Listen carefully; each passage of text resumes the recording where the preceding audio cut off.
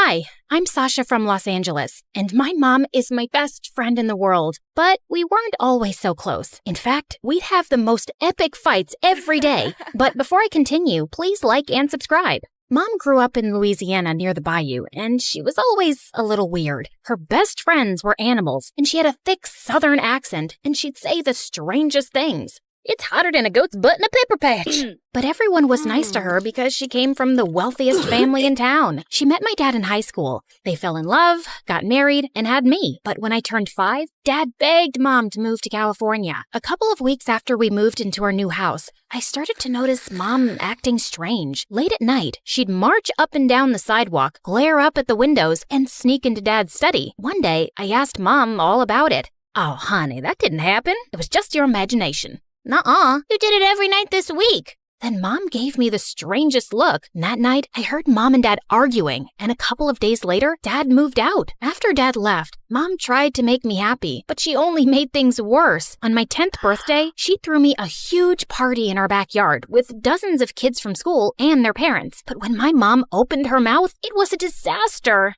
"Well, butter my backside and call me a biscuit." "Excuse me, what?" "I'm as happy as a tick on a dog." All the kids laughed at my mom. Even their parents thought she was a joke. I got so mad, I sprayed them all with the water hose. They ran away screaming. But to my surprise, instead of thanking me, Mom grounded me for a week. As the years passed, I started to notice that Mom was way too nice. When I was in middle school, Mom inherited millions of dollars. She donated a ton of it to several hospitals, and Mom's name was in all the newspapers. Next day, strangers started coming to our house to ask her for money for their fake charities and stupid businesses. "We have to save the toothpicks. Teeth are suffering all around the world."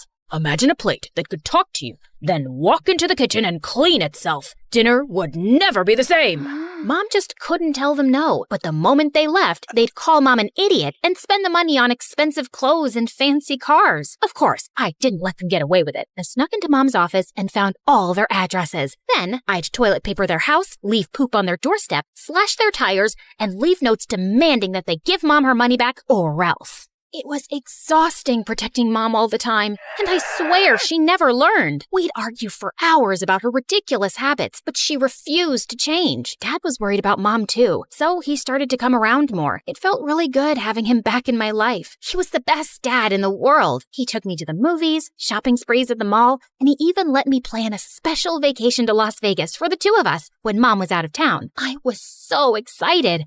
I used Mom's credit card to book a fancy room at a luxury casino with the finest restaurants on the planet. Nothing but the best for my daughter.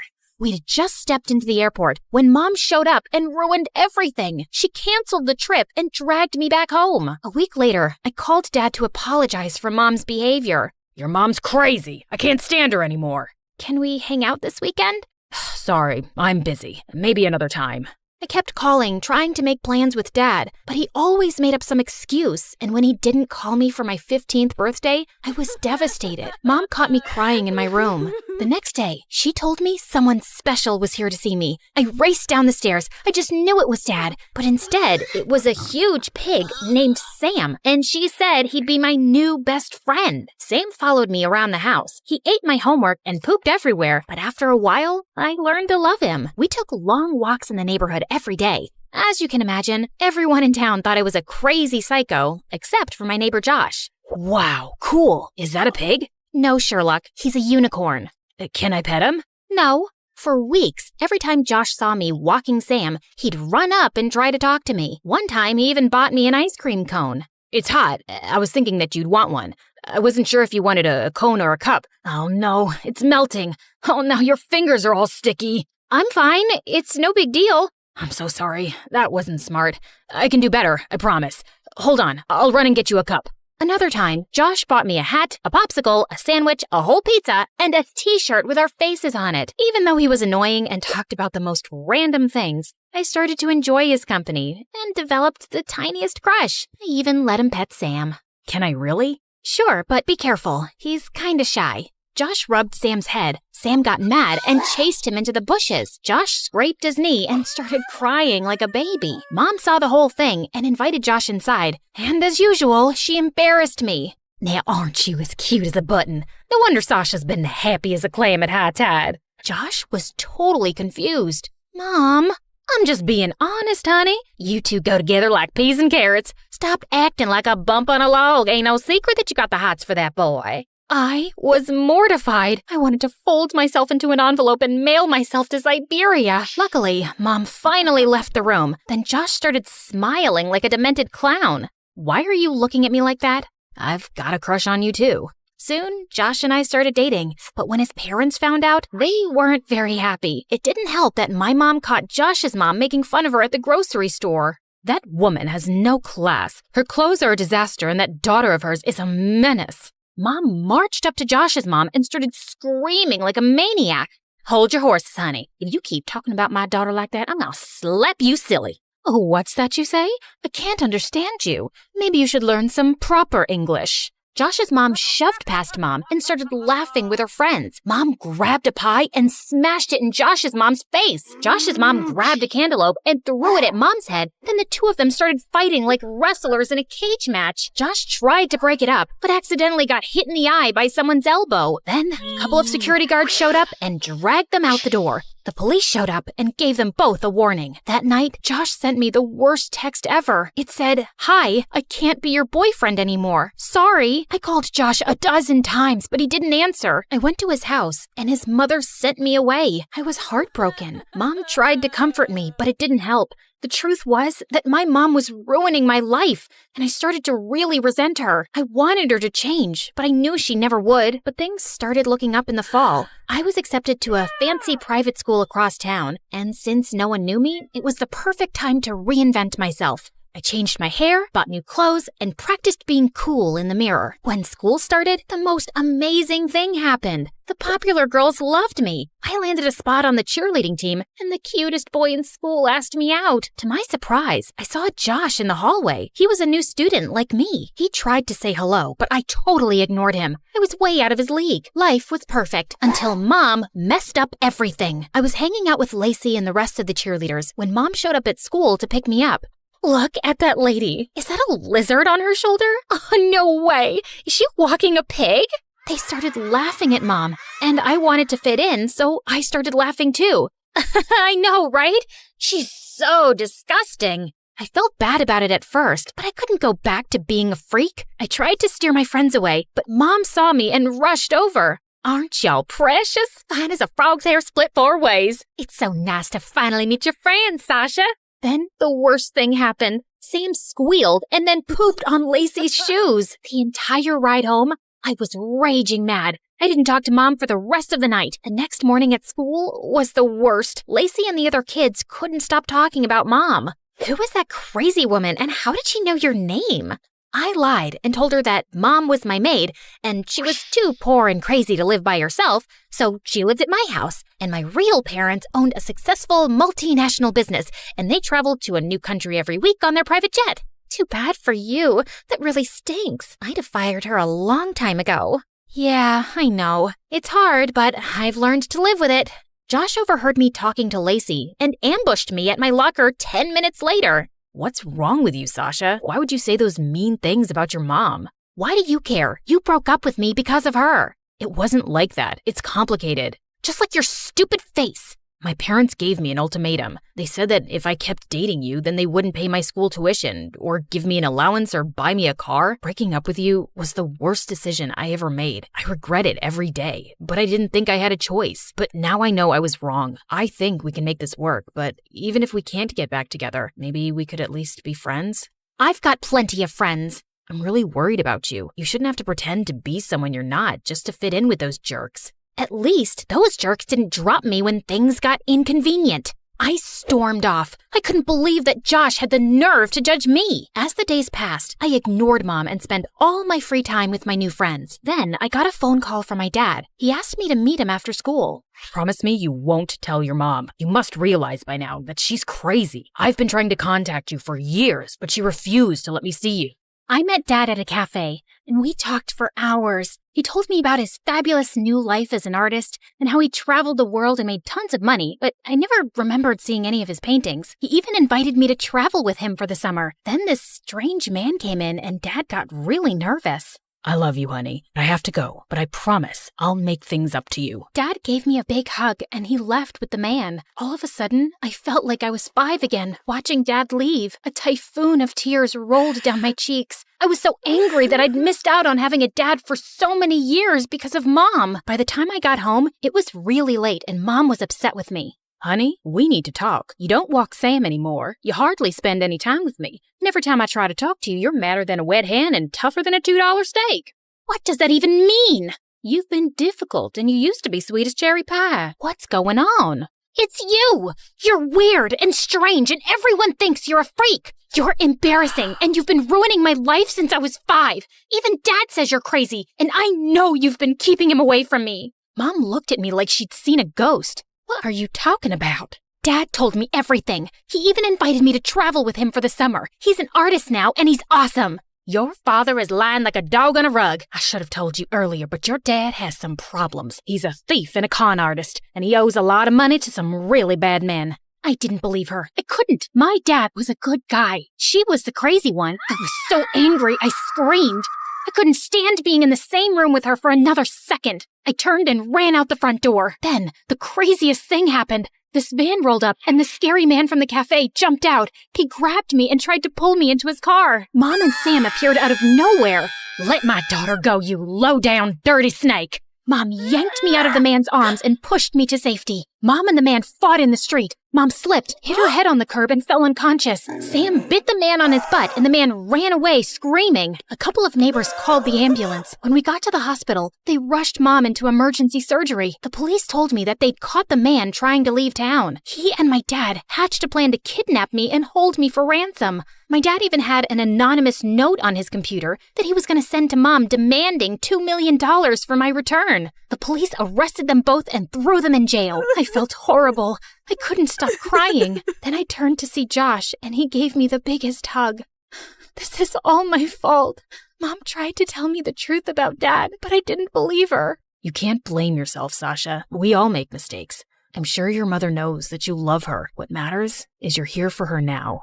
Then the most unexpected thing happened. Apparently, news of my mom's accident had spread, and dozens of people showed up in the waiting room. They told me stories about how Mom mentored them and changed their lives. Your mother is the smartest woman I know. She invested in my business when no one else would. She taught us to be ourselves. Now, we've got the most popular album in the country. I was amazed at how much of an impact Mom had on so many people. I told you your mom was special. Then the doctor came out and gave us the best news. The surgery was a success. Mom was released from the hospital a week later. When she came home, I was so happy. I hugged her as tight as I could.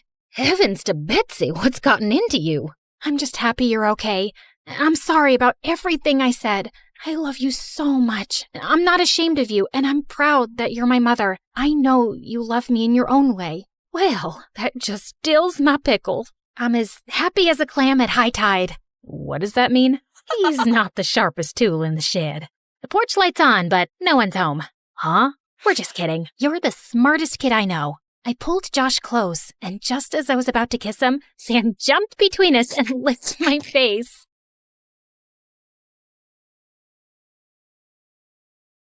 Hey friends, so my name might not be Madison, but for the sake of simplicity, we'll just call me that. I'm a world-famous music influencer, so if you're into music and MSA, you know what to do. Hit that like and subscribe button. Growing up, my dad and I would listen to tons of music. Rock, jazz, hip-hop, rap, everything. Dad worked at a concert arena and told me tons of stories about the shows. One day, I insisted on seeing one, so he took me with him. I'm telling you, Madison, you'll love it. They'll blow your mind.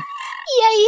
I'm so excited. I watched the entire concert from my dad's tiny office window and was mesmerized by the sound and energy of the crowd. After that, it became routine for Dad to sneak me into his office every other weekend to watch the shows. In 9th grade, I decided I wanted to share my passion for music with the world and dreamed of being a music influencer. So I created an Instagram account and started posting reviews and videos from the concerts I went to. My content quickly gained attention, and soon I had a steady stream of followers. Then one day, day, a local band contacted me on my Insta and offered me free tickets to their concert if I posted about them. It was then I knew I was well on my way to my dream of being a professional music reviewer. It all felt like a dream. I mean, I went from watching concerts through small windows to getting free tickets. Over the summer after high school, I was obsessed with a rising music superstar who had just left a huge boy band to start his own solo career. His name was, let's call him Barry Skies. I had a crush on him, and I was dying to see him perform live. Dad suggested I reach out to him for free tickets, but I wasn't too sure. He's one of the most famous upcoming artists under 20 in the world. I really want to, but I'm not sure they'd think I'm worth it. Sweetheart, people won't know what you want if you don't ask for it. I say try it. It was worth a shot. So I sent Barry a message on his Instagram, not really expecting a response. Little did I know that this single action would change my life forever. 'Cause not only did I score front row tickets, but I also got a meet and greet with him. At the concert, the arena went dark and everyone started screaming. Barry stepped out of the smoke and walked up to me. And before I knew it, he took my phone. Whoa, I was about to get the best live stream of the night. Do you think he's just gonna keep it? Who cares? I'm live on Insta. My followers must be going gaga right now. Eventually, he did give me my phone back, along with a wink, making all the girls in the arena scream. Was he flirting with me? After the concert, I went backstage and was greeted by Barry's manager. Thank you so much for the tickets. You certainly are an impressive young lady. As soon as you went live earlier, the sales for Barry's new record skyrocketed. I was honestly flattered. Right then, I remembered my dad's words and had the most awesome idea ever. So, I have like 5 million followers on Instagram and TikTok combined. I can give Barry's fans a behind-the-scene look at life on the road. He's not active on social media, so I can really help him out. It's certainly an interesting idea. We've never done anything like that before. I'll talk with the team. As she walked away, I was excited that she was even considering it, but I never knew that this moment would create a domino effect that would lead me to where I am today. Stay tuned to find out how my dad's advice changed the course of my life. While I waited, I spotted candy on the snack table and grabbed a handful. Right then, this dude wearing a baseball cap and sunglasses came up to me. The food is for the band only, and I don't remember you on stage. Who are you? I'm Madison. Ugh, security just lets anyone in here. Hey, I was invited back here by Barry's manager. Wait, you're that girl from the front row. The influencer? The one and only. Well, I hope you got the numbers you were desperate for. Hope Barry got the numbers he was desperate for. My fans drove up his record sales, so if you work for him or something, you're welcome. My heart pounded as I faced the jerk. Right then, Barry's guitarist did a slow clap. Tell him, influencer girl. Stay out of it, Leilani. No way. I gotta shout out anyone who can take on Barry Skies' massive ego and win. What? He was Barry? Barry Skies? OMG, I didn't recognize him with the glasses and baseball cap. I was horrified. I guess that's why they say never meet your idols. Right at that moment, Barry's manager returned and told how the team wanted me to join them on the tour. Actually, I'm not so sure now. And this is what we'll be paying you. When I saw the contract, I had to take it. I could use the money to buy tickets to a music festival, fly first class, get a whole new wardrobe, buy a car. Okay, not buy a car, maybe rent an awesome car. I'm all yours. No way. She's not on my tour. Yes way. You need to engage your fans and she'll help you do that. See you tomorrow. Saying that, she walked away, taking Barry with her. At home, I begged my parents to let me go, and once I promised to call every day, they agreed. I packed my bags and was off on my first ever tour with a band. My first night backstage was nerve-wracking. Barry was giving me the stink eye, but then Leilani came over and put her arm around me, making me feel better. Hey, it's nice to have another girl my age here. Yeah, if I can survive Mr. Ego over there. Barry's not so bad once you get to know him. You should watch out for Mrs. Skies, the momager, though. Oh, she's his mom? Mrs. Skies had everybody under her thumb. It was obvious why Barry was so grumpy. Even the sound techs, Leilani, and the lighting guy were all scared of her. I was relieved I didn't have to deal with her. My job was to post videos of Barry performing with great captions, go live on Instagram, and keep everyone updated about what was happening backstage. The tour was going great, and I was getting tons and tons of new followers, and they all had one request. Give us an interview with Barry. Take pics with Barry. But how? I was so frustrated with the guy. He was always in a bad mood. Leilani, you're playing the tune wrong. Ugh. Start it again. Barry, I am not feeling well today. I am trying. Give me 5 minutes. Fine. Everyone take 5. I don't know how you do it. He's such a baby. Well, we've known each other since we were kids. Barry used to be more easygoing. I think he's just overworked. He just needs a little more fun in his life. A little fun, huh? I'd give him fun. That night when Barry opened the dressing room door, fake spiders dropped on him. The guy totally freaked out. Hey, who did this? Leilani and I cracked up watching Mrs. Skies trying to pick up the fake spiders. But when he realized they weren't real, he started laughing. Everyone else looked at him like he was crazy, but then they started laughing too. After that day, whenever Barry had a bad day, I'd pull a prank to make him laugh. I'd put a fake snake in a suitcase, fill his dressing room with balloons, have his favorite caramel apples delivered, but with onions instead of apples. Everyone loved hearing Barry's laughter, and it felt like Barry was finally being himself. He was more relaxed, and everyone had a blast on stage. Whilst everyone was having fun, in the background, his momager would be tapping her foot, reminding Barry that he's the star and this is work. I could see why he was so tense all the time. One night, I went to listen to Barry and his bandmates rehearse. As soon as I sat down on a chair, there was a loud fart noise. I was so embarrassed, but Barry just laughed like crazy. Someone had put a whoopee cushion there. Gotcha. What? You thought I wouldn't get back at you? I realized then that he knew I was the one behind the pranks. From then on, Barry and I started a prank war. We kept trying to make each other laugh. We had fun being silly together. His glares turned into smiles, and I felt the butterflies again. His mom, on the other hand, was so mad, always trying to find out who was behind the pranks, but Barry never told her anything. If only she knew, I'd be out of a job. One time after the show, I snuck onto the stage to record a live session at Barry's piano, but stopped the moment I heard Barry's voice. I didn't know you played so well. It was nothing. I'll just go. No, please, play a little more. As I played, Barry hopped on the piano and joined in. We finished the song, and he smiled at me. I suddenly realized I was live to millions of people. And there you have it. Barry Skies live and unfiltered. See you tomorrow on the road. So sorry. I forgot I was live. It's okay. Much better than a bunch of spiders falling on my face. I won't say I'm sorry for that. You needed some fun. I know. It was good to laugh like that. It's just that Mom pushes you really hard. Yeah.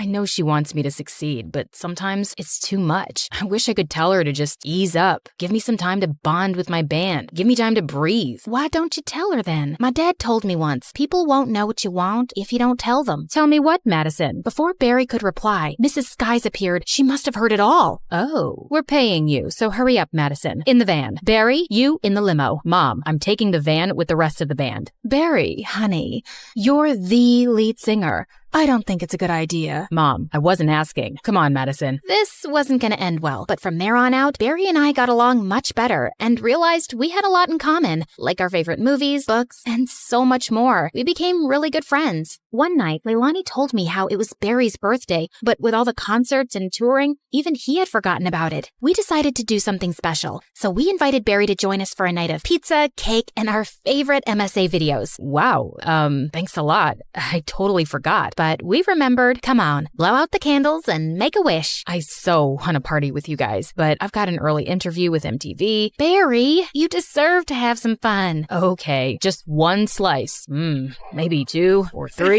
We laughed, danced, and enjoyed the evening. Before we knew it, we had fallen asleep until the next morning when a loud phone ringing woke us up. Oh no, I'm late. Your interview! We rushed Barry to the TV station in his limo, and his momager was waiting, tapping her foot. Just what are you thinking, Barry? This interview is very important. I'm here, aren't I? Chill, Mom. Wow. Chill? This is all you're doing. You think I don't know? Ever since you got here, Barry is unfocused, undisciplined. You're a distraction. I never meant to get in the way. You're fired. Leilani and Barry both looked shocked. I couldn't believe it. My first job and I was getting fired, but I couldn't just stay silent. Fine, I'll leave. But if you think trying to control Barry's laugh is more important than letting him be himself, then you don't deserve to be his manager. With that, I walked away. Once back at the hotel, as I was packing my things, I heard a knock. It was Barry. I've never had anybody stand up for me like that. Well, it should be your mom, but you know I'm happy to be here for you. Don't go. I just got fired, Barry. It's my tour, and I want you on it. I don't know. All I've done is mess things up for you. The interview today was great. Everything has been lately. It's like I remember how to be a person now instead of just my job, and that's because of you. Well, you're a great person. So are you. Shall we? Barry and I walked into the rehearsal room. His mom saw us, and her face was full of rage. What are you still doing here? I just fired you. You can't do that. Excuse me? Mom, enough is enough. You keep trying to tell everyone how to do their jobs, and it's not okay. Madison's work has been great press for us, and I want her to stay. So I'm done. You're fired. It's my tour, so I'm in charge. I appreciate everything you've done for me, but it's time to go. How could you cut me out of your life like this, Barry? I'm not cutting you out. Maybe you're not my manager anymore, but you're always my mom. Can't that be enough? Wow. Fine. If that's what you want, no matter the differences. Remember, I love you, son. I love you too, Mom. Later that night, as I was filming Barry's concert, suddenly I heard him call my name. He was calling me on stage. Oh no. Hey everyone, give it up for my friend Madison. She's the one who taught me to stay true to myself and follow my heart. Believe in yourself, and you can achieve anything. I waved, then sat down with Barry at the piano and went live. As we played, the audience sang along, danced. It was such a rush, but better than that was playing my favorite song in the world with one of my favorite people in the world. When we were finished, the crowd roared. That was something. So, Barry, would you ever consider going out with you? I thought you'd never ask. Later when I went backstage, suddenly my phone started buzzing in my hand. Hello? Madison, I'm a producer for MTV. I've been watching your channel and just caught your live duet with Barry. What would you say about hosting your own travel and music show with us? I'd say that sounds great. Today, I'm not just a music influencer, but a top name on MTV, and I am glad I followed my dad's advice to follow my dreams. And you should too.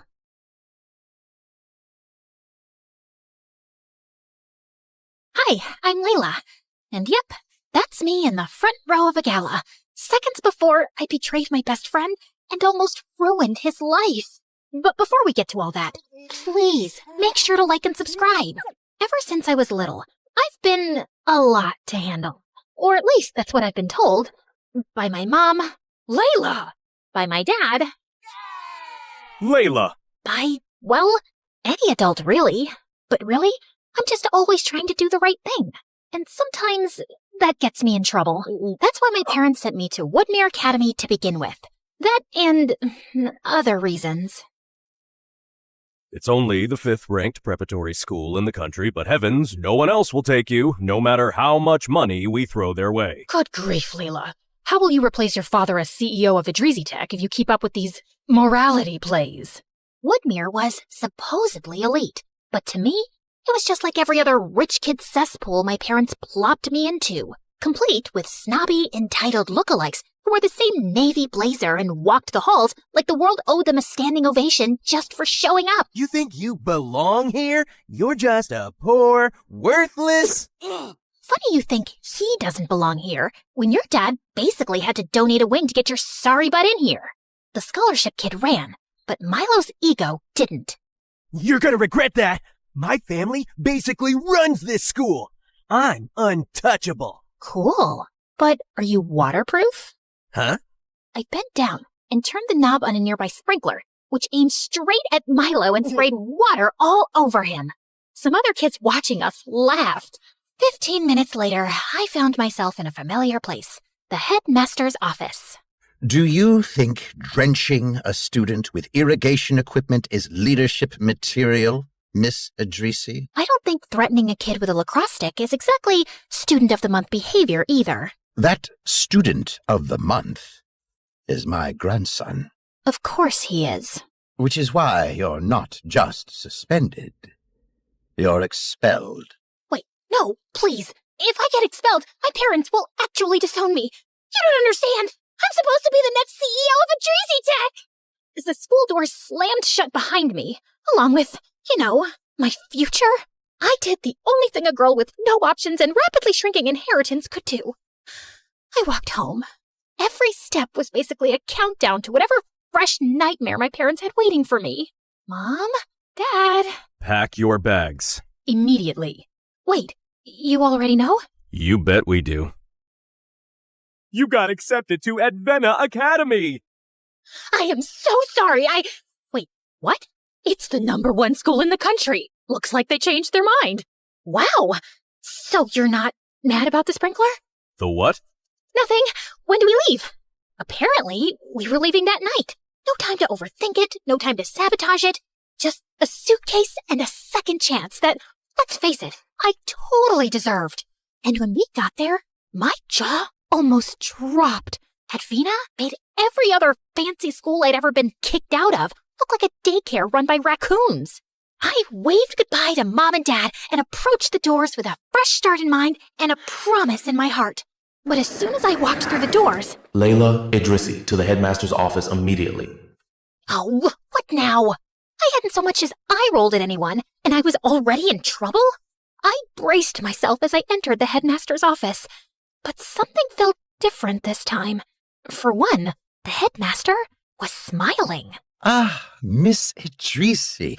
Welcome to Advena. I'm Headmaster Quinlan. Hi? Don't worry, you're not in trouble. Not yet, anyway. We brought you here for a very specific reason. Let's call it an assignment. What kind of assignment? One that requires your particular talents. Quick thinking, initiative, a healthy disregard for rules. Wow, most schools just call that detention. Here we call it useful. But if you mess this up, we will expel you. So, no pressure. He kept going on about some top-secret mission, about how the only reason I was at Advena was to follow someone with as little contact as possible and await instructions for my next steps. Then, he slid a manila envelope across the desk like we were in some low-budget spy movie. I expected a photo of a criminal mastermind, maybe a hacker, a ninja, at the very least someone with a scar or an eye patch. But nope, it was Louis Block, a kid so aggressively average he practically faded into the folder. Brown hair, brown eyes, scrawny. You could lose him in a crowd of two. And yet, that was my mission. Follow Louis. So I did. And at first, everything about him was even more ordinary than I'd expected. He was the quietest kid in class. He didn't eat with anyone. Even his locker code was 1234. But because he was allergic to attention, he actually turned out to be weirdly hard to follow. After all, we couldn't both sit in the back row and pretend to be invisible, and there's only so much space between the vending machine and the science wing. But in all that solo stealth mode, there was exactly one group activity where he appeared to be somewhat comfortable. The chess club. A place so mind-numbingly dull that it made math class feel like a rock concert. And, thanks to this seemingly pointless mission, I guess that's how I'm going to be spending my afternoon. Pawn to b4. Before what, though? I watched as Louis moved a pawn, then another pawn, then the horse one, whatever it's called. Riveting stuff. But then, his opponent leaned back, grinning like he just solved world hunger. Checkmate again.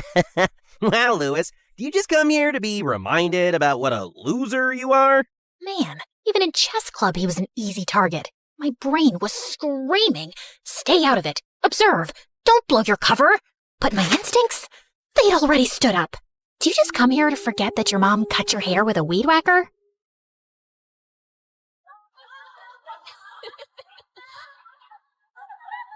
And out of the corner of my eye, I saw Louis do something I hadn't seen him do all week. He smiled. After the 3-hour chess club that felt like 3 years, I felt a tap on my shoulder. And when I turned around, it was him. Hey, thanks. You can talk? Yeah, no sweat. And just like that, we started chatting. Nothing dramatic, nothing spy-worthy. But for the first time since I got here, it didn't feel like an assignment. It felt normal. Actually, it turns out we had a lot in common. My parents put so much pressure on me. I figure it's better for my future to keep a low profile. You probably wouldn't understand. Oh, trust me, I do. Maybe he was just a regular guy after all. But as we talked more often, I started noticing something unique about Louis. He had a knack for expressing himself in a way that was poetic. So you always eat alone? Mostly, but sometimes the birds show up. They all swoop down for the crumbs, pecking at them like it's their last meal on Earth. Yet, somehow, they always leave enough for each other. And I think that's kind of beautiful. Yeah, it kinda is. Even his voice had this magnetic pull. Like there was something musical about him. And over the next few days, my whole just observe and report strategy kinda crumbled. I told myself I was keeping things professional, that staying close to Lewis was just part of the mission. But the truth? We were becoming friends. Real ones. He was also weirdly funny, in that dry blink-and-you-miss-it way. And he could quote MSA videos like they were Shakespeare, which, let's be honest, is a wildly underrated skill. Why don't they teach those videos in school? I know, right?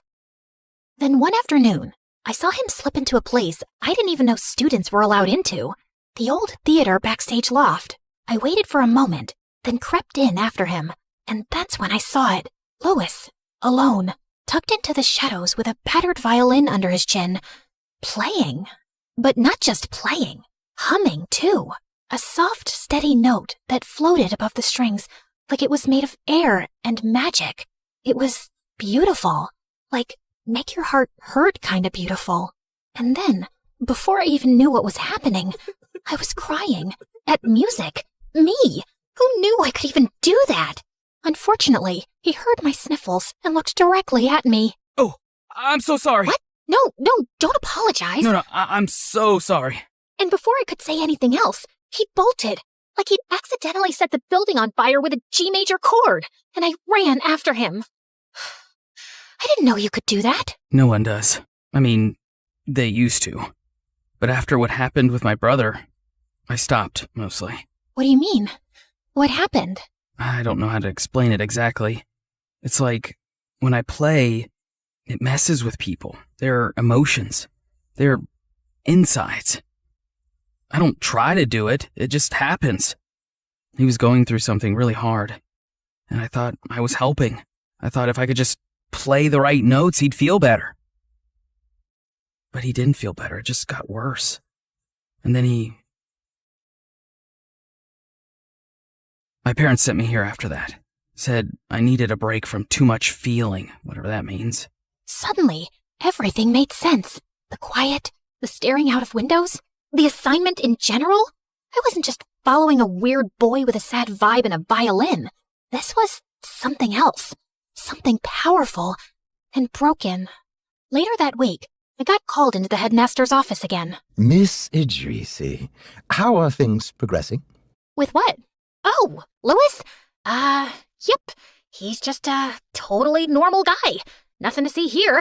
Definitely not emotionally gifted to the point of concern, if that's what you're wondering. I understand the two of you have become quite close. What? No, I'm the headmaster, Layla. I know exactly what happens around here. You do know about the incident involving his brother, right? I tensed up. This was going deeper than I ever could have thought. He blames himself. He hasn't spoken about it to anyone. His parents tried everything to help him out, got him the best therapists in the world. Nothing worked. But we believe his silence is part of the problem. When he plays, he connects. He releases what he's been holding in. Now, suppressing a gift like his is not healthy, especially when it's tied to guilt. Now, that's where you come in. You need to help him heal, Layla. There's a gala next month. Nothing flashy, just a showcase of student work, a safe space. If Lewis were to play again, even just one song, it might be the first step back to himself. Convincing the quietest kid in the universe to sing at a fancy fundraiser? No pressure or anything. I found Lewis in his usual spot, tucked behind the music building, sitting on a chipped concrete ledge that overlooked the soccer field. Want one? The cafeteria throws them out a day before they expire. Still perfectly fine, just no longer worth the shelf space. Wait, what? That's like a criminal amount of food waste. Someone needs to stage a protest. You know what you should join? The Social Activism Club. They'd love you. Yeah, well, not sure I have time for that given my assignment.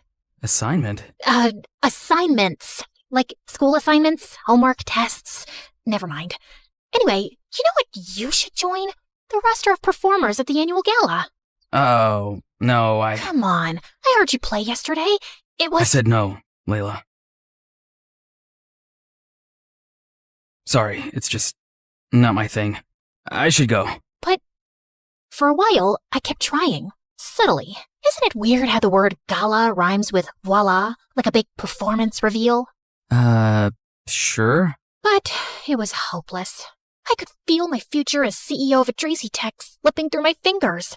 I had already burned through every other school worth mentioning, and the headmaster had made it clear, screw this up, and I was done for good. And if that happened, my parents would never forgive me, so I felt like I had no choice but to do the ultimate betrayal. I signed him up for the gala anyway. And then I told the headmaster that Louis had agreed to play. Next thing I knew, Louis wasn't just on the schedule. He was the centerpiece. They printed his name on the flyers and announced it in assembly. Was it manipulative? Yes. Did I feel bad? Also yes. But it was for his own good, right? I mean, he had to break out of his shell eventually, right?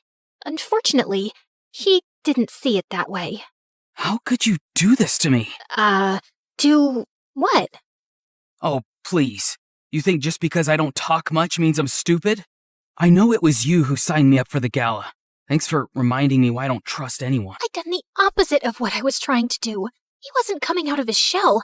He was burrowing deeper in. Thanks to me. So I went to the headmaster's office, rehearsing my confession in my head. How I'd pushed Louis too far, and how I'd betrayed his trust. That maybe I wasn't the right person to help him overcome his dark past. But when I reached the door, it was already cracked open. And what I heard made me freeze. Everything's right on schedule. The boy plays his little melancholy solo. The audience tears up, and boom, 50s, no hundreds, no thousands of dollars fall into our laps. Easy peasy. And yes, you'll get your 50% as agreed. I couldn't believe my ears. He didn't want to help Louis. He was using him for profit. And I was just a pawn in his scheme. But I'm not a pawn, or one of those horse thingies. I was going to show him who he was really messing with. A queen. Chess club stuff. I sprinted to find Louis, who was sitting alone, as expected. Louis! What do you want? Well, first off, to apologize. I never should have signed you up for the gala. But honestly, I swear to you, I only wanted to help. I didn't ask for help. Why does everyone keep trying to fix me? What if I'm not broken? What if I just want to be left alone? You have every right to feel that way. Then why are you here? Because something's not right. I overheard Headmaster Quinlan on the phone. He's not trying to help you. He's using you. The gala is just a cash grab, and your solo's the tearjerker. That's the plan. You suffer, and they get paid. I expected him to explode the way I was about to, but to my surprise, he didn't get angry. I guess he was too broken to even react. Of course, that tracks. I thought I was pushing you towards something good, but I got so caught up in juggling my own problems and trying to do the right thing that I guess I never asked what you wanted. Yeah, no one ever does. I'm so sorry, Louis. You know, when I first met you, something clicked in me. And I played something different. What do you mean? Can I hear it? He didn't say a word, but the way he looked at me hit me harder than any note ever could. No audience, no gala, just me. I promise. To my surprise, he picked up his violin. I braced myself for another emotional gut punch. But what came out wasn't heavy or sad. It was light. And suddenly, so was I. I was grinning like an idiot, flooded with the kind of hope I hadn't felt since before I got kicked out of my first fancy school, back when I still believed the world could change. And then, through my joy, I blurted, "Louis." Oh, you hated it, huh? Hated it? I've never felt so amazing in my life. Look, I know I can't get you out of performing anymore, but that doesn't mean you have to fall into their trap. If you played like that, you'll be making people feel good, including yourself. He gave me the smallest smile and left without a word. but I could tell something was shifting in him. On the night of the gala, I had no clue what to expect. Either the one person in my life I truly cared about gets exploited and traumatized even further, or he goes off script and reclaims his story, which meant I was probably getting expelled again. And then, just when I thought my bundle of nerves couldn't get more twisted, I spotted them in the audience. My parents. Guys, what are you doing here? Layla, look at you. Still enrolled. How nice. Come sit. We saved you a seat. We hear you're close with tonight's little prodigy. If getting expelled was my worst-case scenario, then watching my parents' live reaction to it was the apocalypse. But as Louis made his way onto the stage, he looked unchanged in a way that made me sad. It was like the spotlight was too hot and had shriveled him back into the broken boy they all expected. And sure enough, a sad melody followed suit. As I looked around, I could see the audience tearing up, dabbing eyes, sniffles everywhere. And right on cue, Headmaster Quinlan started slinking between rows, smiling and collecting checks like it was church. As I watched Louis crumble, I expected, as always, for my body to move before my mind had a chance to think. But for once, I paused. It was my decision now. I could sit there and be the good girl everyone wanted me to be, or I could stand up and be me. You're amazing, Louis! I believe in you! Louis froze mid-note. As the wealthiest people in the country stared me down, I still stood firm. And then, like he'd just remembered who he was, Louis's lips twitched into a smile. And suddenly, the music changed. It became lighter, happier. And the audience? They forgot all about me. In fact, they actually started dancing. Headmaster Quinlan's donations became an afterthought. And just as I was ready to start joining the dancing... Layla, what have you done? Huh? What do you mean? The donations are stopping. Do you know what that means for the company? This was supposed to be a proof of concept for investors for our latest tech. Emotional music activation. You've ruined it. Make it stop. And it dawned on me. The person on the other side of the phone call with the headmaster was my father.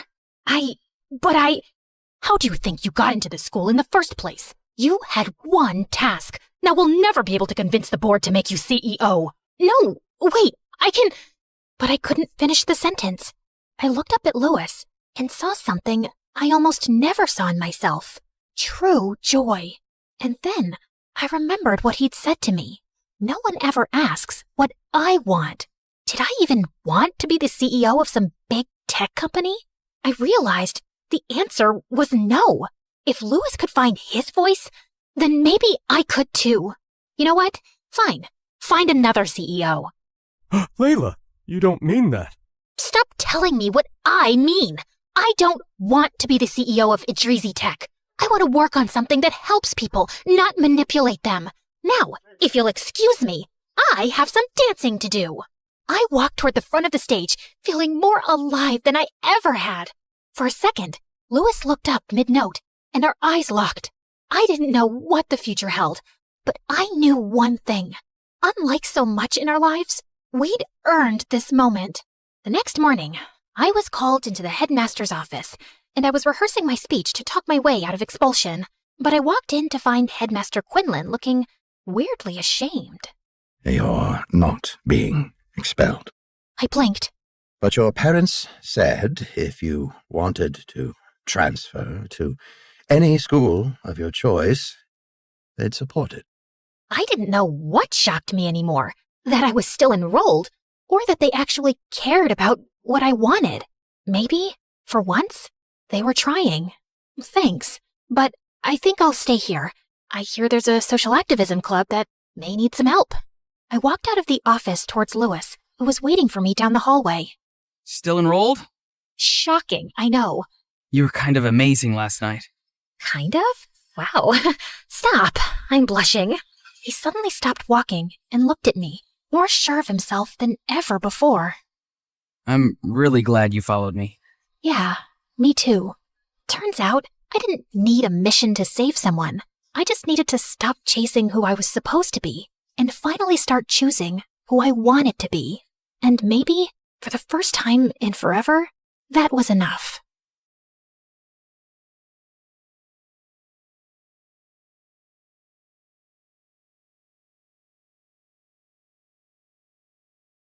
Hi, for a limited time, get up to 60% off our exclusive official merch. Don't miss out. Grab your favorites now. Visit our Amazon page through the link below and score these deals before they're gone.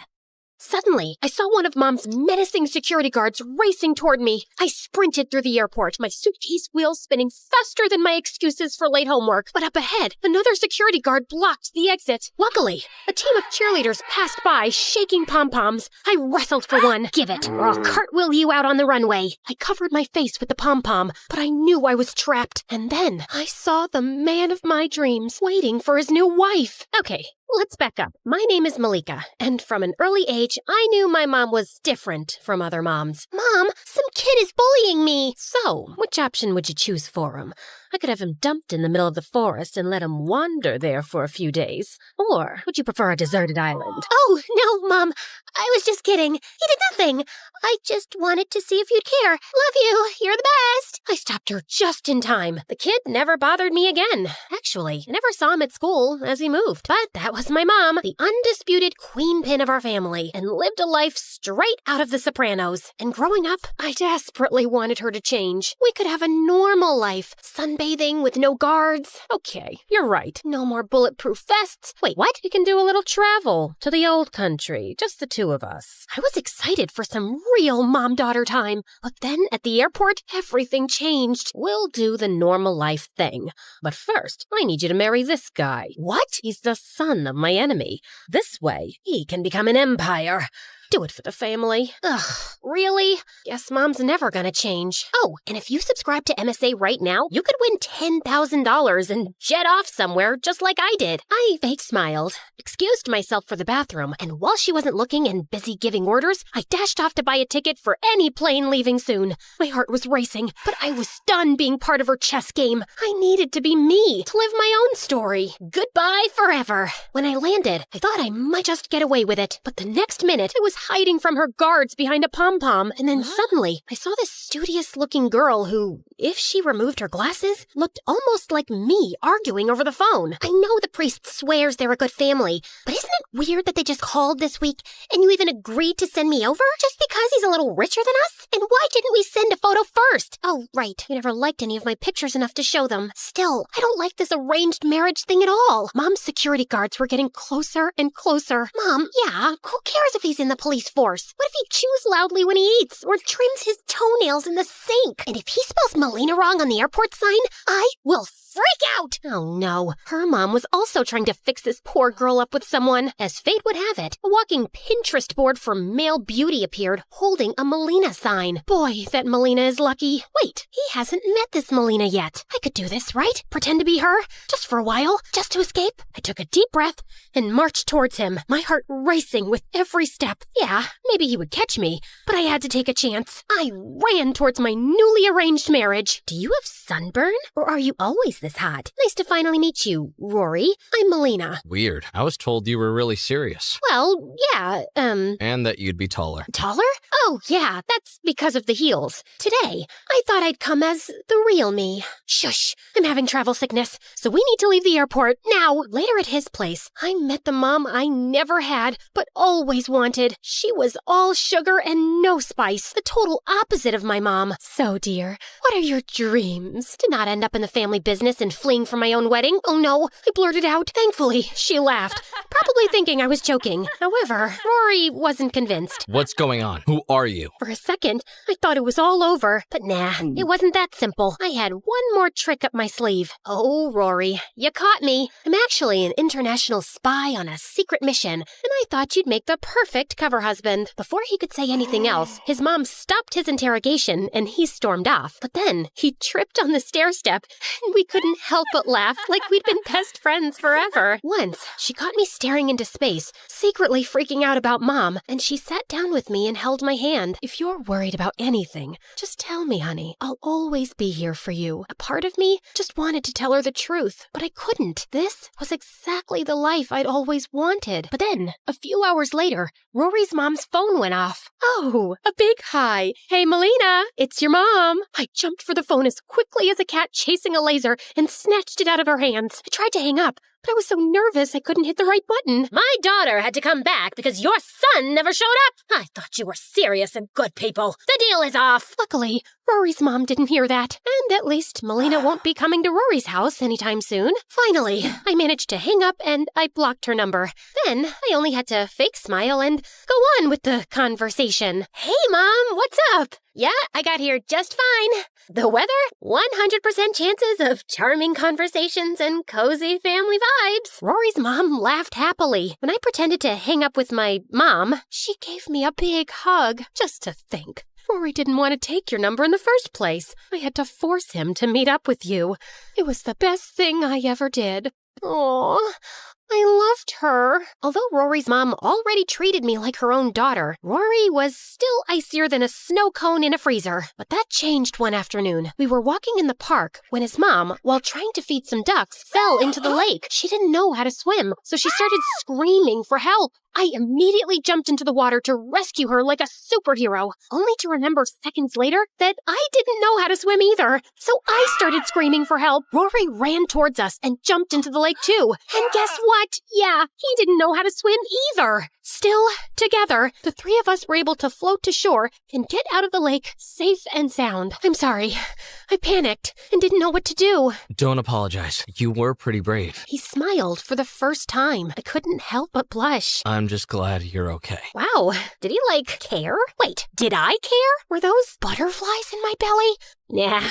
It's probably all the water and fish I swallowed. Then I noticed that my phone was completely soaked. It was still spitting water. Oh no! I was about to give it mouth-to-mouth resuscitation, but Rory took it and coolly went off to perform some tech surgery till it was as good as new. What a dream. Thanks. You're welcome. From that moment on, Rory was even sweeter than his mom. It was almost like that drowning incident had made him fall for me, and I was starting to feel the same. I was having the best time of my life. But then, my nightmare finally came true. Melina and her mom showed up. Apparently, Rory's mom told everyone how happy she was with me, and the word reached them. Mom, you were right about us needing to come here. There's something not right. And you're the imposter. You think you can just waltz in and take over my life? I never wanted this. I was just trying to escape my mom. I had to come clean and tell them everything. But they were still super mad. Then I turned to Rory and his mom. I'm sorry. I never meant to hurt you. Rory's mom had tears in her eyes, and he couldn't even look at me. I felt like the most dreadful person in the entire world. And at that moment, I knew I had to leave. I didn't get very far before I saw 5 of Mom's security. They must have tracked my phone. Just as they went to grab me, I threw sand in their faces and ran back to Rory's house, but the door was closed. I knocked and knocked and knocked. Please, Rory, I know I don't deserve any help, but I can't marry the guy my mom wants me to. Please, help me. Suddenly, the 5 security guards were behind me. Right at that moment, the door finally opened and Rory stepped out. My hero. He held my hands, and I felt my whole body tingle. I knew you weren't going to leave me just like that.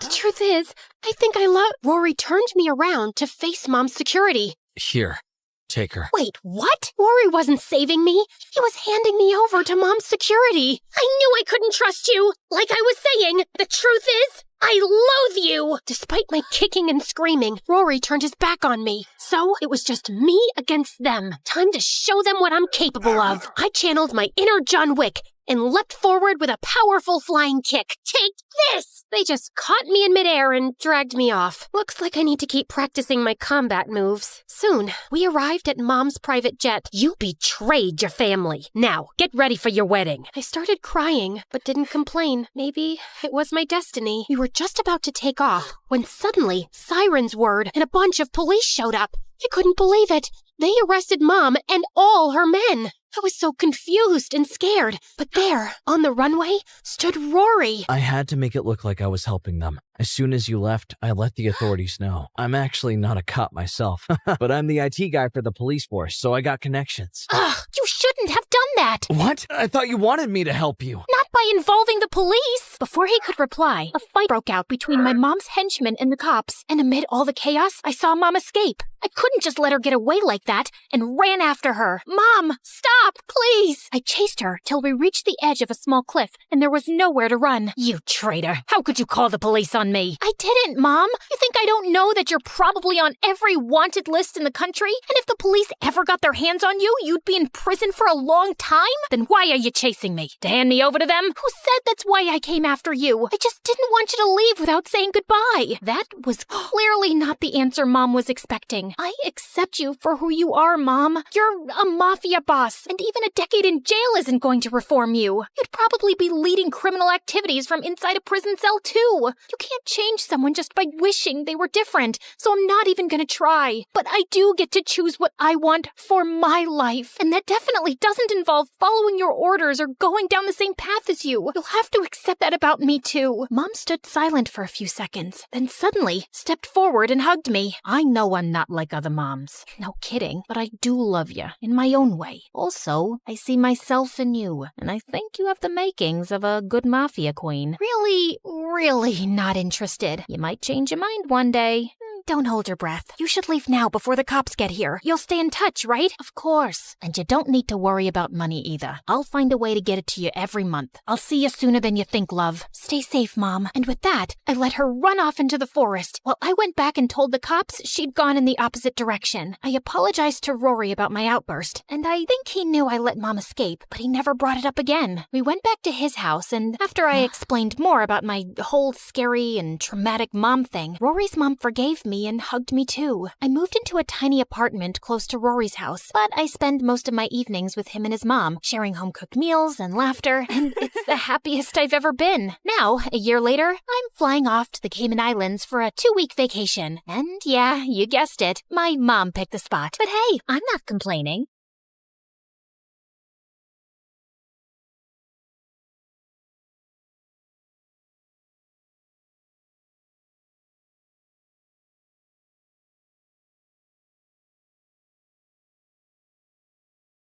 I didn't have the grades to graduate, was accused of vandalism, saved someone from drowning, and got arrested, all in the same week.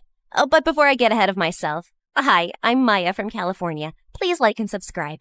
Ever since I can remember, swimming was my happy place. When I was 3, my love of all things aquatic got a little awkward from my parents, who had to keep pulling me out of mall fountains, bird baths, and koi ponds. Excuse me, adults, if you put those signs up and I'm too young to read them, do you see where I'm going with this?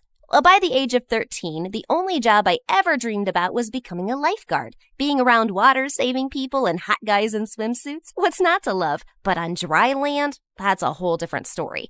You see, I was not the greatest student, and my mortal enemy was math. Then my dad got a promotion, and we moved into an apartment in the city, and I had to start my senior year at a brand new school. Seriously, Dad, I had just spent the last year sucking up to all my teachers so they would grade me on a generous curve. Where's the respect for all my hard work? Life wasn't any different there. But like divine intervention, I looked up and saw my favorite 4-letter word. Okay, seriously, you guys, I know at least half of you just thought of a word that would get you grounded if you said it out loud. I only planned to swim for a few minutes, but I was startled by a gorgeous boy. I said, "What are you doing in my pool?" Oh, I'm sorry. I thought this was the school pool. School pool. That's funny, get it? Because it rhymes. I get it. It's just not funny. And it's my pool because my family paid for it. He pointed to the plaque on the wall with his family name and under it a sign. I'm Sebastian Monroe III. And if I catch you in here again, I'll have you arrested. Arrested? Oh, that's a bit dramatic. Did you think I was going to pee in the pool or something? I'm Maya, by the way. I realized I was talking to myself because he had already left.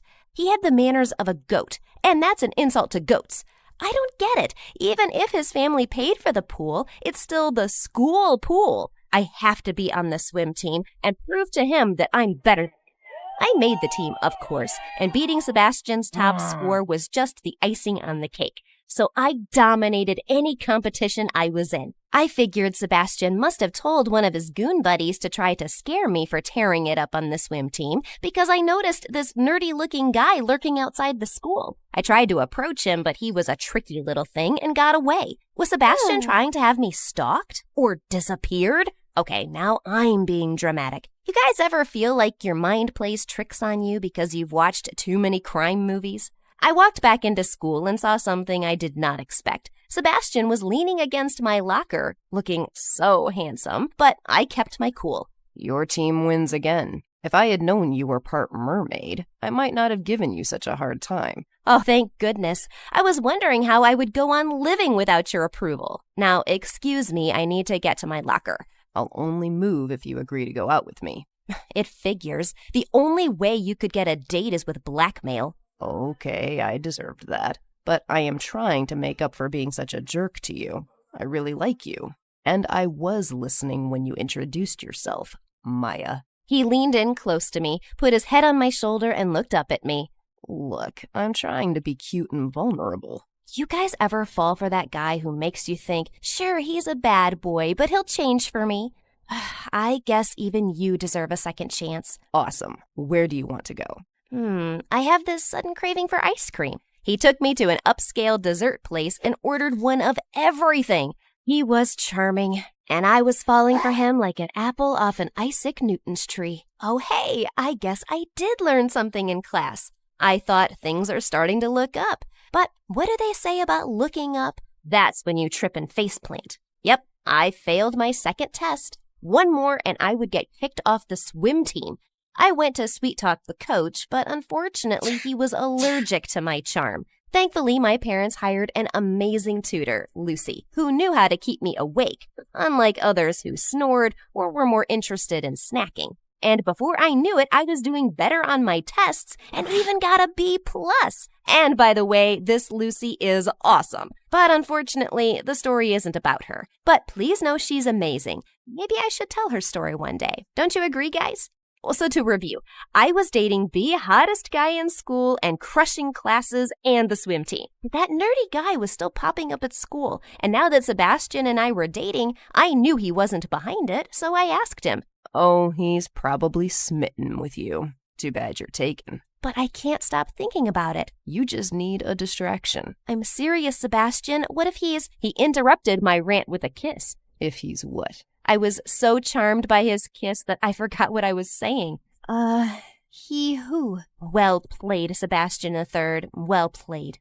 After school that day, I came home, and there was a package at my front door. No return address, just my name on it. I was so excited. It must have been Sebastian surprising me with something wonderful. But when I opened it, the worst smell filled the room. It was a bag of poop.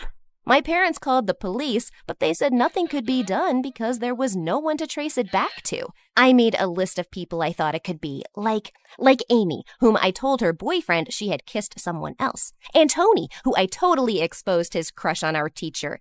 But that creepy nerdy guy was the number one suspect. I showed it to Sebastian the next day at school. Babe, I'm telling you, it's some girl at school that's jealous of you because you're dating me. Wow. Did the school give you an extra locker for that ego? It's not an ego if it's the truth. Don't worry, I'll protect you. Besides, I have a romantic date planned for us that will take your mind off of all this. I'll pick you up at your house at 7. I decided to focus on our date and get creepy nerd guy off my brain.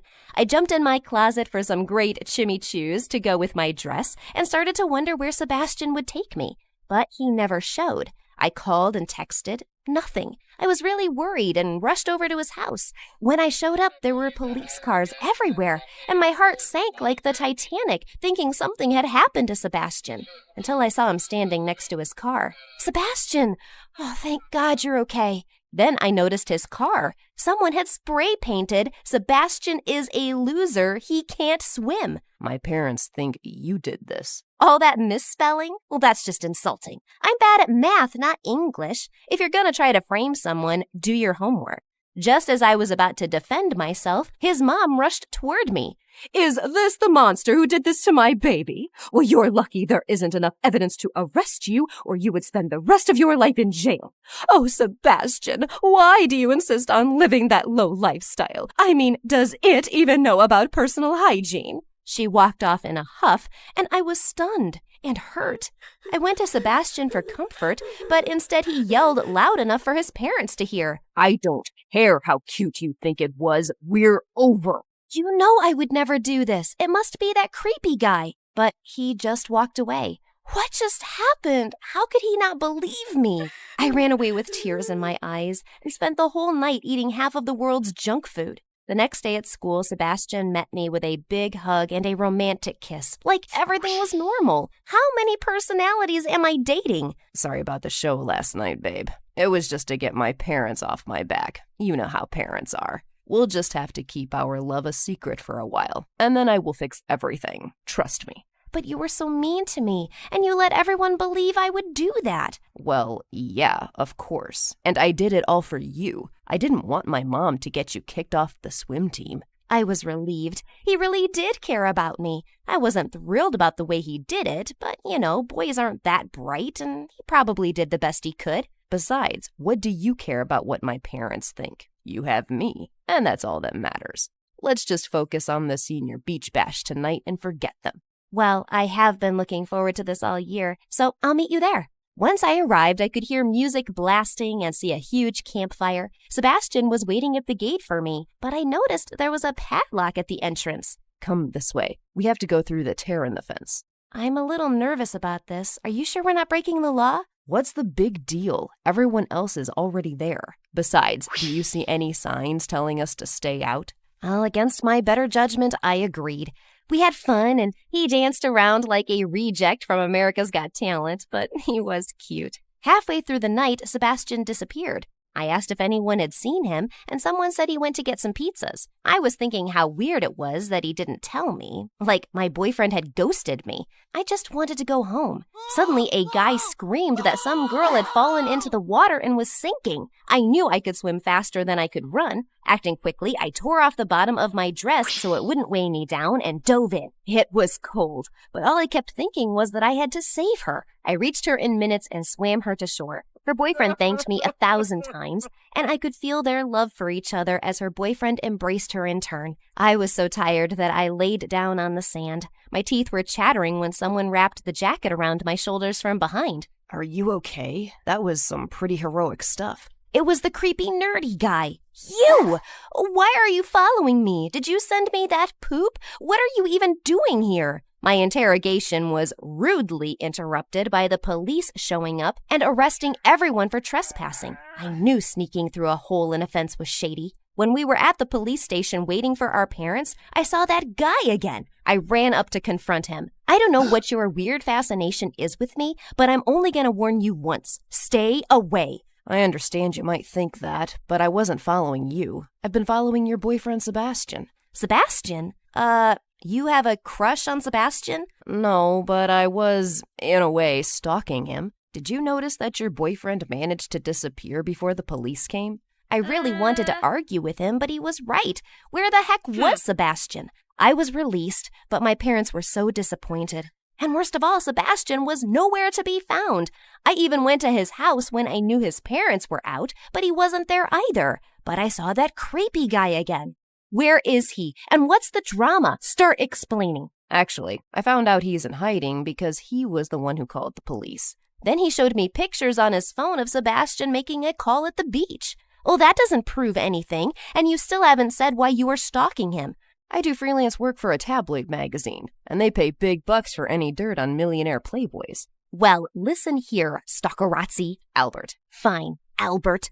When Sebastian shows up, he will have an explanation for all of this. And what will his explanation be for taking down the no trespassing signs at the beach? Sending you a box of poop, or vandalizing his own car just to get a new car by making you feel bad? And did you know he also switched your test so you would fail? What are you talking about? He showed me everything.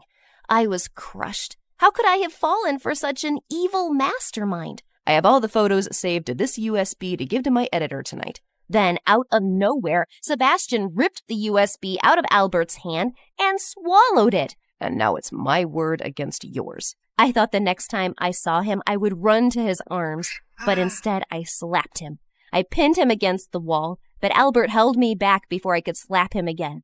You might be rich, but you could be outsmarted by a box of hair. You do know they are still on the cloud, right? I think I'm gonna be sick. Well, that's not how I wanted to get my USB back. You know, you've got some pretty strong arms under that nerdy exterior.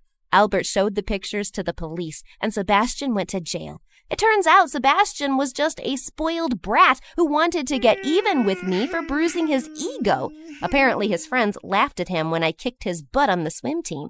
Get a life, dude. I'm sorry if I creeped you out with all the sneaking around. It was kinda weird, but I'm sorry I was quick to judge you. Thank you for coming to my rescue. He may not have been as good looking as Sebastian, but as I stared into his eyes, I could see he was so thoughtful and kind, and that was way more attractive. Yep, I think I'm gonna date this guy, but I have to end the story for now. Sorry, guys. Be careful who you call your boyfriends. That's my advice. See ya!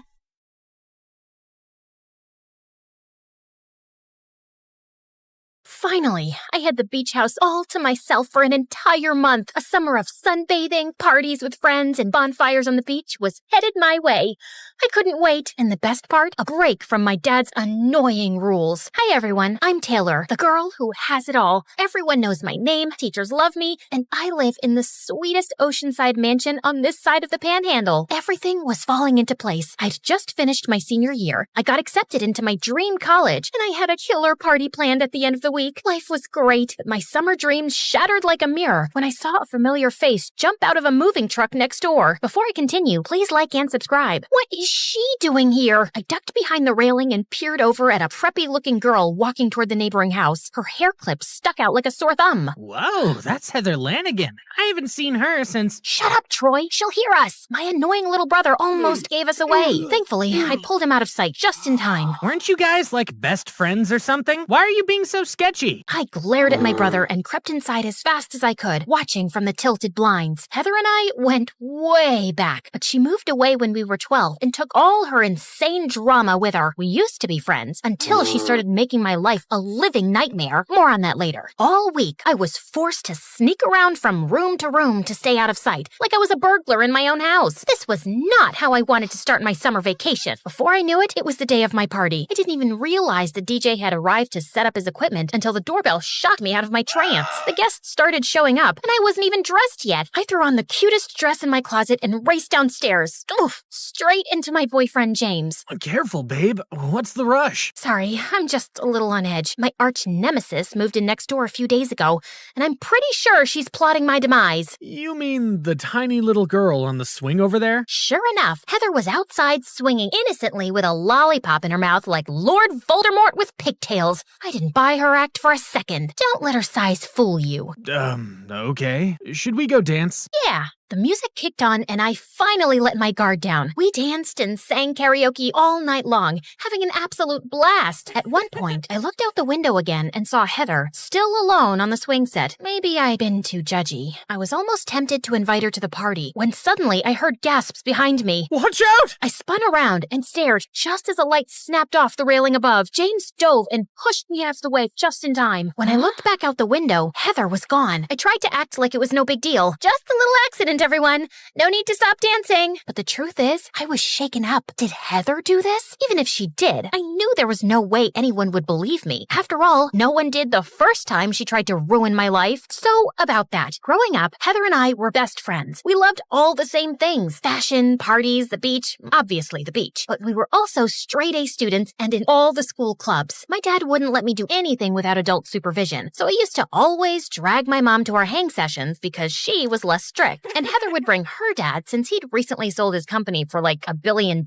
and suddenly had a bunch of free time. Then one day, Heather's dad left. Not long after, my parents got divorced too. Heather's dad moved to Europe to start a new business, and my mom moved to the rainforest to find herself. Guessing all she found was bug bites and poor cell service. It was one more thing Heather and I had in common, except not fun like the others. But instead of bringing us closer together, Heather changed. She stopped answering my calls, started playing cruel pranks on me and even spread a rumor at school that I peed myself. Pro tip, do not drink lemonade with white pants. Learn from my mistakes, people. One day, she started telling everyone I'd ruined her life. And when I stuck up for myself, Heather turned on the waterworks and no one believed me. I understood her being sad. I was sad too, but I couldn't understand why Heather suddenly hated me. Eventually, Heather and her mom moved away. By then, I was honestly relieved to see her go. At least I'd be safe from her pranks. And I was, for a while. But now, she's back. Over the next few weeks, my brand new car broke down. I lost my entire makeup bag in a thunderstorm, and James even started ditching me. This wasn't a coincidence. Heather was ruining my life all over again. I knew I needed proof this time, so I watched Heather like a hawk. One day, James came over to pick me up for a date and found me doing surveillance. Babe, she hasn't said a word to you. You're being paranoid. That's what she wants you to think. Ooh, scary. Watch out for the big bad she-wolf. I considered dumping my mocha latte on James's head, but decided to be mature and punch him in the arm instead. Also, this latte was way too good to waste. Mocha. I headed out, not waiting for James. I took one step off my porch when suddenly a tidal wave of bright blue paint rained down from above, covering me from head to toe. Still think I'm paranoid? Didn't your dad have the house repainted before he left? The painters probably forgot the cans. You live in a dream world of lies and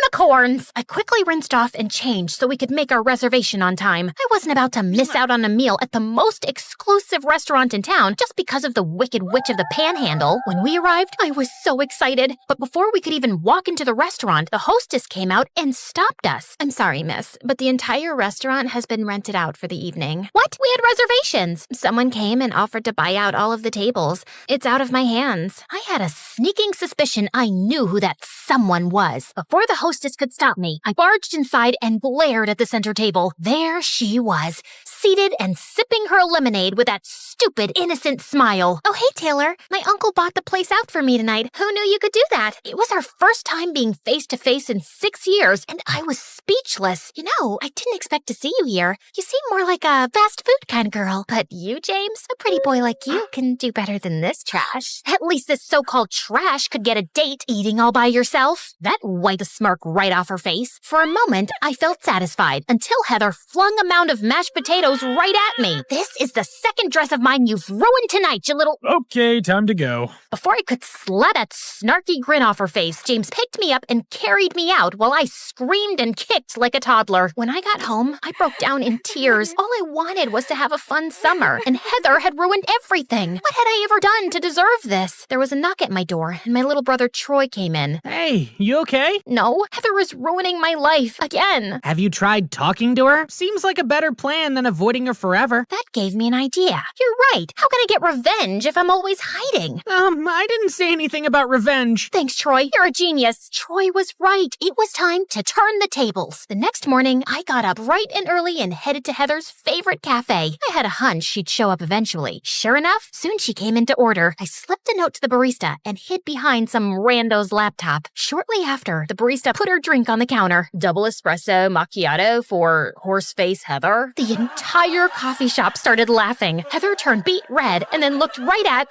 Before I could hide, Heather marched right over and dumped her iced coffee on my head. Did you really think you could hide? I could see the tacky dye job from space. I'll have you know that I'm a natural strawberry blonde. Seriously, my hair got lighter from spending so much time in the sun. It's not a dye job. Okay, so that didn't go quite the way I'd planned. I was seriously gonna have to get a new wardrobe with all the clothes Heather was ruining. Next time, I would be more stealthy. Sadly, summer was coming to an end, but the good news is my university campus was gorgeous. I fell in love in an instant. Even the presence of my arch nemesis couldn't break the spell. On the first day of classes, I had my textbooks, my planner, and a pencil with an adorable pink floofy thing at the end. I was prepared for everything. I noticed a girl was about to sit next to me. Don't even think about it. Sorry, I'm saving it for a friend. Why was I yelling at random students? I'm glad you asked. About an hour ago, I'd paid the janitor to delay Heather on her way to the classroom. That way, when she arrived to class, there would only be one seat left. Earlier that day, I'd gone to a hardware store to buy the strongest glue I could find. See where I'm going with this? Unfortunately, Heather did too. When she came in, I tried to play it cool, but I kept glancing at the chair, and Heather noticed. Then she did something truly evil.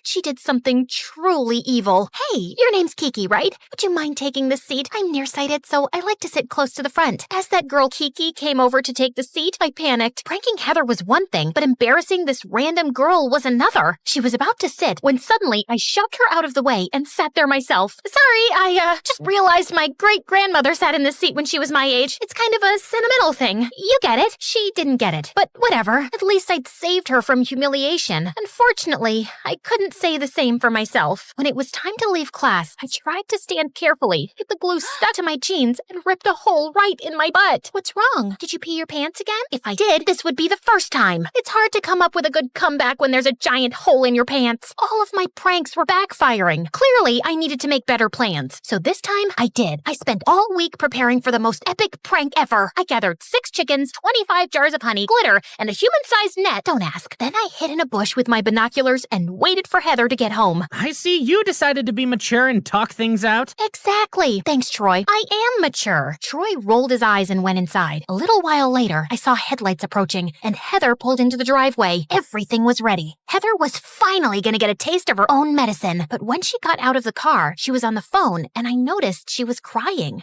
You obviously don't care at all. You would have come back by now if you did. Forget it. My hand hesitated on the rope. Heather was in position. All I had to do was pull, and she'd be coughing feathers and glitter for a week. Instead, I approached her. Are you okay? Why do you care? Well, I don't know if you remember, but we used to be friends. Before you ruined my life, you mean? Oh my God, Heather. I have no idea what your problem is with me. We were besties, and then one day you decided to turn me into a boogeyman for no reason. Whatever it is, get over it. I'll never get over it. I'll follow you to the ends of the earth. You'll never know a moment's peace until I have my revenge. Wow, she really was insane. Stripes and polka dots? Also, the whole evil villain speech, that was weird too. Good luck with world domination or whatever, crazy pants. I started to walk away when suddenly I tripped and pulled on the rope to catch my fall. In an instant, I was hit with a cascade of feathers, honey, and glitter. Heather laughed when suddenly the net fell and snatched her up into the air. We both looked totally ridiculous, but at least the prank was a partial success. Was it just me, or was that a smile on Heather's face? Smile or not, Heather had told me she wasn't gonna let this go. I needed to be ready. A few weeks went by with nothing happening. I knew Heather was trying to lure me into a false sense of security. She must be planning something big. There was a big fall festival coming up. Even though I was a total summer girl, I loved the changing leaves, crisp autumn air, and pumpkin candles. I couldn't wait for the festival, and that's why I knew Heather would make her move there to ruin it for me. The day of the festival, I was on high alert. Babe, why do you keep checking your makeup? You look great. I'm not checking my makeup. I'm watching my 6. Then I saw her, hiding behind the donut stand. That's it? I've put up with your stupid little games all summer, and clearly you're not growing up anytime soon.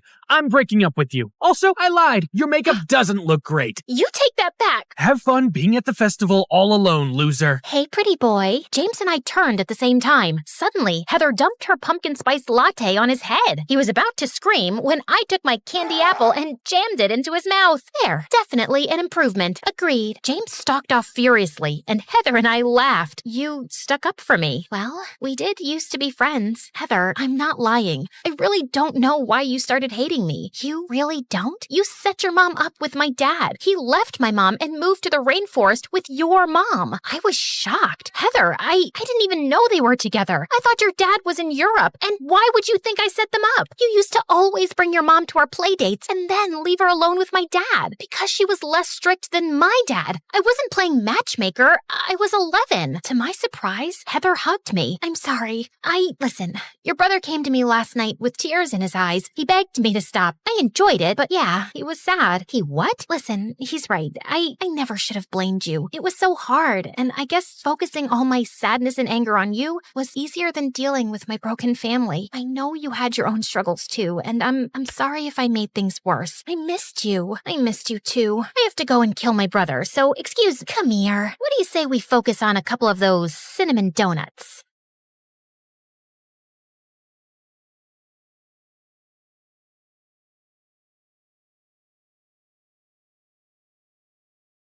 I'd just settled into the couch with my snacks and my movie when suddenly the doorbell rang. Flippity flippin' flamingo. Can't a woman have a moment of peace in her own house? Why is someone here at midnight? I was marching towards the door when I stopped short. Ow. Why is someone here at midnight? Hello? Who is it? There was only silence. Are you a robber? Dude, I just took my kids to the dentist today, so I'm broke. Try your luck with the big house down the street. Again, no reply, but I could see a weird shadow against the door. Are you an alien who's accidentally landed on planet Earth? Run away while you still can. It's too late for the rest of us. Still no answer, but I heard a muffled laugh. Look, I've been having a rough time lately, and I am so not in the mood for this. So I'm warning you, I'm coming out with an axe, and I am not afraid to use it. I flung the door open and jumped back, half expecting to be attacked. But when the porch light fell on the face under the weird hat, I recognized someone I thought I'd never see again. Milo? Not a phone call or text for 12 years, and now you just show up at my door at midnight? Did someone die? Hi, long time no see. Yeah, here's the thing, Jen. Thousands of people across the globe will die soon if you and I don't travel back in time and fix a tiny mistake you made in high school. Can I come in? I was hoping this was the part I'd wake up and realize it was just a stupid dream that made no sense. Yeah, no such luck. Hi, I'm Jennifer, the oldest MC of My Story Animated. By the way, Mr. Director, I don't appreciate how everyone on set has been telling me I look very good for my age. That's something you'd say to someone in their 60s. I'm just a hot 35-year-old. Sorry, I think I'm catching something from one of my kids. Nasty buggers. Anyway, I'm old enough to be your mom, so y'all better show some respect and strap in for my story because it's gonna be da bomb. Okay, no one says that anymore? Whatever. Now, before I continue, please like and subscribe to MSA. I'll give you a quick walkthrough of my past. It's kinda important. I was born on December 27th, 1983, a cute lump of fat weighing 10 pounds, 8 ounces. I was an only kid, so my childhood was carefully documented by my adoring parents. Cute, still cute, then yikes! Puberty hit, and that was just ugly, hella ugly. I had it all. The braces, the unibrow, the baby fats still holding on tight. I didn't think I'd recover from that phase. So I worked hard on being smart and funny. Then, boom! I turned 16 and had a big crush on a boy. Lost the weight, lost the braces, and people started using a word for me that I hadn't heard before. Pretty. I was class valedictorian, voted most likely to succeed, and the girlfriend of the football team captain. Alex was an absolute dreamboat. You just had to see him in action once and you knew this guy was gonna be a star. We dated all through university and got married after graduation. Alex's career was on the rise. I was about to start my PhD. Life was peachy, blah, blah, blah. But then one day, Alex had a terrible injury during a game. And soon after, the doctors told him he could never play professionally again. It was a huge blow. And with a kid on the way, I had to quit my PhD program and get a job as a high school science teacher. Alex was depressed and bedridden for months. But when he got back on his feet, he was even worse. Babe, I've got an amazing idea. We're opening a ramen place. We don't know the first thing about making ramen. I'm 1/8 Japanese. It's gotta be in my blood. It wasn't. We filed for bankruptcy 6 months later. I bought a flock of sheep, babe. It's a great investment. We'll double our money in 6 months. We didn't. Unless we're talking about losses. Yeah, we doubled those. I'm growing mushrooms in the garage. I'm growing avocados in the garden. I'm investing in a video game for bored 70-year-olds. I tried to be supportive, knowing that he'd lost his big dream career. But the debts were piling, the fights were becoming more frequent, and we were drifting further apart. 10 years later, we decided to separate and see how we felt about it. But the one true joy of my life was becoming a mom to my daughter Stella, followed 5 years later by her twin brothers, David and Beckham. No matter what happened, this love I had for my kids was forever. So were sleepless nights, piles of laundry, cleaning, doctor visits, viruses, diapers, more piles of laundry, cleaning, homework, tantrums, crying, more crying, bawling like a baby in the bathroom. Yeah, okay, the last one is me. Why are you telling me this morning that you need cupcakes for your entire class today? I put it on the fridge schedule a month ago, left sticky notes all over the house a week ago, and set a reminder on your watch for yesterday. Your brother stuck my watch in a jar of Nutella.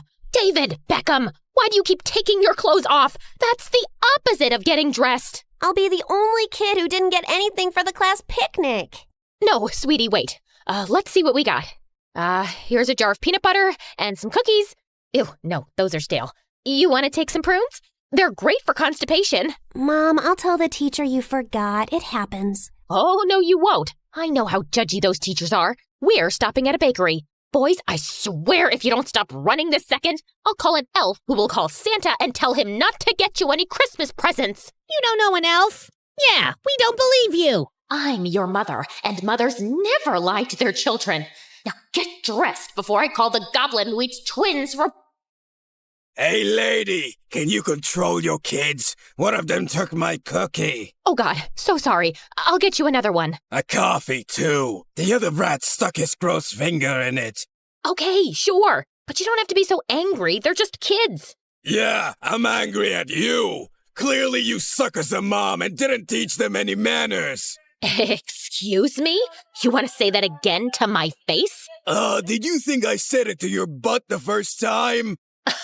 Oh, you want a piece of me, buddy? Mom, please don't. You're crazy. I'm out of here. I need to pee. I need to pee too. For the last time, you don't need to take your shoes off to pee. After we returned from the bathroom, I turned to the lady at the counter. How many cupcakes do you have here? 2 dozen. I'll take them all, please. I can't sell them all to you. Why not? What if someone else comes around for a cupcake? What do you care if one person buys them or 10 people do? You just want sales, right? No, I want to make people happy. Then go be a party clown in your free time. But right now, I need you to sell me those cupcakes. I'll pay you $10 extra. No! Give me it! I jumped behind the counter and started taking out the cupcakes. The lady started wrestling with me and screaming for security. I pushed her, she pushed me back, and I went flying straight into a baker walking out of the kitchen with someone's wedding cake. I'll never forget that moment. Me, covered head to toe in white frosting, the salesperson still screaming, everyone in the cafe, including my children, looking absolutely terrified, and in the doorway stood Alex, looking as handsome as ever, holding hands with a leggy redhead who looked like she'd stepped out of a magazine. Mom, are you okay? Yes, sweetie. I'm fine. I'm not fine. I feel like I'm one of those hamsters on a wheel, and the wheel never stops, and I'm running and running, but somehow I've gained weight. How did that happen? You had 3 kids, honey, and you're an amazing mom. No, I'm not. The twins are adorable, but they're maniacs.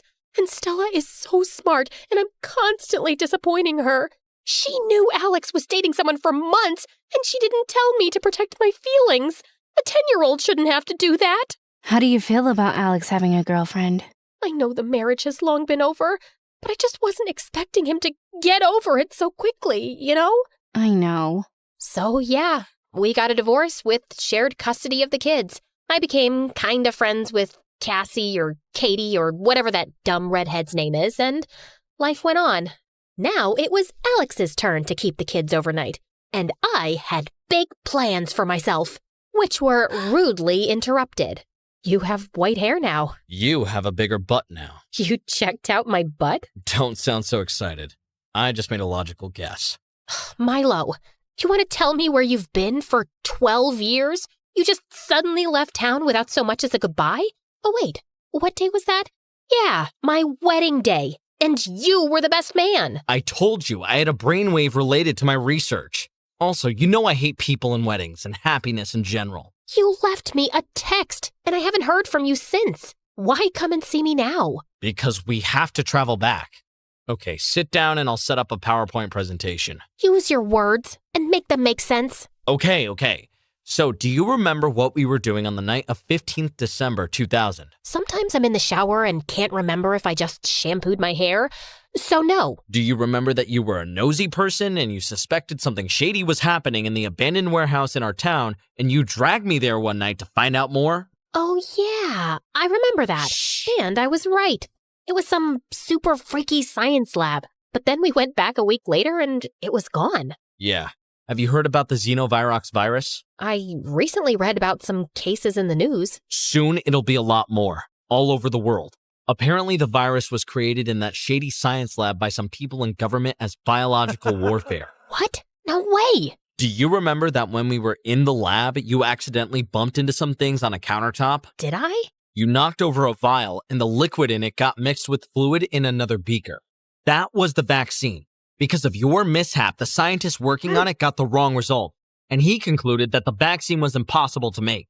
The project was shut down because it was too risky having a virus from which no one could be protected. So it looks like I did a good thing? You'd think so, but there's no way to really destroy a virus. It was kept in a secure facility all these years, and I don't know how and when exactly, but it escaped, and it's spreading like wildfire now. And because of your accident, the vaccine for it was never made. Oh my God. Well, someone will make it now, won't they? Not fast enough. Jen, it's really serious, and we gotta go back and fix this. What do you mean, go back? Didn't I already mention the time travel thing? Yeah, so I stumbled upon a rip in the space-time continuum, which helped me to discover the way to open portals whenever I want and travel to the past. That's what I've been working on for almost 2 decades now. Oh, no. Jennifer, please wake up from this terrible dream. Is it that bad meeting me after all this time? Yes, because not a single thing you've said has been good or made sense. How do you even know all this about the vaccine and the virus? Time travel. I just told you.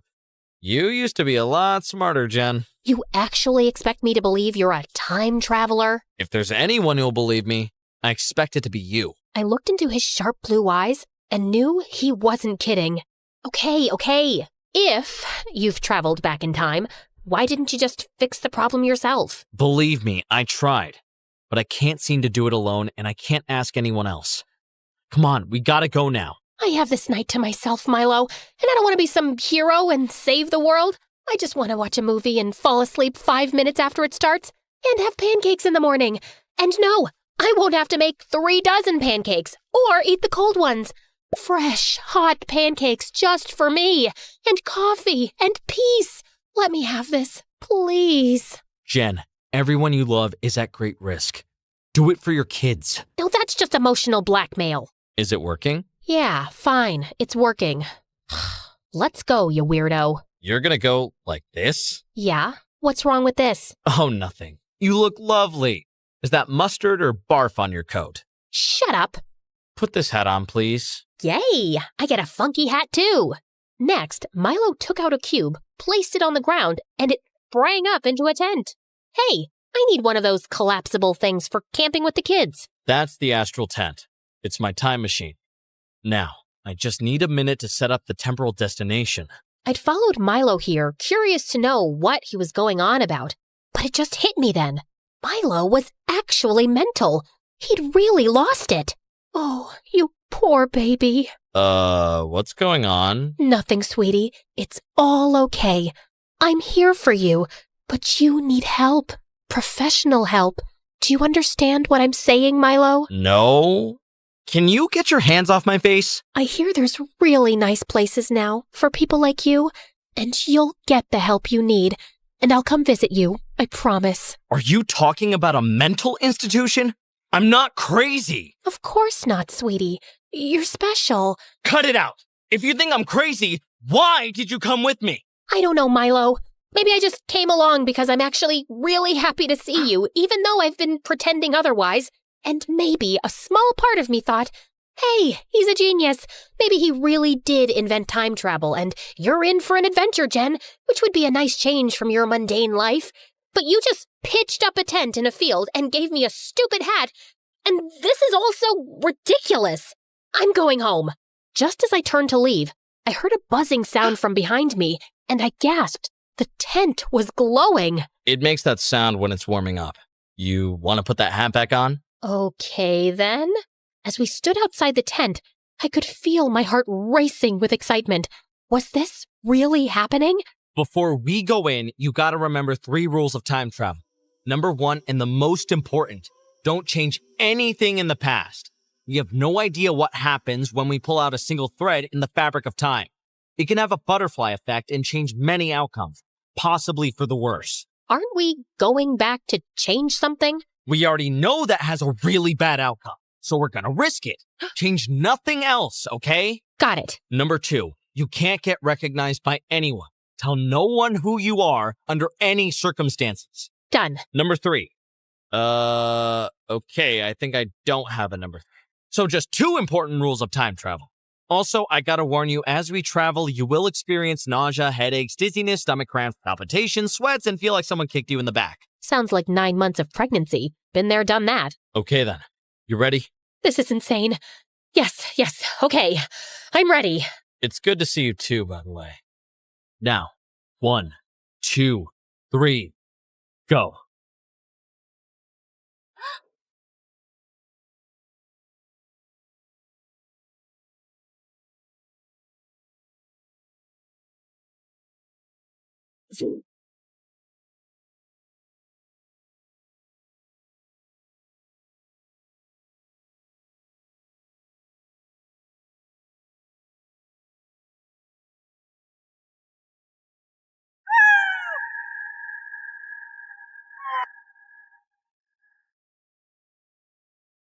Oh my god. That was amazing.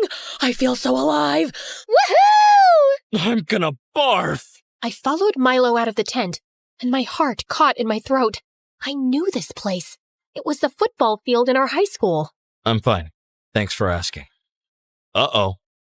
I think I kind of made a small mistake. How big is small when we're talking about time travel? I just got us here a little earlier than planned. But don't worry, you'll be back at your house the same night I visited you. We just got a couple of extra days here. As long as I get back on time. Where's my cell phone? Jen, the iPhone wasn't released till 2007. It doesn't exist right now. Welcome to the winter of 2000. Man, this is so freaky and so dope. You must be so impressed with yourself. Who wouldn't be? Milo said we'd be staying at his place where no one would notice us, and I knew why, of course. He'd been adopted as a kid by an eccentric businessman who loved him dearly, but was away on business a lot, and growing up, Milo was often home alone in a huge mansion. We climbed over the wall, walked across the garden, and slipped through a half-opened window. I still couldn't get over how weird it was to sneak through these familiar hallways. We slipped into a room in the unused wing of the mansion and settled in to sleep for the night. You still awake? Of course I'm still awake. I'm so excited to be here, Milo. I can't wait to go around town, visit our school, see my parents. You know what this means, right? My mom is still around. Jen, you can't be out and about. I just want to see. Can you imagine how freaked out your parents would be if they saw and recognized the older you, or if you bumped into your younger self? We don't know what your past self would do if she saw her future self, and it could have serious consequences for your present. We have to stay low, do what we came to do, and go home. You got it? Yeah, of course. Of course I wasn't staying in. I'd be careful. But how many times does one get to travel back to their frickin' past? So the next morning, I woke up early, locked Milo in the room so he wouldn't follow me too soon, and sneaked out of the house. I knew my parents would have left for work by now, so I'd see them later. That meant I was going to visit the most important place in my teenage life, high school.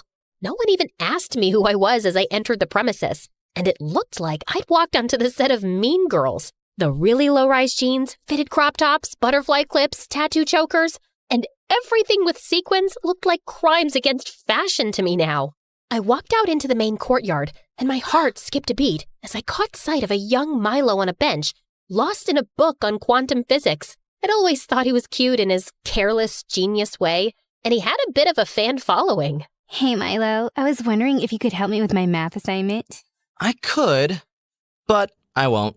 Okay, who cares about stupid math anyway? I just came to ask if you'd go to the spring dance with me. Is it spring already? I hadn't noticed. So, is that a yes or no? A yes or no to what? The dance, Milo. Oh, yeah, that. Nope, nada. Hard pass. Never gonna happen. Why not? Am I that unattractive? To me, yes. Objectively speaking, you're an above-average specimen of the female species. Come on, stop pining for Jennifer and just say yes. Are you sure you know the meaning of pining? Can you even spell it? I don't understand quantity science, but I know when a guy wants a girl. But she's with Golden Boy now, so you should move on. With me. The only thing I'm pining for is peace. So fine, give me that math assignment. Jeez, were you raised by wolves with underdeveloped brains? It's all wrong, literally all of it. I'll solve it in my lunch break and you leave me alone. Deal? As Milo walked away without waiting for an answer, I saw a troubled look across his face. I'd sometimes thought Milo and I had a spark, but he'd never said anything, and I always assumed he didn't want to be more than friends. I made my way to the football field next, knowing exactly what to expect. Alex bunking his classes to practice football. But as I got closer, it nearly took my breath away seeing him playing and looking so vibrant, and my heart broke a little knowing how that dream had ended. Hey lady, who are you? And why are you staring at that boy? Hey, it's not a crime to stare at your husband. And by that I mean the coach. Beautiful man. Can't keep my eyes off him. Coach Jackson is your husband? I didn't know he was married. Husband-to-be. Hopefully, if I can put a ring on it. Okay, I gotta pee. Be right back. I ran off in the direction where I remembered the bathrooms were and decided to wait it out in case the janitor was still outside. But as I was wandering through the hallway, I suddenly saw Alex walk in with his ex-girlfriend, Bianca. Oh God, I couldn't risk being seen by them. I slipped through the first door close to me and realized it was the boys' locker room. I heard footsteps coming closer, so I jumped into an empty closet seconds before Alex and Bianca came in. And then they started kissing. What the actual heck? Alex was cheating on me in high school? Bianca, we can't keep seeing each other. I have a girlfriend I really like. So, I have a boyfriend I really like too. Why can't we have some fun on the side? Yeah, we fought a lot when we were together, but we always had great chemistry. That witch! No, I can't. Look, this is too stressful and it's giving me an ulcer. And I need my head in the game before the big championship. We're not seeing each other again, okay? Okay, if you say so. Now give me one last. Alex, are you in there? Can I come in? That was me. That was my 17-year-old voice. Oh my God, it's Jen.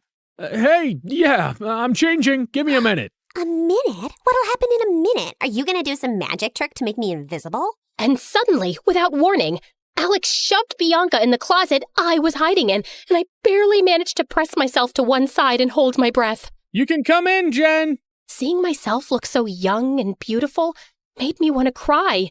I was a goddess. Hey, babe, missed you in class again. You're gonna flunk chemistry at this rate. No one's gonna care when I'll be a rich, famous football player. And then he pulled me in for a kiss. How could he kiss me with that same stupid mouth he'd used to kiss stupid Bianca, who I wanted to strangle? I just wanted to check if you wanted to go with me and Milo to this science exhibit at the museum after school. His dad got special passes. Gross. I'd rather be hit by a car. Seriously, it's by this really cool scientist who's worked on a quantum entanglement. You're not even listening anymore, are you? Of course I'm listening. You said blah blah something, blah blah blah. Why you're even friends with Milo, I'll never understand. He's my best friend, and he's really cool. He's a dork, and he acts like I'm some dumb jock. You guys have fun, babe. I've got a thing with a friend anyway. As the two walked out hand in hand, I could see Bianca smirking. Yeah, the thing with a friend is a makeout session with me. Stupid Jen. Gosh, you slimy little... Ah! Bianca jumped out of the closet like she'd been electrocuted, staring at me in shock. I was so close to getting out unnoticed. Stupid me. Who are you, you pervert? How long have you been hiding here and spying on boys half your age? What? No, I can explain. Go ahead then. Okay. Yeah, so I do have an explanation, and it's a really good one, too. And suddenly, Bianca let out an earth-shattering scream. I shoved her back in the closet and ran for my life. Apparently, not fast enough for a teenager. Someone catch that woman! She was hiding in the boys' locker room! She attacked me! And before I knew it, I had half the school running after me as I was headed for the gates. I'd never be able to outrun these kids. And if I got recognized, I was done for. Milo would kill me. And then suddenly, I saw him approaching me fast on some old bicycle. Hop on, quick! Milo pedaled away furiously, but we still had people after us. Can you go a little faster? I'm trying, but you're I don't cycle professionally, you know? I'm kinda what, Milo? Well, a little chunkier than I remember. Did you just call me chunky? No, I said chunkier. There's a subtle difference. Stop distracting me. Milo swerved into some street, after which we ditched the bike, ran down several narrow alleyways, crossed a main road, and finally ran into a park where we collapsed behind a huge tree. What were you thinking? I'm sorry. I know I should have listened to you, but I just couldn't help myself.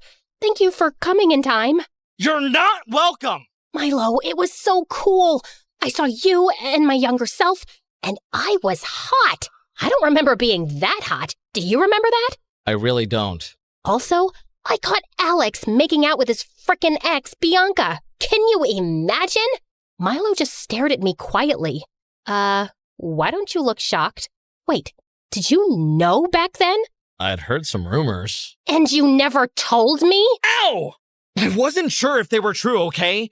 And it's not like you would have listened to me back then. I told you he was too stupid for you. A dimwit, a moron, a buffoon. But did you ever listen? No! You thought everyone was stupid. You wouldn't have taken me seriously no matter what I'd said, Jen. You had stars in your eyes for that guy. He was perfect. Apparently not. So what, our entire relationship was a lie? And Alex never really loved me? I hate siding with Alex, but I don't think that's true. I think he did really love you, the best he knew how. I guess. If only I'd known, though, maybe my life would have been totally different. No use dwelling on the past, right? Now, listen, we have to stay inside, especially since we've got people looking for us. I just have one tiny favor to ask. No. Hear me out. No. Milo, I want to see my parents once, okay? Mom just left without a word. 2 weeks from this date, actually. And I haven't seen her in 18 years. I won't interact with anyone, and I'll just see them through the window having dinner. It'll be nighttime, so no one will notice me. Fine, just one look through the window, and I'm coming with you. And later that evening, as we crept up to my house, my heart almost exploded. There was Mom, as lovely as I remembered, and Dad laughing and looking like a completely different person from now. Milo had joined us for dinner, and we were picture perfect. I loved how you guys always made me feel like I was a part of the family. I still don't understand why she left us. Just like that. It broke Dad's heart. Well, it broke mine too. I felt Milo slip his fingers through mine, and we watched for a few more minutes before we left. How about we get pizza from our favorite spot and talk tonight? We've got a lot of catching up to do. Sounds like a plan. And God, I've missed Gianni's pizza. Best in the world. This is the worst pizza in the world. Why does the marinara sauce taste like wet socks? The pepperoni is like rubber. How come we didn't notice this before? I don't know, man. This is inedible, and I'm starving. Can we explore your kitchen, please? Your dad's a millionaire. Why do you only have eggs in the fridge? Because he wasn't around much and I wasn't interested? I don't mind you boiling some eggs. Why should I do it? It's your house. Or is it my job because I'm a woman? I didn't know we'd traveled back to 1950. Jeez, it's not a feminist issue. I'll boil them. Do you even know how to boil eggs? I'm a scientist. Of course I know. The stove turns on the other way, genius. God, men are such useless babies. Give me that. I'll do it. I can handle boiling an egg, woman. I don't have the energy to bicker like an old married couple. Just let me do it. As we both pulled at the saucepan, it went flying out of our hands and landed with a loud clunk on the floor. Milo immediately pulled me into the tiny pantry, and we waited with bated breath, expecting some servant to come running in. I think no one heard us. We can go out now. Let's give it a few more minutes. We can't risk getting caught. I felt acutely aware of how close Milo was and how he seemed to be analyzing my face. You haven't changed much since high school, you know? Liar. Just earlier today you said I'm chunkier. I just meant you're not a skinny teenager anymore. And you look great. I'm sure you get asked out all the time. Oh no. I'm probably known as the lunatic mom of 3 kids in my town. I attacked a salesperson and destroyed a wedding cake at a bakery not too long ago. Oh, God. I wish I'd been there to see it. I don't like that crazy, angry side of me at all. And yeah, that would make anyone run away if they were interested in the first place, which I highly doubt. I doubt the opposite. Suddenly, Milo was even closer and tucking away hair behind my ear, and my arms were going around his neck, and I could feel his breath on my face. And just as I leaned in, the door burst open, and we stared in complete horror at a younger Milo who was staring back at us.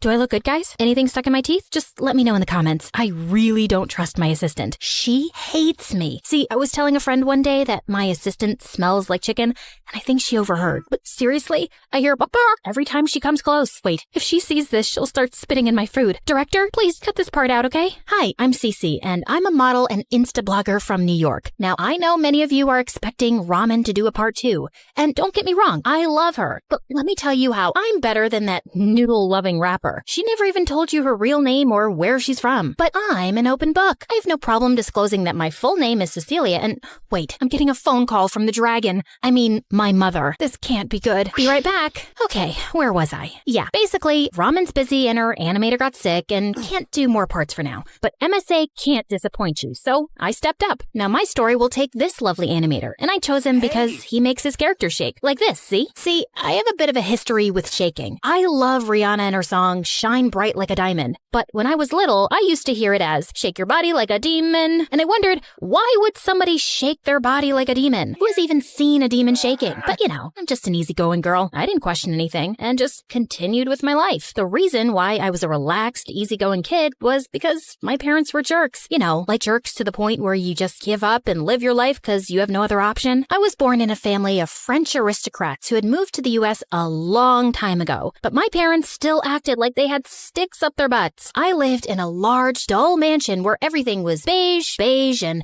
you guessed it, beige. Any attempts to add color were frowned upon. And then they had all these rules. Keep your voice low, but don't mumble. Sit straight and no elbows on the table. Don't show your teeth when you laugh. You're not a donkey. That's the soup spoon. That's the dessert spoon. Your ancestors must be rolling in their graves saying you eat meat with a fish fork. Jeez, weirdos. Don't you have anything better to do than watching me all day? And wait, let me show you what someone looks like when they laugh without their teeth. I look like a psychopath, right? Even Mom's cat Vivian was a judgmental snob and probably a spy. Once I was playing in the garden and I picked a booger from my nose and stuck it to a sunflower. Come on, it's normal. Kids do this stuff. I know you've done it too. Don't act so cool. And I turned around to find Vivian looking at me like this. So, yeah, I've always been a misfit in this sophisticated family. And it's not that I'm not girly. Actually, I adore fashion. And I always had a magazine tucked in the middle of the literary masterpieces I was forced to read, but I just hadn't grown up to be the classy lady my parents had hoped for. Once in 9th grade, I was shopping at the supermarket with a friend because she wanted to cook something for her boyfriend. Ugh, barf. Boys were all the craze with the girls in 9th grade. I was the only one cool enough not to lose my mind over some boy. I got bored, so I jumped into my friend's shopping cart and told her to run down the aisle with me. We were both laughing like crazy when suddenly she tripped and let the cart go, and I went whizzing straight into a pile of watermelons. When I opened my eyes, I was sure I'd gone to heaven because an angel was looking down at me, halo and all. Hey, are you okay? I don't know. Am I dead? I really hope not. You have to pay for all those watermelons. And then he smiled. Okay, so I was about to lose my mind over some boy. So sue me. His name was Danny. He was 2 years older,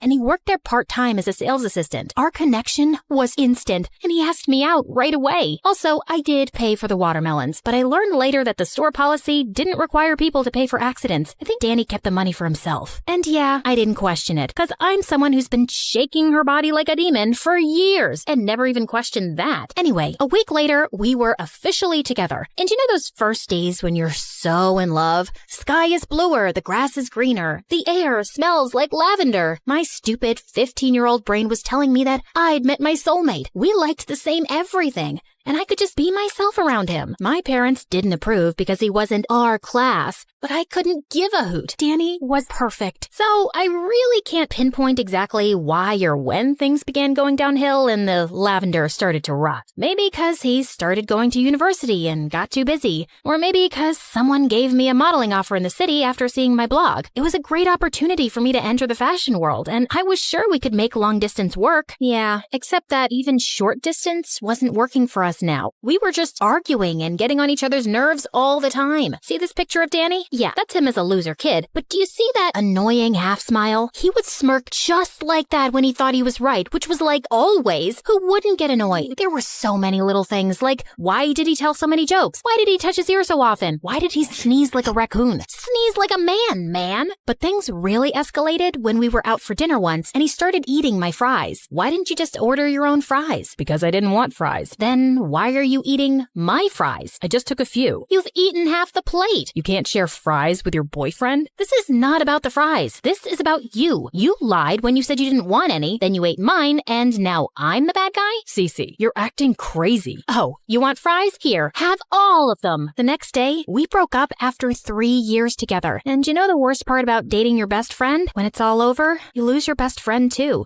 But don't worry about me, guys. I took the breakup like a champ. Anyway, I took up the modeling offer and moved to Manhattan right after high school. My parents were very disappointed at my career choices. Surprise, surprise. But I needed to get away from this place, and I just hadn't gone back since. But now, I had just received an invite to a high school reunion. Maybe it was a good excuse to go home. And Danny had moved away, not that it mattered. Yeah, what could go wrong? Oh, Cece, you dumb, silly duck. I didn't realize I'd missed my parents so much till I saw them. Even they seemed kinda happy. Cecilia, what's the matter? Has the dirty city air destroyed your corneas? No, Mom. Something just went into my eye. I asked the chef to make your favorite dessert, a strawberry tart. That's your favorite, Dad. I'm allergic to strawberries, but I appreciate the thought. And man, oh man, did I appreciate my bed. Why had I left this life again? Hard to recall the moment. I was having a great time at the reunion with my old friends when I spotted a stunning brunette in a red dress. You know, the kind of dress that only a very confident girl can pull off and you instantly feel imperfect in every way just by looking at her. Hey, that girl wasn't in our batch, right? Cece, that's Regina. What? No,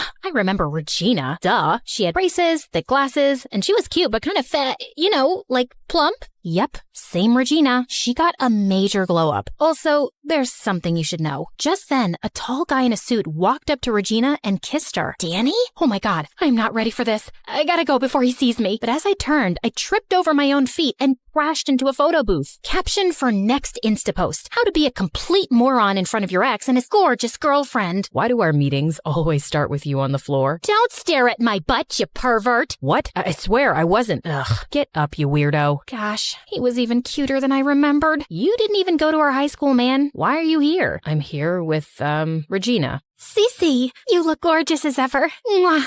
Always the most popular girl in school? You look great too. Thanks, babe. Listen, I wouldn't have invited Danny if I knew you were coming, given your history. This must be awkward. Oh, please. That was a million years ago. I've dated like 400 boys since then. It's all cool. We're cool. Except watching them together was setting my insides on fire. Listen, guys, I'm not unreasonable. Of course, I didn't think Danny would stay single forever, even though it would have been great if he did till I got married and had my first child. Whatever, I can't control that. But why her? She's prettier than me. He wasn't supposed to upgrade. Animator, show me the ugliest shot you got of her. No, not this one. She still looks too pretty. Not this either. Pretty, pretty, pretty, pretty. Okay, Animator, you failed. Can someone else volunteer? Yes, the music guy. Love your music, by the way. Oh yeah, this picture. Look at her face. It's made according to Da Vinci's golden ratio, man. And that dark hair, that swan-like neck, her perfect skin, and those long, long legs. And no, I'm not gay. I mean, I don't think so. But if I was, she'd totally be my type. Cecilia, who are you talking to? And I heard gay. Are you gay? Not that we're not open-minded people, but, no grandchildren then? Not right now, guys. I went down a social media rabbit hole stalking Regina and Danny. I wanted to be happy for him, really, but he didn't seem like himself anymore. He was always dressed in fancy suits and hanging out with fake-looking rich people like he was trying too hard to fit in. But it wasn't any of my business. He'd moved on, and so had I. Till I found out my parents were hosting a Christmas party, and Regina's parents were invited, so she and Danny would be coming too. Ugh, I needed a distraction, so I decided to work on a new blog post. How to get a date over the holidays so you're not the only single loser at Christmas. Okay, lovely followers, and of course everyone watching this video. Here are some of Cece's tried and tested tips. Number 1, walk up to a guy in a grocery store and compliment his ugly sweater that his mom obviously knit for him. Guys love it when you compliment their moms. Number 2, stand behind a cute guy at a coffee shop, eavesdrop on his order, and then say, "Oh, you have such good taste." Ha ha ha. I'll have what he's having. Making a guy feel special over nothing is a sure way to win him over. Number 3, when you're walking outside, take one shoe off and start limping. A gentleman is bound to stop and offer you a ride home. Great conversation starter. As I was testing out number 3, a car pulled up next to me. It was freaking Danny. Hey, Cece, you okay? Oh, yeah, I just broke my heel. Hop in, I'll drive you home. Couldn't tell him what I was actually doing, obvi. We drove away in awkward silence, and then he turned on the radio. You want to hear about a girl who makes jealous, which is I love Ramen Lee Min-ho. Happy to hear that. Regina hates my songs. And after that, we just reconnected like old times. Talking to him felt so right and easy and comfortable. I actually felt disappointed when we arrived at my place. And suddenly, it was crystal clear to me. I wanted Danny back. Look, guys, I can feel some of you judging me already. But Regina's known him for what? A few months? She'd get over him. Danny and I were together for 3 years. And yeah, it didn't end well, but we've grown up now. Plus, whose side are you on anyway? This is my story. Root for me. The Christmas dinner was the perfect opportunity for my first move. I switched around the place cards to make sure I sat next to Regina to talk down Danny. So, you must have heard Danny's embarrassing singing by now. Gosh, I've never met someone so off-key, but it's cute. Okay, but have you heard him sneeze? Like a raccoon? Yeah, I tell him he should just let it out. What about the way he snorts like a pig when he laughs? I sometimes do that too. He has terrible taste in music. Oh yeah, I'm trying to change that by introducing him to classical stuff. Also, the worst taste in food. Why eat Mexican when you could have sushi and caviar? Yeah, Mexican? Yuck. Danny and I love Mexican food. Who doesn't? This girl's a psycho. But you know, that's just small stuff. He's pretty great overall. No one's perfect, right? Right. I'm gonna go sit with my date for a while. Yeah, it was just some random dude Ted at the bus stop I'd bribed to act like my date. The second course of action was trying to make Danny jealous. Regina was all over him, touching his hair and laughing. So I ran my fingers through Ted's hair too. Ow, you're hurting me. Ow. I tried feeding him cheesecake next. No way, girl. Get your own slice. You can't have mine. I don't share food. And then he just disappeared after dinner. Luckily, Regina's feet were hurting, so Danny asked me to dance instead. Ugh, why did he have to be so lovely and charming and a gentleman? Why couldn't he be ugly and gross and a jerk? Ugh. And when the music stopped, several people were pointing to something above us. Mistletoe. Everyone cheered us on to kiss, and Danny gave me a gentle peck on the lips. He walked off while my head was spinning like a ballerina. And as I watched him and Regina leave the party, she waved to me with a warm smile. Wait. What? I just kissed your boyfriend and you're smiling at me? This girl was faker than my nails. And for some reason, she wanted to keep me close. 2 days later, she arranged a big picnic for our whole batch and invited me too. Yeah, check out her fancy handwritten note because she's too fancy to send a text. Dearest Cece, you are cordially invited to Regina's annual charity picnic gala. All we require is your presence and generous donations. The rest has been taken care of by us. Hope you'll join us for a fun-filled day. XOXOXO, Regina. Well, 2 can write a note. Dear Regina, yeah, I'll come. I'm busy, but I'll come. Cece. It was a huge event and there were a bunch of games. And somehow for each of them, she partnered me and Danny. I didn't know what she was up to, but I felt like she was watching me. Well, I didn't mind. I was happy for Regina to see how totally in sync Danny and I were. Man,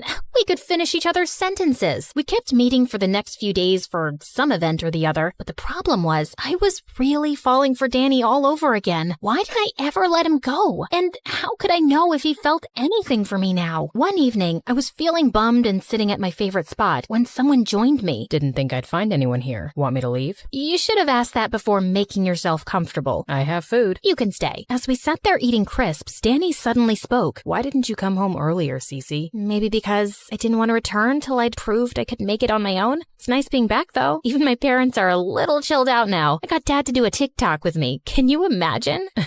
Hardly. You know, I always felt like your parents didn't think I was good enough for you, but this time they were nice. Maybe because I've made something of myself now. I'm sorry they made you feel that way, but I never cared about that stuff. You know that, right? Of course. You were always so different. He brushed away a strand of hair from my face and moved closer. Suddenly, his phone rang and we jumped apart. He mumbled that he had to go and quickly left. Once I was sure he was gone, I broke out into a happy dance. Now I knew he felt something for me. I just had to make him feel enough to break up with stupid Regina. The next day, I was at the mall when I went to a changing room, and I heard 2 girls talking in the next stall. No, not this dress. We're announcing my engagement at the New Year's party tomorrow. I need something special. What the what? Is Danny excited? Of course he is. Daddy just offered him a position in his firm, and I'm out of his league in every way. He's very lucky. Are you gonna invite Cece too? I don't know why you've been inviting her everywhere. To show her what she's lost. Have you forgotten what Cece was like in high school? She never even noticed me, like I was invisible. Well, she's looking at me now, and no, she's not invited. I'll just let Danny tell her.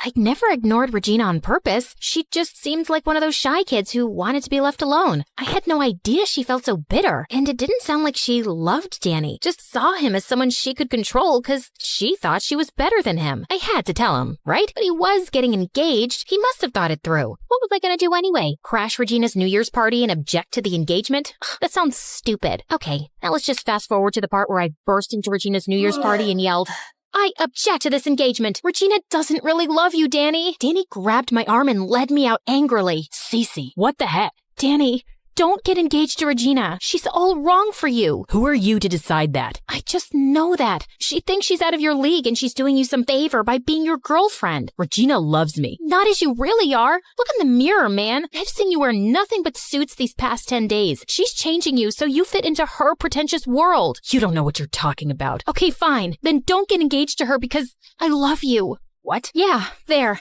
I said it. I love you. Like I'd give up the last slice of cheesecake for you or whatever. So pick me. Choose me. Love me. Did you just steal Meredith's speech from Grey's Anatomy? Oh, shoot. I'd forgotten we'd seen that show together. Trust him to remember something like that. For those who don't know about it, here's the speech. Choose me.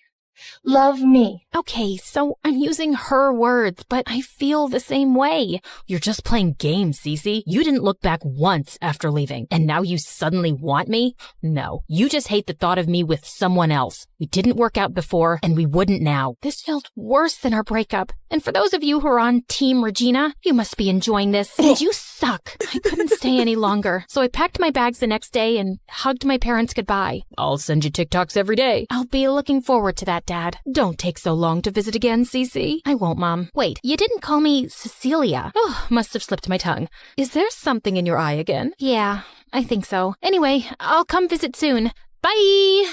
Next day, as my self-pity continued, the doorbell rang, and I was shocked to find Danny outside. What are you doing here? I couldn't get engaged to Regina. You were right about everything, and she's not the one for me. I'm choosing you. Look, man, that speech was just embarrassing. I take it back. I choose you anyway. You said we won't work. We have to at least try and find out, because I love you too, Cece. And we argued happily ever after. If you like my story and want to hear more of this style, comment Cece, our shaking MCC.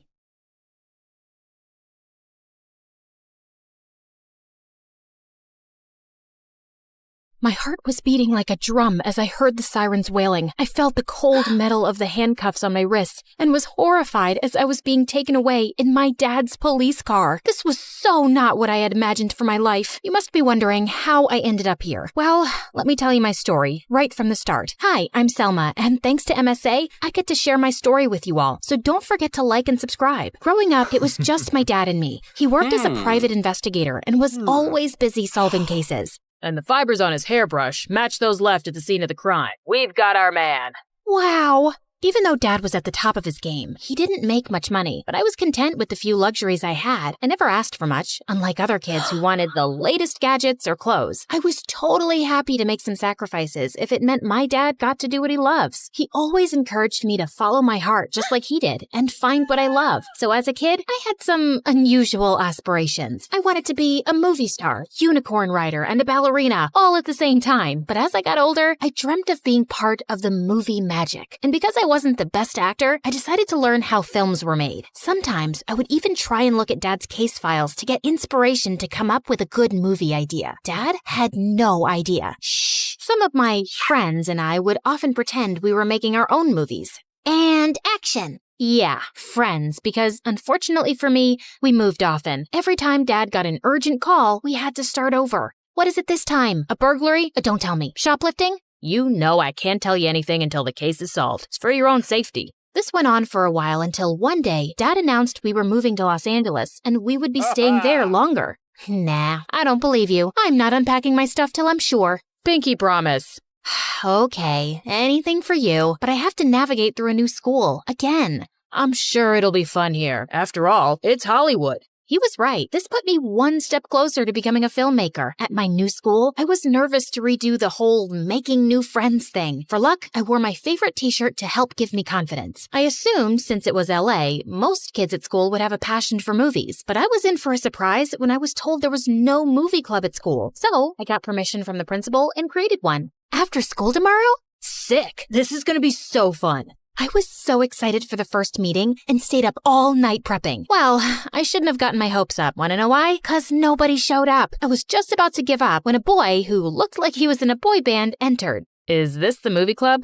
I guess I'm the star of the show today. Yeah, yes, please, come right in. Want to know why the Scarecrow got an Oscar? Excuse me? What? Because he was outstanding in his field. Duh. Why did I laugh? That was silly. Don't worry. People here don't know how awesome movie clubs are. And Lord of the Rings, that's one of my all-time faves. No way, mine too. The guy was pretty fun, and we bonded over our shared love of movies. Peter told me that his dream was to become an actor, so we met up every day after school, except when he had swim team practice on the weekends. One time, he took me to his place, and I was shocked. He lived in the most modern house with the most amazing art pieces, and a wardrobe filled with costumes. Wow, this is all yours? Yeah, my parents are costume designers on movie sets, so they bring home all the best pieces. Plus, I love cosplay. Peter suggested we try on costumes, and I had so much fun.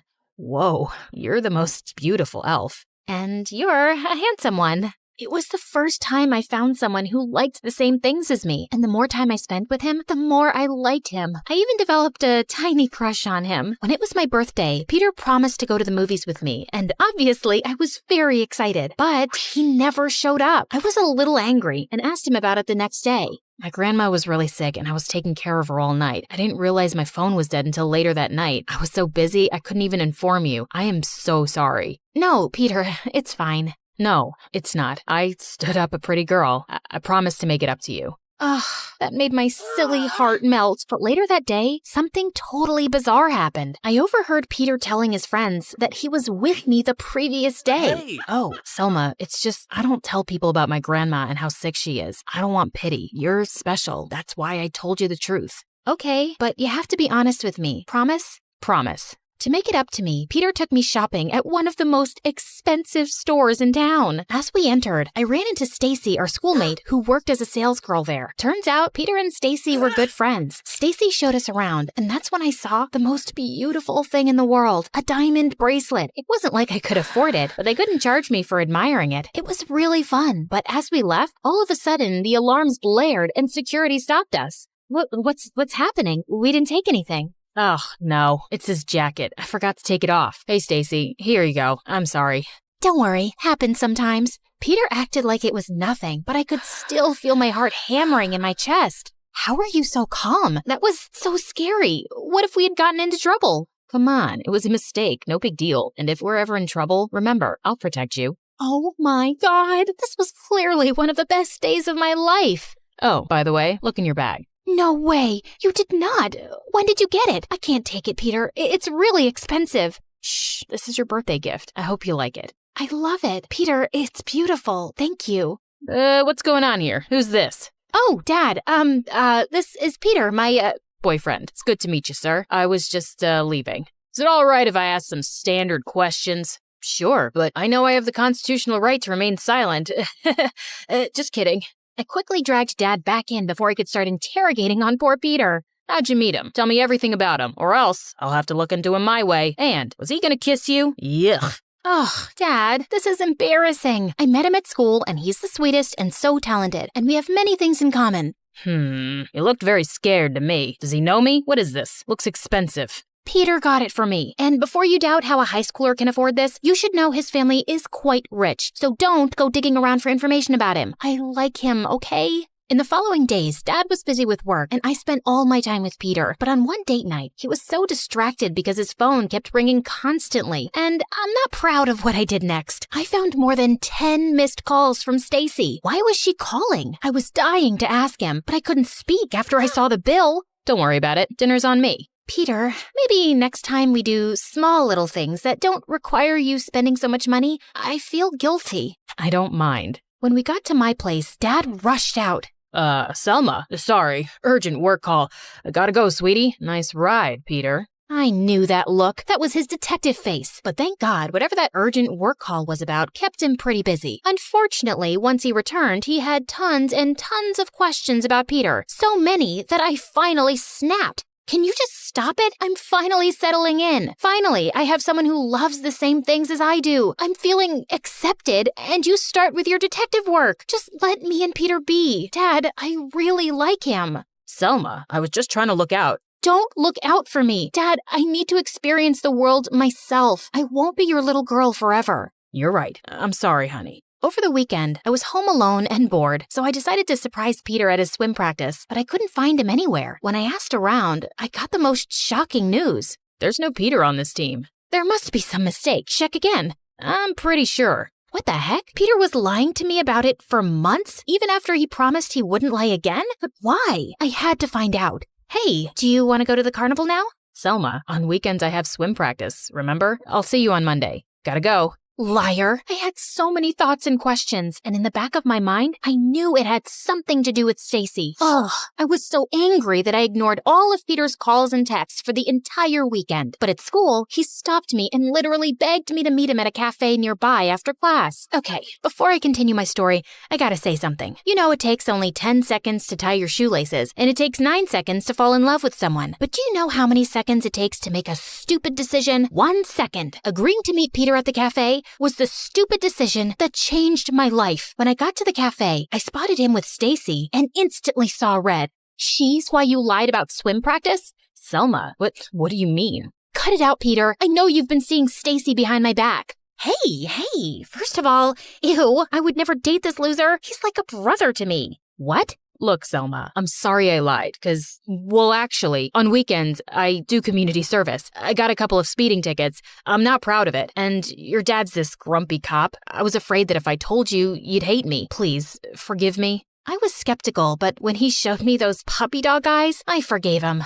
Fine, but this is your last chance. So why did you ask me to come here? Why is she here? Actually, I need Peter's help to get things from my boyfriend's place when the creep's not around. I wanted backup, so you can help too. You know, it'll be quicker. It's fine, I can help. And if your ex creates any trouble, I can ask my dad to help. He's a detective. That weekend, I met up with Stacy and Peter, and we went over to one of the biggest houses I'd ever seen, 2 times bigger than Peter's. I assumed Stacy knew the passcode for the house, but after a couple of tries, she broke in instead, and quite easily. I can't believe he changed it again. Okay, we have very little time before he gets back, so sweep the place, and if you find anything that doesn't look like it belongs to a man, grab it. I looked around and picked up all of our clothes and put it in the bag Peter gave me, and once I was done, I found Stacy and Peter grabbing all of the expensive art pieces. Is all of that really yours? Why are you taking it? It's mine. Trust me. Pick up those decoration pieces, Selma. Come on, chop chop. I could tell something was definitely fishy, so while Peter and Stacy weren't looking, I dialed 911. Peter, this isn't right. I know you guys are stealing. Bingo. Took you long enough, but hey, you're robbing the house too, just like us. How do you think I got you that? Yep, stolen. And you're wearing it. Now you're a part of the gang. Surprise! I felt my head spinning. I couldn't believe Peter would do this. I knew I had to come up with some way to get out of there. Dad, I am so sorry. As if Dad heard me, suddenly he barged in through the door with other cops behind him, like a hero. My hero. Apparently, he had a location tracker installed on my phone and knew where I was. I know, invasion of privacy, but thank God. I'm so glad you're safe. Oh, we've been looking for this one for weeks. Finally, you're busted. Your own daughter is with us. If we go down, she goes down too. And that's how I ended up in the back seat of my dad's car with my hands cuffed. But to Peter and Stacy's utter dismay, the moment I reached the station, I was set free. Because since I had dialed 911, the operator had heard everything Stacy had said. Still, how will you prove that we were part of the other robberies? It's not like anyone can recognize us. Wait a minute. Dad, were there any eyewitnesses to the burglaries? The witnesses said the culprits wore a disguise. Oh my God, I think I know where they're hiding the disguises. I told Dad about Peter's closet full of wigs and costumes, and even showed him the video footage of Peter's house and the vlog of him trying on the costumes. Look, Selma, please. Without these recordings, the cops got nothing on us. I'm sorry I lied to you so much, but I had no choice. At first, Stacy wanted me to get to know you, but then I started liking you so much. That's why I stole the bracelet. For you. Just for you. You know how much I like you. I even told my grandma about you. Huh? What grandma? Oh, please, lock him up, Dad. Peter and Stacy got what they deserved. Jail time. And I couldn't have done it without my daughter. Just a few months after my unbelievable experience, I made my very own movie, Dating a Criminal, all about my time with Peter. I even used the real footage, and that movie helped me get a full scholarship to my dream film school. Sometimes life throws us curveballs, and I was able to turn that into a life-changing opportunity. It's like a movie, only better.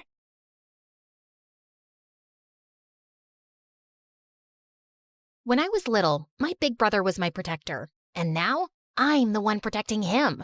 I just hope I don't get arrested. Oh yeah, and like and subscribe or you'll miss out on the mystery. I'm Zelda from Washington, D.C. My brother Ryan has always been there for me. When I was clumsy and dropped my ice cream, he got me a new one. When I fell, he picked me up. And when I watched a scary movie, he covered my eyes. And when he had to go somewhere and leave me alone, I want Ryan!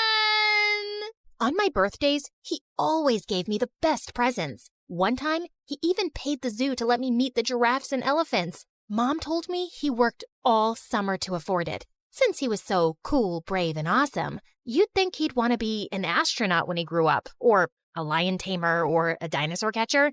It's a thing. Look it up. But no, because our mom had to support us both by herself ever since he was little, his dream was to buy her a house one day and be rich enough that she wouldn't have to work anymore. That and take me on a grand adventure, which was my dream. Yeah, my brother's better than yours. Deal with it. Ryan got a super cool Mustang. He would always pick me up after school, and of course, all the girls swooned and every single one of the boys was jealous of him. I was the most popular girl in school without even trying. What kind of music does he like? Does he have a girlfriend? How can he afford such a cool car? Is he rich? Take it easy, girls. I'll tell you everything you want to know. My brother works for NASA. He's an engineer. He's saving up to buy my mom a house. No girlfriend. If he had one, I would be the first to know. And as for music, he and I listen to the same kind. Synth. The girls are always asking questions about you. They're all in love. What do you tell them? Just the usual. It's not like you're a mystery or anything. They don't need to know my business. Next time anyone asks, tell them you don't know. What? Why? Look, NASA is secretive. I can't tell everyone about what I do there. The government doesn't want anyone to know. I wish I could tell you more, but I can't. Actually, we really can't talk about it at all. I've already told you too much. Just be cool about it, okay? What? No. I want to know everything. Tell me immediately. Maybe someday I'll be able to explain, but for now, keep everything I said between us. Ryan, that's not fair. Life's not fair. Here we are. Go on. I have to go back to work. I'll see you on your birthday. My birthday's next week. I have school tomorrow. You have to pick me up. Oh, right. Ryan, I'm worried. You're acting weird. Don't worry, little Z. I can handle myself. He dropped me off and drove away like he always did. Except this time, something felt different. Government jobs are very hush-hush. I'm sure he's perfectly safe. Please, respect his wishes and just leave him alone, okay, honey? He forgot my birthday. He never forgets my birthday. He's been a little distracted lately, just a little stressed. But he's okay, I promise. But I knew Ryan more than anyone, and he seemed worried. The next day, I waited outside our house for him to pick me up like he always did, but this time, he didn't show up. OMG, what happened? You're soaked. Didn't your brother pick you up? No, and he didn't call either. Something's wrong. I texted him all day, but there was no response. After school, with all the girls waiting to see him like they always did, I stood at the curb, looking right, left, waiting, calling, and yeah, you guessed it, he didn't show up. My brother, who had been there for me since the day I was born, was now missing. Mom, I can't find Ryan anywhere. He won't answer his phone, and he didn't pick me up today. Oh, honey, I'm sorry, I forgot to tell you. He texted last night and said his phone's dying. He'll be getting a new one soon, but he won't be able to reach us for a few days. Why didn't he tell me? He was acting strange yesterday in the car. Something is going on with him. What if they heard us? Who? The government. What if they listened to our conversation? And now, honey, you're just so used to him being around, and now you're extra worried. This is probably the longest he's been away from you since he graduated college, isn't it? Well, yeah, but it's strange that he didn't text me when he texted you. And why didn't he pick me up? Maybe he had car trouble and couldn't call you. Don't worry. Your brother can take care of himself. He always has. Why wasn't Mom more worried? Everything felt wrong. Was I just being paranoid? She left in a hurry to go to work, and I was alone with my thoughts. Everything Mom said was true. But then again, he really was acting weird yesterday. And just because Mom got a text from his phone doesn't mean it was really him. I had to be sure. I rushed to the bus stop and went to the only place I knew I could get some answers, NASA. I would say he was an engineer, just like he told us, so they wouldn't suspect I knew anything more, which I guess I didn't really. I couldn't believe the giant space shuttle and huge NASA logo out front. This place was intense.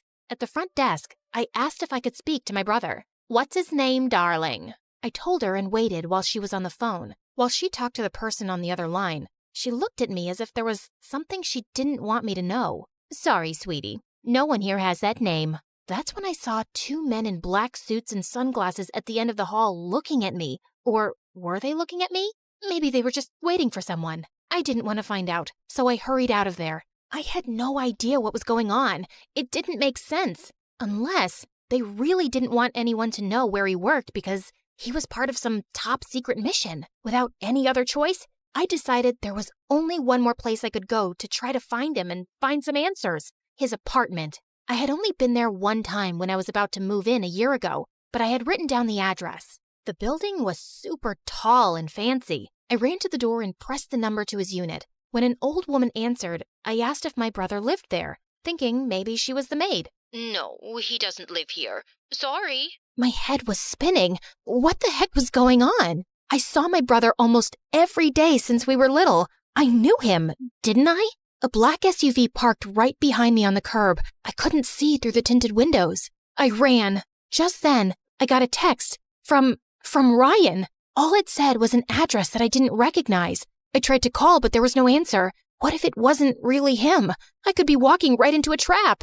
I got on the bus and headed that way. I couldn't go to the police yet. I had nothing to report. But what if I was going into a trap? But he was my brother, my protector. I had to try. Whatever it was I was heading into, I had to be brave. The sun went down. The street of the address was dark and dirty. My mom would never let me come here alone. Then I found it, a broken down old motel. I climbed the steps and knocked on the door, my hands shaking. It opened, and I saw a beautiful young woman standing in front of me. "Zelda, who are you?" "I'm May, your brother's girlfriend. Come in." I walked into the small room and saw Ryan sitting there, his head down like he was crying. I ran and hugged him.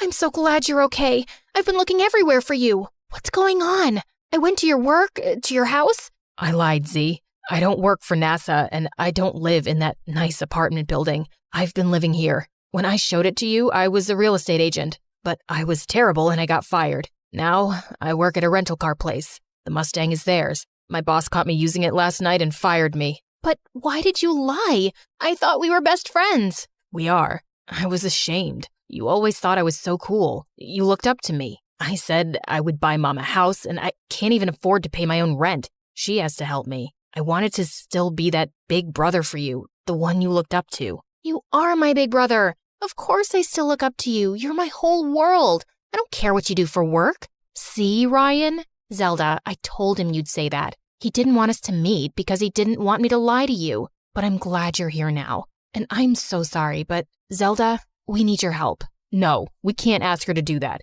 She could get caught. She could go to jail. That's when they told me what Ryan had done. I was in total shock. My brother was so angry at his boss when he was fired that before he left, he snuck into the office and stole money from the safe. You did what? I know, it was stupid. It was a mistake. The security guard is there now. He knows me. When they open tomorrow, they'll see the money's gone and your brother will be on the video. We only have until 7 a.m. before I go to jail and my life is ruined. My heart was pounding, my hands sweating. I couldn't believe this was happening. I know he said he was angry, but this? I don't understand. That's not you. Why did you do it? I wanted to pay back Mom for all the money she let me borrow. I'll go. I'll put it back. No. Zelda, if the security guard ever sees him, he'll be caught. If he sees you, he won't know who you are. You can run. But this is my mistake. I'll face the consequences myself. I wouldn't help you steal money, but we're not stealing it. We're putting it back. So I'll help you because you've always helped me. Yes, I knew it was dangerous. I knew I could get into serious trouble, but all he wanted to do now was make things right. He drew a map of the office and explained to me exactly how to get in and out. The problem, of course, was the guard, and the fact that he had been caught on tape, which meant I would have to delete it. I had no idea how, but he wrote it all down along with the combination to the safe on a piece of paper. Why not just send it to my phone? You can't take your phone. If they suspect you, they could use it to see that you were here. I'll call Mom and tell her you're sleeping here. So my mom knew he'd been lying? That's why she wasn't worried. Here, the money is in this purse. Just pretend it's yours and take my hoodie to cover your head. I left the apartment, following the directions he gave until finally I was outside the office. The guard was outside the gate. There was no way around him. My first thought was to cause a distraction, but there was nothing anywhere. So I just walked right up to him. Sir, please, can you help me? What are you doing out here at night, miss? I forgot my phone in the car I rented. Everything I have is in there. Can it wait till tomorrow? I'm not supposed to let anyone... I can't. He took pity on me and let me in. He asked which car, and I pointed to a random one, getting ready to cry again when he didn't find it. And that's exactly what happened. Can I use the bathroom? In the stall, I checked the paper Ryan gave me. I had to climb into the vent to get to the office. I knew the guard would get suspicious, but there was nothing else I could do. I just had to hope he was too uncomfortable to go into the women's room. Before I put the money back, I wanted to make sure the video of my brother was deleted, so I went to the computer. There was a password, but Ryan had written it down on the... Where was it? I checked all my pockets and even the purse. It was gone. The door flew open, and the security guard aimed his flashlight at me. Come with me, young miss. I failed. There was nothing I could do now. He led me out, and at the gate, I saw the black SUV, and from inside, a man in a dark suit and sunglasses was waiting for me. What was happening? When I got close, the man smiled and took his sunglasses off. It was Ryan? Happy birthday, little Z. How'd you like your adventure? But my birthday is next week. I know. Then it wouldn't be a surprise, would it? I'm pretty sure this would still be a surprise. Ryan told me he did work at NASA, and he owned the car rental place because 6 months ago, he invented something for the government, and now he was a billionaire. What about May? She's my friend from work. If I was dating someone, you'd be the first to know. Why? Do you think she likes me? But your apartment. I moved out 2 months ago because I bought a house. Wow, you got your own house? No, that one's yours and Mom's. Mine is that one. Mom came out from inside, smiling and waving. Thanks for trying to save me, little sis. My protector. I was happy. He really was the best brother ever. Except for one thing. You made me walk to school in the rain. Come on, Serena. Give me sexy, give me fierce. Glare at the camera. Burn us with your hotness. Yes, queen, yes. I love it. Just then, my boyfriend Malcolm texted me saying he was outside. I was tired of posing like a stupid duck anyway. Looking around, I accidentally tripped over some electrical cords, and the shoot was over for the day. I catwalked my way outside, where Malcolm was leaning against his 169th sports car. Testing out this beauty today. You ready for a wild ride? I was born ready, baby. Wait. Let me start from the beginning. Hi, my name is Serena, and this is how dating the mayor's son became my worst nightmare. Before I continue, please like and subscribe. Growing up, people often said I looked like a delicate princess with a monkey's personality. I was a restless kid who was always jumping and climbing high places. And as a teenager, I got into parkour. One day, there was a parkour competition in my neighborhood, and I felt a rush of adrenaline as I bounded up the side of a wall, leapt onto a tree branch, and then jumped onto a railing. People were filming my moves. Just then, I spotted this guy in the crowd who clearly wasn't from around here, and he was watching me. As I landed a tricky flip, I glanced over, and his smile made my heart race. Wow, that was impressive. I've never seen a girl do things like that before. Oh, I'm sure the girls you know can only walk down a runway. That's true, which is why I'm so intrigued by you. My dad owns a sportswear company, among other businesses, and you'd be a great face for it. Your face is great. Are you making me a modeling offer? It turns out he was, and an offer I I couldn't refuse. The money could help my family so much. And before I knew it, my whole life flipped upside down. Malcolm was the mayor's son. And after he launched my modeling career, so many brands wanted to work with me. I was grateful for the opportunities, but in a matter of months, I'd turned into someone I barely recognized. And Malcolm eventually became my boyfriend. He was obsessed with sports cars and racing, and I was soon attending his competitions and getting to know his friends and family. People always told us how good we looked together. But even after 2 years, I felt a little out of place in Malcolm's world, and I never got used to the bodyguards around. The last one, Felix, wasn't much older than us, but I'd never met someone unfriendlier. I tried all kinds of smiles, got him coffee, even brought him mom's pie once, but not a muscle twitched in that poker face. Psst, Felix, my zip is open. Can you help me? It's not my job to help you dress, ma'am. You can't pull up my zipper? You want me to go out like this in front of all these people? I don't see how that's my concern, ma'am. Such a jerk. I had no choice but to go like that when suddenly Felix pulled me back and zipped me up, then literally pushed me away. Weirdo. A few days later, I was having a date with Malcolm and Felix, and Malcolm seemed preoccupied. Is everything okay, babe? Yeah, fine. Just business stuff. Nothing to worry your pretty little head about. Wait, you ordered a beef burger with extra fries? Yeah? Waiter, please take this away and bring a salad. But I don't want a salad. I used a bunch of contacts to get you that Prada contract. You need to watch your waistline before the shoot. Listen, there is something I want to talk to you about. I'm moving to Europe next month to compete in tournaments there, and I want you to come with me. What? But my life's here, and my family, plus I'm starting college soon. You don't need stupid college. Your beauty alone can make you richer. Just focus on that. And, well, me. I'm your ticket to success, babe. Together, we can do great things. But just then, his phone started ringing and he took it outside. I could see him shouting at someone, and then suddenly, he just left with Felix. Since then, Malcolm got busier and grumpier, and I gave him his space, but I wished he would just share things with me. Then one day at home, I was shocked to find out that Malcolm had a terrible accident. I called his parents in a panic, but they weren't answering their phones. Finally, I got through to Felix. Is Malcolm okay? Where is he? Sorry, but I'm not at liberty to tell you anything, ma'am. Are you kidding me? My boyfriend had an accident and you can't tell me anything about it? Can you for once be a human and just help me, please? Fine, I'll pick you up. He refused to answer my questions as he drove me to a hospital at the other end of town. When I entered the room, my heart sank seeing someone in a coma who wasn't Malcolm. Why are you messing with me right now? That's not him. Look closer. That's when I realized that he kinda looked like Malcolm. If Malcolm had red hair, a huge mole on his cheek, and a beard, this can't be him. This is a body double, right? It's him, and his appearance has been changed for safety reasons. We're not sure if the accident was really an accident. That's all I can say. Now let's go. He called an Uber and sent me off, and I could barely process everything. My boyfriend was in a coma? That dude on the bed was my boyfriend? And what safety reasons? The next day when I went to the hospital, Malcolm wasn't there and apparently never had been. What are you saying? He was here yesterday. Room 209? The last room in this hospital is 208. Can you please leave now? As I walked out dazed, I checked my phone and came across the mayor releasing a statement that Malcolm had only suffered minor injuries and was recovering nicely. Minor?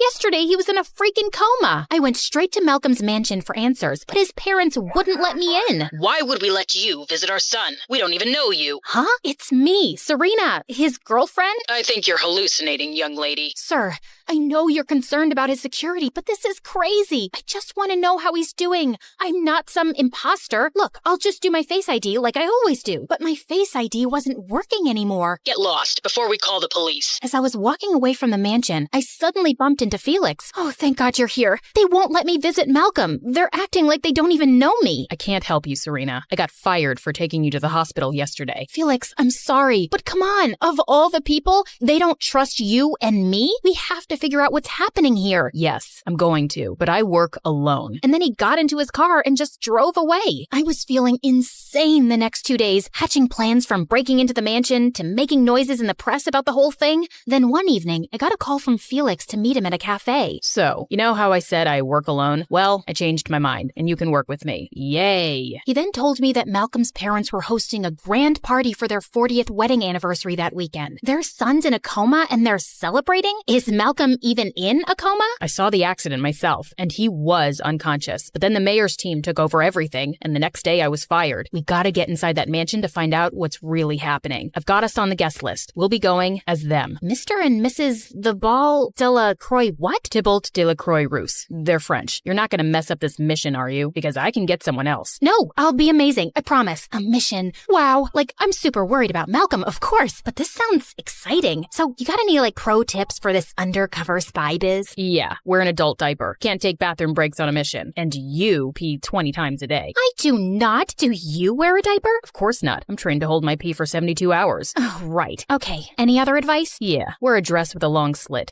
You mean like those Bond movies where there's always a bimbo girl wearing a dress with a long slit so she can distract the bad guy with her legs? I'm the bimbo. The slit makes it easier to kick the bad guys and run, genius. That's what I meant anyway. Oh, gotcha. On the night of the party, we could have fooled the French couple themselves with our disguises. Felix and I were wearing earpieces to communicate with each other, and soon after we walked in, we heard Malcolm's parents talking loudly with some guests. Oh, Malcolm's doing great. He couldn't be here tonight because he's left for Brazil to train for his next race. Barely got a scratch on him in the accident, the lucky devil, and he's already back at it. Such liars! Felix signaled that he was slipping away to explore the mansion, and just then a couple approached me. You are so chic. French, I'm guessing? Si. It's we. Oui. Sorry, I mix up sometimes. My parents are half French, half Jamaican. Oh, could you please say something in French? I so adore the language. Excuse yourself. Walk away. Okay. Oui.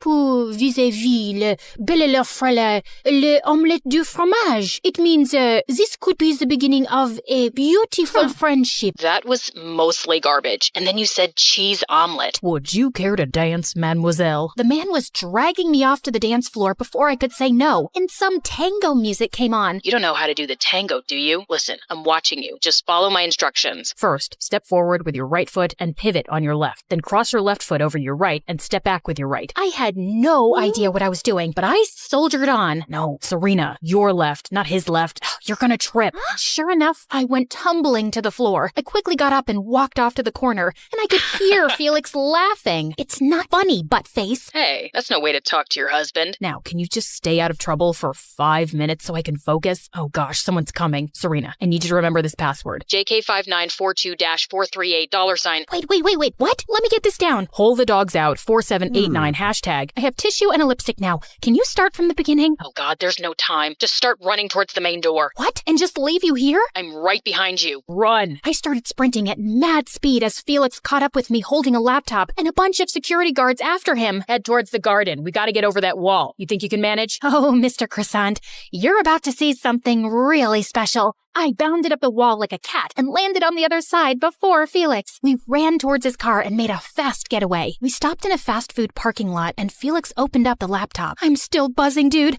I haven't felt so alive in ages. I have to admit, that wall climbing was amazing. I've seen some of your parkour videos, but watching you in person, well, I'm impressed. You've seen my videos? I haven't posted anything in like 2 years. I do a background check on my clients, so yeah, they came up. Okay, I logged into their security system, and see this? It's a view of every room in the mansion, and Malcolm isn't there. They've moved him someplace else. What do we do now? We'll figure something out. For now, you deserve a good meal after your first mission, and you can eat in peace without Malcolm around. Excuse me? You know, he's always telling you what to eat. No, he's not telling me anything. He's just looking out for me. I mean, I am a model, and I owe my career to Malcolm. Okay, so he also wasn't telling you that you have to move to Europe and that you don't need college? Just because you get to eavesdrop on our conversations doesn't mean you get to judge us. I'm just saying, Malcolm's a bit of a jerk with you. You don't owe him anything. It's a relationship, not a business transaction. I don't have to sit around and listen to this. You know nothing. I stormed off and hailed a cab. Before he acted like I didn't exist, and now he suddenly had all these opinions about my life? I'd cooled off a bit by morning, and I really wanted to know what Felix was planning next. Luckily, he texted me soon. I think I know where he is. If you want to join me, be at the airport by 7 p.m. Well, that wasn't an apology exactly, but it would do. I told my parents I had a shoot in another city for a few days. Almost thought you wouldn't make it. Also, Serena. It's okay. I accept your apology. Apology? I haven't even thought about apologizing. I was just saying, why do you have 2 large suitcases? I had to pack summer and winter clothes because I didn't know where we were going. Thanks to your cryptic message. Can't you use your words better? Can't you use your words less or not at all? Ugh, I wasn't going to talk to this jerk on the flight, even though I wanted to know why he thought Malcolm was in London. But as the plane was taking off, Felix noticed how hard I was clutching the armrest. Miss Parkour's afraid of flying? Yeah, there's nothing to jump at 40,000 feet. God,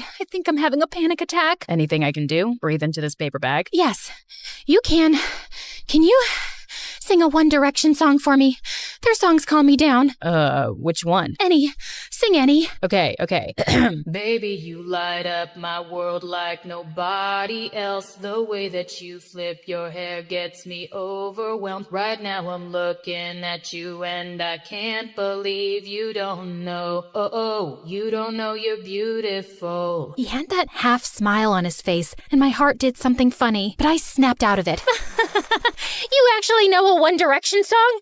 Dude, you're so lame. What? But you just said... Yeah, I lied. I'm not having a panic attack, and I certainly don't listen to One Direction like a 13-year-old girl. Now, should I paint your nails while you tell me your hopes and dreams? Felix refused to talk to me after that, and I couldn't stop grinning. Serena 1, Felix 0. After we'd checked into our hotel, Felix told me that he'd intercepted some phone calls the mayor had made to London. It's just a strong hunch, but Malcolm's parents own a mansion in the countryside, and I think he's there. We'll try sneaking in late at night. Okay, so what are we doing during the day? We could see London. We did, and I found myself having more fun than I'd had in ages. Even Felix seemed relaxed and different here, and, well, cuter. So, there's something that's been bothering me a bit. I'm looking for Malcolm because he's my boyfriend, but why are you looking for him? You're not even his bodyguard anymore. Well, there's something weird going on here, and I just want to get to the bottom of it. Is that all? Actually, there is something. Just then, an old lady started begging Felix to buy flowers, and the minute he turned to her, a woman in black grabbed me. I've got the girl. I need reinforcements. Now. Felix immediately sprung into action and attacked her. He sent her flying into a bush and then grabbed my hand as we ran with more people chasing us. We came out onto a street where a huge parade was happening. The place was jam-packed. We pushed through the crowd, jumped over cars, and managed to make our way through narrow alleys till we were sure we'd shaken those people off. Who were those guys?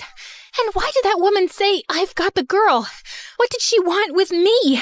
Malcolm is involved with some dangerous people, Serena. Maybe they're looking for him too and thought you could lead them to him. Can you please tell me more? I'll tell you everything after we find Malcolm. I promise. We didn't go back to our hotel in case it was being watched and headed straight to the mansion. We hid out till it was dark, and Felix scouted the area and reported there were only 2 guards at the main gate. We jumped over the back wall and made our way to the house, and Felix picked a lock of the kitchen door in minutes. This was almost too easy. But the second Felix pulled the door open, I saw something coming his way, and I threw him onto the floor. Did you just save me from being impaled by an arrow? I think I just did.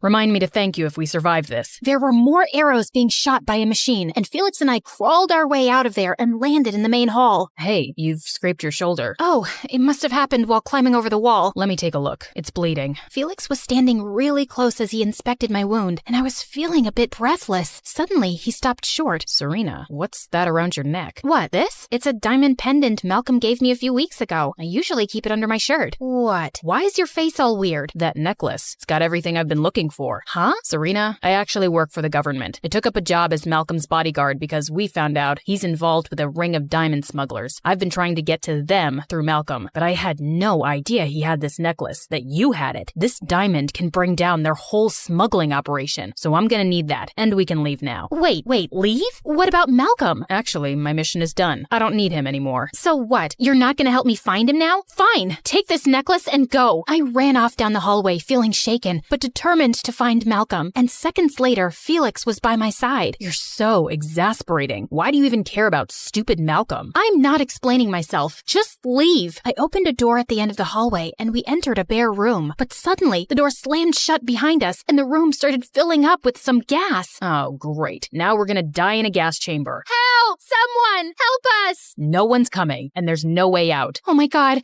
do you feel your skin melting? Not yet, but I'd give it about 3 minutes till we stop feeling everything. I'm so sorry for landing you here, Felix. And I'm sorry I can't get you out, Serena. Really. So, this is it? Any last wishes? Yeah, just one. Suddenly, Felix pulled me close and kissed me hard. Just then, the door opened, and Malcolm was standing there with armed guards behind him. Malcolm!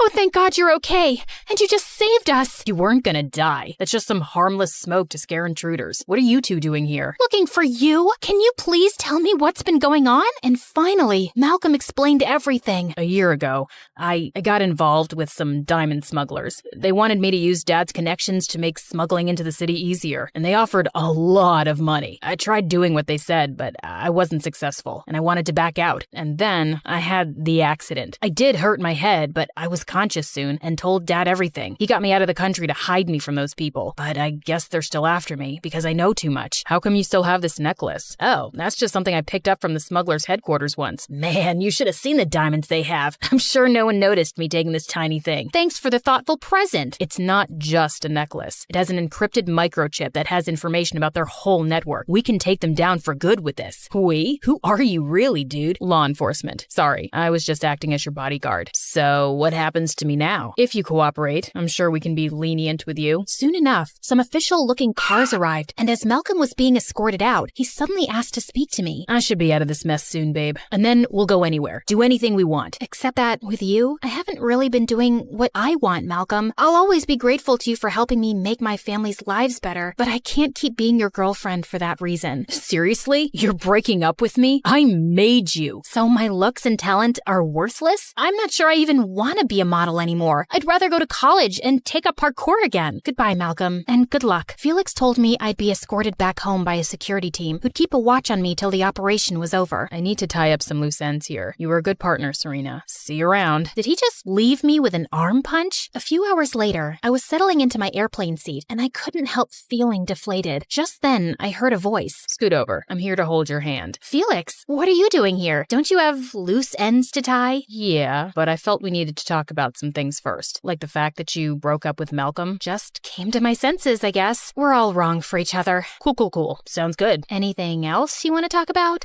Like that passionate kiss in the gas room? What about it? People do crazy things when they think they're about to die. Well, that's good to know. Also, when they're in love. What? I've liked you since ages, Serena. I hated seeing you with Malcolm, but there wasn't much I could do about it. So, what do you think? Am I right for you? Too soon to tell. Take me out on a proper date and we'll see. What do you think I'm doing here? We're up in the clouds. We've got food. This is a date. Airplane food doesn't feel like a date. It's a date. Doesn't feel like one to me. Let's see what we can do to change that.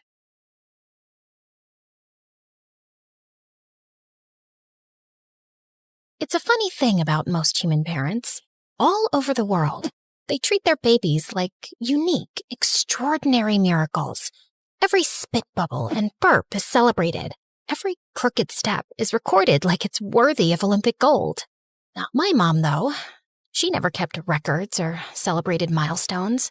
My dad had left before I was born, so she was too busy keeping a roof over our heads to even notice me much. Also, by the time I turned 4 and still hadn't said a word, I think she'd quietly accepted that her kid might grow up to be deeply ordinary, which is why she probably never took me to a doctor. While she worked as a maid at rich people's houses, she left me all day with our neighbor, Mrs. Sharma. That son of an owl stole all my jewelry and invested it in a food truck that sells boiled peanuts. Who even eats wet nuts? He's an idiot wrapped in a moron. At least your son leaves the house. Mine's in his room making dance videos all day. Still sounds better than selling soggy nuts. Ugh, that dumb son of an owl. You're not an owl. I saw your dead husband's photo. He's not an owl either. Therefore, it makes no sense to call your child the son of an owl. Did she just speak? Did she just say therefore? Also, owls are not dumb. They're highly intelligent creatures who have clever hiding places for food. They can also remember different hunting routes, even after seasons change. Sarah? How do you know all that? It's in that book. I read it while Mrs. Sharma was watching that soap opera with that woman who keeps coming back from the dead. I think I know why her son is stupid. That was the first time I saw Mom smile. It didn't happen again for a very long time. From that day on, it felt like every buried hope and ambition Mom ever had got pinned on me. She said I was special, and apparently that meant one thing: studying. Constantly, aggressively, and without praise. If I got A+ grades, it was nothing impressive, because she said everyone else in my class had one brain cell. School picnics and field trips, a complete waste of time. And while other kids chilled out on Sundays, I was attending the public library like it was church. Don't even get me started on my birthday, which, lucky me, fell on Halloween. Like the time I turned 8, I was trying to look happy about the advanced algebra book set Mom had gifted me when the bell rang and Mom opened the door. Trick or treat! Why would you want to be tricked or treated? If someone tricks you, you're an idiot. If someone treats you with sugar, you're still an idiot, just fatter and with cavities. And what are you even supposed to be? A zombie. I eat human brains. Looks like someone ate your brain. Lady, do you have candy for us or not? No, but I have something better.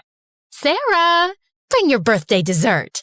I died inside as I carried my ugly chia seed flan to the door. Yeah, I never got cake. I'll cut you a slice. It's full of omega-3s. Ew, is it supposed to move like that? I think it just blinked at me. She pushed the plate away, and it splattered on the floor.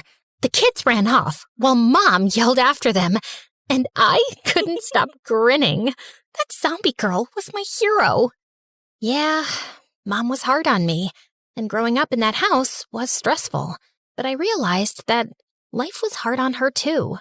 Like once when I was 10, I stopped by one of the houses she worked at, just in time to walk into a meltdown. You left the cupboard open again, and my dog knocked over the wedding china trying to reach his treats. This is why I never trust the help around expensive things. I'm really sorry.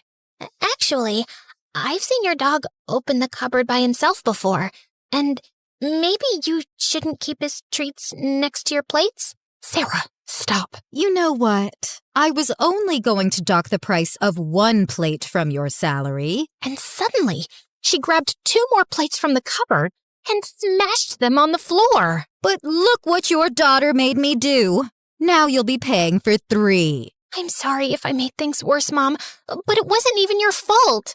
How can you let someone talk to you that way?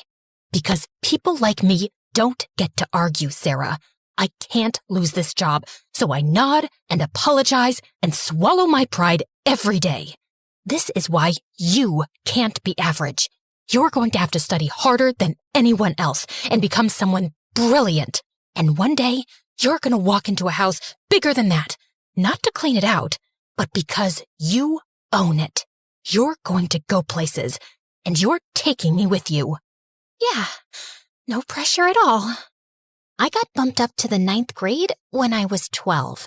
Some kids looked at me curiously, others snickered and asked me if I needed a high chair, but mostly they ignored me.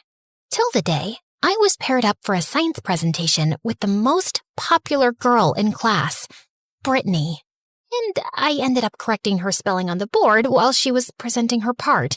Honestly, I thought I was being helpful, but apparently I ended up crushing her fragile ego. After that day, she and her minions started playing their favorite game with me, called Oops, I'm Sorry. They accidentally bumped into me in the hallways.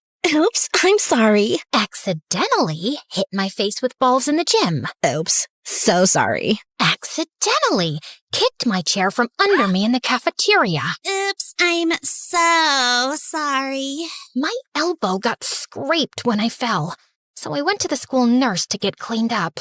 I've seen you around, and I actually feel sorry for you, honey. Kids like you just don't have a normal life, honey. I know a few who got bumped up a couple of grades, and they all ended up with mental illnesses. Turn a little this way, honey. Just then, Brittany burst into the room with some white stuff all over her hair. Nurse, save me! Save my gorgeous hair! A freak put gum in it! And then she appeared.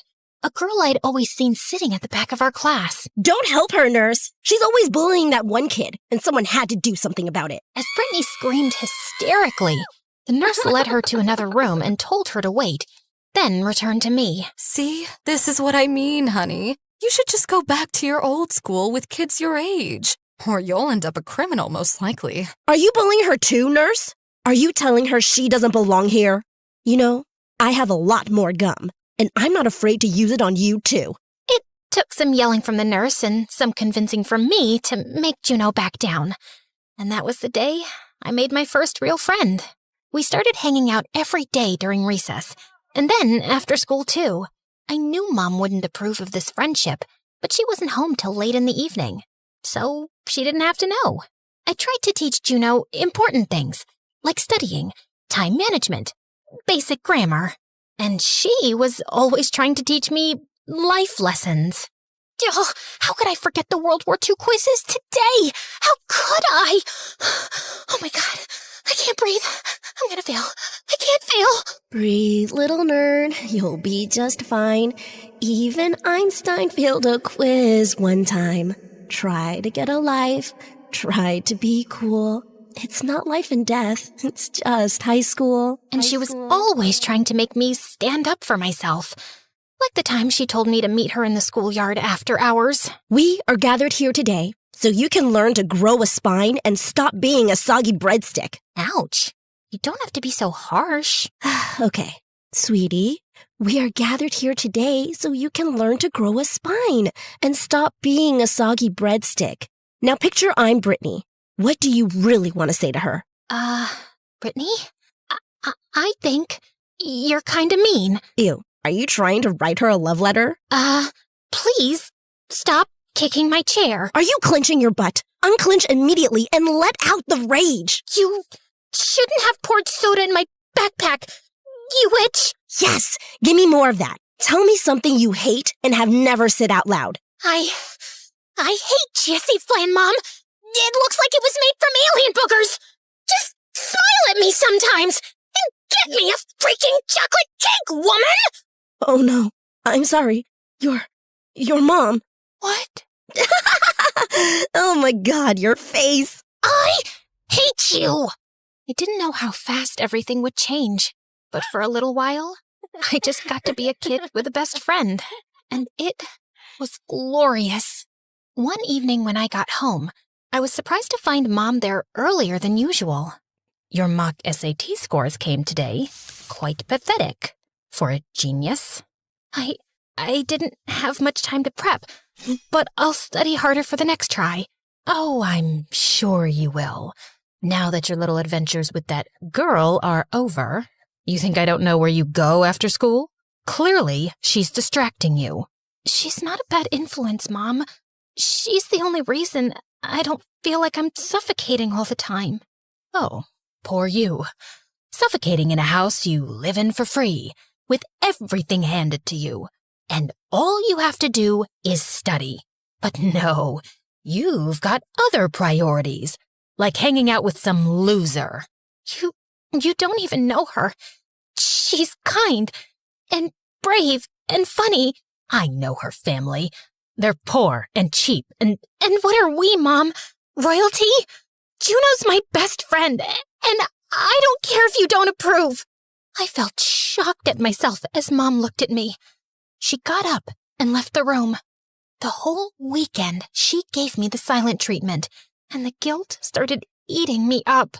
Maybe I had been slacking lately. She worked without a break so I could focus on studying. I couldn't screw up. Hey, baby genius. Why have you been ignoring my texts all weekend? We have to try this new ice cream place after school. I can't.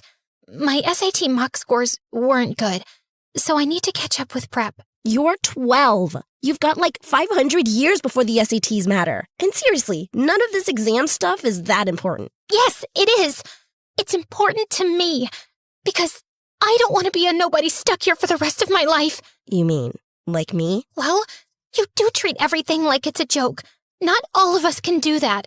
Some of us have real goals, and people counting on us. Right. And some of us are just clowns with no future and zero expectations. Got it. Good luck catching up then. She avoided me for days after that, and I told myself I needed less distractions right now. And then one day, she didn't show up. Class, I have some difficult news. Juno was in an accident yesterday. She's in the hospital and is still unconscious. I'll share visiting details after the lesson. If she's brain dead, how would we tell the difference? I felt like I couldn't breathe. I ran out of the classroom, out of the school, tears blurring my vision. Juno had to be okay. She just had to be. So I could tell her I was so sorry. I stayed by her side for days. I couldn't focus on school or mock exams. I couldn't even really care about what Mom thought. She wasn't stopping me from visiting Juno at the hospital, but she didn't sit by me either. A few days later, I was getting a candy bar from the hospital vending machine when I spotted Mrs. Sharma and Mom talking down the hallway. How's Juno doing now? Still the same. And Sarah hasn't gone to school in 2 weeks. It's not like Juno is missing much either way, but my child is. And who knows how long that girl will be a vegetable anyway. Just then, Juno's mother appeared around the corner, looking furious. If this is how you talk about my daughter, I don't want you here. And take your precious child with you. Our family's going through a lot already. We don't need you to make it worse. No, wait, I'm so sorry. But her mom just walked into Juno's room, slamming the door shut in my face. Mom reached for my arm, but I jerked it away and ran off in tears. And that was the last time I saw Juno. I found out a few days later that her family moved her to a facility in another town for better treatment, but no one told me where exactly or how to get in touch. Something broke between me and Mom after that. Not that she was ever great at emotions, but when I needed her the most, she offered me no comfort or apology. She gave me nothing. And because of her, I treated the one person who cared like she didn't matter. And I never even got to say goodbye. After that, I turned exactly into what Mom wanted. An overachieving, emotionless machine. I studied through birthdays, holidays, and mental breakdowns. I skipped meals, skipped grades, and skipped childhood entirely. By 15, I had a high school diploma and a full-ride scholarship to a great university in the city. So, Mom and I packed our bags and left. Then in my second semester, I pitched the idea of a fashion app for a class project. So, you upload photos of your clothes, and Stash Tag scans, tags, and sorts everything. Then it builds outfit combinations, finds discounts on matching items, and even connects you to a resale platform for stuff you don't use anymore. Basically, it's your closet, but smarter. My professor loved it and said he knew people who'd be very interested. Before I knew it, I was pitching the idea to real investors. And then, Stash Tag blew up overnight. TikTok lost its mind. Fashion bloggers and stylists were calling it revolutionary. And just like that, I became a millionaire before I was legally allowed to drive. We had everything Mom ever dreamed of. A house bigger than any she'd cleaned.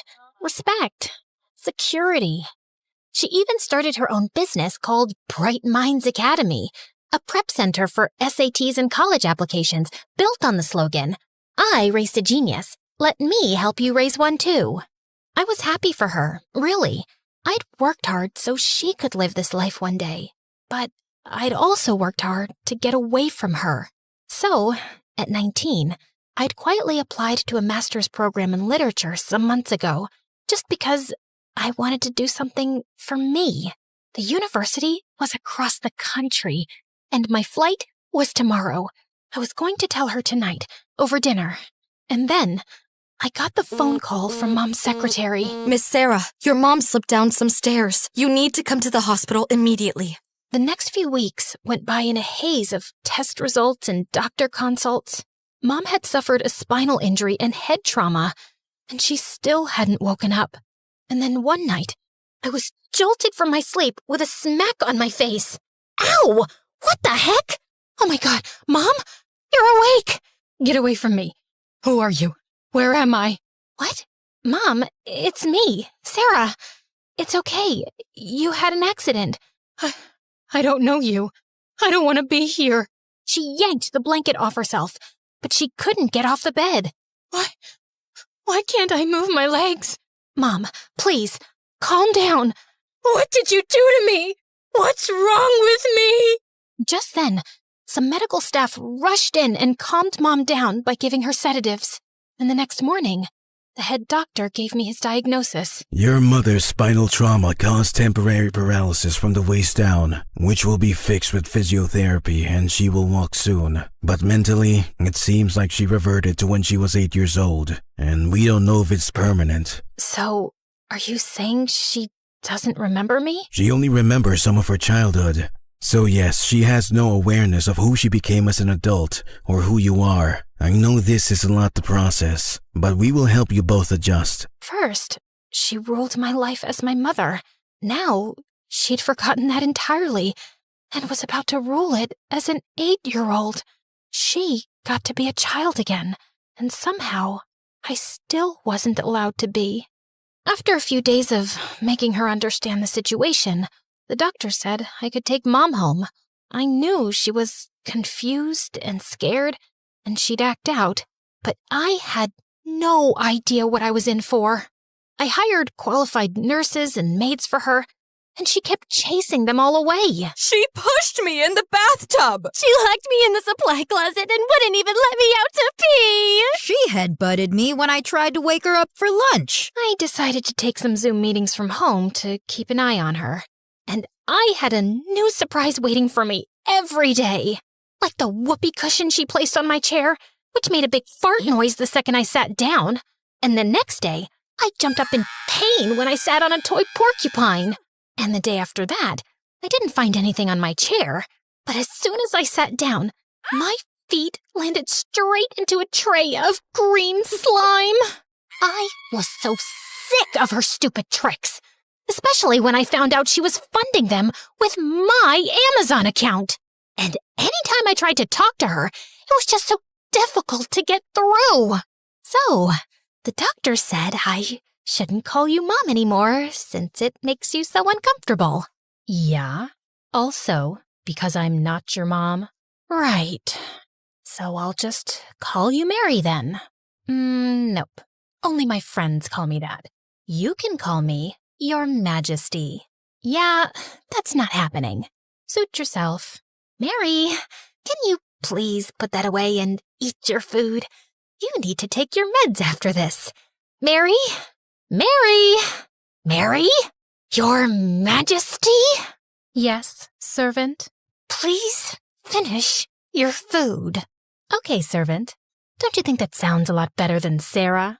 There was a girl in my class named Sarah, and I hated her. Then why did you name me Sarah? I don't remember naming you, but if I did, maybe it's because I hated you too. Her childish, spiteful words got under my skin, and I just wanted to scream. A few days later, I took her grocery shopping with me, and after she kept chucking vegetables out of my cart and throwing in candy, I told her caretaker to wait with her at the front of the store. Gosh, I just needed a few minutes of peace. Hey, excuse me? Just wanted to say something. Sorry, I don't want to fill a survey or sample any products. That's not what I was gonna... Also, I'm running late for something, so... Okay, cool story. Just wanted to know if the note stuck to your butt was a deliberate fashion choice. Wait, what? I turned around and pulled a paper off my skirt. Kick me, I'm stupid and boring. Ugh, my mom did this. That's a bit immature. Yeah, well... she's the worst 8-year-old ever. I'm sorry, did you say 8? Just then, I heard a loud crash and went running to the front to see cans of tuna on the floor, right next to her caretaker. Where's Mom? She pushed me into the tuna display and bolted outside. As I dashed out the door, the guy caught up with me. I'll help you find her. So, am I looking for a grown woman or an 8-year-old? She looks 40, but she's mentally 8. She's in a wheelchair, and she rolls super fast. Wow, I have so many questions, but okay, got it. A passerby overheard us and said he'd seen a woman in a wheelchair going to the park nearby. As we ran down the jogging path, I suddenly spotted her. Oh my God, she's heading for the balloon vendor. Mom crashed straight into the balloon stand. The vendor tripped, balloons flew away, and kids screamed. As we shouted apologies and finally caught up with Mom, I grabbed the handles of the wheelchair, and then she flung herself onto the ground. Please help me. My daughter is so mean. She says I deserve to be in a wheelchair because I'm ugly. Oh, now I'm your daughter? Cut it out. And she doesn't even let me watch MSA, but you definitely should. Like and subscribe now. She's just jealous of the amazing main characters because they're all prettier than her and smarter and better. Will you stop talking? That's how she screams at me all the time. I know one day she will get rid of me so her shady boyfriend with weird tattoos can move into my room. Someone call the police! Help! It took me 10 minutes and a giant ice cream cone to finally make Mom shut up. I called my driver to bring the car around, and as Mom's caretaker helped her in, Adam loaded her wheelchair in the trunk and turned to me. So, do you have a shady boyfriend with weird tattoos? Ugh, of course I don't. Great. In that case, would you like to go out with me sometime? Seriously? You want to ask me out after all this? It's the most alive I've felt on a Tuesday afternoon in years. Look, it seems like you have a lot on your plate, but if you ever feel like venting over coffee, let me know. He handed me his business card before he left, and I found myself smiling all the way home. Later that evening, I couldn't find his card in my pockets. Then I remembered I'd put it in one of the grocery bags, so I went looking for it. I was sure I put that guy's card here. I saw it in the trash a while ago. The chocolate cake I brought today? Why is it in here? I threw it out. I can't stand the sight of chocolate cake. Oh, and I just remembered. I threw the card in the fireplace. Why would you do that? Just for funsies. That's it. I'm done being nice to you. You are not helpless. You know exactly what you're doing. You think you can live under my roof, eat my food, disrespect me all the time, and I'll just keep taking it? No! And since you have nowhere else to go, you will respect me, and you will follow my rules, or there will be consequences. I knew I shouldn't have snapped, but for once, she looked at me and didn't see someone she could push around. In the next few weeks, I told myself it was just tough love, that I was hard on her for her own good, like telling her not to waste her brain on useless things. Are you 6? Or too slow to handle a book without pictures? I like this stuff. A guy with laser eyes just blew up a soda machine. Yeah? Well, I like the idea of you not staying dumb forever. I snatched the comic and replaced it with a math textbook. Start with the first chapter. I'll be quizzing you. And of course, it was my job to make sure she had a good diet as well as discipline. No sugar after 8 p.m. You've got the brain of an 8-year-old. Not the metabolism. And I didn't need to praise her for every small thing, right? Even if it was her starting to walk. See that? I'm getting better every day. Congrats. Did you want a trophy for something as basic as walking? No, just showing you I'm almost ready to run. Great. Maybe you can start off by running to a job interview. You think I can't survive without you? Please. I know you can't.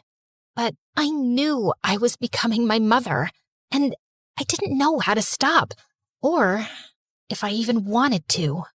A couple of days later, I had to go into the office, and just as I got out of the car, I was surrounded by yelling reporters and flashing cameras. Sarah, is it true your mother ran a scam through her SAT Prep Academy? Did she bribe colleges to admit rich kids? Were you involved? What on earth were they talking about? I managed to escape and get into the office, and I was shell-shocked when I checked the news on TV. Allegations have surfaced against the Bright Minds Academy, accusing CEO Mary Smith and other board members of securing Ivy League seats for wealthy students by leaking SAT answers, faking achievements, and bribing university officials. And what about her genius daughter who launched Stash Tag? Are all her academic records false too? Who knows if she even built the app herself? There were people talking about me all over social media. The whole day went by in a haze of disbelief. How could my mom's name be at the top of a scheme that helped rich parents rig the system so their kids could skip the hard work? I finally asked my secretary to release a press statement that my mother was mentally unwell after her accident and unable to give a response. Then, I slipped out from the back entrance to avoid reporters and made it home. I stood at the door, my hands trembling on the doorknob. Then, I took a deep breath and walked in. I found Mom in the living room, watching a news channel, which she immediately switched off when she spotted me. I saw the news. I swear, I didn't do anything bad. Yes, you did. But I I don't remember doing anything bad. That's the whole point. You don't remember anything. I did everything you wanted. I gave up my childhood. I worked so hard to be extraordinary. And then you just went and ruined it all. Now everyone thinks I cheated too, that I'm a fraud. And you just get to forget everything so easily. How could you do this to me, Mom? I'm sorry. I promise. I'll listen to you from now on. I just don't know what I did that was so wrong. Am I a bad person? Will I go to jail? As I looked up at her scared face, I realized that I was being so unfair. The person I wanted to scream at, to demand answers from, to hate. She wasn't here anymore. And I just had to be better than her. No, you didn't do anything bad. It's just a misunderstanding. I'll take care of everything. I promise. I shared Mom's medical records publicly, and she was exempted from the trial. But her academy was dissolved, and the other board members got 2-year prison sentences. Meanwhile, I was stuck in meeting after meeting, trying to convince journalists and investors that I had nothing to do with the scandal. One evening, I walked into the office parking lot and noticed the lights were mostly out. Just as I got close to my car, I spotted a shadowy figure leaning against it, holding something long in his hand. Without another thought, I turned and bolted, and I heard him follow me. Hey, wait a minute! I reached into my bag, turned around, and pepper sprayed the man in the face. He stumbled and fell to the ground. And just then, the lights came back on. Ow, my eyes! Oh, my eyes! Oh my God, Adam? Why were you lurking in the dark like that? It wasn't dark when I got here. I thought you had a weapon. Now I see it's just a baguette. Did you get it for me? No, I bought it for my breakfast. Can you focus on maybe helping me? I pulled out my water bottle so he could wash his eyes. You never called, and I should have taken the hint, but no, I had to come and get maced in the face. My mom threw the card away, so I couldn't call you. I saw the news, and I reached out to your office many times, but your secretary never got back. I'm a PR specialist, and I wanted to offer my services if you need them, or just my support if you need that. I'm sure things have been pretty rough. Thank you. Let's talk over dinner. I hired Adam, and he started helping me clean up my image. On his suggestion, we got my university professor to do a public interview backing my claim that Stash Tag was my original idea for a class project. Slowly, the frenzy died, and people moved on to juicier gossip. Adam and I got close in the process, and with him around, things didn't feel like they were always about to fall apart. Mom had been good lately.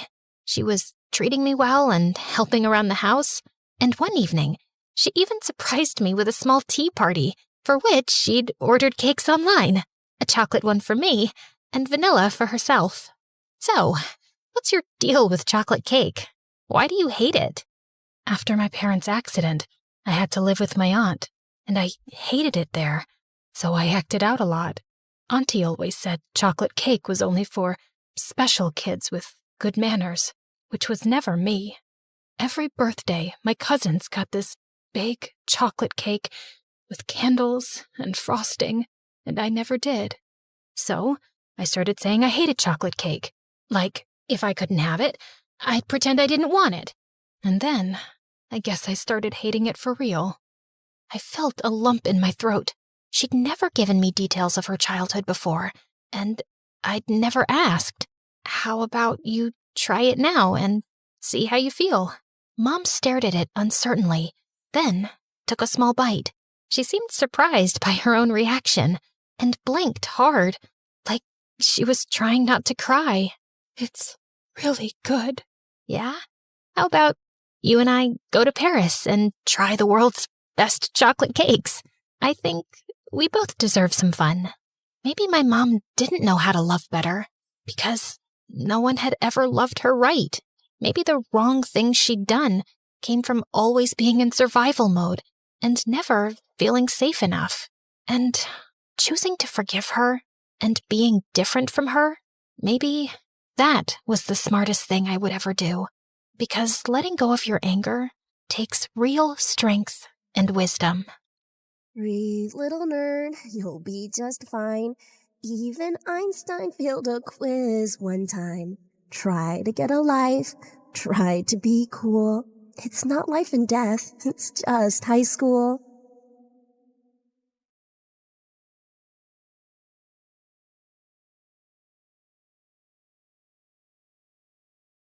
Hey there, I'm Natalia, and I just moved from Moscow to LA to live with my grandma while my parents are still in Russia. Don't forget to like and subscribe. Imagine being a young girl from Russia, starting 3rd grade in an American elementary school without your parents by your side. That's me. My parents sent me to live with grandma, and they said they would come when they got the opportunity. Fitting in at this American school wasn't easy, especially the language barriers. They can lead to some hilarious misunderstandings. One time I said, "Excuse me, can anyone tell me where the strawberry is, please? Are you trying to find a fruit or a place to read?" I meant the library. Excuse me, can I borrow a racer, please?"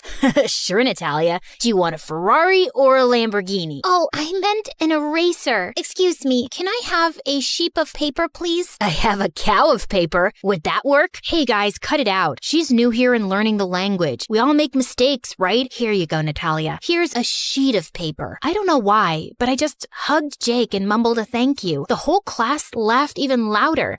When are you guys getting married? Jake just smiled and shrugged off the teasing. Over the next few weeks, my friendship with Jake grew stronger. He became my go-to person for navigating both the school and the English language. We'd sit together at lunch, share stories about our families, and even work on homework together. One afternoon, after school, Jake invited me to his family's small flower shop. Jake's mom warmly welcomed me and offered me a cup of hot chocolate. As we explored the shop, Jake asked me about my favorite flowers, and I told him about the beautiful jasmine that grew outside my home in Russia. To my surprise, he found a small jasmine plant tucked away in the corner. Here, Natalia, I'd like you to have this jasmine plant. It's not much, but maybe it'll help you feel more at home. I couldn't help but smile. It was a sweet moment that strengthened our friendship and also made me feel more connected to my new home. I envied Jake for having such a lovely family, and I missed mine so much. Once in the 7th grade, my grandma fell ill and had to be admitted to the hospital. The doctor said it would be about a week before she could return home. With no other family nearby, I felt lost and worried. But when Jake's mom heard about my situation, she kindly invited me to stay with them at their place till Grandma was out of the hospital, and I gladly accepted. Jake had been telling me that his dad was the sweetest, but that was far from the truth. His dad was a very moody man. Some days, he'd be yelling at his mom and having fights with Jake and his siblings, but some other days, he was just a cool, cheerful, annoying dad. While I stayed in their house, I took Jake's bed and Jake slept on the couch. One night, Jake's dad burst in yelling, "Jake, time for a little wake-up prank." With that, he splashed a bucket of water onto the bed, soaking me completely. Startled, I gasped and sat up. He immediately realized his mistake and his face turned red. "Oh, Natalia, I am so sorry. I thought Jake was in here. Are you okay?" But just then, Jake came in looking super angry. He pushed his dad away. "Can you just behave normally?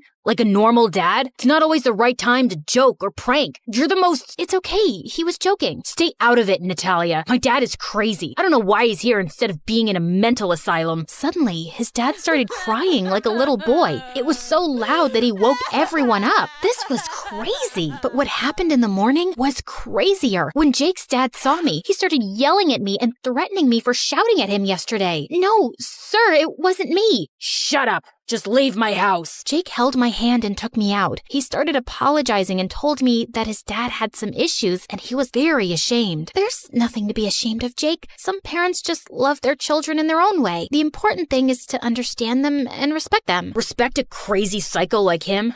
Easy for you to say. You're lucky your parents don't even care enough to come for you. Oh, darn. I'm sorry. I didn't mean... It's okay. Let's go to school. We're late. After that incident, Jake became a bit distant with me. It was as if he felt ashamed that I knew about his family secret. I wanted to talk it out with him, but then summer break started and life got hectic when my family came to visit. My parents and younger sister Sasha, who's 2 years younger than me, flew in from Russia. Sasha was a true people pleaser. She was always willing to go above and beyond to make others happy, even if it meant sacrificing something personal. One night, she and I went out to explore the city. We stumbled upon a street musician playing a dope tune, and Sasha started clapping like crazy. But then the musician just stopped and yelled at her. "Yo, you're clapping just wrecked my jam. What's the deal? Oh my god, I'm so sorry. I didn't mean to mess up your performance. Let me make it up to you. She quickly grabbed some cash from her pocket and dropped it into the musician's hat. Here, I hope this helps. Seriously, I'm so sorry. Okay, fine. Just take all my money. Here, please smile. I stopped her and took the money back from the musician's hat. In fact, I took everything, and we both ran like crazy. I mean, I didn't take all the money, but he started it by being a rude person. When we got back home, I started yelling at Sasha. Can you stop being such a fool? Just be okay with making people upset, especially those who deserve your anger. Sasha,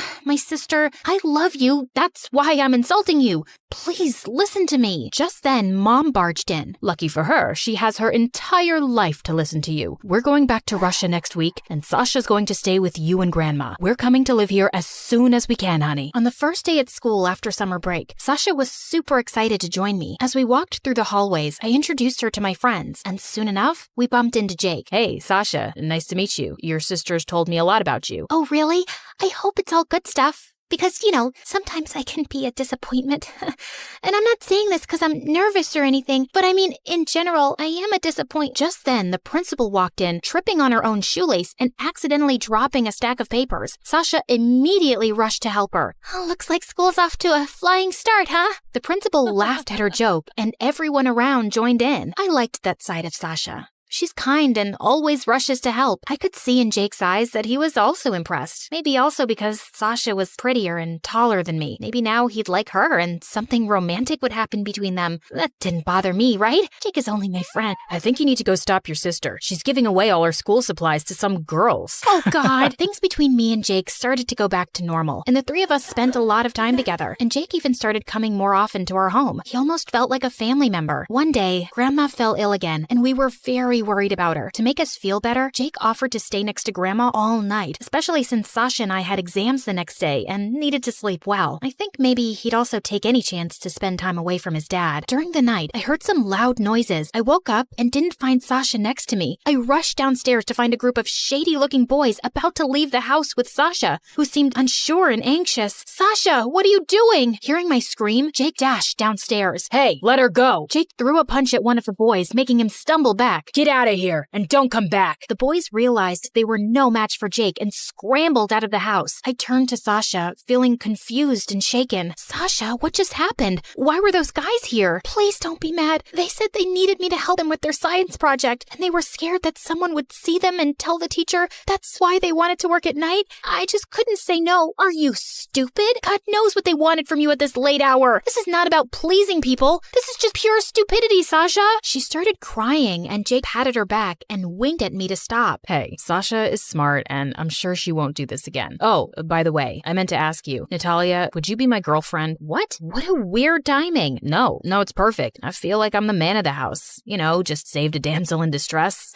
So what do you think? I think I want to be your girlfriend. And with that, I kissed him. We started dating, and Sasha got stronger, and Grandma felt better. Life seemed good and peaceful. Jake was the perfect boyfriend, sweet and protective, and I loved him so much. I couldn't imagine my life without him. Years went by, and we both graduated high school and went to the same college. We lived together until we graduated college, and it was the best time of my life. Then Jake proposed, and I said yes. On my wedding day, everything was perfect, and I was the happiest. Just as I was about to put on my dress, Sasha came into the room, her face filled with worry and fear. Natalia, I need to tell you something important about Jake. I've been keeping this secret for years, but I can't let you marry him without knowing the truth. What are you talking about, Sasha? Do you remember that night when those shady boys came to our house? They were actually Jake's friends. He promised them a girl they could take to a dance club with them, and he convinced me to do it, saying he'd always protect us. He threatened me, saying that if I told you, he'd hurt me. I was young and terrified, but now I can't let you marry him without knowing the truth. He's gonna be your husband and the father of your kids. No, you're lying. Jake would never do something like that. Maybe you're just jealous and trying to ruin my happiness. Why did you wait all these years to tell me? I was scared, and I didn't want to hurt you, but I can't let you marry him knowing what he did. Please, believe me, Natalia. Leave, now. You're not invited to my wedding anymore. Soon after the wedding, we left for our honeymoon, but it was cut short when we received a phone call that Jake's mom had been in an accident. We rushed back to see his parents, who we hadn't visited much since graduating high school. Jake had mainly kept in touch with his mom through phone calls and social media. At the hospital, Jake went into his mom's room while I sat in the waiting area. His dad, who was sitting beside beside me started to berate Jake. You know,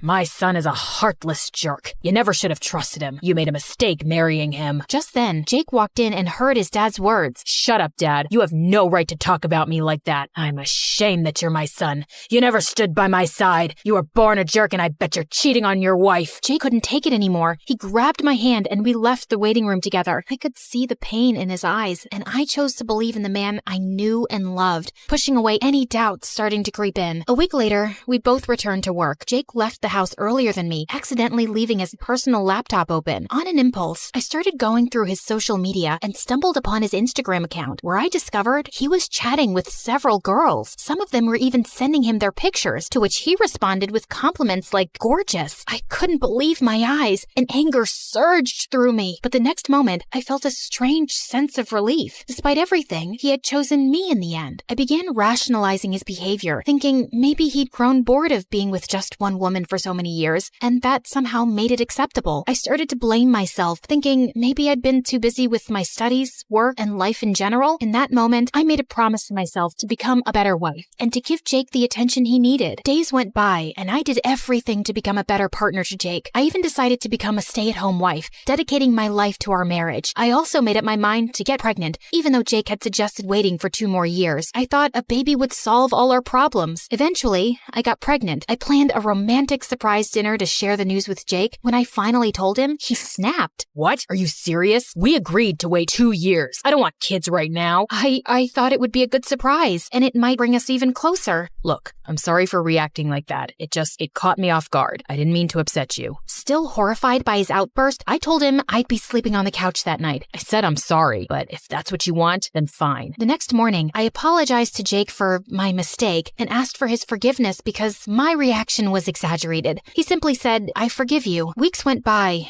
and it seemed like my plan didn't work, as I could still see Jake smiling at his phone, and I started getting depressed. One day, while pregnant and cleaning the house alone, I slipped. I called Jake multiple times, but he didn't answer. I had no choice but to call Sasha, who rushed me to the hospital. After the doctors examined me and said everything was okay, Sasha came to me. "Hey, I'm glad you're okay, and so is the baby. Jake is on his way. I'm gonna talk to him outside your room. Please, pretend you're asleep and just watch." Soon enough, Jake arrived and met Sasha in the waiting room, where I could see them, but he couldn't see that I was watching. He held Sasha's hands and touched her cheek in gratitude. I was stunned. Then Jake entered my room and kissed my forehead while I pretended to be asleep. As he leaned down, I grabbed the vase next to me and hit him on the head. "I've had enough of you, Jake. Just leave me and the baby alone. She's been hitting on me since forever." I sent him a message an hour ago telling him I agreed to be his girlfriend, and the rest you saw, Natalia. Don't listen to her. She's lying. Shut up, you lying jerk. Your dad was right about you, you heartless snake. I choose to believe my sister, to believe my own eyes, and what I saw on your laptop.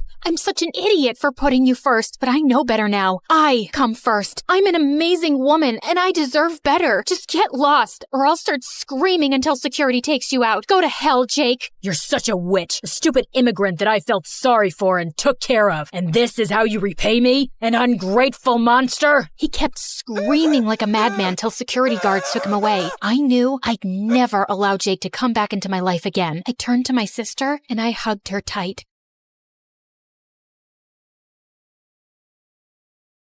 Hey guys, Casey here again. Today, I'll give you a glimpse into my past and show you why my feelings toward my birth mom and stepmom are the way they are. Don't forget to like and subscribe. My parents got divorced when I was just 5, and I've always lived with my stepmom Polly and my dad in a huge mansion. Since Polly was a successful fashion designer, she had an elegant taste. And my mom, well, let's just say she has a flair for the dramatic. Once when I was 6, I was at the school talent show and Polly was putting some final touches onto my costume. "You look fantastic. Oh, this is gonna be so much fun." "Oh, thanks.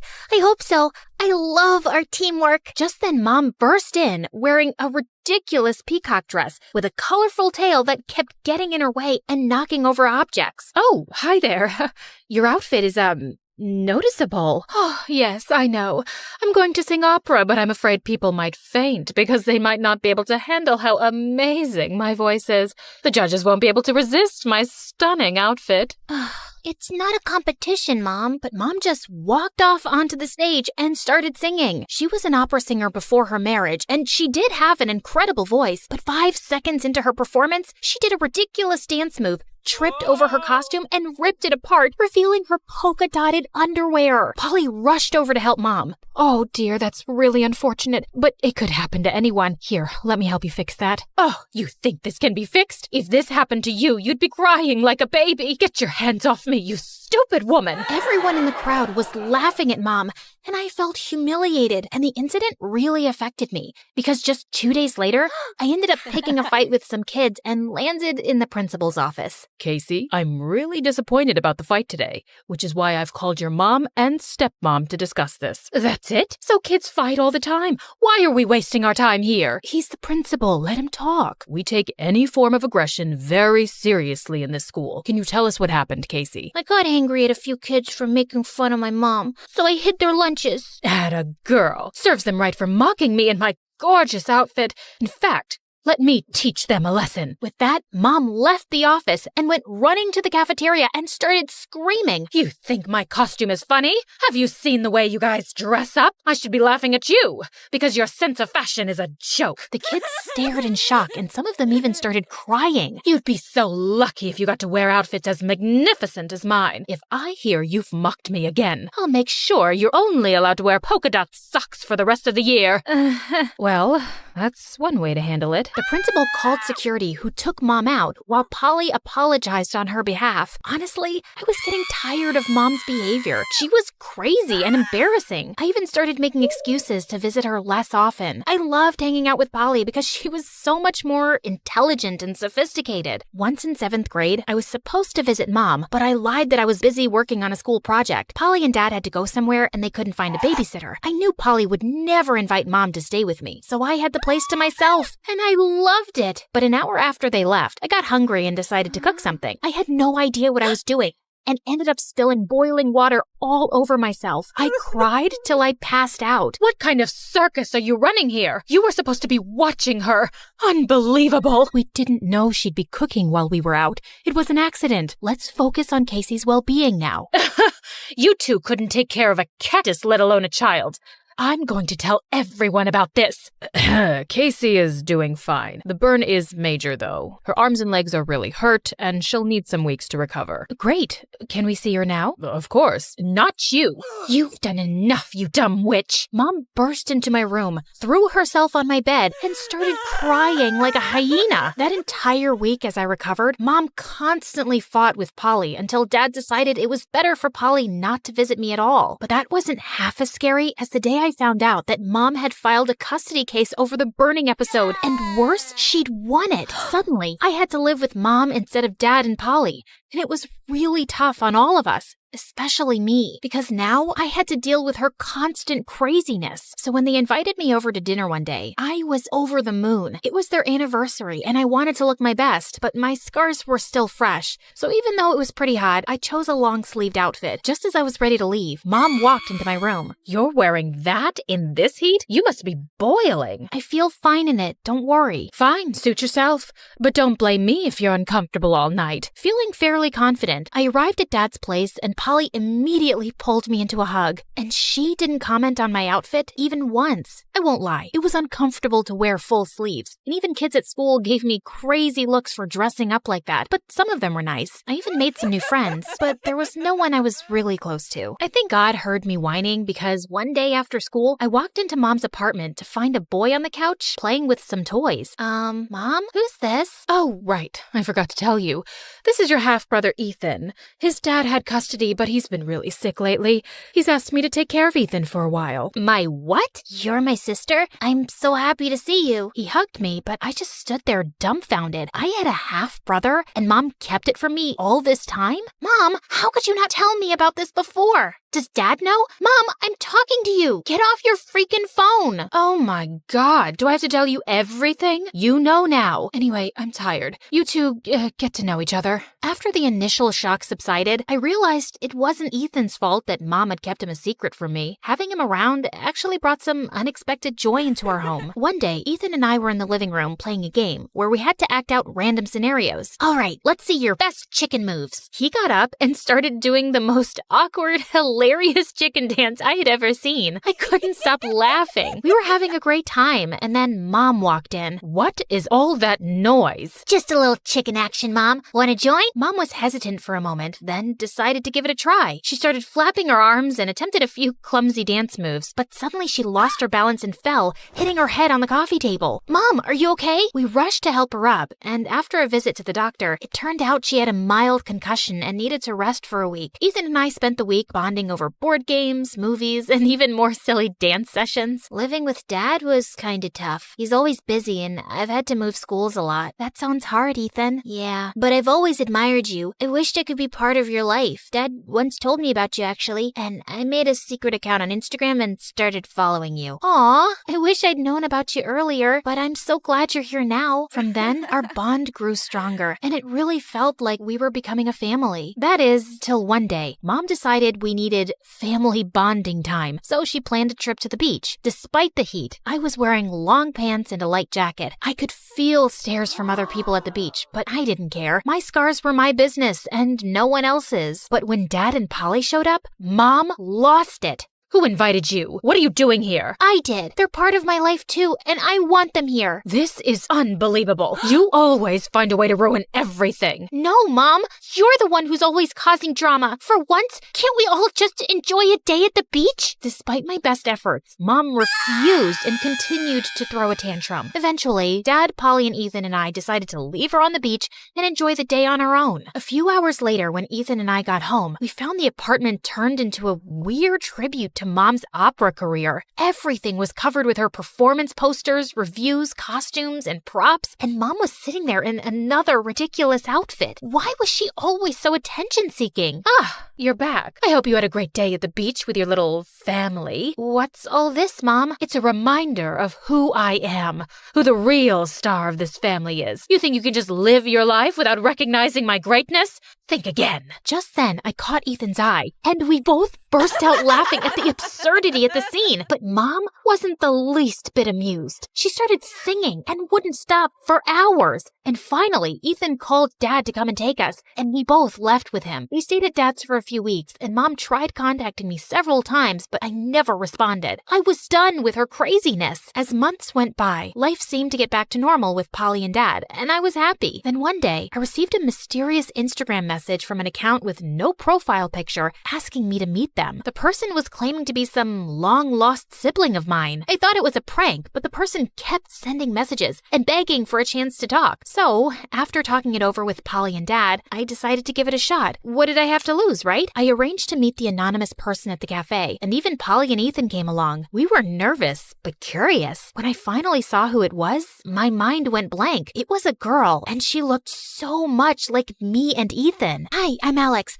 I know this sounds crazy, but I think we're siblings. You too? How are we just hearing about you? Our mom didn't want me to have any contact with you. I've been living with my dad and stepmom, and I only recently did some digging and found out about you guys. I've been looking for you two for a while now. My dad told me too that it's Mom who didn't want me to know about you, Casey. You know what, guys? We're gonna talk to her right now. Come with me. With that, we took off for Mom's place to confront her. When we got there, she was shocked to see all her kids in one place, and then she started crying like a banshee. I tried to make her calm and sat her down. Mom, just tell us why. You already know why, Casey. I clearly have some issues and can't take care of 3 children. I'm getting therapy, I swear, and it's not even the first time. I just didn't want my kids growing up with some weird, embarrassing psycho mom, and I knew they had nice families. Ethan lived with his dad, and Alex too. I wasn't around, but I always knew how my kids were doing. But you clearly chose to raise Casey and be a part of her life. She had a better life knowing who her real mom is. Oh, honey, what better life? She's the miserable one, dealing with a crazy mom like me. She's my oldest, and it was hard to be away from her. But with you two, I had more courage and more people to support my decision. What I did is unforgivable, and I hope you understand me. We were all speechless, and Ethan was crying. Alex looked like she would burst into tears any moment, too. But Mom looked worse. You should have just told us, Mom. It would have been nice to know my siblings. I'm so sorry, but I'll try to make it up to you all.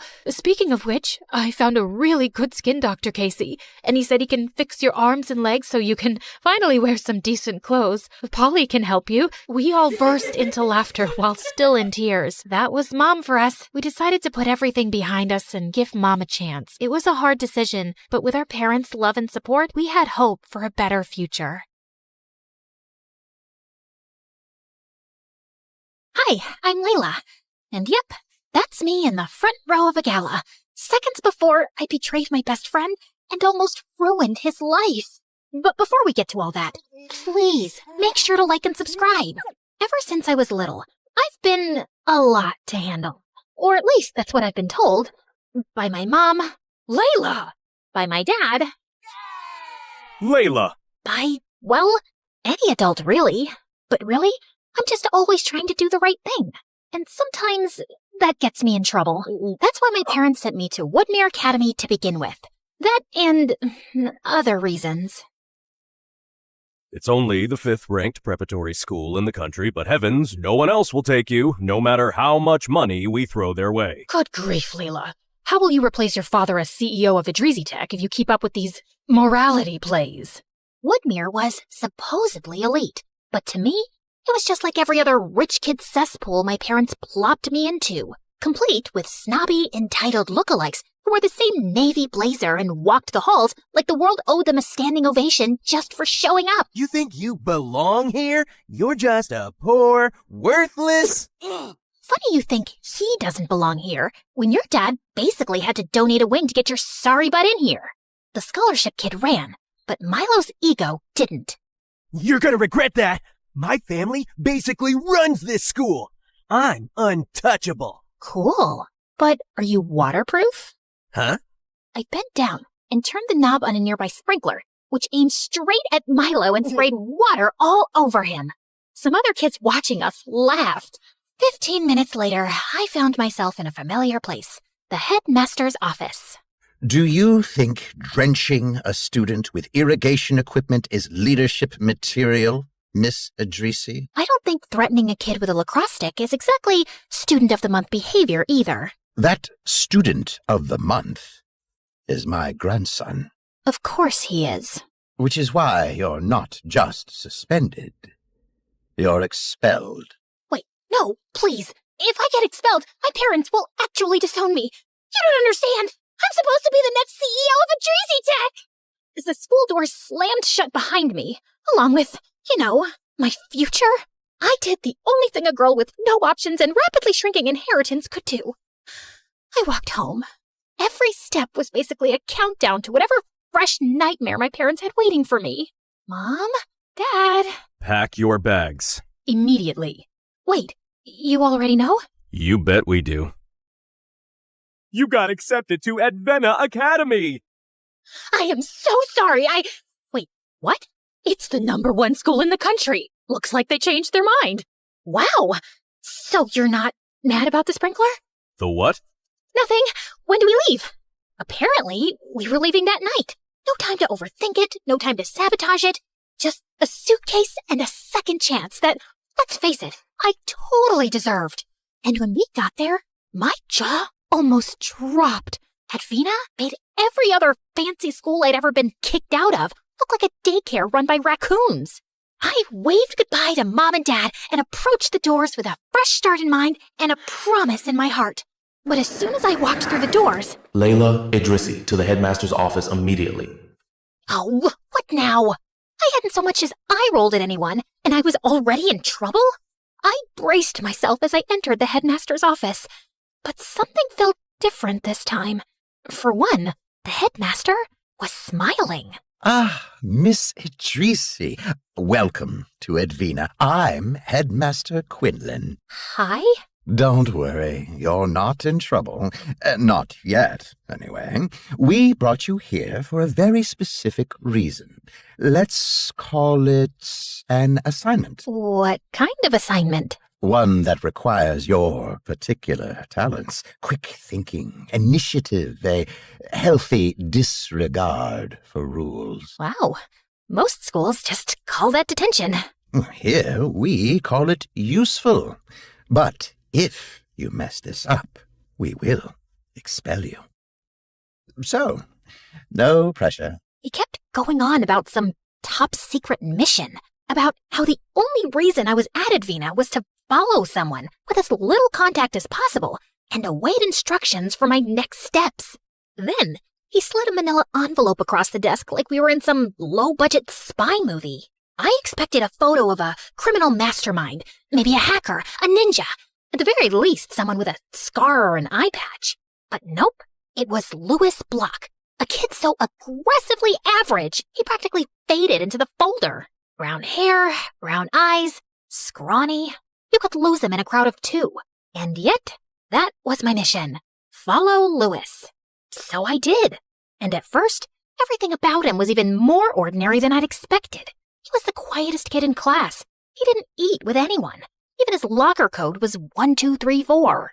But because he was allergic to attention, he actually turned out to be weirdly hard to follow. After all, we couldn't both sit in the back row and pretend to be invisible. And there's only so much space between the vending machine and the science wing. But in all that solo stealth mode, there was exactly one group activity where he appeared to be somewhat comfortable. The chess club.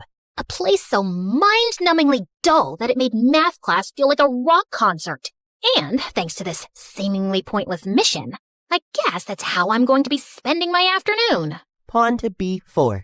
Before what, though? I watched as Louis moved a pawn, then another pawn, then the horse one, whatever it's called. Riveting stuff. But then, his opponent leaned back, grinning like he just solved world hunger. Checkmate again. Wow, Louis, do you just come here to be reminded about what a loser you are? Man, even in chess club he was an easy target. My brain was screaming, stay out of it, observe, don't blow your cover. But my instincts, they'd already stood up. Do you just come here to forget that your mom cut your hair with a weed whacker?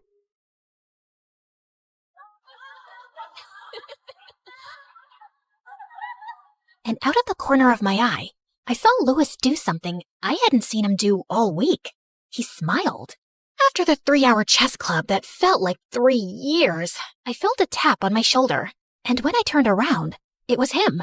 Hey, thanks. You can talk? Yeah, no sweat. And just like that, we started chatting.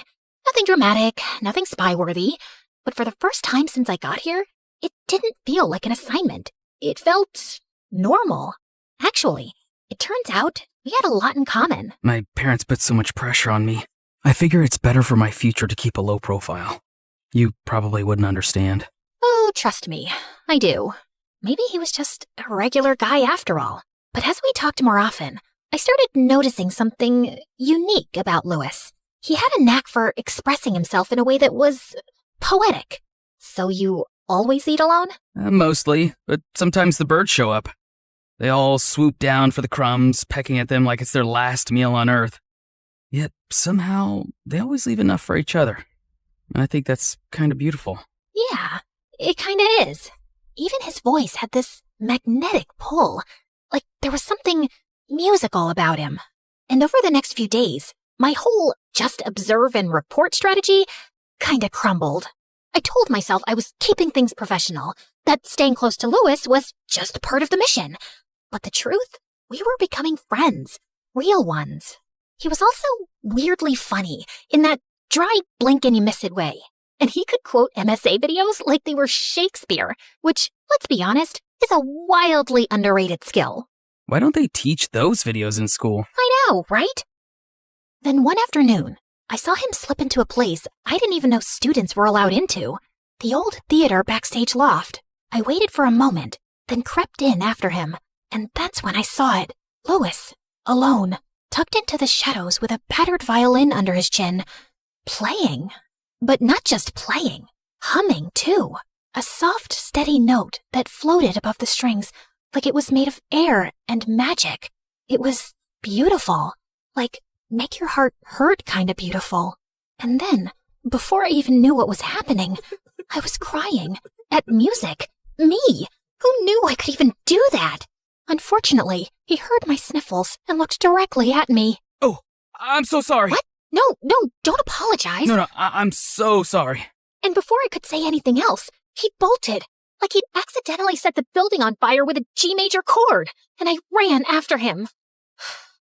I didn't know you could do that. No one does. I mean, they used to. But after what happened with my brother, I stopped, mostly. What do you mean? What happened? I don't know how to explain it exactly. It's like, when I play, it messes with people. Their emotions. Their insides. I don't try to do it, it just happens. He was going through something really hard, and I thought I was helping. I thought if I could just play the right notes, he'd feel better. But he didn't feel better, it just got worse. And then my parents sent me here after that. Said I needed a break from too much feeling, whatever that means. Suddenly, everything made sense. The quiet, the staring out of windows, the assignment in general. I wasn't just following a weird boy with a sad vibe and a violin. This was something else. Something powerful and broken. Later that week, I got called into the headmaster's office again. Miss Idrisi, how are things progressing? With what? Oh, Louis? Yep. He's just a totally normal guy. Nothing to see here. Definitely not emotionally gifted to the point of concern, if that's what you're wondering. I understand the two of you have become quite close. What? No, I'm the headmaster, Layla. I know exactly what happens around here. You do know about the incident involving his brother, right? I tensed up. This was going deeper than I ever could have thought.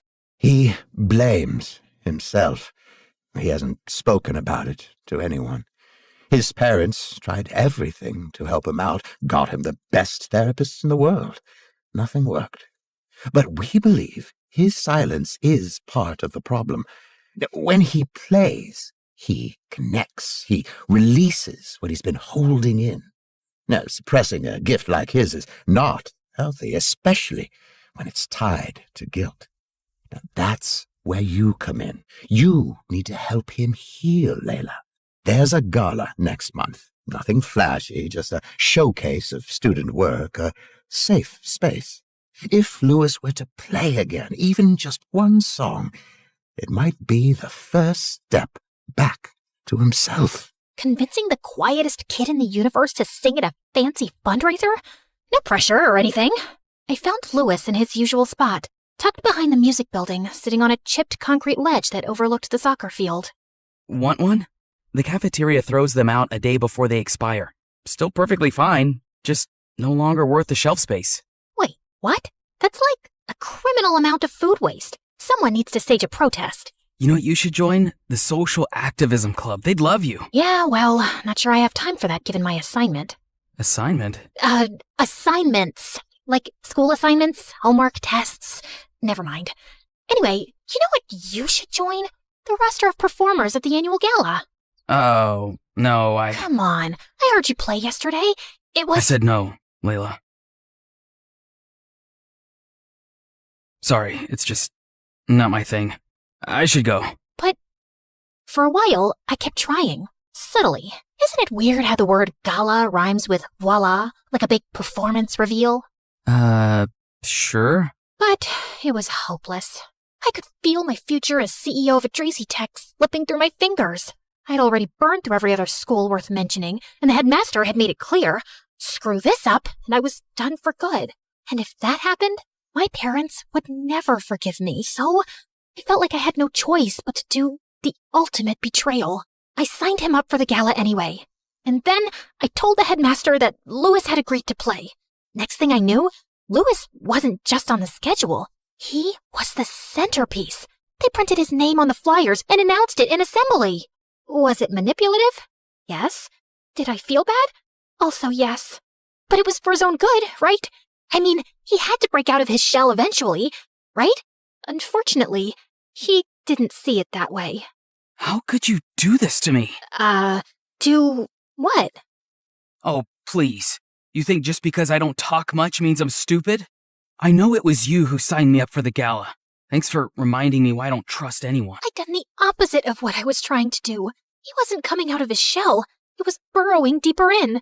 Thanks to me. So I went to the headmaster's office, rehearsing my confession in my head. How I'd pushed Louis too far, and how I'd betrayed his trust. That maybe I wasn't the right person to help him overcome his dark past. But when I reached the door, it was already cracked open. And what I heard made me freeze. Everything's right on schedule. The boy plays his little melancholy solo. The audience tears up and boom, 50s, no hundreds, no thousands of dollars fall into our laps. Easy peasy. And yes, you'll get your 50% as agreed. I couldn't believe my ears. He didn't want to help Louis. He was using him for profit. And I was just a pawn in his scheme. But I'm not a pawn, or one of those horse thingies. I was going to show him who he was really messing with. A queen. Chess club stuff. I sprinted to find Louis, who was sitting alone, as expected. Louis! What do you want? Well, first off, to apologize. I never should have signed you up for the gala. But honestly, I swear to you, I only wanted to help. I didn't ask for help. Why does everyone keep trying to fix me? What if I'm not broken? What if I just want to be left alone? You have every right to feel that way. Then why are you here? Because something's not right. I overheard Headmaster Quinlan on the phone. He's not trying to help you. He's using you. The gala is just a cash grab, and your solo's the tearjerker. That's the plan. You suffer, and they get paid. I expected him to explode the way I was about to, but to my surprise, he didn't get angry. I guess he was too broken to even react. Of course, that tracks. I thought I was pushing you towards something good, but I got so caught up in juggling my own problems and trying to do the right thing that I guess I never asked what you wanted. Yeah, no one ever does. I'm so sorry, Louis. You know, when I first met you, something clicked in me. And I played something different. What do you mean? Can I hear it? He didn't say a word, but the way he looked at me hit me harder than any note ever could. No audience, no gala, just me. I promise. To my surprise, he picked up his violin. I braced myself for another emotional gut punch. But what came out wasn't heavy or sad. It was light. And suddenly, so was I. I was grinning like an idiot, flooded with the kind of hope I hadn't felt since before I got kicked out of my first fancy school, back when I still believed the world could change. And then, through my joy, I blurted, "Louis." Oh, you hated it, huh? Hated it? I've never felt so amazing in my life. Look, I know I can't get you out of performing anymore, but that doesn't mean you have to fall into their trap. If you played like that, you'll be making people feel good, including yourself. He gave me the smallest smile and left without a word, but I could tell something was shifting in him. On the night of the gala, I had no clue what to expect. Either the one person in my life I truly cared about gets exploited and traumatized even further, or he goes off script and reclaims his story, which meant I was probably getting expelled again. And then, just when I thought my bundle of nerves couldn't get more twisted, I spotted them in the audience. My parents. Guys, what are you doing here? Layla, look at you. Still enrolled. How nice. Come sit. We saved you a seat. We hear you're close with tonight's little prodigy. If getting expelled was my worst-case scenario, then watching my parents' live reaction to it was the apocalypse. But as Louis made his way onto the stage, he looked unchanged in a way that made me sad. It was like the spotlight was too hot and had shriveled him back into the broken boy they all expected. And sure enough, a sad melody followed suit. As I looked around, I could see the audience tearing up, dabbing eyes, sniffles everywhere. And right on cue, Headmaster Quinlan started slinking between rows, smiling and collecting checks like it was church. As I watched Louis crumble, I expected, as always, for my body to move before my mind had a chance to think. But for once, I paused. It was my decision now. I could sit there and be the good girl everyone wanted me to be, or I could stand up and be me. You're amazing, Louis! I believe in you! Louis froze mid-note.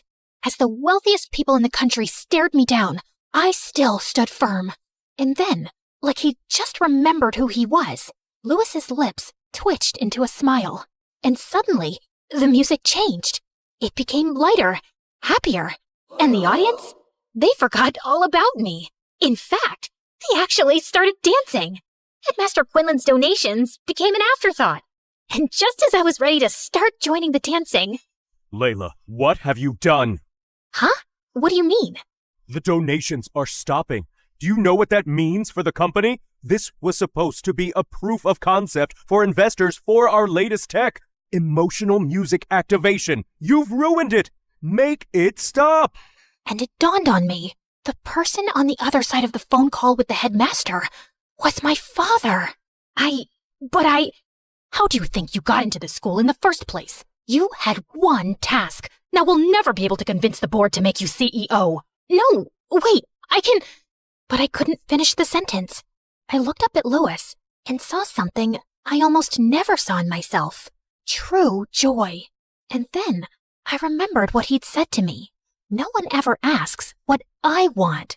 Did I even want to be the CEO of some big tech company? I realized the answer was no. If Louis could find his voice, then maybe I could too. You know what? Fine. Find another CEO. Layla, you don't mean that. Stop telling me what I mean. I don't want to be the CEO of Idrizi Tech. I want to work on something that helps people, not manipulate them. Now, if you'll excuse me, I have some dancing to do. I walked toward the front of the stage, feeling more alive than I ever had. For a second, Louis looked up mid-note, and our eyes locked. I didn't know what the future held, but I knew one thing. Unlike so much in our lives, we'd earned this moment.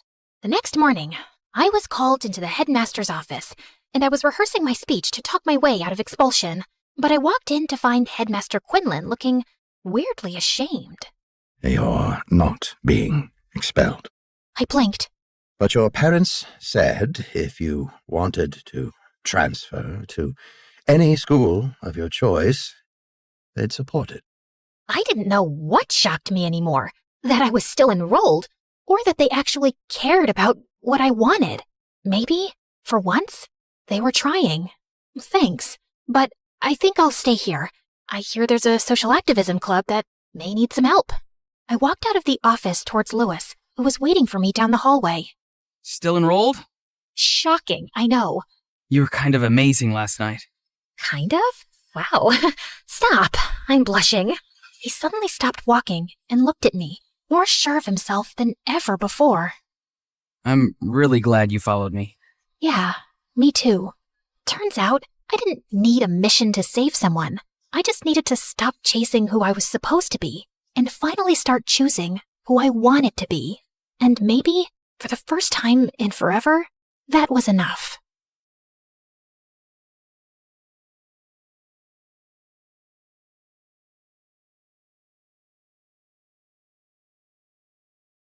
Okay, ready? On the count of 3, we'll jump from the wall. Kiana, are you sure this is safe? What if we miss the air mattress? Guys, chill. We're not even that high up. I've seen people on TV do this. It'll be fun. Good news, when my friends jumped, they landed on the air mattress and were totally fine. Bad news, I missed the air mattress and got injured. Wait, let me start from the beginning. I'm Kiana from North Dakota.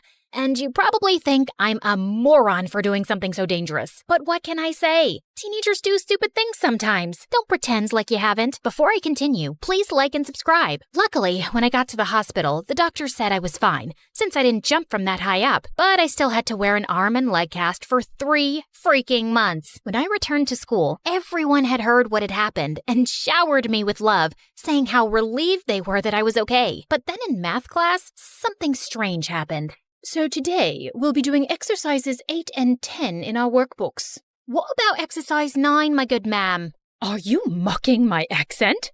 Why, of course not, my love. You've got your accent and I've got my accent. To the principal's office, now! I hadn't realized I'd been even talking in a British accent, but I went to the principal and told him what happened. I don't know why she's so angry.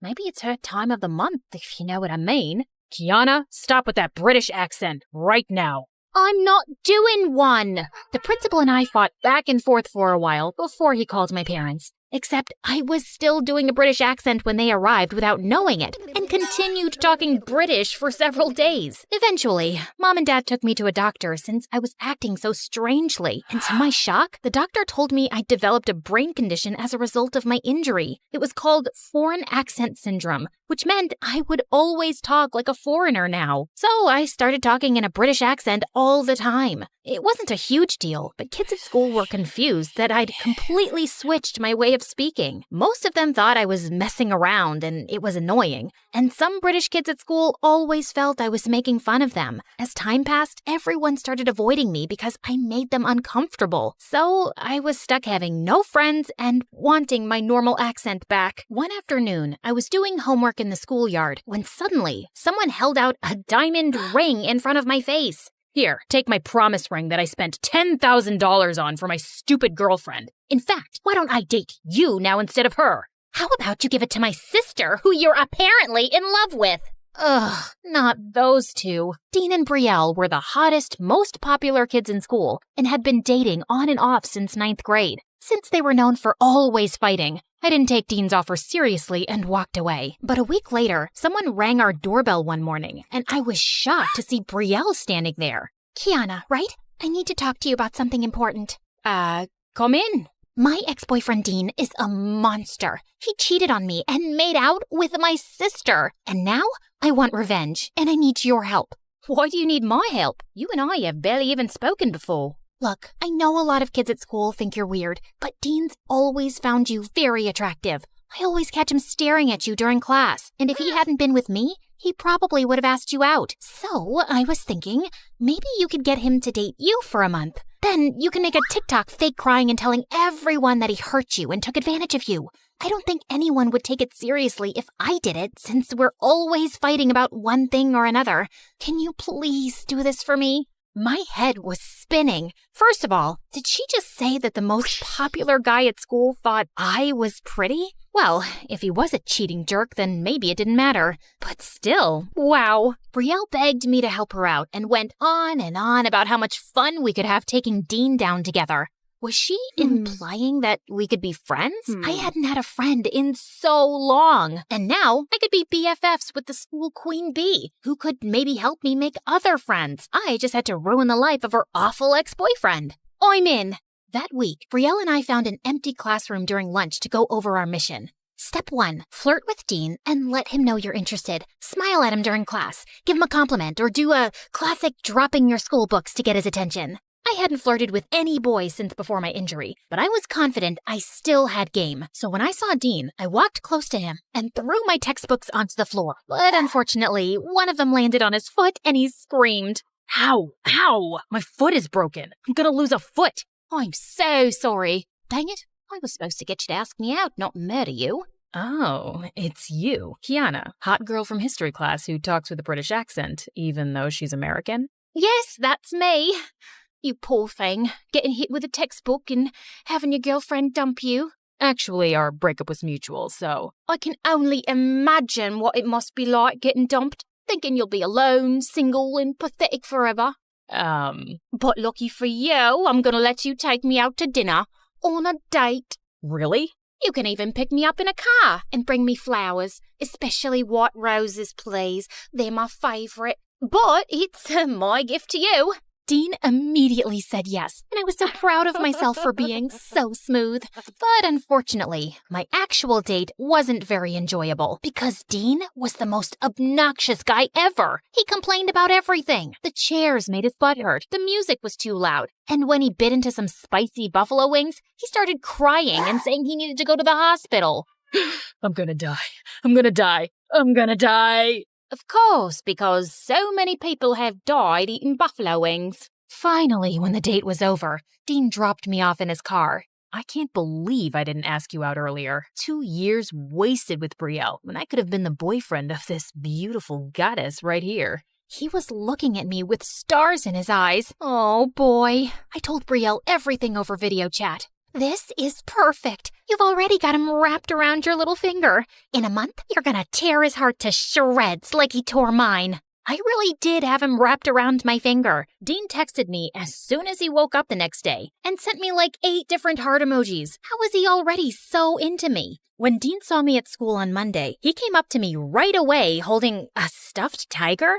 Okay, babe, hear me out. So for our next date, how about we go to the carnival and you can witness my amazing skee-ball skills? I'll win you a tiger just like this. I knew I'd made a deal with Brielle, but this guy was turning out to be super annoying. Still, I went on 3 more stupid dates with him, one of which consisted of us cosplaying as MSA characters. We literally went to a restaurant dressed as them, and Dean even suggested reenacting a romantic fight scene. It was so embarrassing. But there was one silver lining. Brielle and I were becoming really good friends. When we weren't scheming or talking about Dean, we hung out at the mall, had sleepovers, and painted each other's nails. One night, Brielle invited me to an exclusive party, but we had to go in separate cars because it would look suspicious if Dean's ex was hanging out with his current girlfriend. At one point during the party, I was hanging out with some of the popular girls near the refreshment table, and they were just going on and on about how lucky I was to be with Dean.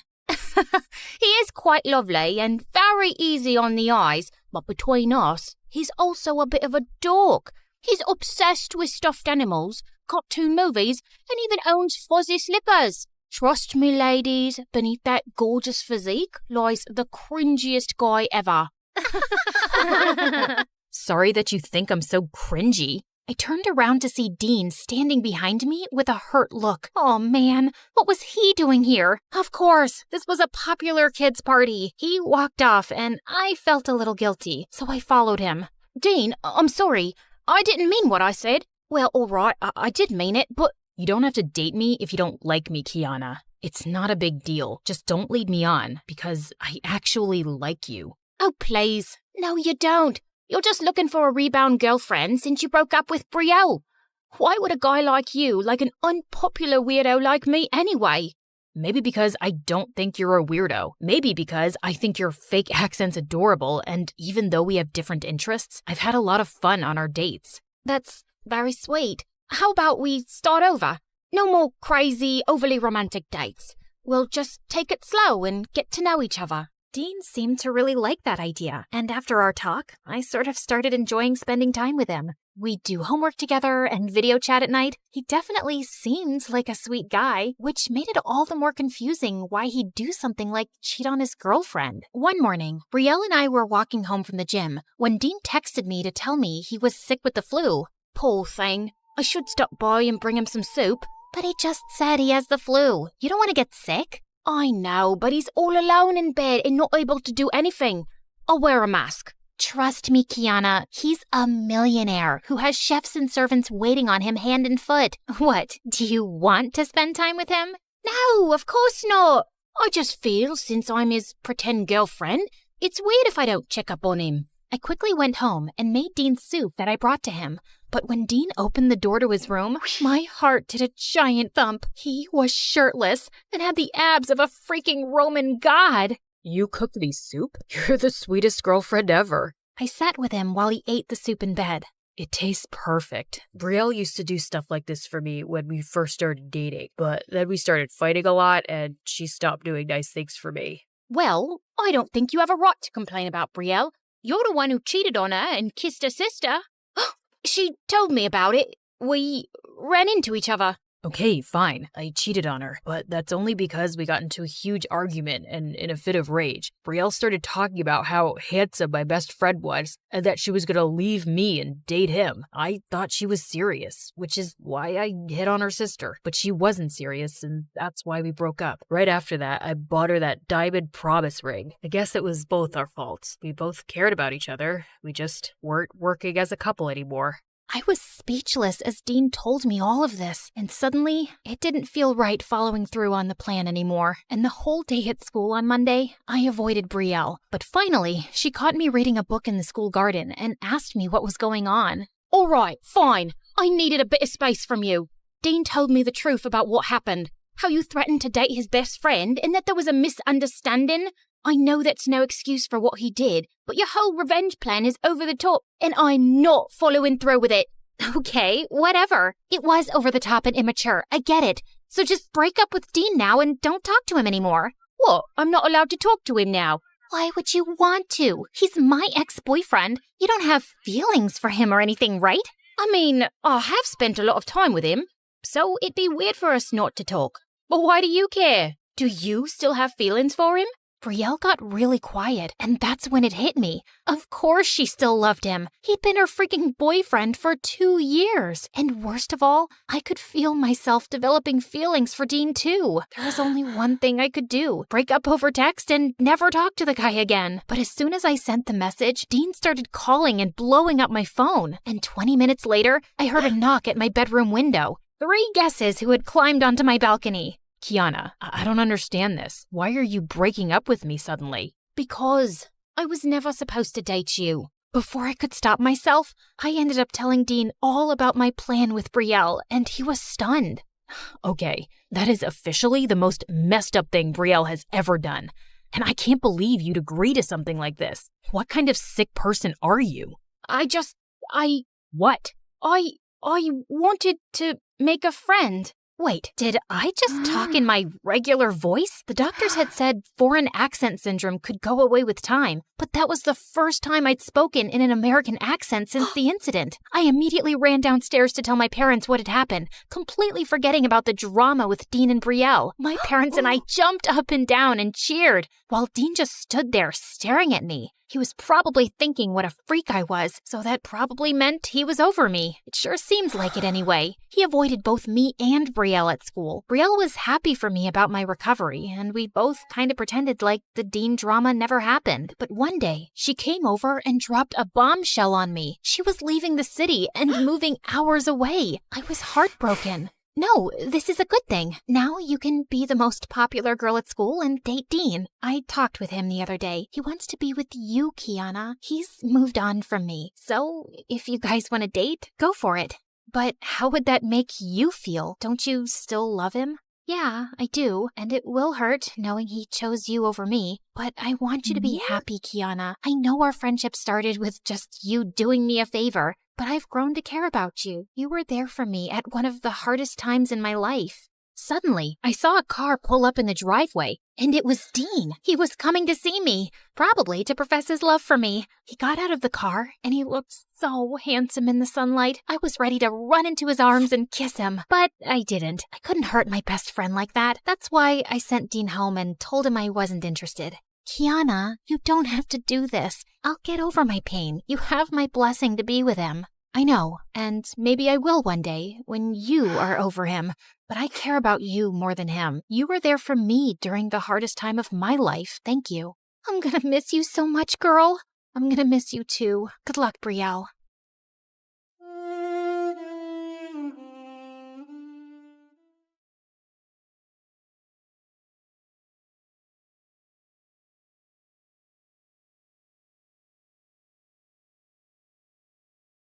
I'd just settled into the couch with my snacks and my movie when suddenly the doorbell rang. Flippity-flippin' flamingo. Can't a woman have a moment of peace in her own house? Why is someone here at midnight? I was marching towards the door when I stopped short. Ow. Why is someone here at midnight? Hello? Who is it? There was only silence. Are you a robber? Dude, I just took my kids to the dentist today, so I'm broke. Try your luck with the big house down the street. Again, no reply. But I could see a weird shadow against the door. Are you an alien who's accidentally landed on planet Earth? Run away while you still can. It's too late for the rest of us. Still, no answer, but I heard a muffled laugh. Look, I've been having a rough time lately, and I am so not in the mood for this. So I'm warning you, I'm coming out with an axe, and I am not afraid to use it. I flung the door open and jumped back, half expecting to be attacked. But when the porch light fell on the face under the weird hat, I recognized someone I thought I'd never see again. Milo? Not a phone call or text for 12 years, and now you just show up at my door at midnight? Did someone die? Hi. Long time no see. Yeah, here's the thing, Jen. Thousands of people across the globe will die soon if you and I don't travel back in time and fix a tiny mistake you made in high school. Can I come in? I was hoping this was the part I'd wake up and realize it was just a stupid dream that made no sense. Yeah, no such luck. Hi, I'm Jennifer, the oldest MC of My Story Animated. By the way, Mr. Director, I don't appreciate how everyone on set has been telling me I look very good for my age. That's something you'd say to someone in their 60s. I'm just a hot 35-year-old. Sorry, I think I'm catching something from one of my kids. Nasty buggers. Anyway, I'm old enough to be your mom, so y'all better show some respect and strap in for my story because it's gonna be da bomb. Okay, no one says that anymore? Whatever. Now, before I continue, please like and subscribe to MSA. I'll give you a quick walkthrough of my past. It's kinda important. I was born on December 27th, 1983, a cute lump of fat weighing 10 pounds, 8 ounces. I was an only kid, so my childhood was carefully documented by my adoring parents. Cute, still cute. Then, yikes! Puberty hit, and that was just ugly, hella ugly. I had it all. The braces, the unibrow, the baby fat still holding on tight. I didn't think I'd recover from that phase. So I worked hard on being smart and funny. Then, boom! I turned 16 and had a big crush on a boy. Lost the weight, lost the braces, and people started using a word for me that I hadn't heard before. Pretty. I was class valedictorian, voted most likely to succeed, and the girlfriend of the football team captain. Alex was an absolute dreamboat. You just had to see him in action once and you knew this guy was gonna be a star. We dated all through university and got married after graduation. Alex's career was on the rise. I was about to start my PhD. Life was peachy, blah, blah, blah. But then one day, Alex had a terrible injury during a game. And soon after, the doctors told him he could never play professionally again. It was a huge blow. And with a kid on the way, I had to quit my PhD program and get a job as a high school science teacher. Alex was depressed and bedridden for months. But when he got back on his feet, he was even worse. Babe, I've got an amazing idea. We're opening a ramen place. We don't know the first thing about making ramen.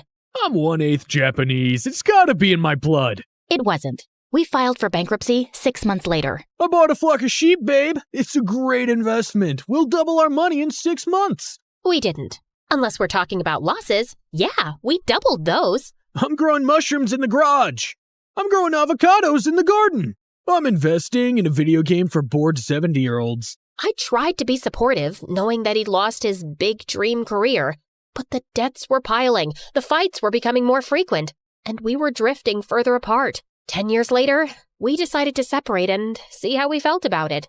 But the one true joy of my life was becoming a mom to my daughter Stella, followed 5 years later by her twin brothers, David and Beckham. No matter what happened, this love I had for my kids was forever.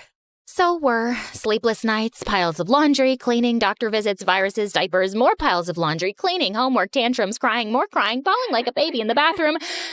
Yeah, okay, the last one is me.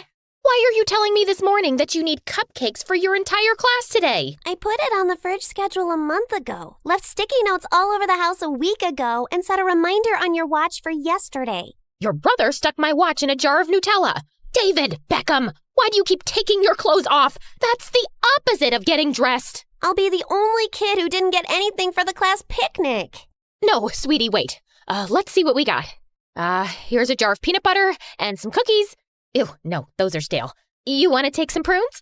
They're great for constipation. Mom, I'll tell the teacher you forgot. It happens. Oh, no, you won't. I know how judgy those teachers are. We're stopping at a bakery. Boys, I swear if you don't stop running this second, I'll call an elf who will call Santa and tell him not to get you any Christmas presents. You don't know an elf? Yeah, we don't believe you. I'm your mother, and mothers never lie to their children. Now get dressed before I call the goblin who eats twins for...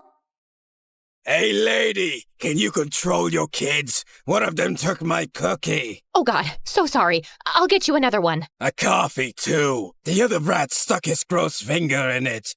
Okay, sure. But you don't have to be so angry. They're just kids. Yeah, I'm angry at you. Clearly you suck as a mom and didn't teach them any manners. Excuse me? You want to say that again to my face? Did you think I said it to your butt the first time? Oh, you want a piece of me, buddy? Mom, please don't. You're crazy. I'm out of here. I need to pee. I need to pee too. For the last time, you don't need to take your shoes off to pee.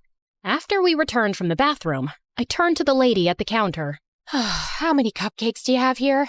2 dozen. I'll take them all, please. I can't sell them all to you. Why not? What if someone else comes around for a cupcake?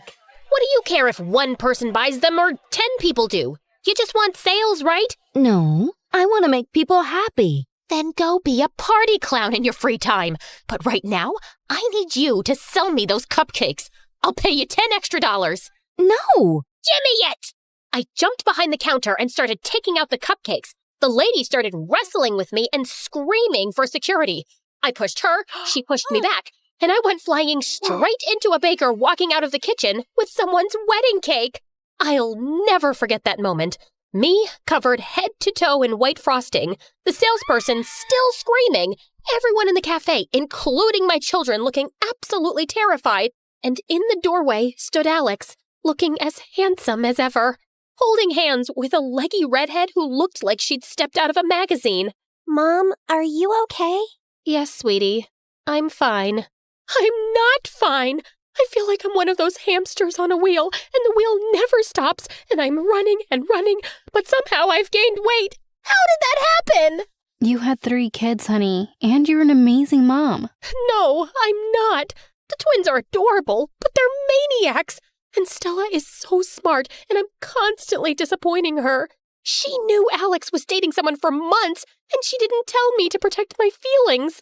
A 10-year-old shouldn't have to do that. How do you feel about Alex having a girlfriend? I know the marriage has long been over, but I just wasn't expecting him to get over it so quickly, you know? I know. So, yeah, we got a divorce with shared custody of the kids. I became kinda friends with Cassie or Katie or whatever that dumb redhead's name is, and life went on. Now it was Alex's turn to keep the kids overnight, and I had big plans for myself, which were rudely interrupted. You have white hair now. You have a bigger butt now. You checked out my butt? Don't sound so excited. I just made a logical guess. Milo, you want to tell me where you've been for 12 years? You just suddenly left town without so much as a goodbye? Oh, wait, what day was that? Yeah, my wedding day. And you were the best man. I told you I had a brainwave related to my research. Also, you know I hate people and weddings and happiness in general. You left me a text, and I haven't heard from you since. Why come and see me now? Because we have to travel back. Okay, sit down and I'll set up a PowerPoint presentation. Use your words and make them make sense. Okay. So, do you remember what we were doing on the night of 15th December 2000? Sometimes I'm in the shower and can't remember if I just shampooed my hair. So no. Do you remember that you were a nosy person and you suspected something shady was happening in the abandoned warehouse in our town and you dragged me there one night to find out more? Oh yeah, I remember that. And I was right. It was some super freaky science lab. But then we went back a week later and it was gone. Yeah. Have you heard about the xenovirox virus? I recently read about some cases in the news. Soon it'll be a lot more, all over the world. Apparently the virus was created in that shady science lab by some people in government as biological warfare. What? No way! Do you remember that when we were in the lab, you accidentally bumped into some things on a countertop? Did I? You knocked over a vial and the liquid in it got mixed with fluid in another beaker. That was the vaccine. Because of your mishap, the scientist working on it got the wrong result, and he concluded that the vaccine was impossible to make. The project was shut down because it was too risky having a virus from which no one could be protected. So it looks like I did a good thing? You'd think so, but there's no way to really destroy a virus. It was kept in a secure facility all these years, and I don't know how and when exactly, but it escaped, and it's spreading like wildfire now. And because of your accident, the vaccine for it was never made. Oh my God. Well, someone will make it now, won't they? Not fast enough. Jen, it's really serious and we gotta go back and fix this. What do you mean, go back? Didn't I already mention the time travel thing? Yeah, so I stumbled upon a rip in the space-time continuum, which helped me to discover the way to open portals whenever I want and travel to the past. That's what I've been working on for almost 2 decades now. Oh, no. Jennifer, please wake up from this terrible dream. Is it that bad meeting me after all this time? Yes, because not a single thing you've said has been good or made sense. How do you even know all this about the vaccine and the virus? Time travel. I just told you. You used to be a lot smarter, Jen. You actually expect me to believe you're a time traveler? If there's anyone who'll believe me, I expect it to be you. I looked into his sharp blue eyes and knew he wasn't kidding. Okay. If you've traveled back in time, why didn't you just fix the problem yourself? Believe me, I tried. But I can't seem to do it alone, and I can't ask anyone else. Come on, we gotta go now. I have this night to myself, Milo, and I don't want to be some hero and save the world. I just want to watch a movie and fall asleep 5 minutes after it starts and have pancakes in the morning. And no, I won't have to make 3 dozen pancakes or eat the cold ones. Fresh, hot pancakes just for me, and coffee and peace. Let me have this, please. Jen, everyone you love is at great risk. Do it for your kids. No, that's just emotional blackmail. Is it working? Yeah, fine. It's working. Let's go, you weirdo. You're gonna go like this? Yeah? What's wrong with this? Oh, nothing. You look lovely. Is that mustard or barf on your coat? Shut up. Put this hat on, please. Yay! I get a funky hat too. Next, Milo took out a cube, placed it on the ground, and it sprang up into a tent.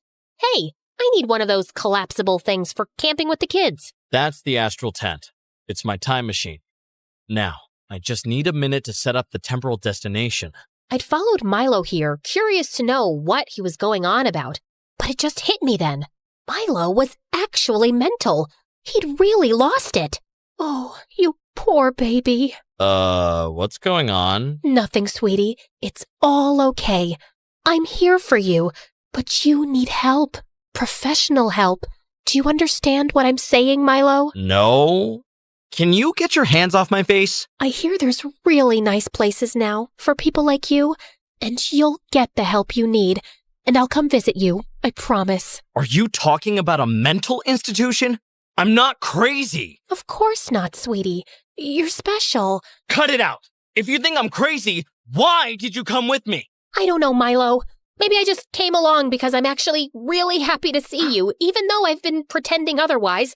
And maybe a small part of me thought, hey, he's a genius. Maybe he really did invent time travel, and you're in for an adventure, Jen, which would be a nice change from your mundane life. But you just pitched up a tent in a field and gave me a stupid hat, and this is also ridiculous. I'm going home. Just as I turned to leave, I heard a buzzing sound from behind me, and I gasped. The tent was glowing. It makes that sound when it's warming up. You want to put that hat back on? Okay, then. As we stood outside the tent, I could feel my heart racing with excitement. Was this really happening? Before we go in, you gotta remember 3 rules of time travel. Number 1, and the most important, don't change anything in the past. We have no idea what happens when we pull out a single thread in the fabric of time. It can have a butterfly effect and change many outcomes, possibly for the worse. Aren't we going back to change something? We already know that has a really bad outcome, so we're gonna risk it. Change nothing else, okay? Got it. Number 2, you can't get recognized by anyone. Tell no one who you are under any circumstances. Done. Number 3. Okay, I think I don't have a number 3. So just 2 important rules of time travel. Also, I gotta warn you, as we travel, you will experience nausea, headaches, dizziness, stomach cramps, palpitations, sweats, and feel like someone kicked you in the back. Sounds like 9 months of pregnancy. Been there, done that. Okay then. You ready? This is insane. Yes, okay. I'm ready. It's good to see you too, by the way. Now, 1, 2, 3, go.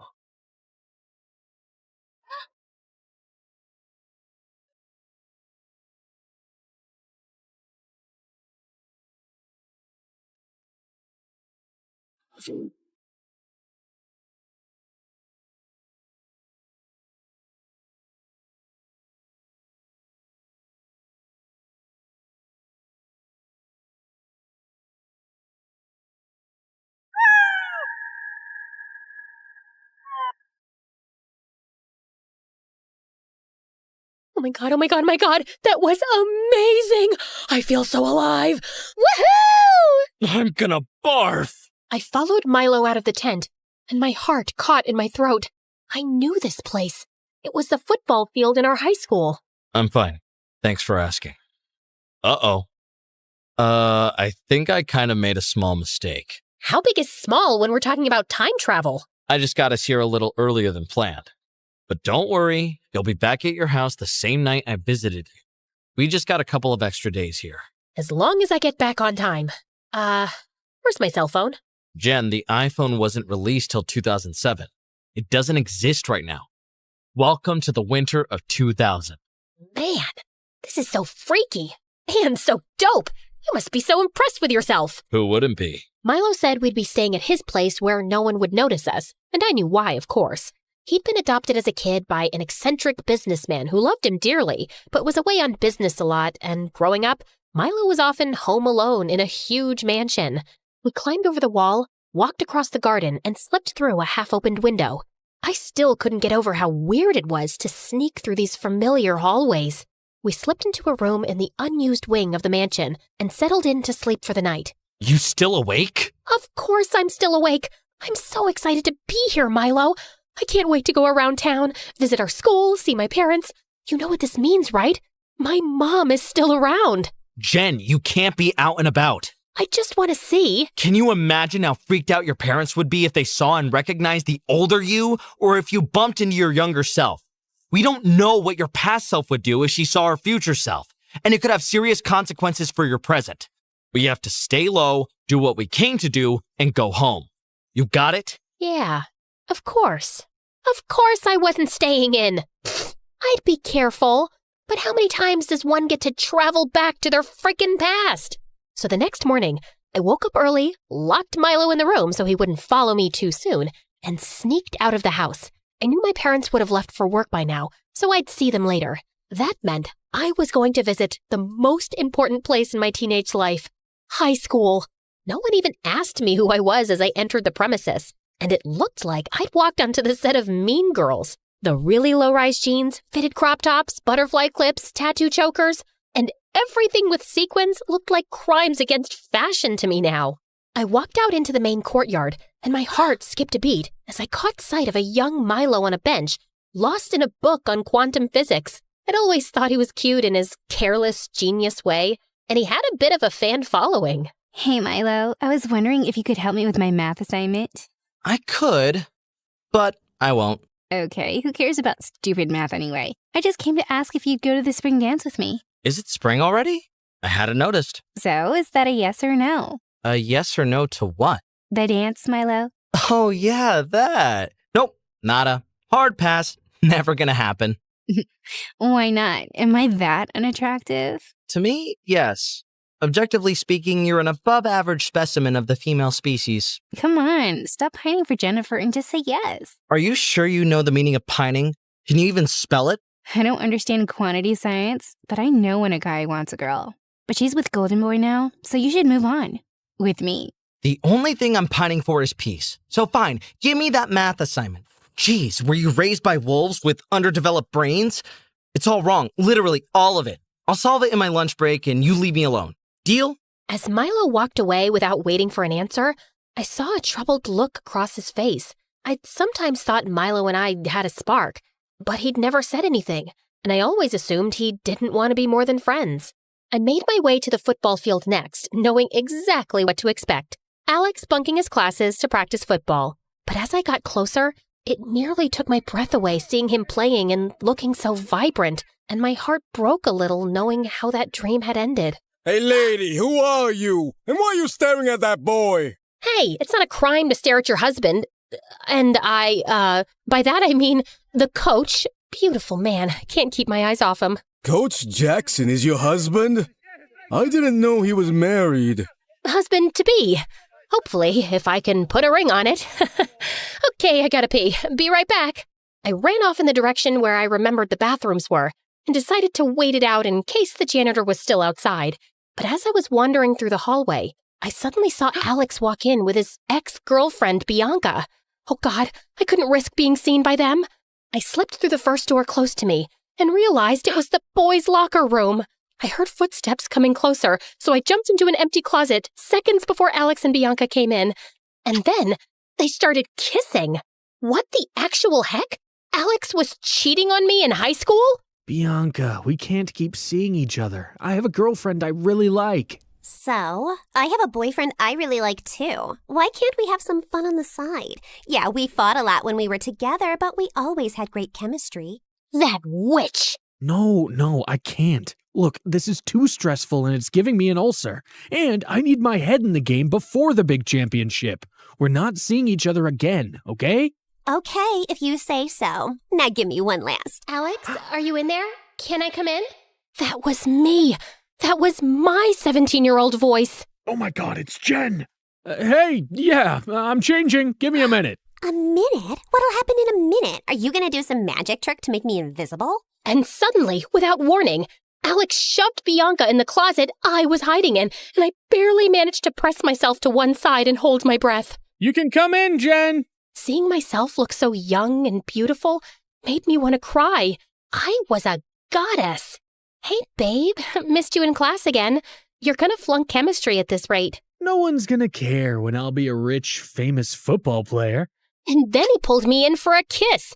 How could he kiss me with that same stupid mouth he'd used to kiss stupid Bianca, who I wanted to strangle?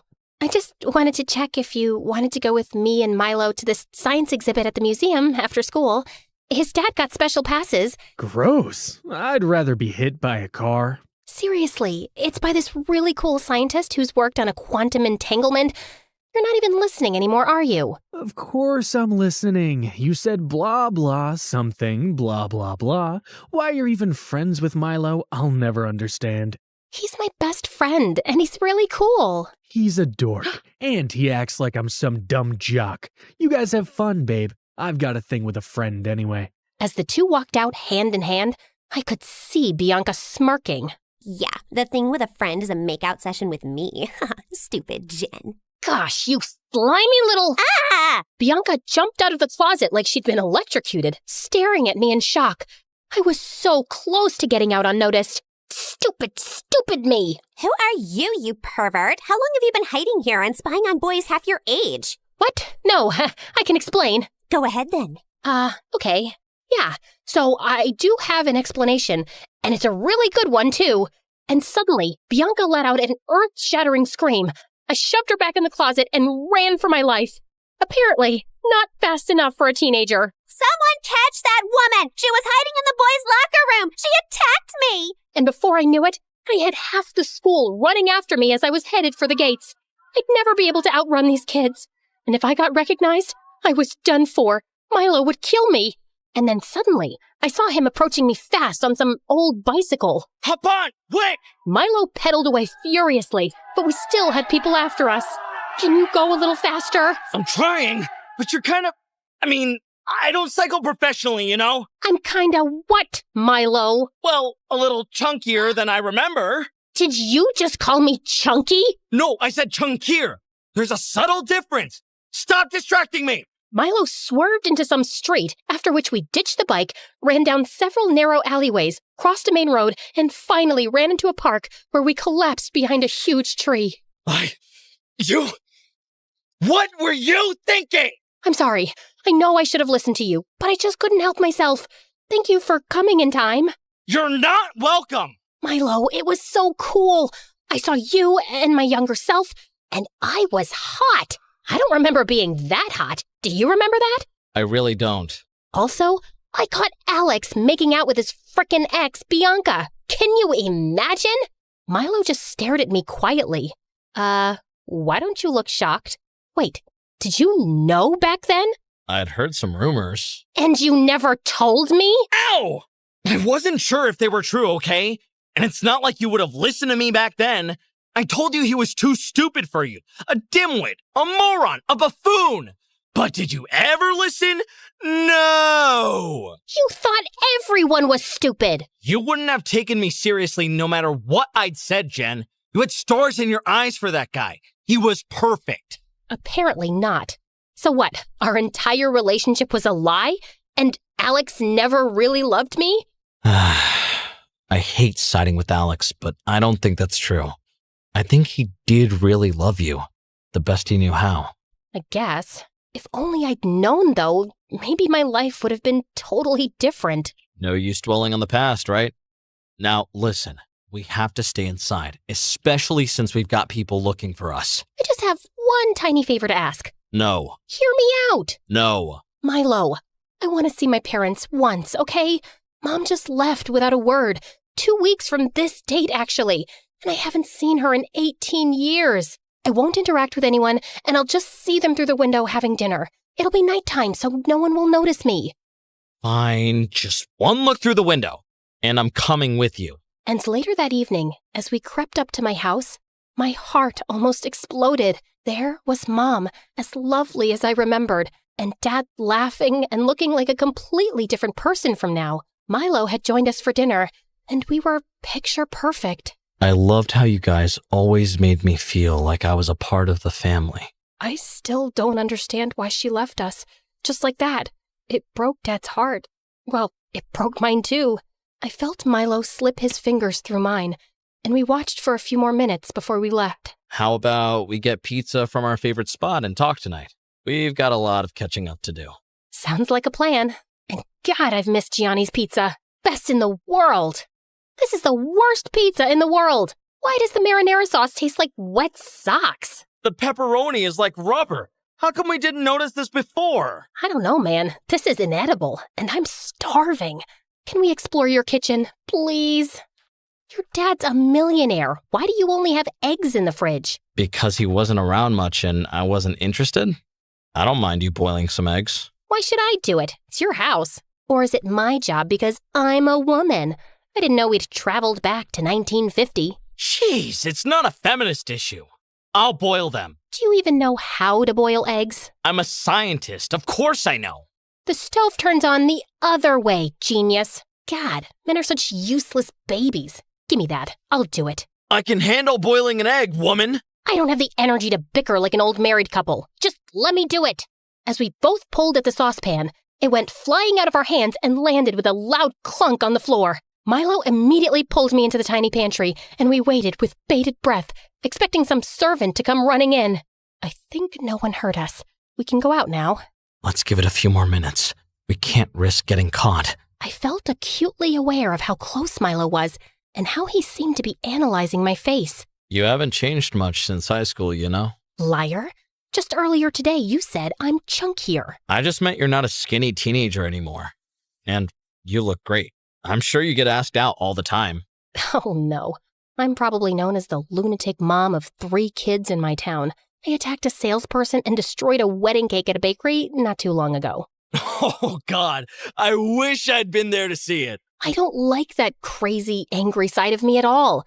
And yeah, that would make anyone run away if they were interested in the first place, which I highly doubt. I doubt the opposite. Suddenly, Milo was even closer and tucking away hair behind my ear, and my arms were going around his neck, and I could feel his breath on my face. And just as I leaned in, the door burst open, and we stared in complete horror at a younger Milo who was staring back at us. Don't move. Don't breathe. He's literally staring at us. I think he's sleepwalking. I used to do that. I'm not sleepwalking. Are you? Me? From the future? No. And that's older Jen. This is just a dream, Milo. You'll wake up from it soon. Well, that's disappointing. For a minute, I got excited thinking you'd come from the future to tell me time travel is possible, and Jen and I ended up together. It's not. And we didn't. Oh, okay. Good to know. Can I grab those cookies? Thanks. And then, young Milo just walked away. Oh my God, what just happened? Do you have any memory of this encounter since you met your future self in your past? I hadn't thought about this in years. But yeah, now I remember having this weird, vivid dream as a teenager about meeting our future selves. I thought that's all it was. A dream. This is insanely cool. Also, let me get this straight. 17-year-old you wanted us to end up together? Milo's face flushed. I thought you always knew I liked you, but deliberately ignored it. So I assumed you just wanted to be friends. I suspected it sometimes, but you never said or did anything. There was never a good time. We only saw each other every day. You had a crush on someone first, and then there was someone else, and then there was Alex. Alex was the first serious relationship. The rest were just crushes, Milo. I may have even lied about one of them to get some reaction out of you. Wait. Hold on. Back up. So that means you liked me too? Maybe. Okay, yes. There were times when I thought we could be more than friends, but you were always so inexpressive and in your head. I never knew what you really wanted. So this is my fault? Looks like it. Also, is this why you disappeared from my wedding? I really was making groundbreaking progress on my time travel work. I was totally consumed by it and didn't need any distractions. But yeah, I thought seeing you actually walk down the aisle with that dumb jock would be a bit hard. Maybe if you said something, it would have turned out differently. Things with Alex weren't always perfect, even when it looked like they were. But I guess this is how it was meant to be. You know what? I'm exhausted. I'm gonna call it a night. The next morning, we decided just to focus on what we had to do that night to make sure the scientists' vaccine experiment didn't get messed up. Can't we go to the lab earlier today and remove the equipment so I never bump into it? That place is guarded at all times. The only opportunity we have is what our younger selves have discovered all those years ago. There's a half-hour gap between guards changing shifts at night. Which is also the time our younger selves will be breaking in, and we can't be seen by them. Exactly. We can only follow them carefully and actually prevent the accident from happening at the time it happens. When you bump into the equipment, there's a 3-second window between the liquid falling from the vial and going into the beaker. We have to be hiding behind that counter already so we can stop that. I've tried it a few times, but I can never do it fast enough. When you have 3 kids, you have superhuman reflexes. It'll be a piece of cake for me. It felt surreal as we hid in the bushes outside the warehouse, observing young Jen and Milo ahead of us, and we waited for 5 minutes before we climbed through the window they used to get in. Milo, I'm stuck. Push the window up a bit more. It seems to be jammed. How are you stuck? I just came through this too. I guess my butt is just bigger than yours, isn't it? Just do something. Milo pulled hard at my arms, and I finally got through and landed on him with a soft thud. We waited breathlessly for a few seconds to see if someone had heard us, then went down the passageways that led to the lab. We slipped in quietly behind young Milo and Jen, then crouched on the floor and crawled over behind the counter. What the heck is going on in this place? I don't know. Half of this stuff has biohazard signs on it. I really think we shouldn't have come here. I told you so. Shut up. It's gonna happen in 10 seconds. Are you ready? Yeah, I'm ready. We counted down the seconds, my heart pounding in my ears, and the second we heard young Jen crash into the equipment, I leapt up, reached for the beaker, and pulled it away just before the liquid from the vial fell into it. And I felt a strange ripple in the air, like something major had changed. Hey, are you okay? Look, we gotta get out of here before someone finds us. As the two ran out, Milo and I slowly got up, my hands still shaking as they were clutching onto the beaker. I actually did it. Oh my God, Jen. We've just averted a huge future catastrophe. Now, let's get out of here before we cause another one. We ran out the way we'd come, climbed out the window, and saw young Jen and Milo sneaking off ahead of us. We decided to take a breath and give them a head start. But just a few minutes later, several black cars came at full speed and halted in front of the warehouse. Milo and I quickly ducked behind a bush. And then I saw something which made my heart drop. As the car doors opened, several people in lab coats and black suits stepped out, and one of them was my mom. Without even realizing, I let out a loud cry, and Milo clamped a hand over my mouth. Mom looked around sharply, and for a second, I thought she was staring right at me. Did someone else hear that? No. What did you hear, ma'am? Just a strange sound. Maybe it was an animal. As she was about to walk into the building, she suddenly turned to a bodyguard. Search the premises to make sure we don't have any unwanted visitors. And if you find someone, you know what to do. As the men started spreading out, Milo quietly dragged me backwards towards the fence. He lifted a plank to let us through, and then we ran as fast as we could. Milo, stop. I can't breathe. My mother. She's somehow a part of this horrible virus project? Did you know she was involved? I swear I didn't. The last few times I went into the lab, I escaped before these cars got here. It's my first time seeing her, too. This is ridiculous. My mom was known for the best freaking apple pies in this town. That's what she was known for. How can that cold, scary person be my mom? How could she be part of creating a weapon? I'm so sorry, Jen. Milo hugged me tight as I sobbed into his chest. I want to go home, to my present. Can we just go now? Yeah, I just need to get my briefcase from my house. Then we're going home. I was still in shock as we made it back to Milo's. He told me to wait in the garden while he got his briefcase. But moments later, I saw young Jen and Milo come out of the house, and I immediately hid. I saw them walking down the driveway, but then suddenly he took my arm. Jennifer, there's something I need to say to you. You never call me Jennifer. This sounds serious. It is, and it isn't. I mean, it is, but it's not that big a deal. Like, either way, I'm gonna be fine. Like, I'm cool. You get me? Are you having a stroke? No, I'm trying to say something here, okay? And I have to do it tonight or I'll lose courage and never say it. I didn't remember having this conversation with Milo before, and suddenly, I felt that weird ripple in the air that I'd felt in the lab, like something big was changing. You know you can say anything to me. I'm your best friend. Yeah, of course. Well, that's the thing, actually. How long have we known each other now?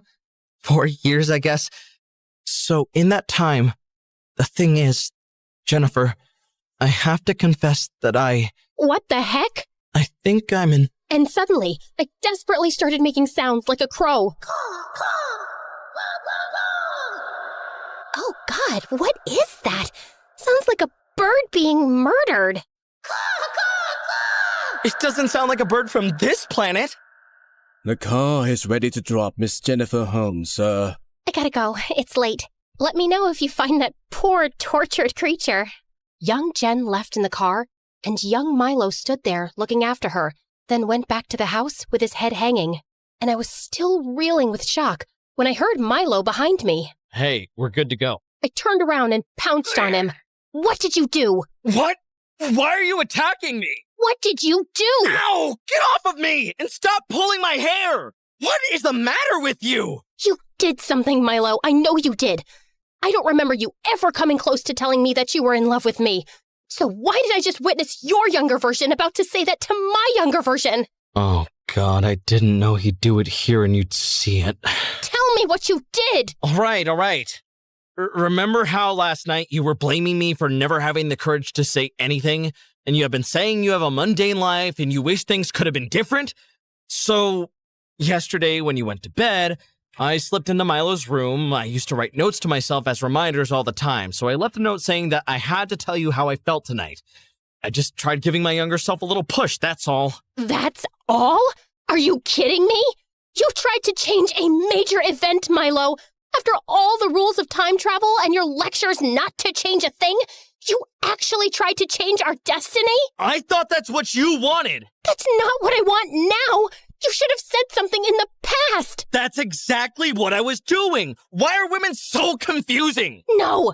If your past self had just told my past self how you felt, and if after that I'd decided to break up with Alex, it would have changed the rest of my timeline forever. So when I return to my present, it wouldn't even be the same present. Would that be so bad? I thought we missed our chance and I could fix it. And it's not like things with Alex turned out great. I have kids with Alex, and they are the best thing that ever happened to me. If Alex and I never ended up together, I would never have my kids. You almost erased them from existence. Okay, listen, I know that sounds bad, but if the timeline changed, you would have no memory of your kids in your present. You wouldn't even have ever met them. It would all be different. And that very thought is making me sick to the stomach. In this moment, I know they exist, and they mean everything to me, and I would choose the same life over and over again just because I got to have them. And you nearly destroyed all of that, and I will never, ever forgive you for this. Take me back home, now. Jen, I'm sorry. I didn't think it through. Don't talk to me. I can't even look at you. When we made it back to the present, Milo just said, I'm sorry. and disappeared into the night, and my heart felt heavy with anger and knowing I'd probably never see him again. I hugged my kids extra tight when I met them, and over the next few days, we all watched news of the xenovirus virus spreading like wildfire. But the government reassured the public that a vaccine would be made available as soon as the following week, and I breathed a sigh of relief knowing we'd all be safe. And soon after, I took a trip to see my dad. He had become a recluse over the years, and I'd kind of resented him because I always felt he knew the truth about why Mom left and kept it from me. Dad, don't ask me how, but I know Mom was involved in a shady government project related to the xenovirus virus. I deserve some answers. So if you know more about it, please just tell me now. And finally, he did. I knew your mother was a government official, but her work was always confidential. The night she left us, she told me that she was part of an illegal project involving the creation of a virus as biological warfare, which had been shut down and everyone involved in it was considered a criminal. So she had to go on the run and leave the country immediately. I was just trying to protect you. I didn't want you to think she was a monster. Honestly, I haven't heard a word from her since. I'm really sorry you had to carry that burden alone. I wish you'd told me. No, I wish I had too, and we wouldn't have drifted apart. We can still fix that, Dad. The truth about Mom was a bitter pill to swallow, but it was better to have some closure, and I got close to Dad again. I even felt more at peace with my decision to divorce Alex. Well, sort of. You know, Alex, I really am sorry that you didn't get to live your football dream. I know it meant everything to you. Wow. Thank you. Yeah, it was really hard. Ow! Why did you just kick me? That's for cheating on me. Don't even deny it. I know you did. What? When? Think long and hard, Alex. It'll come back to you. And try to be a better man now. And seeing my younger self just made me think about the dreams I once had. I decided to apply for PhD programs again. And yeah, it was hard studying while juggling the mom gig, but I was happier than I'd been in years. My anger at Milo faded as months passed by, and I wanted to talk, but I had no way to track him down. But then, as fate would have it, I was running after a bus one day when I bumped straight into him. Literally bumped into him. Ow! Please don't punch me! I'm already hurting! What, is your skull made of iron? It's not like I bumped into a feather pillow, and you made me miss my bus. I don't think you were going to catch that anyway. Any chance we can get coffee and talk? Sure, but not this cafe. I'm banned from here. Look, just let me say my piece first, okay? What I did was beyond stupid. It was so reckless even trying to alter our timelines, and no one knows that better than me. There wasn't even any guarantee that you'd have broken up with Alex and ended up with me, or that we would have lasted in a relationship. Maybe I would have never continued working on time travel, and then we'd have never gone back to fix the vaccine. I can't even fathom the repercussions of such an action. I guess I was just really curious about the what if. But I'm so glad you stopped it in time. I know it's a lot to ask for, but is there any chance we can agree that I was a complete moron and you can forgive me one day? I'm curious about the what ifs too. And I did sounds like I wanted a different life, but I've realized that maybe everything that happened, however it happened, had the best possible outcomes for all of us. I want to believe that. And I guess we were supposed to meet again now after all these years. So why don't we just pick it up from here? Hi, I'm Milo, a whack job scientist and time traveler. I'm emotionally stunted, but I'm working on it. Hello, I'm Jen, mom of 3, science teacher and PhD student, also taking therapy for anger management. Cool. I just really want to know one more thing. What's that? What are you doing for the rest of your life?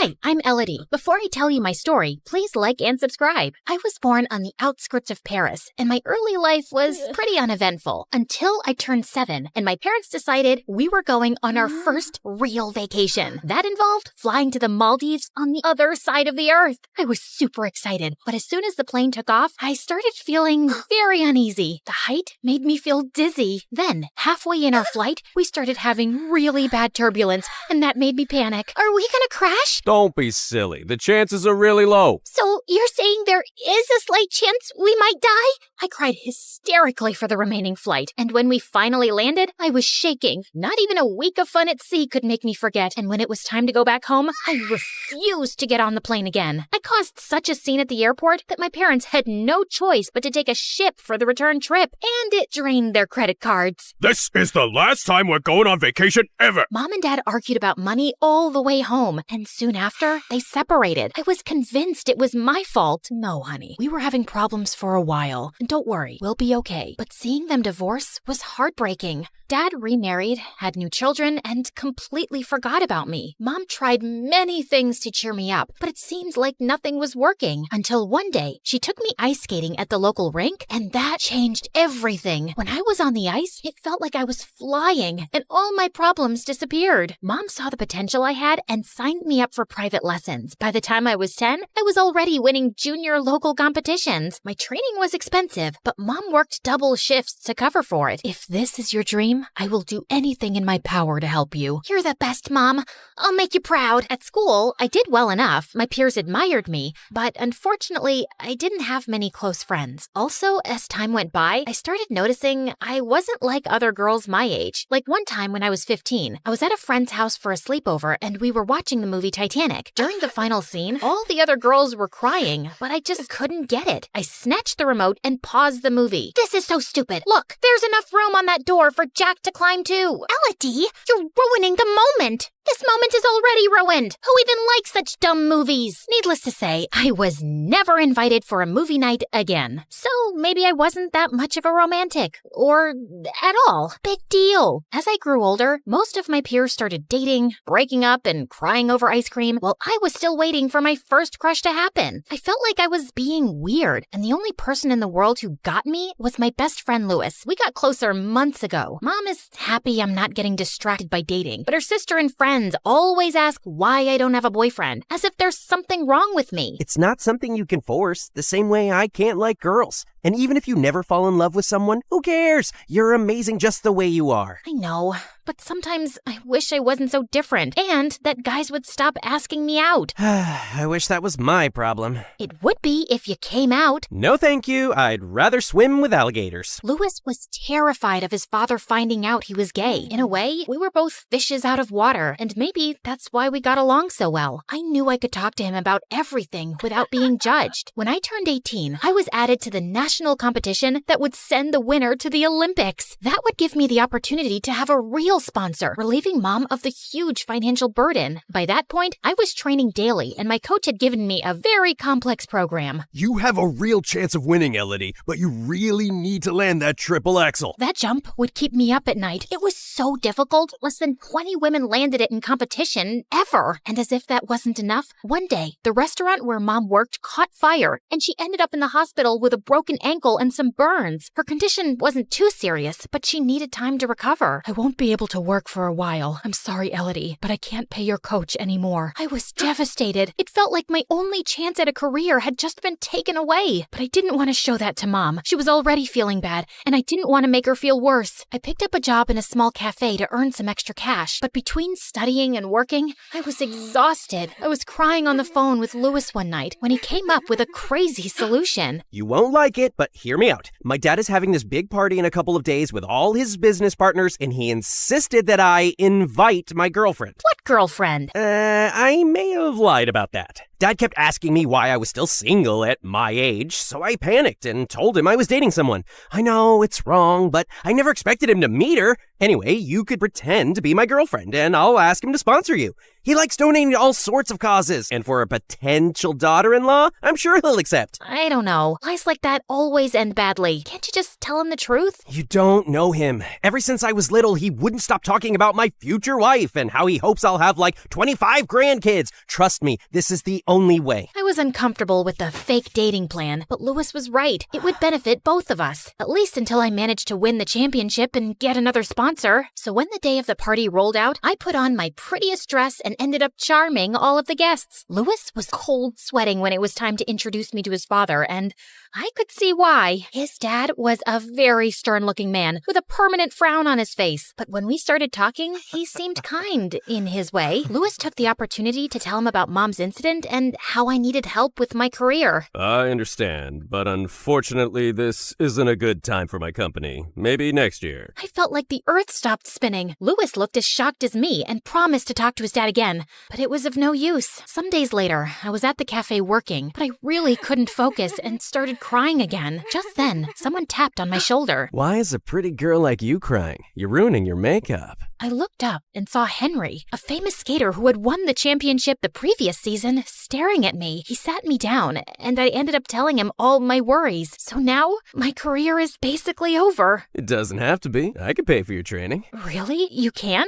But why? You hardly know me. I know that everyone needs to see real talent. My family is one of the wealthiest in the country. My car insurance is more expensive than your lessons. It's nothing. I couldn't believe my luck. From that day on, I started practicing with Henry, and he seemed quite impressed with my skills. Some days we would go have coffee after training. He was a lot more experienced than I was, and I loved hearing about his travels and all the talented people he met during competitions. One afternoon after practice, Henry was dropping me at home when he leaned in and tried to kiss me. I quickly pushed him away, and he seemed very confused. I'm sorry, is there a problem? I think I might have given you the wrong idea, Henry. I like you, but only as a friend. I'm just not interested in dating anyone. I see. What can I say? It's breaking my heart that you're doing this to me, and I get it, but I don't think any other guy would. You have to be careful about giving a guy wrong signals, especially when you get so close in such a short period. Guys always expect something in return. Anyway, I guess I'll leave now. Henry gave me a quick hug and left. I decided to keep my distance from Henry after that. I didn't want to hurt him anymore. Soon it was time for the competition, but the day before the competition, I was so stressed out I could barely stay still. So Lewis asked me to go to the local fair with him to calm my nerves down. We went to all the booths trying our luck. I spent an embarrassing amount of money at the duck pond game, and Lewis won at the miniature rifle range. The lady gave him a huge heart-shaped plushie, which he gave to me. A lucky charm for tomorrow. Sure. It has nothing to do with how bulky this is. We were having a good time, going on roller coasters and eating fries. But just then, I heard someone calling my name from the crowd. I turned around and saw Henry walking in our direction. So he's the reason you broke up with me? Henry? No, you're misunderstanding. Lewis is just a friend. Just like I was a friend to you? You know, if you liked someone else, you could have just said that.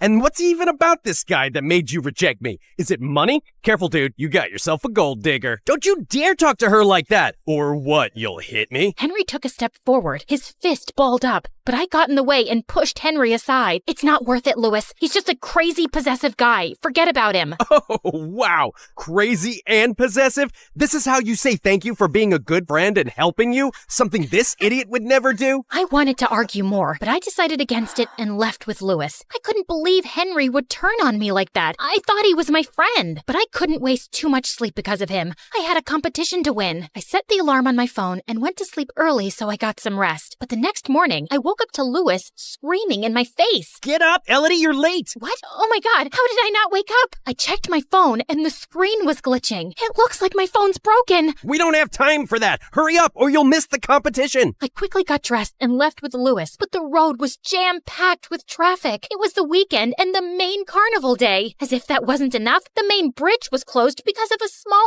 accident. This is the only way to cross the river. We're never gonna make it. What am I gonna do? I might have an idea. Lewis Louis got out of the car, and we made our way back to the fair from the previous night. Okay, anytime now. Who? What? That. I looked where Louis was pointing, and my heart dropped. Right over the fair, a couple of hot air balloons were already taking off, and others were waiting for customers on the ground. Oh, no. You gotta be kidding. I know you're afraid of heights, but this is your only chance. Listen to me, Elodie. You can't let your fear win. Not now, when you're so close to making your dream come true. Louis was right. My stupid fear was getting in the way of my dreams, but I was stronger than that. We paid the man piloting the balloon and hopped on. As we took off, I closed my eyes and wrapped myself around Louis like an octopus. You can look now. Trust me. I slowly opened my eyes, and it was so different from what I remembered from that airplane all those years back. Sure, I was still afraid, but from up there, the world looked so peaceful and beautiful. The flight didn't last long, and soon we were landing in front of the arena. We ran inside, and I got my skates on just in time. The place was packed, but I felt confident and performed my best routine. And then came the final moment, the dreaded triple axel. I took a deep breath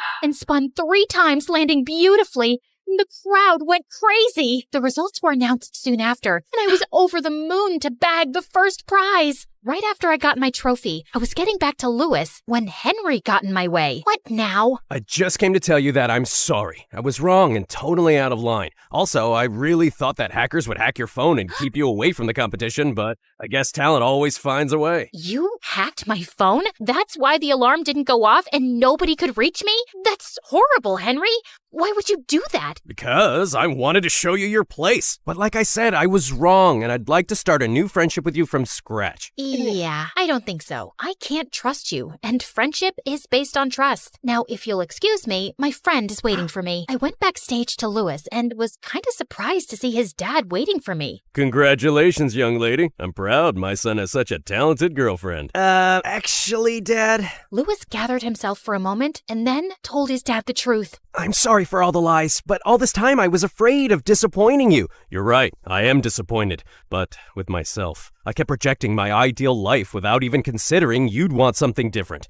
Son, all I really care about is for you to be happy. And you, young lady, this was a big step in your life, and I have a surprise for you. Louis and his dad took me home with them, where his dad had organized a party to welcome Mom after her discharge from the hospital. She couldn't be at the competition, so the party was our chance to celebrate together. Mom introduced herself and thanked him, and then they kept chatting, and it gave me a weird feeling. What's going on with our parents? They're so red. Are they sick? Worse, they like each other. And yes, you guessed it. That's how I ended up with a stepfather and brother. I learned that you have to face your fear, or you'll be afraid for the rest of your life.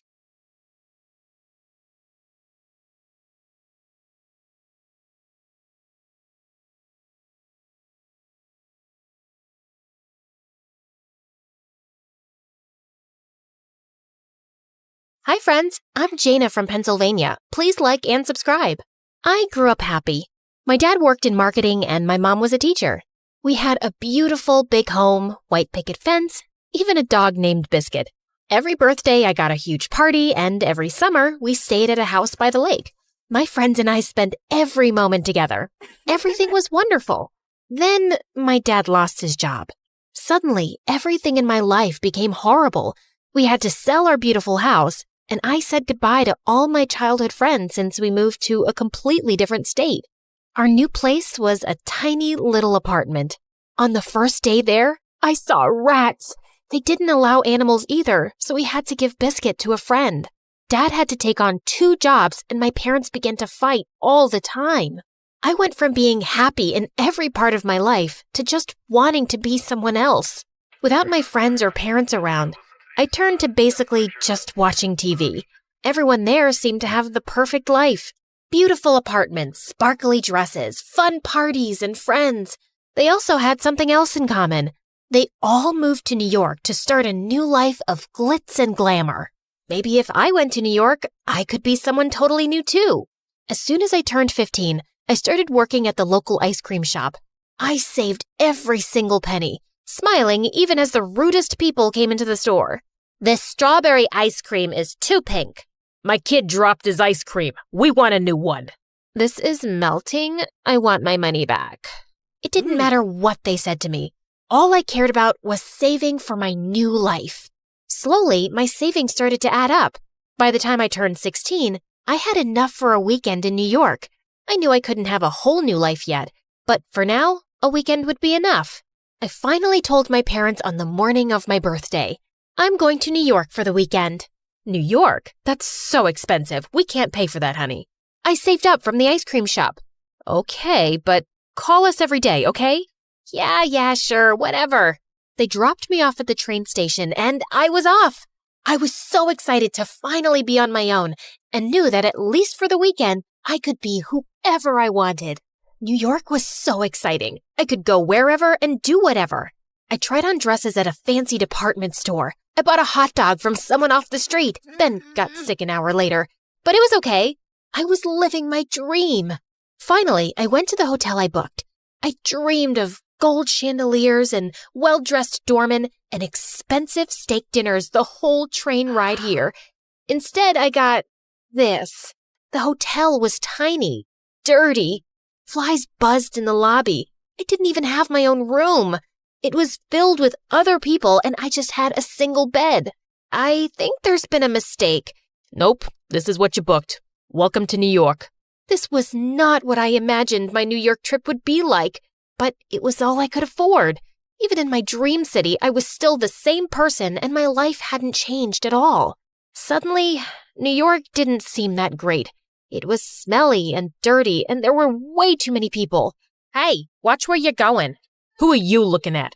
Nothing, Hey! Someone bumped right into me and I nearly fell over. As I stood up, I realized he had stolen my wallet. I ran after the thief, but after a few minutes, he was gone. Now I didn't have anything. It was all too much. People were so mean. I started to cry in the middle of the street, and people began staring and pointing. It was so incredibly embarrassing. Finally, I decided to just go into the nearest building to get away from everything. Wow. This was the hotel of my dreams. Big, beautiful chandeliers, doormen in fancy suits, rich women drinking champagne and dressed in sparkling gowns. This is who I wanted to be. I was so enchanted by everything that I ran headfirst into someone. Ow! Elena. Huh? That wasn't my name. This man must have confused me with someone. Where have you been? You can't just run off without telling someone. Who even are you?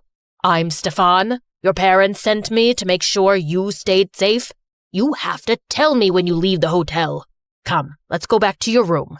My room? The one with the bed surrounded by other strangers and mice? It was the last place I wanted to be other than home. I almost ran. Then I noticed that Stefan wasn't taking me out of the building at all. Instead, he was taking me further into the hotel. I was shocked as I stepped into an elevator completely made of gold. It whisked us away so high and so fast, I almost got sick. It felt like we were flying.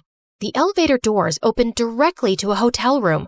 No, not a hotel room. A penthouse. This is my room? I know, it's not big enough, but you have to deal with it for now. And again, if you want to leave, you just have to ask. Your dad just wants to make sure you're okay. Not big enough? This place was a palace. Stefan left, and I had the whole room to myself. The bathroom was all marble with a built-in hot tub. The TV was huge, bigger than I was, and there were so many chandeliers, I lost count. Even the bed was luxurious, so tall and soft I could barely even climb on. Who the heck had such a nice hotel room? I knew I should have told him he had the wrong person, that I wasn't Elena and I didn't belong here. But then again, this was exactly what I had dreamed of. My stomach started growling, and I decided I would have to figure all that out later, after some free food. I raided the mini fridge in the room, snacking on soda and chips. I even ordered room service. By the time I was done, I was almost gonna fall over. Life had never been this good. My phone rang and I saw it was my parents. All I could think about was the fighting and the rats and losing our sweet biscuit. I hung up on them and decided I couldn't go back there, ever. I would stay in New York and start my life now, even if I had to take over this Elena girl's life to do it. I looked around and found her diary and laptop. I opened the laptop and, is that me? Suddenly, I realized who she was. Elena, a famous actress. My friends used to joke that she was my alter ego. Jaina and Elena sounded similar after all, except while Elena was living a perfect life, I was stuck with nothing at all. Elena would probably be back soon. If they caught me in the room, I would get in huge trouble. I had to get out of here before I was arrested or kicked out. But maybe I could go with a little something extra since my wallet was stolen after all. After changing into Elena's clothes, I told Stefan I was going shopping. He insisted on coming with me. When we got to the store, I said, I forgot my card. He just sighed and handed me the money, no questions asked. It was more cash than I had ever seen in my life. With this kind of money, I didn't have to go back to Pennsylvania at all. I grabbed a bunch of clothes and told him I was going to try them on, but as soon as I was out of view, I made a run for it. Maybe New York hadn't been that great at first, but things were going to be different now. Or so I thought. I hadn't even walked more than a few blocks when I realized I had forgotten my phone. But that was the least of my problems because suddenly someone grabbed me from behind and everything turned dark. I woke up a few hours later, feeling dizzy and confused. Where am I? You! Hey, you! I looked around and saw a girl staring at me from across the room, but she was in total dark, so I couldn't see her. What are you doing here? I don't even know where here is. I don't even know who you are. Well, I've been kidnapped. It happens a lot, to people like me. What I don't understand is why you're here. I've never been kidnapped with other people before. Oh my God, does that mean I'm not special? She stepped into the light and I realized, Elena? That's me. Now, who in the world are you? I'm Jaina. Jaina. You seem familiar, but I don't remember meeting you at a party or a ball. We look a bit alike. As if I could never have such ratty, dull hair. Or put together an outfit that horrible. Horrible? It's your jacket. Oh my God, it is. You're stealing from me? What? No, well, kind of. Are you working with the kidnappers? No, Stefan thought it was you. Ugh, I can't believe he mistook you for me. That's so gross. I was starting to get mad. This girl was so rude. We have bigger problems here. Maybe you get kidnapped a lot, but I definitely don't. I'm gonna get out of here, with or without you. Now, are you gonna help me or not? Elena stared at me for a long moment. Fine, but only so I can yell at Stefan. The two of us sat down and hatched a plan. The kidnappers come to check on us every few hours. They have to unlock the door, which means we can escape. How about I pretend to be hurt so they have to come all the way in? Then you can knock them out. I'm the actress. You knock them out. Ugh, fine, okay, then what? We have to tell someone where we are. How the heck are we gonna do that? We gotta steal a phone. Suddenly, our planning was interrupted by something outside the basement. We eavesdropped through the door. What are they saying?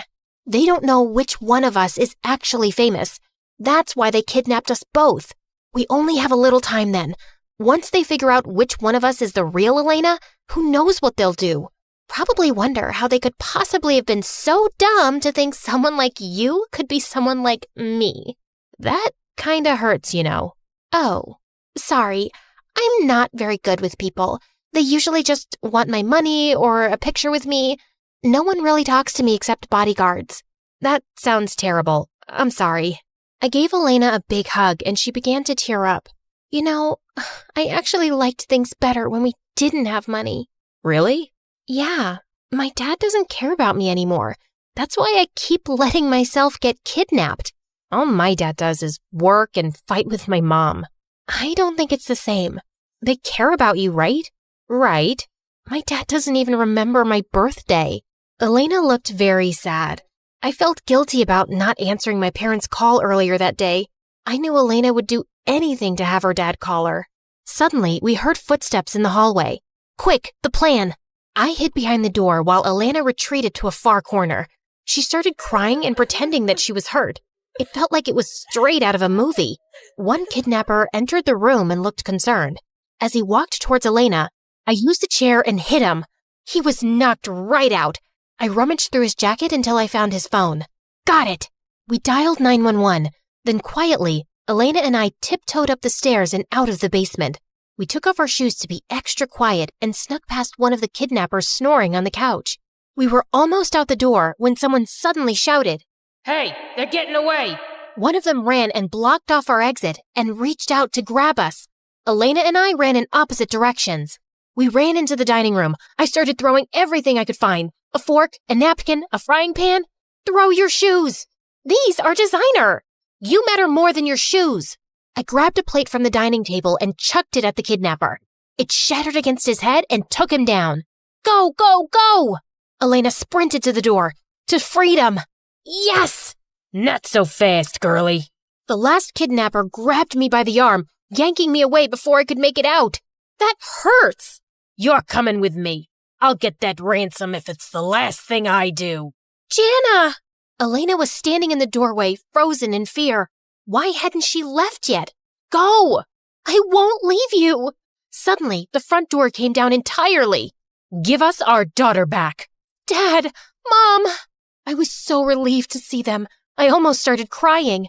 Behind them, I could hear the sirens. The police were on their way. The kidnapper's grip on my arm tightened. Where's our money? Your money? How about our daughter? You're not getting her back without it. Ow!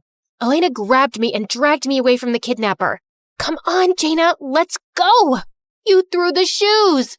Of course I did. You matter way more than shoes. Police, hands up!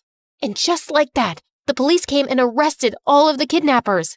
They told us that they would be going away for a very, very long time. My parents wouldn't let me go, constantly hugging me and making sure I was okay. How did you know I was kidnapped? You left your phone at the hotel. Stefan called us when the kidnappers demanded they pay up for both girls, and we realized that they had you too. We should have never let you go into the city alone. I didn't think you cared. We love you so much, Jana. Maybe we're not the best at showing it, but at the end of the day, you're our daughter. We might not have a lot of money, but we would give anything for you. I love you too. Let's go home. I smiled at my parents, but I noticed that Elena started to look really sad.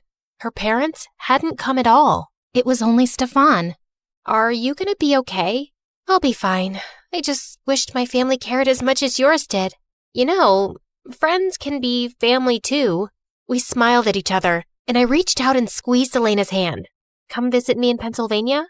Pennsylvania? I would love that.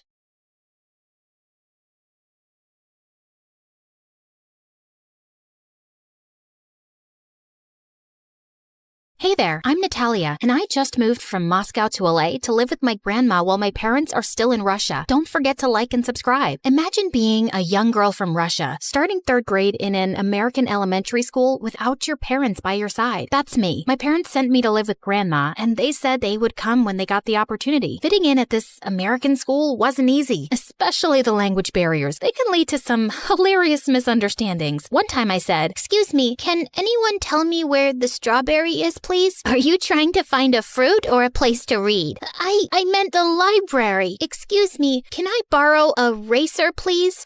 Sure, Natalia. Do you want a Ferrari or a Lamborghini? Oh, I meant an eraser. Excuse me, can I have a sheet of paper, please? I have a cow of paper. Would that work? Hey guys, cut it out. She's new here and learning the language. We all make mistakes, right? Here you go, Natalia. Here's a sheet of paper. I don't know why, but I just hugged Jake and mumbled a thank you. The whole class laughed even louder. When are you guys getting married? Jake just smiled and shrugged off the teasing. Over the next few weeks, my friendship with Jake grew stronger. He became my go-to person for navigating both the school and the English language. We'd sit together at lunch, share stories about our families, and even work on homework together. One afternoon, after school, Jake invited me to his family's small flower shop. Jake's mom warmly welcomed me and offered me a cup of hot chocolate. As we explored the shop, Jake asked me about my favorite flowers, and I told him about the beautiful jasmine that grew outside my home in Russia. To my surprise, he found a small jasmine plant tucked away in the corner. Here, Natalia, I'd like you to have this jasmine plant. It's not much, but maybe it'll help you feel more at home. I couldn't help but smile. It was a sweet moment that strengthened our friendship and also made me feel more connected to my new home. I envied Jake for having such a lovely family, and I missed mine so much. Once in the 7th grade, my grandma fell ill and had to be admitted to the hospital. The doctor said said it would be about a week before she could return home. With no other family nearby, I felt lost and worried. But when Jake's mom heard about my situation, she kindly invited me to stay with them at their place till Grandma was out of the hospital, and I gladly accepted. Jake had been telling me that his dad was the sweetest, but that was far from the truth. His dad was a very moody man. Some days, he'd be yelling at his mom and having fights with Jake and his siblings, but some other days, he was just a cool, cheerful, annoying dad. While I stayed in their house, I took Jake's bed and Jake slept on the couch. One night, Jake's dad burst in yelling, "Jake, time for a little wake-up prank." With that, he splashed a bucket of water onto the bed, soaking me completely. Startled, I gasped and sat up. He immediately realized his mistake and his face turned red. "Oh, Natalia, I am so sorry. I thought Jake was in here. Are you okay?" But just then, Jake came in looking super angry. He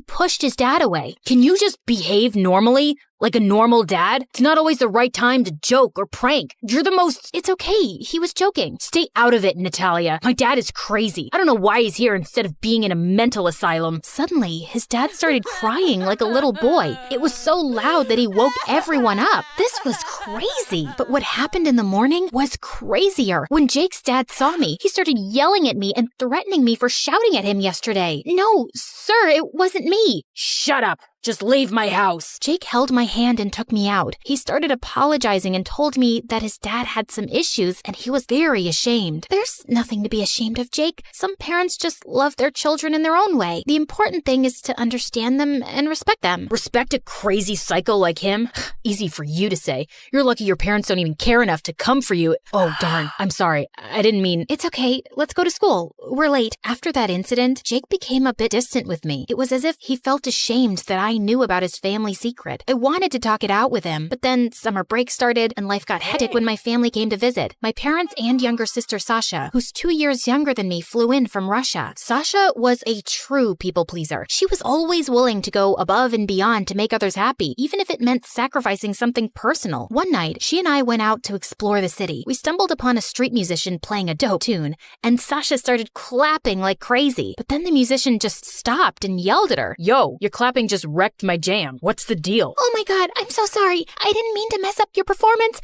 Let me make it up to you." She quickly grabbed some cash from her pocket and dropped it into the musician's hat. "Here, I hope this helps. Seriously, I'm so sorry. Okay, fine. Just take all my money. Here, please smile." I stopped her and took the money back from the musician's hat. In fact, I took everything, and we both ran like crazy. I mean, I didn't take all the money, but he started it by being a rude person. When we got back home, I started yelling at Sasha. "Can you stop being such a fool? Just be okay with making people upset, especially those who deserve your anger. Sasha, my sister, I love you. That's why I'm insulting you. Please listen to me." Just then, Mom barged in. Lucky for her, she has her entire life to listen to you. We're going back to Russia next week, and Sasha's going to stay with you and Grandma. We're coming to live here as soon as we can, honey. On the first day at school after summer break, Sasha was super excited to join me. As we walked through the hallways, I introduced her to my friends, and soon enough, we bumped into Jake. "Hey, Sasha, nice to meet you. Your sister's told me a lot about you." "Oh, really? I hope it's all good stuff. Because, sometimes I can be a disappointment. And I'm not saying this because I'm nervous or anything, but I mean, in general, I am a disappointment." Just then, the principal walked in, tripping on her own shoelace and accidentally dropping a stack of papers. Sasha immediately rushed to help her. "Oh, looks like school's off to a flying start, huh?" The principal laughed at her joke, and everyone around joined in. I liked that side of Sasha. She's kind and always rushes to help. I could see in Jake's eyes that he was also impressed. Maybe also because Sasha was prettier and taller than me. Maybe now he'd like her and something romantic would happen between them. That didn't bother me, right? Jake is only my friend. "I think you need to go stop your sister. She's giving away all her school supplies to some girls." Oh, God. Things between me and Jake started to go back to normal, and the three of us spent a lot of time together. And Jake even started coming more often to our home. He almost felt like a family member. One day, Grandma fell ill again, and we were very worried about her. To make us feel better, Jake offered to stay next to Grandma all night, especially since Sasha and I had exams the next day and needed to sleep well. I think maybe he'd also take any chance to spend time away from his dad. During the night, I heard some loud noises. I woke up and didn't find Sasha next to me. I rushed downstairs to find a group of shady-looking boys about to leave the house with Sasha, who seemed unsure and anxious. "Sasha, what are you doing?" Hearing my scream, Jake dashed downstairs. "Hey, let her go." Jake threw a punch at one of the boys, making him stumble back. "Get Get out of here and don't come back. The boys realized they were no match for Jake and scrambled out of the house. I turned to Sasha, feeling confused and shaken. Sasha, what just happened? Why were those guys here? Please don't be mad. They said they needed me to help them with their science project, and they were scared that someone would see them and tell the teacher that's why they wanted to work at night. I just couldn't say no. Are you stupid? God knows what they wanted from you at this late hour. This is not about pleasing people. This is just pure stupidity, Sasha. She started crying, and Jake patted her back and winked at me to stop. Hey, Sasha is smart, and I'm sure she won't do this again. Oh, by the way, I meant to ask you, Natalia, would you be my girlfriend? What? What a weird timing. No, it's perfect. I feel like I'm the man of the house. You know, just saved a damsel in distress. So what do you think? I think I want to be your girlfriend. And with that, I kissed him. We started dating, and Sasha got stronger, and Grandma felt better. Life seemed good and peaceful. Jake was the perfect boyfriend, sweet and protective, and I loved him so much. I couldn't imagine my life without him. Years went by, and we both graduated high school and went to the same college. We lived together until we graduated college, and it was the best time of my life. Then Jake proposed, and I said yes. On my wedding day, everything was perfect, and I was the happiest. Just as I was about to put on my dress, Sasha came into the room, her face filled with worry and fear. Natalia, I need to tell you something important about Jake. I've been keeping this secret for years, but I can't let you marry him without knowing the truth. What are you talking about, Sasha? Do you remember that night when those shady boys came to our house? They were actually Jake's friends. He promised them a girl they could take to a dance club with them, and he convinced me to do it, saying he'd always protect us. He threatened me, saying that if I told you, he'd hurt me. I was young and terrified, but now I can't let you marry him without knowing the truth. He's gonna be your husband and the father of your kids. No, you're lying. Jake would never do something like that. Maybe you're just jealous and trying to ruin my happiness. Why did you wait all these years to tell me? I was scared, and I didn't want to hurt you, but I can't let you marry him knowing what he did. Please, believe me, Natalia. Leave, now. You're not invited to my wedding anymore. Soon after the wedding, we left for our honeymoon, but it was cut short when we received a phone call that Jake's mom had been in an accident. We rushed back to see his parents, who we hadn't visited much since graduating high school. Jake had mainly kept in touch with his mom through phone calls and social media. At the hospital, Jake went into his mom's room while I sat in the waiting area. His dad, who was sitting beside me, started to berate Jake. You know, my son is a heartless jerk. You never should have trusted him. You made a mistake marrying him. Just then, Jake walked in and heard his dad's words. Shut up, Dad. You have no right to talk about me like that. I'm ashamed that you're my son. You never stood by my side. You were born a jerk, and I bet you're cheating on your wife. Jake couldn't take it anymore. He grabbed my hand and we left the waiting room together. I could see the pain in his eyes, and I chose to believe in the man I knew and loved, pushing away any doubts starting to creep in. A week later, we both returned to work. Jake left the house earlier than me, accidentally leaving his personal laptop open. On an impulse, I started going through his social media and stumbled upon his Instagram account, where I discovered he was chatting with several girls. Some of them were even sending him their pictures, to which he responded with compliments like gorgeous. I couldn't believe my eyes, and anger surged through me. But the next moment, I felt a strange sense of relief. Despite everything, he had chosen me in the end. I began rationalizing his behavior, thinking maybe he'd grown bored of being with just one woman for so many years, and that somehow made it acceptable. I started to blame myself, thinking maybe I'd been too busy with my studies, work, and life in general. In that moment, I made a promise to myself to become a better wife and to give Jake the attention he needed. Days went by, and I did everything to become a better partner to Jake. I even decided to become a stay-at-home wife, dedicating my life to our marriage. I also made up my mind to get pregnant, even though Jake had suggested waiting for 2 more years. I thought a baby would solve all our problems. Eventually, I got pregnant. I planned a romantic surprise dinner to share the news with Jake. When I finally told him, he snapped. What? Are you serious? We agreed to wait 2 years. I don't want kids right now. I thought it would be a good surprise, and it might bring us even closer. Look, I'm sorry for reacting like that. It caught me off guard. I didn't mean to upset you. Still horrified by his outburst, I told him I'd be sleeping on the couch that night. I said I'm sorry, but if that's what you want, then fine. The next morning, I apologized to Jake for my mistake and asked for his forgiveness because my reaction was exaggerated. He simply said, "I forgive you." Weeks went by,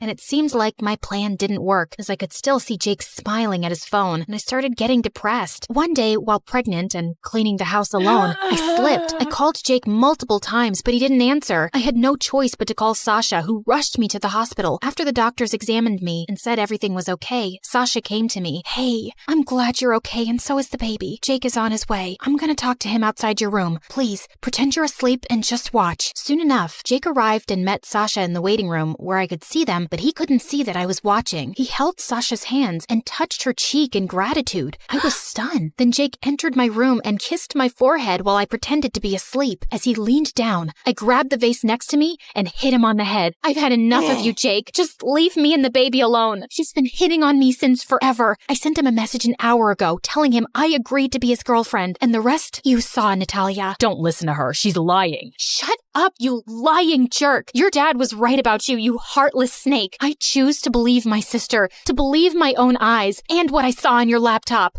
I'm such an idiot for putting you first, but I know better now. I come first. I'm an amazing woman, and I deserve better. Just get lost, or I'll start screaming until security takes you out. Go to hell, Jake. You're such a witch, a stupid immigrant that I felt sorry for and took care of. And this is how you repay me? An ungrateful monster? He kept screaming like a madman till security guards took him away. I knew I'd never allow Jake to come back into my life again. I turned to my sister, and I hugged her tight.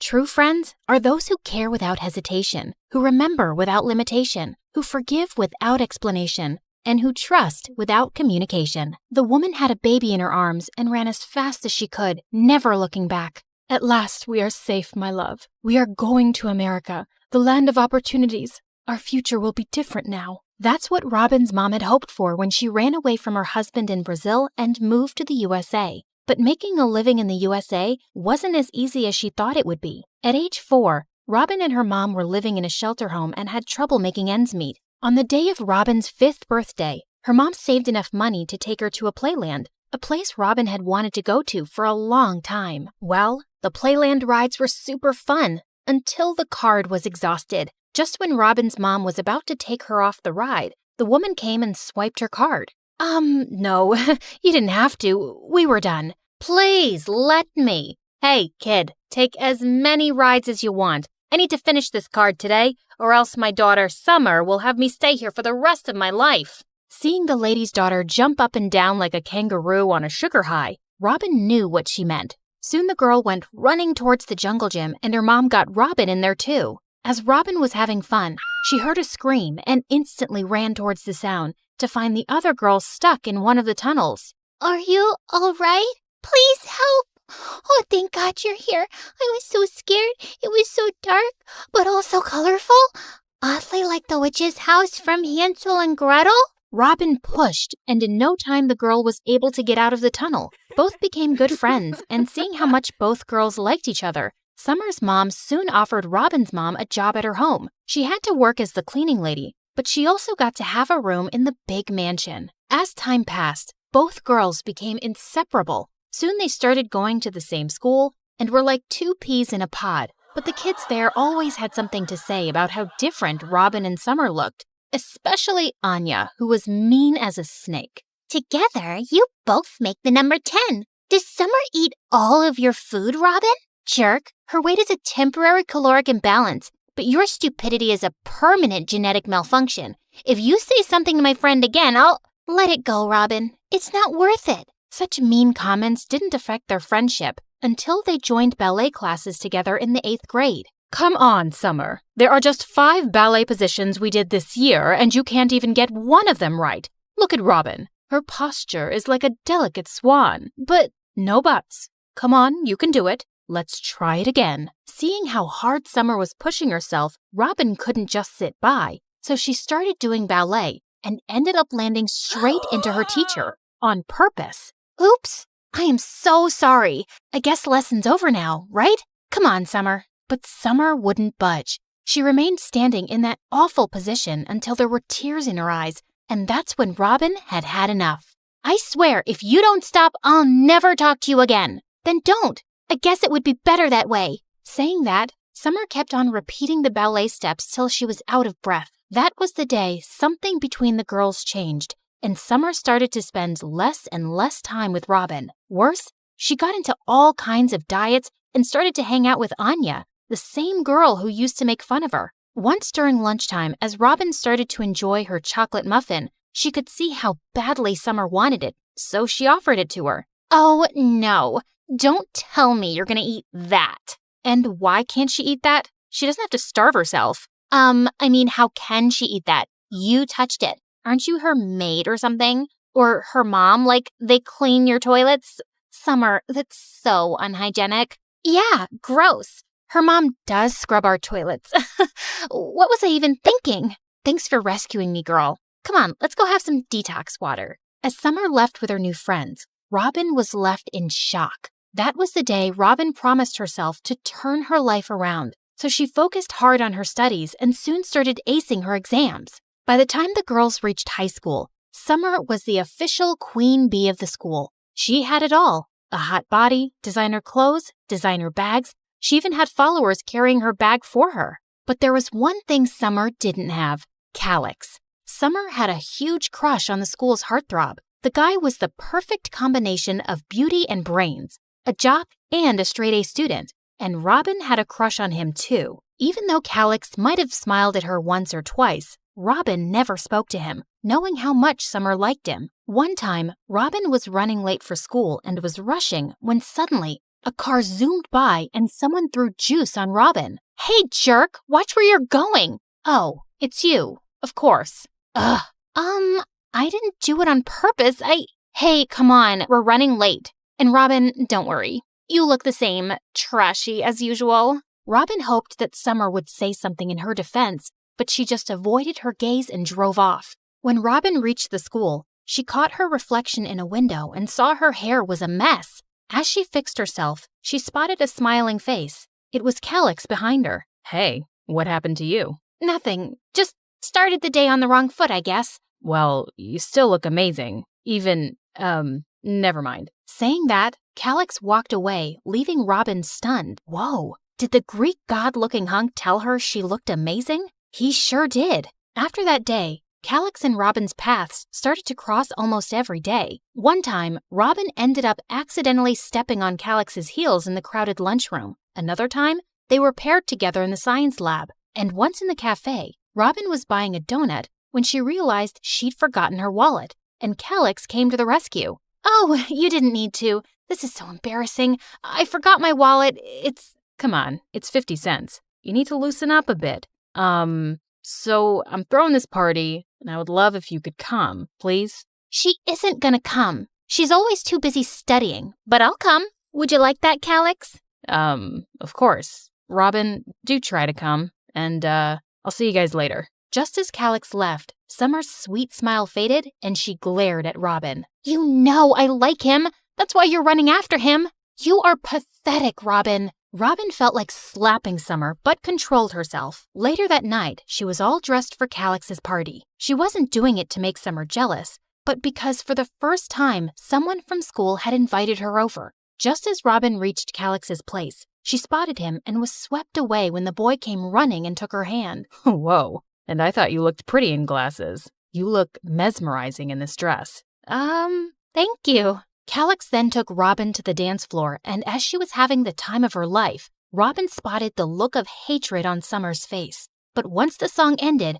and Calix leaned in and kissed her on the cheek, it looked like Summer would explode. Oh no. Robin needed to explain to Summer that she wasn't after her crush. Calix, I need to go. Wait, Robin. I wanted to tell you how much I like you. But Robin was more worried about Summer. As she ran after Summer, she bumped into Anya. Well, what do we have here? A little birdie told me that this dress you're showing off is courtesy of Summer's mom. So I guess you wouldn't mind perhaps taking it off? Saying that, Anya ripped Robin's dress, and in seconds both girls were tangled in a fight. But Summer came and pushed Anya away. Robin, stop. You're better than her, and I'm sorry I told Anya that my mom gave you that dress. I shouldn't have.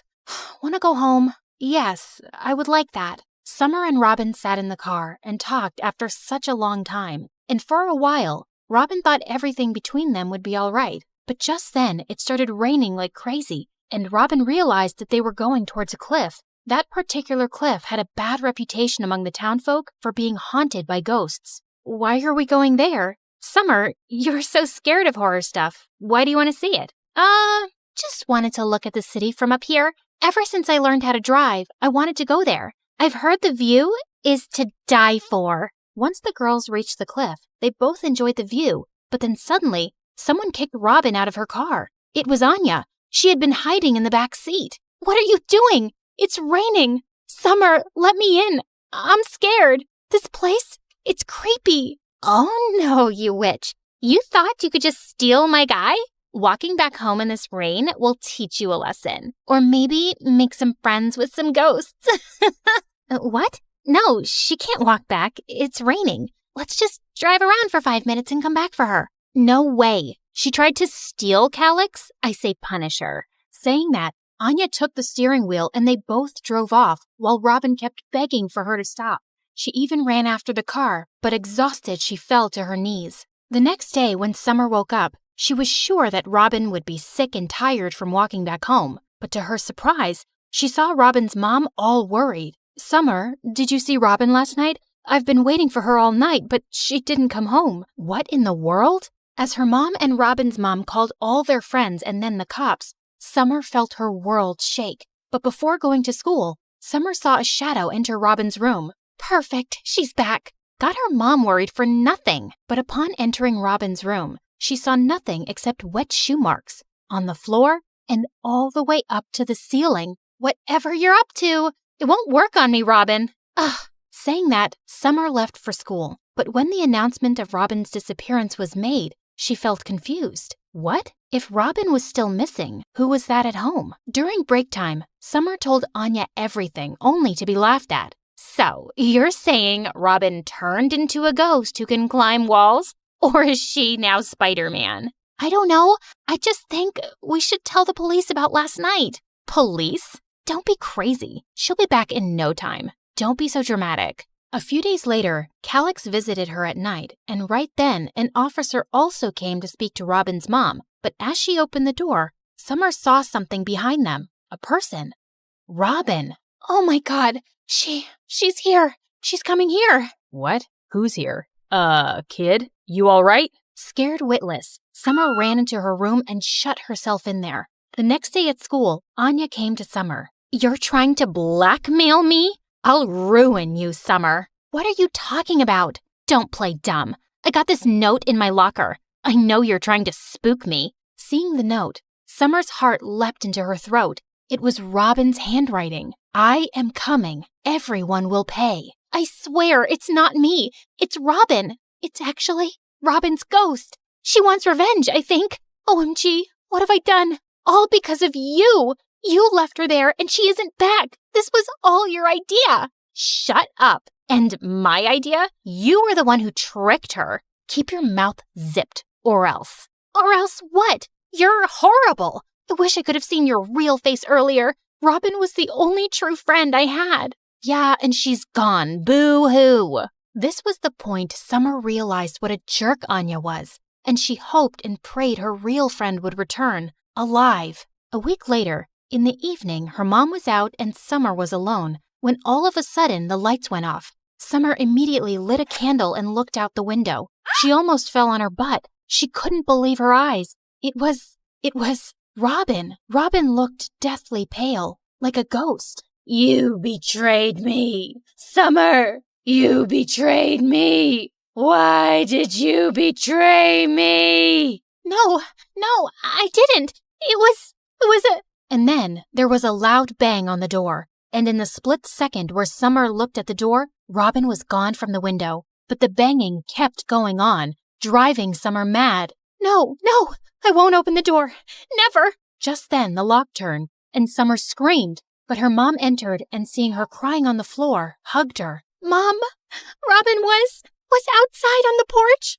Oh, Mom, I did a terrible thing. Anya suggested, but it was all me. I could have said no, but I was so blind in jealousy. What? What are you talking about? And then Summer told her mom the entire truth. Mom, I am so sorry. I miss Robin. I wish she could come back and none of this had ever happened. I now know that jealousy is a disease, and because of it, look what I did to my best friend. Oh, Mom. Well, I am glad you learned your lesson. Hearing Robin's voice, Summer's eyes widened and realized Robin was in fact alive. Summer was stunned. You're all right. Oh, thank God. Robin, please forgive me. I crossed the line, and I shouldn't have done this. You shouldn't have. But, oh, Summer, I'm just glad all of this could open your eyes. And then Robin explained how Calyx had followed her that night and picked her up. Even though Robin could press charges on Summer and Anya, she chose not to and decided to teach Summer a much-deserved lesson. So she hatched the whole plan with Calyx. Even Calyx's cousin, who was in the police force, was in on the plan, and even both of their moms. Okay, you really got me there. I was scared out of my mind, but your absence told me the worth of your presence. Come here.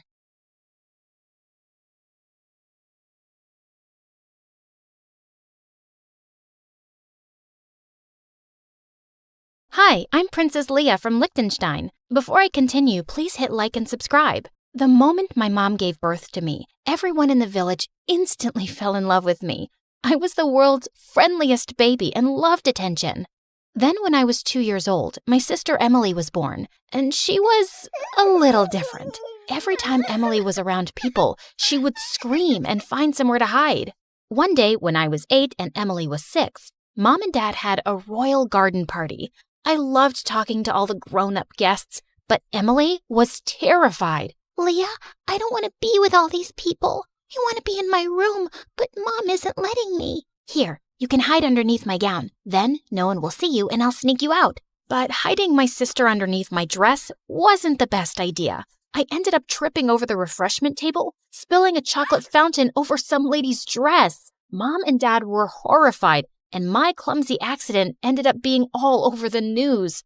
But my parents didn't blame me for what happened. They were just worried and confused. Why is Emily so anxious and afraid of everyone? Was it something we did? It just doesn't make any sense. Emily's anxiety only got worse over the years. By the time she was 8, she refused to even leave our bedroom. Everyone in the village still adored me, but they were convinced something was seriously wrong with Emily. I hear she just stares out her window all day. It's a shame she's not more like her sister Leia. Worst of all, Emily wanted me to stay with her in our room all the time. I couldn't even go downstairs for dinner without Emily crying. Please don't leave me.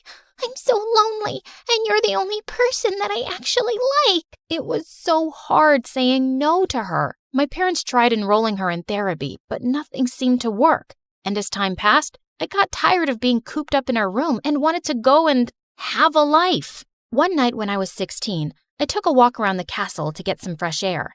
Then suddenly, I looked up and almost had a heart attack. There was a guy trying to climb onto the roof. Hey, what do you think you're doing? Climbing onto the roof? What does it look like? Excuse me, but this happens to be the King and Queen's castle. You better climb down before I tell my parents about this. The guy jumped down from the roof, landing inches away from me. There, I came down. You're welcome. With that, he just walked off, and I felt my blood boil. I just knew he'd been trying to cause trouble. The next day I came down for breakfast, and I was shocked to see my parents with the guy who climbed the roof. Oh, darling, you're awake. I'd like you to meet Nico. He's the Duke's son and a lovely young man. But I saw him climbing onto the roof of the castle last night. He's dangerous. He was up to no good. No. Nico just likes lying on our roof to watch the stars at night. What? My parents were crazy. What king and queen would let some weirdo climb their castle walls at night and believe such a stupid lie? Fine, be naive and let this intruder do his thing. But when he puts all our lives in danger, don't come crying to me. I was going to sneak up on Nico and see what he was up to. I would have one of our guards bring me up to the roof with a harness and a rope. But that night, as I rose up to the castle roof, I saw Nico sitting with tears in his eyes. He didn't even look surprised to see me. Nico, are you okay? I came to check on you, but... I figured you'd check on me sooner or later, and I haven't been okay for years. What do you mean? I'm not really the Duke's son. I'm adopted. When I was 10 years old, my parents left me, and they never came back. Wow, I didn't know that. My parents were friends with your parents, so they'd take me up here a lot when I was young. My mom and I used to sit here together and watch the stars. Once, she told me if I ever got lost to come up to this spot, and she'd know where to find me. I know she'll never come here, but hanging out at this spot makes me feel closer to her. Your dad's a saint. He was the one who convinced the Duke to adopt me. I just wish I didn't miss my parents so much. I was too stunned to speak. I had totally misjudged him.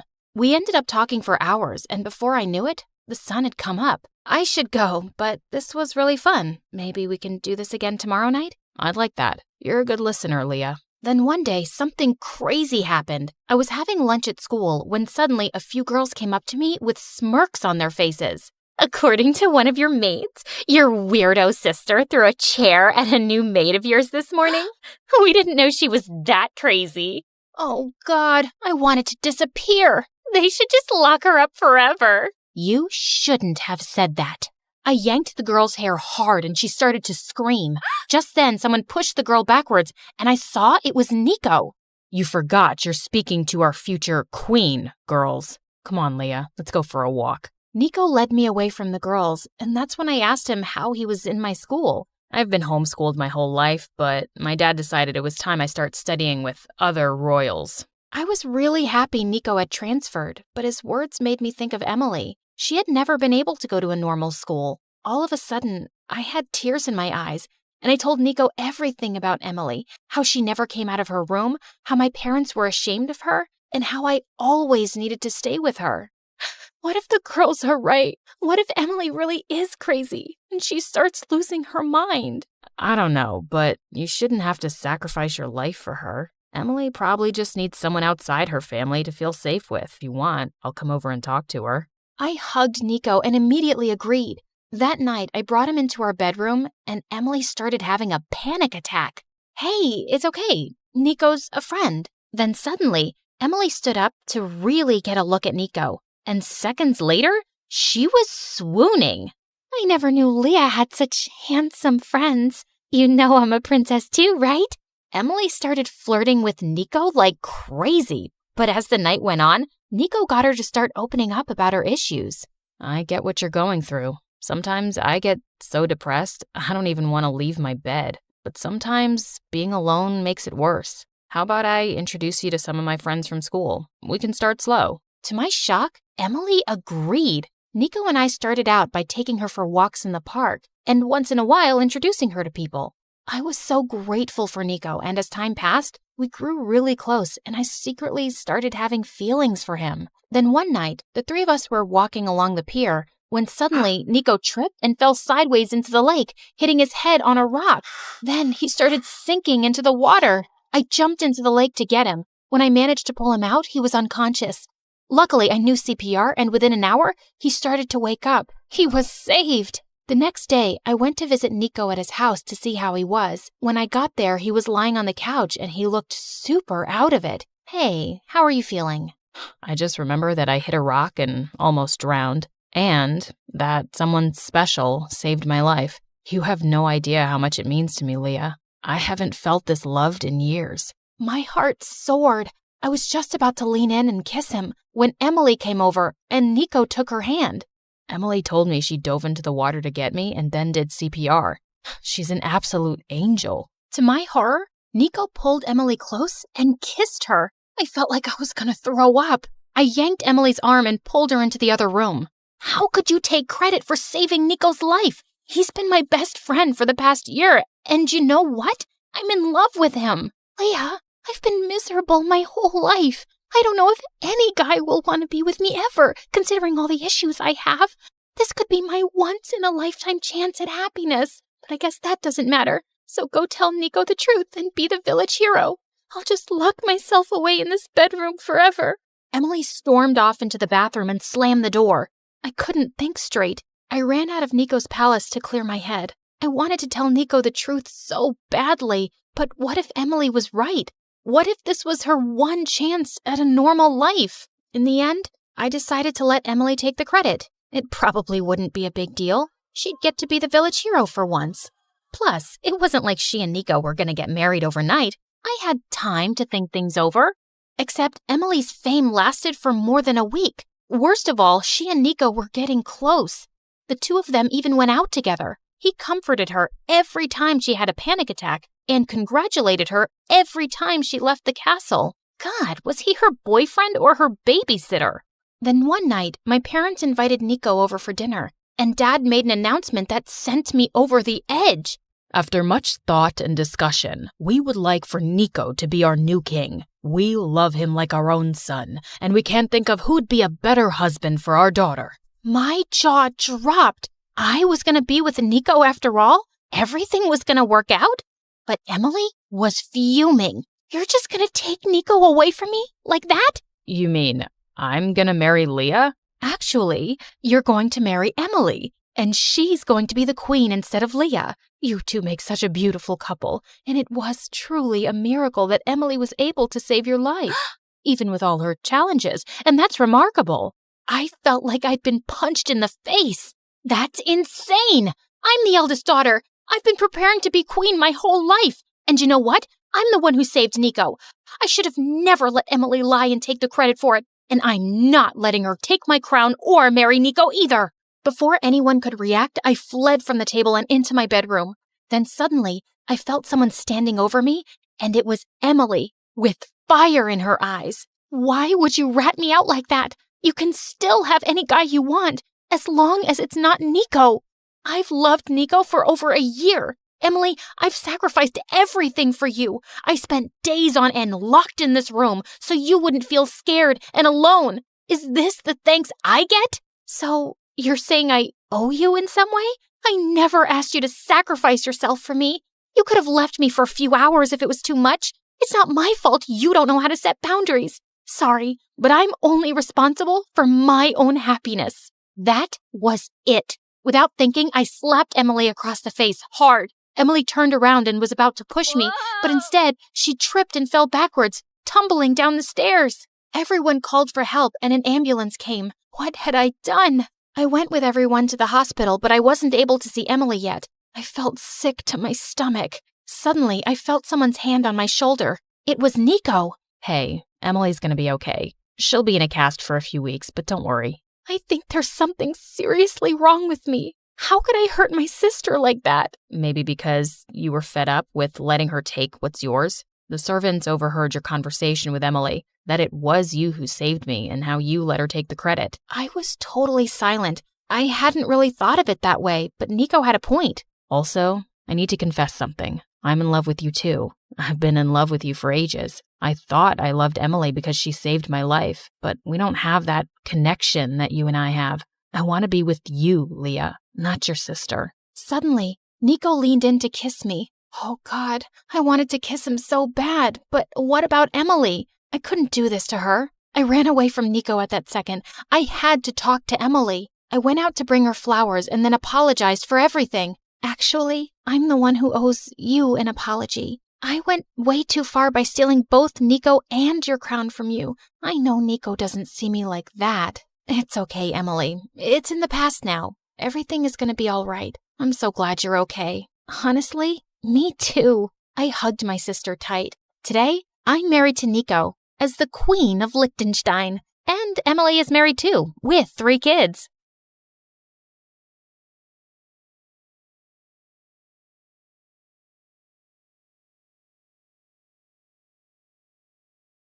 Hi, my name is Isabel, and I grew up in a mansion with my rich aunt Judith, who ran a successful luxury jewelry brand. After having her daughter Riri, she couldn't have any more children, so she adopted me as a baby. My aunt loved to spoil me, but deep down I always wondered if it was because she truly cared or because she felt sorry for me. When I was 5, I won a singing competition, and she gifted me a massive dollhouse. I was happy the entire day. Until my cousin Riri ruined it. She was 3 years older than me, taller, prettier, and meaner. She had everything, but somehow my very existence offended her. Seriously?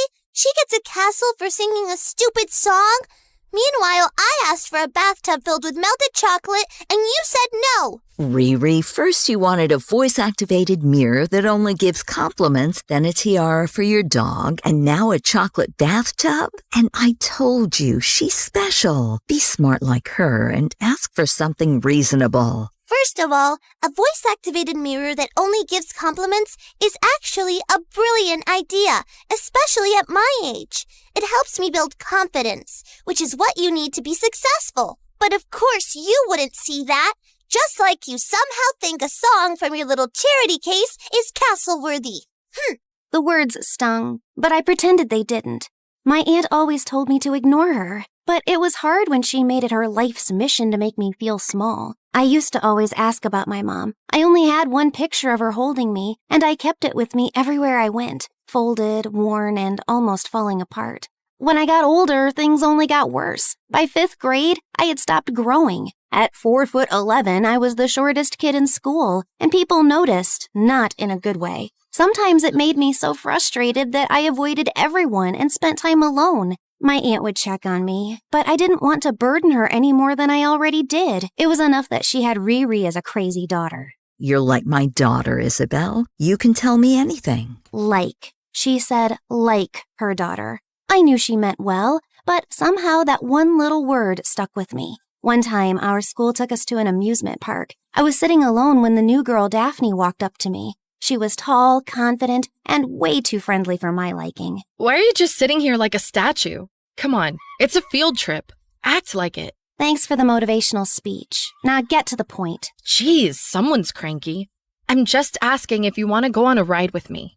I don't feel like going alone. We got in line, and I was nervous but excited until the ride attendant stopped us. Sorry, kid, you don't meet the height requirement. Maybe get your mommy to ride with you. I wanted to disappear. She's with me.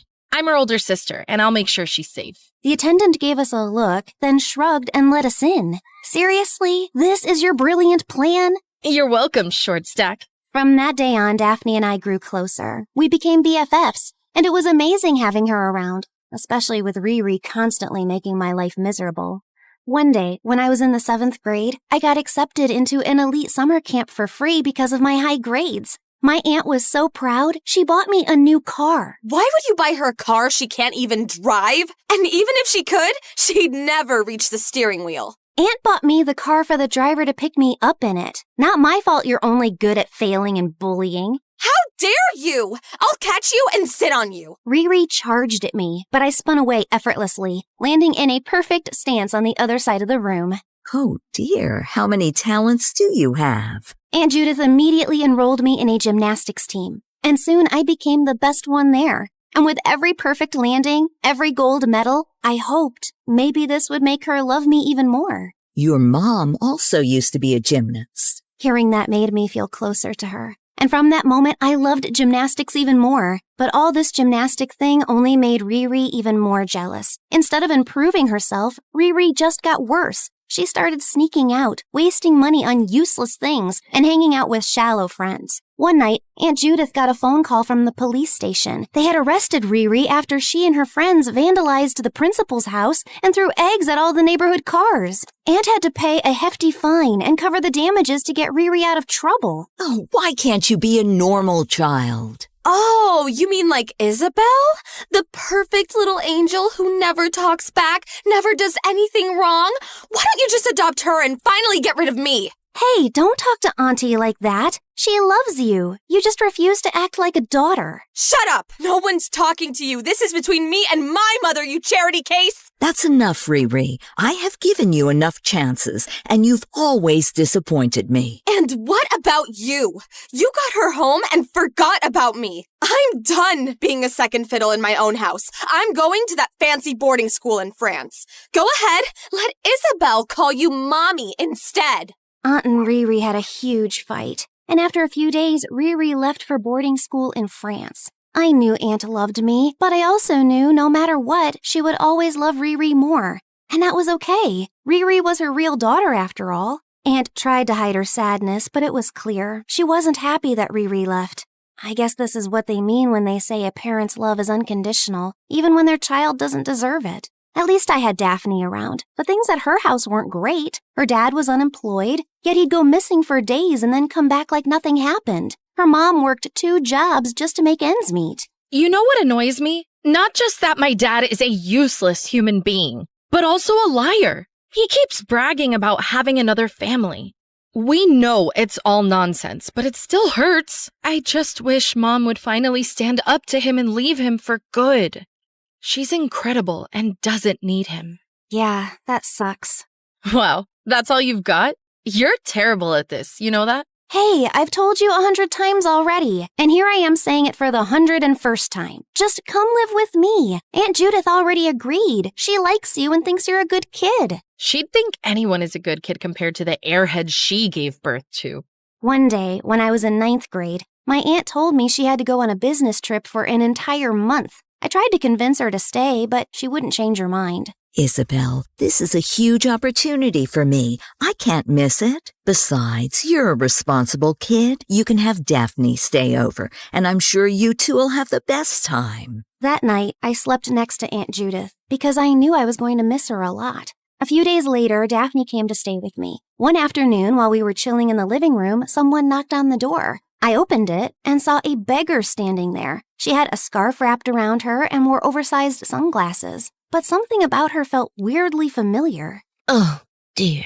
God gave you a big mansion, not because you necessarily work harder than everyone else, but because luck was given to you. Keep passing on His goodness, and He will give you more. A few coins is all I ask to feed my children. Yeah, sure. Wait here. Would you be a dear and let me in?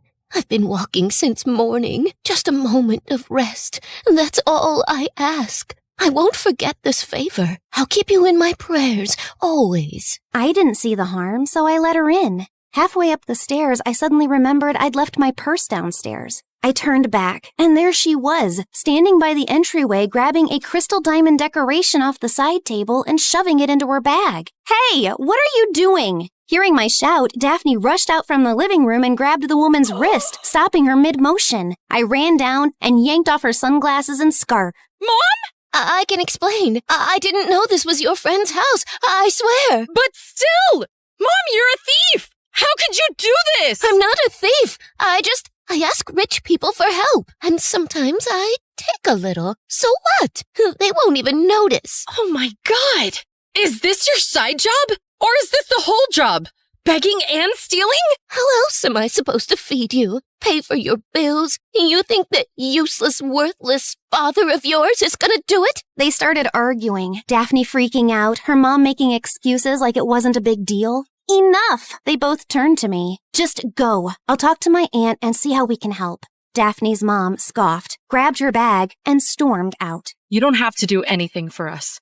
I'll leave for now. Then she was gone. That night she sent me a message. Things at home are chaotic. I'll talk to you in a few days. I didn't see her for days. I understood her, though. I would never have judged her. I didn't want to pressure her, so I gave her space. At least I still had my aunt, and I was FaceTiming her almost every night. But one night, no matter how many times I called, she didn't answer. I remembered her assistant's number, so I called. She told me they had been searching for my aunt since that morning when she left on her private jet for a short domestic flight. They had lost all contact with the crew and suspected that something had gone wrong. My heart dropped. I kept praying for her safety, but a familiar fear crept in. The same hollow, aching feeling I barely remembered from when my mom was gone. Except this time, I was old enough to understand the weight of it. The next day, I heard the doorbell ring. Miss me, cousin? Riri had just moved back into the mansion like before. But what about your school? It's my last year, and I wasn't feeling like finishing it. Also, I heard about Mom, so I came to be by your side, cousin. How did you hear about Aunt Judith? In case you forgot, I am her daughter. We talk.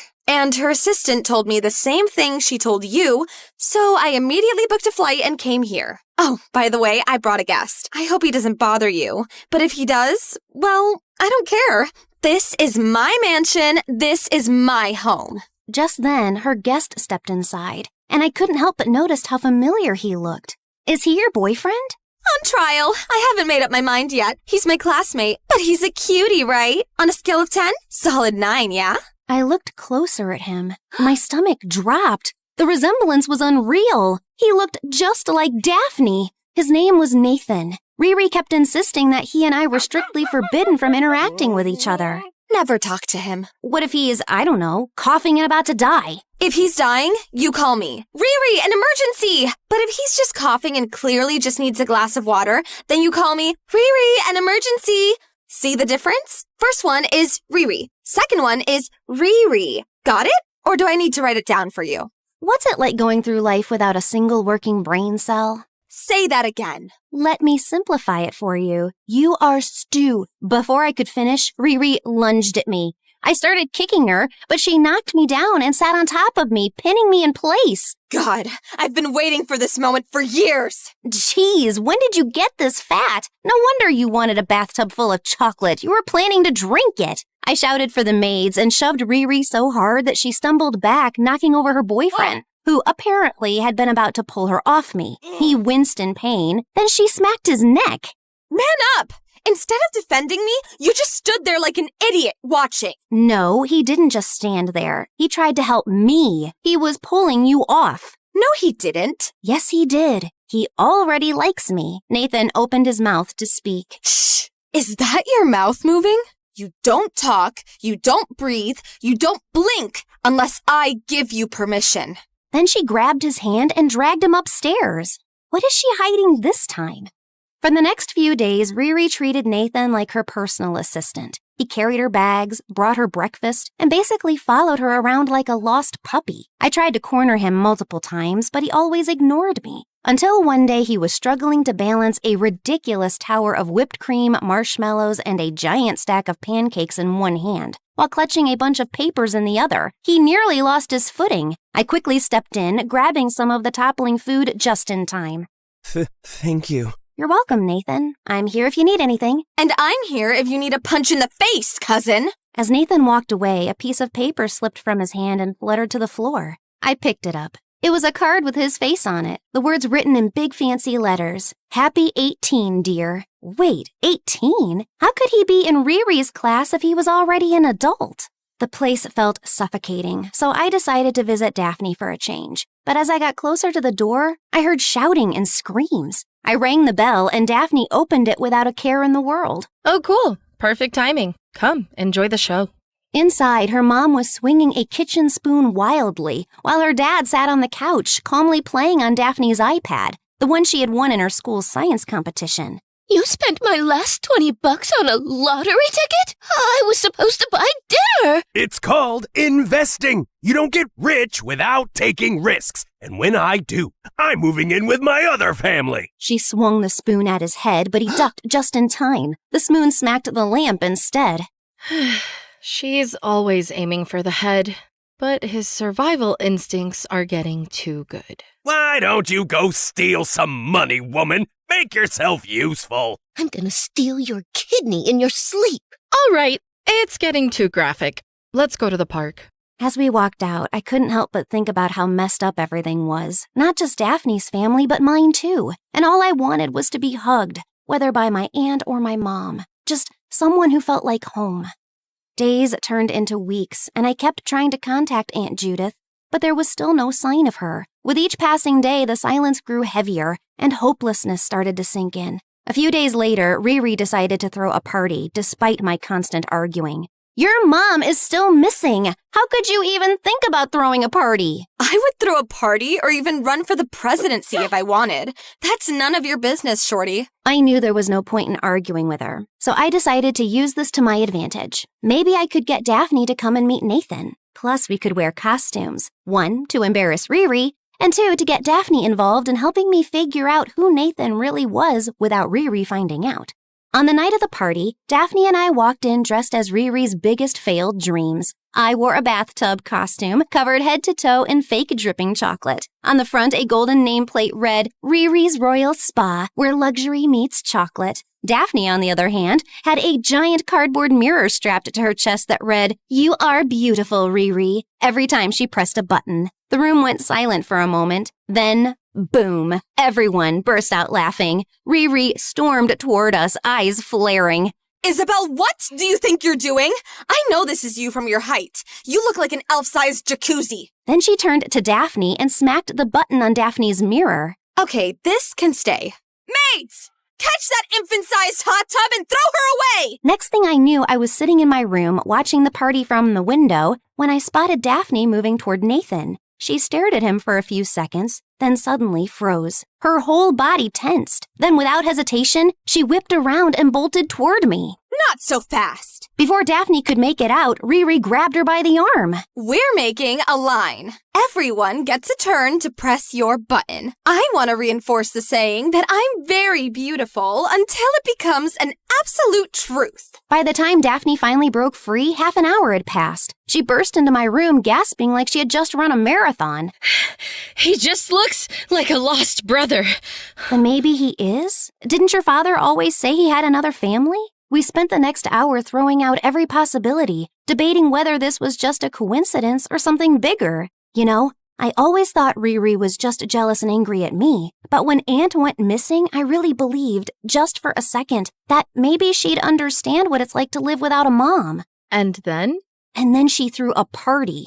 We were so caught up in conversation that we lost track of time until we heard voices downstairs. We rushed over and peeked from an angle where they couldn't see us. The party was over, and for the first time, Riri and Nathan were arguing. How could you spill juice on the most important guest tonight? She's a modeling agent, and I invited her to impress her. I'm sorry, Riri. I didn't mean to. Oh, great! And what exactly will your sorry fix now? She's never going to pick me. She was never going to pick you anyway. What did you just say? Nothing. No. Say that again, you worthless idiot piece of dirt. Before she could finish, Nathan suddenly shoved her, like even he didn't realize he was going to. She stumbled back, looking stunned. How dare you! She lunged at him, running, but tripped on the carpet and passed out. We ran down to her and called 911. Nathan looked shaken, his hands trembling. I'm sorry. I'm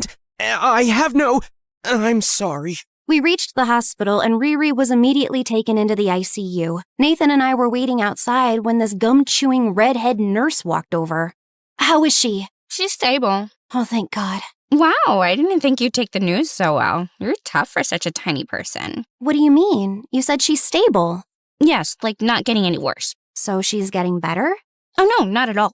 Relax. I just mean she's not worse. She's exactly the same, unmoving, frozen in time like a statue. God, can we just go in and see her? Yeah, sure. Especially since it'll be the last time. What? The last time she's out cold. Stop talking riddles and tell me if she's gonna be okay. Well, I'm afraid I've tried everything I could. Let her continue. And now the best doctor in the hospital is in the room looking after your sister, so yeah, she'll be okay. I wanted to rip off the nurse's head. But thankfully, Riri woke up and we all rushed inside. Someone pushed me. Someone wanted to kill me. Whoa, no one was trying to push her. The annoying nurse was fussing over her, clearly impressed by the wealth and wasting no time kissing up to her. Well, looking at her injury, it does seem like someone really wanted to hurt her. The shock in her eyes, this is classic post-traumatic stress. She's clearly in distress. The human mind reacts unpredictably to such violent events. Oh, so now you're a therapist too? Someone wanted me dead. Catch them! Riri slowly raised her arm and pointed straight at Nathan. Before I could even think, I stepped in front of him. I did it. Obviously. Who else would be that pathetic? Well, that's a surprise confession, and a short one. Nathan looked relieved, but I also caught him glancing at Daphne, his eyes scanning her carefully. The nurse called the police and they questioned me, but in the end, they just gave me a warning and left. For the next few days, I just avoided Riri and her boyfriend. But things with my aunt were not getting any better. I wanted to do something, so I kept visiting the police station. But they told me there was nothing else to do and that all search attempts had stopped. Then I had enough. I decided to attract media attention and start doing interviews. People began noticing my aunt's case, and some even joined me in peaceful protests. Daphne was right there by my side. But Riri, she never tried to help or even fake being concerned. She continued partying and wasting money left and right. One day, after finishing my TV interview, I went upstairs to lie down when I ran into Nathan on the way. He kept his head down, only glancing up when he got closer. Psst! I never got the chance to thank you the other day. Why did you cover for me? I just had a feeling I should. Who even are you? I just can't say yet. Are you related to Daphne? He paused, nodded once, then walked away without another word. I thought about contacting Daphne and telling her, but I decided to wait a bit longer. Maybe she would tell her mom, and her mom was always unpredictable. I figured it was time to get back to practicing gymnastics. I had stopped ever since Aunt Judith went missing, and now felt like the right time for a distraction. Sometimes healing comes from doing what you love, especially when I imagined my mom watching me, proud and smiling. I pushed myself a little too hard in practice and ended up hurting my leg. The doctor told me I needed to rest and avoid many activities for the next few weeks. Perfect. Just what I needed. Staying at home was boring, especially having to hear and see Riri's dumb fights. Did you forget about my nail appointment? Nathan, you've been too distracted lately. I need sharp people around me, fast thinkers, geniuses. If I wanted stupidity, I'd talk to a goldfish or Isabel. So I'm doing you a favor. You're grounded until you learn how to think smarter. Don't ever leave the house. With Riri always out partying, Nathan finally had the chance to talk to me alone. The idiot had literally given us the perfect opportunity after forbidding us from even looking at each other. How does someone get stupider this fast? My name isn't Nathan. It's Alan. I was in Riri's class, and that's how I found out that she was from this town. So I figured if I got close to her, it would give me an excuse to come here without looking suspicious. Suspicious? Why? Because I come from a really rich family. My mom's side, at least. My dad, though, he's a nobody. A total loser. And you already know who that is. Daphne's dad. Yes. I'm Daphne's stepbrother. My mom comes from a really rich background, but she fell in love with the wrong person and had me. Her father, my grandfather, never truly believed that my father existed and always saw me as a stain on the family. He never truly accepted me as his grandson and gave all his inheritance to my cousins instead. The ones with respectable fathers. Wait, so your grandfather doesn't even know your dad is alive? No. My mom tried her best to convince him, but without knowing where my dad was, we had no way to prove anything to my grandfather. Mom left a few years ago, and after that, there was no one left to help me uncover the truth. So I had to take matters into my own hands and search for him myself. It was only recently that I got a lead. My dad was in this town, but I couldn't come here alone. My cousins have always seen me as a threat, and if they found out that I was looking for my dad, they'd do everything in their power to stop me. If they found him first, they'd make sure I never did. I couldn't just show up without raising suspicions, so I needed a cover. That's where Riri came in. A rich, spoiled girl who wouldn't question why I was suddenly hanging around. All I had to do was play along, pretend to be interested in her, and make it seem like I was just another rich kid chasing wealth, at least as far as my cousins were concerned. Riri, on the other hand, thinks I'm some desperate, dumb, poor kid trying to break into her world. And honestly, that worked in my favor. So I posed as her boyfriend and came here. But it's been a painful journey. But I found out you're 18. How are you even in Riri's class? Well, I had to retake my senior year. All the drama with my family messed me up, and I failed the first time. I told Nathan I'd talk to Daphne, explain everything, and that we would help his dad confess he's the father. I promised to do everything I could to help him out. When Daphne and Nathan finally met, it was awkward. But eventually things worked out, and her father agreed to go with Nathan to his grandfather and confess that he was his father, on one condition. I might do it, but maybe you need to pay me $10,000. All right. I meant $20,000. All right. Daphne's dad started coughing, clutching his chest like a dying man. Actually, $40,000.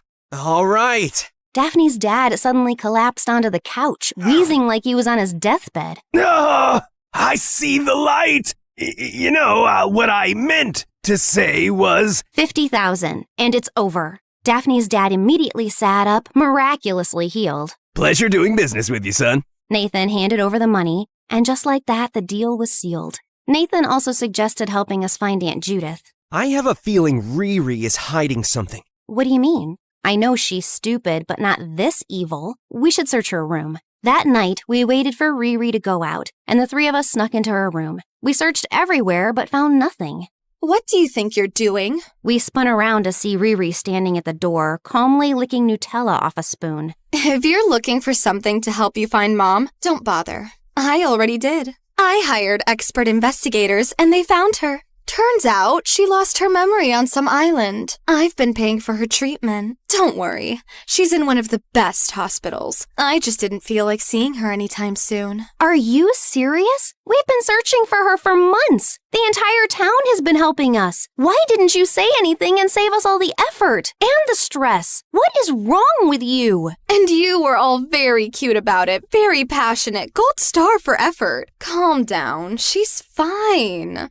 I'll give you the hospital's contact and you can deal with it from now on. I'm done. She never loved me. The only time she ever called was when I was in trouble. Which is almost every day? She loved you unconditionally. Shut up, Isabel. And by the way, Nathan, I know you're not poor. I'm not that dumb, but I did enjoy making you my personal servant. And with that, she grabbed the bag she had already packed and walked out. A few days later, Aunt Judith was finally back with us. Her memory was still recovering, but after some hugs and tears, the first thing she did was pull out a worn-out picture from her pocket. It was of her, Riri, and me. I remember you. You're Isabel, my daughter, right? Where's your older sister, Riri?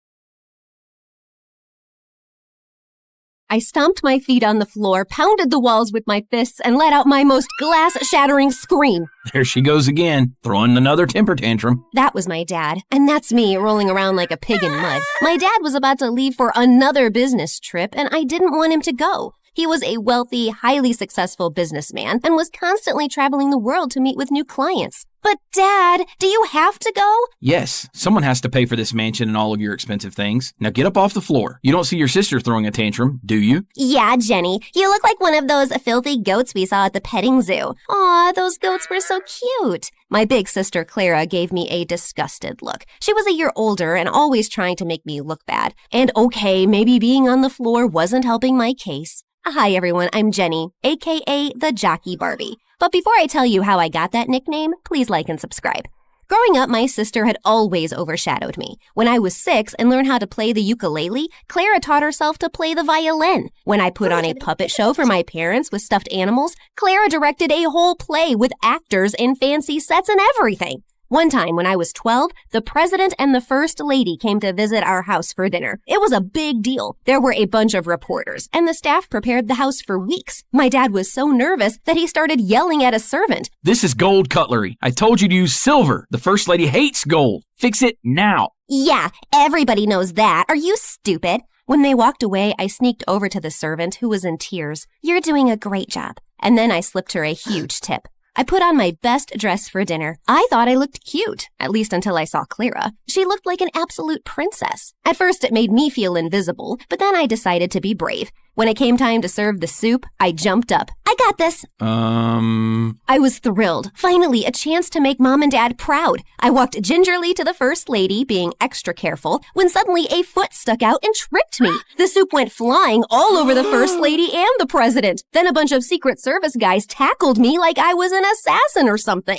That's when I noticed Clara pull her foot back under the table. She'd done it on purpose. Go to your room. It wasn't my fault. It was Clara. You're such an embarrassment. The news was on TV by midnight, and the next day my parents sent me off to a boarding school on the other side of the country. It was lonely at first. My family was treating me like a black sheep, even though I'd done nothing wrong. My dad made sure my bank account was full, but he never had time to visit or even talk. I decided I couldn't spend all my time being homesick. I was going to make something of myself here. I signed up for all the top activities, like horseback riding, water polo, and ballet. By the time I was 16, I was number 1 in all of them. I even ran for school president and won. Even though I was thriving, I didn't want to leave anything to chance. So I was always complimenting people and buying them gifts, even the teachers. I wanted people to like me, and it seemed to be working, with one exception, this boy, Josh. Josh worked in the stables taking care of the horses and seemed immune to my compliments. Hey, Josh, is that a new shirt? Looks nice. It's old and covered in dirt. You don't have to try so hard to be liked, you know. It was just a compliment, geez. It was a fake compliment. You might have everyone else here fooled, but not me. What was his problem?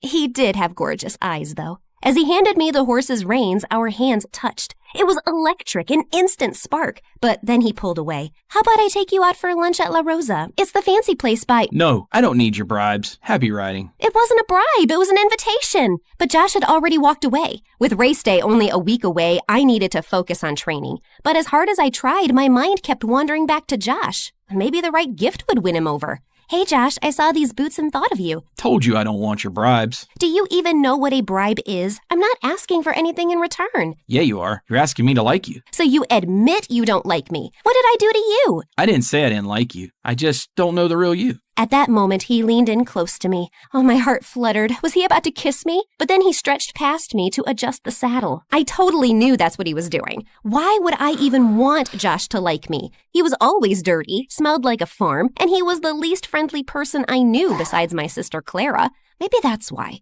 For all the success I'd had at this school, Josh was a reminder that back home I was no one special. On the day of the race, I was feeling nervous, but I stayed focused and came in first place. My parents hadn't visited me since I'd arrived, but part of me was still hoping to see them in the stands cheering me on. Of course, they weren't there, but to my surprise, Josh was. Congrats! I can't believe you came to support me. You do like me. I was already here. It had nothing to do with you. Liar. Josh smiled at me and butterflies danced in my stomach. As he walked away, I patted my horse Nessa on the neck. You hear that, girl? I think he likes us. The next day, me and Nessa were on the front page of a national newspaper. Not long after that, I got a FaceTime call from my dad. I was shocked. He normally just sent me emails. Hey, honey, I wanted to let you know we're very proud of you. Feel free to mention my business the next time you talk to reporters. Thanks, Dad. I will. Do you think you'll be able to come visit soon? I'm afraid not. We're in Japan with your sister right now. Japan? Sorry, honey, but we'll definitely come when you try out for the Olympics team. That's the big one. Just then, Clara's face appeared. Yeah, anyone can win a national race. An international race is the real challenge. That's not fair. I worked really hard. You've never won a national race. We have to go, honey. We just got to the Hello Kitty store. Then he hung up without even saying goodbye. I couldn't help it. I started to cry. And that's when Josh found me. Go ahead, make fun of me. You know you want to. I never wanted to put you down. I just wanted you to be real. And it looks like you finally are. Yep, real tears and snot here. As real as it gets. Come on. I want to show you something. Josh held out his hand. I felt a rush of warmth as I took it. Josh took me to the fields behind the school and showed me the foals running around. It was the cutest thing I'd ever seen. I approached the mom slowly so I wouldn't spook her. Whoa. She doesn't like most people. Be careful. Just then, the mom nuzzled her nose against my hand. Aw, you're just a big sweetie, aren't you, girl? I noticed Josh looking at me funny. What? I just never realized how gentle you are.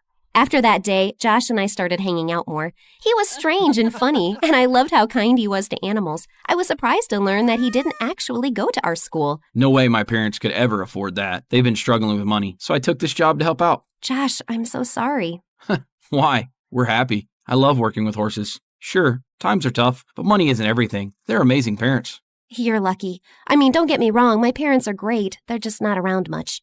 But as the months went by, I started hearing from my parents more and more often. They even came to visit. I was winning races left and right, and the media nicknamed me the Jockey Barbie. I was on TV, magazine covers. My life was a whirlwind. Honey, I thought you were going to mention my business during your interview today. I did, didn't I? Yes, but only once. We agreed on 4 times. Repetition sells. Okay, I'll try harder next time. My favorite moments were the quiet ones, just me and Nessa, going for rides before sunsets, and my long talks with Josh in the stables. One day our hands touched, and I felt that same charge I did before, but this time Josh didn't pull away. He took my hand in his and leaned in, our lips nearly touching. Ew! Are you seriously about to kiss the stable boy? Ugh! Clara's timing was the worst! I have a name. It's Josh. Oh, whatever you say, Josh. What are you doing here, Clara? Just wanted to remind you that you may think you're hot stuff now, but you're still the same old loser you've always been. Sounds like you're jealous that Jenny is finally getting the spotlight instead of you. Josh, that's not nice.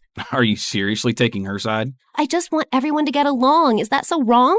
Clara rolled her eyes in disgust and left. I was hoping Josh might try to kiss me again, but he left too. At least Nessa was still on my side. You still like me, don't you, girl? Don't give me that look. Thankfully, Josh didn't stay mad at me for long. He even invited me over for dinner to meet his parents. Their house was tiny and chilly from a broken heater, but his parents were the sweetest. His mom made the best dumplings for dinner. Later that night, Josh showed me the hill where he loved to lay out and look at the stars. One day, I'm going to have enough money to open stables of my own. I'll buy my parents a ranch, and it will be filled with horses and happy animals roaming free. Sorry, I'm rambling. Not at all. I think it's a beautiful dream. Josh gazed into my eyes, and in that moment, we had our first kiss. I wish I could have stayed with him on that hill forever, but I had a race to win. Unfortunately, Nessa wasn't feeling well, and we only came in third. Third place? You won't get into the Olympics with a record like that. Winning isn't everything, Dad. I'll have to take a break for a little while so Nessa can recover. A break? Nonsense. She's just a dumb horse. You can replace her. This one looks healthy. My dad patted another horse on the rump, and the horse neighed angrily and kicked her stall. My dad was so startled that he fell back into a pile of poop. I couldn't stop laughing. Stupid animals. I'm leaving. Honey, we just want what's best for you, and the Olympics are a golden opportunity. I hope you do what's right. I didn't like the idea of riding another horse, but I didn't want to let my parents down either, so I started training again with a new horse named Clyde. Clyde wasn't the friendliest, but boy was he fast. There was no way I'd lose now. One day after training, my parents took me to a fancy restaurant for dinner. I insisted on bringing Josh with me, even though my parents looked down on him for not being rich. They were polite enough not to say that out loud, but Clara was another story. Pass me the salt, stable boy. Get it yourself, rich girl. I'll grab it. Here you go, Clara. All evening went like that, with Clara and Josh arguing, my parents looking awkward, and me trying to keep the peace. At one point, Clara accidentally spilled her drink all over Josh. Honestly, you might actually be cleaner now. I don't have to take this. I'm leaving. Jenny, are you coming with me or staying? My heart sank. I didn't know what to do. If I left, my family might stop talking to me again. But if I stayed, I could lose Josh. I'll make the decision easier for you. I'm done. Have a nice life, Jenny. Hope someday you learn to stick up for yourself. And then he left. Geez, what was his problem? Shut up, Clara. You got what you want. The next day, I went to the stables to apologize to Josh. I'm sorry my family were all such jerks to you. Don't you think it's a little weird they only started showing up now that you're famous and successful? It's not like that. You don't know them. It's complicated. They're using you, Jenny. At least Clara is honest enough to be a jerk to your face. She's not a jerk. She's my sister. You deserve better than them. I wish you could see that. Well, maybe you should stick to horses because you obviously don't have a clue about people. Like you're some expert? You're so afraid of people disliking you that you buy them off with gifts. It's sad. And with that, Josh walked away. Ugh, he was so judgmental. For a moment, I almost threw a temper tantrum like I used to when I was 5. But then Nessa nuzzled her nose against my shoulder, calming me down. I was frustrated with Josh, but maybe he had a point. I decided it was time to make some changes. I stopped mentioning my dad's business in interviews. I still complimented people, but I made sure the compliments were sincere, not empty words to make them like me. I stopped buying everyone expensive gifts, too. Well, almost. There was still one gift left to give. It's true I lost some friends when I stopped being so generous, but the ones who stayed were amazing. And the best part was I knew they liked me for me. On the morning of the race, I knew what I had to do. I was at the starting line with the other racers, waiting for the starter pistol to go off. My parents and Clara were in the stands. The shot went off, and I turned around and raced in the other direction. Jenny, where are you going? You're going to lose. All your hard work will be for nothing. Sorry, Dad. Guess I just don't care about winning as much as you do. You're embarrassing this family. You do that just fine on your own. My dad turned beet red. Clara started laughing. Oh, look who grew a backbone. Go get him, sis. And with that, I spurred Nessa forward and we raced for the stables. I just hoped Josh would be there. I looked around everywhere and couldn't find him. Then I heard a voice. Did you pay to fix the heater at my family's house? Look, I wanted to ask permission first, but I knew you'd just say no.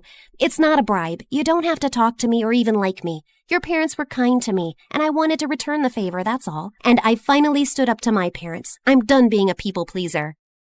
Good for you. So tell me, what does Jenny the jockey Barbie want to do first? This. I kissed Josh, and he held me in his arms. Nessa whinnied behind us. I think she approves.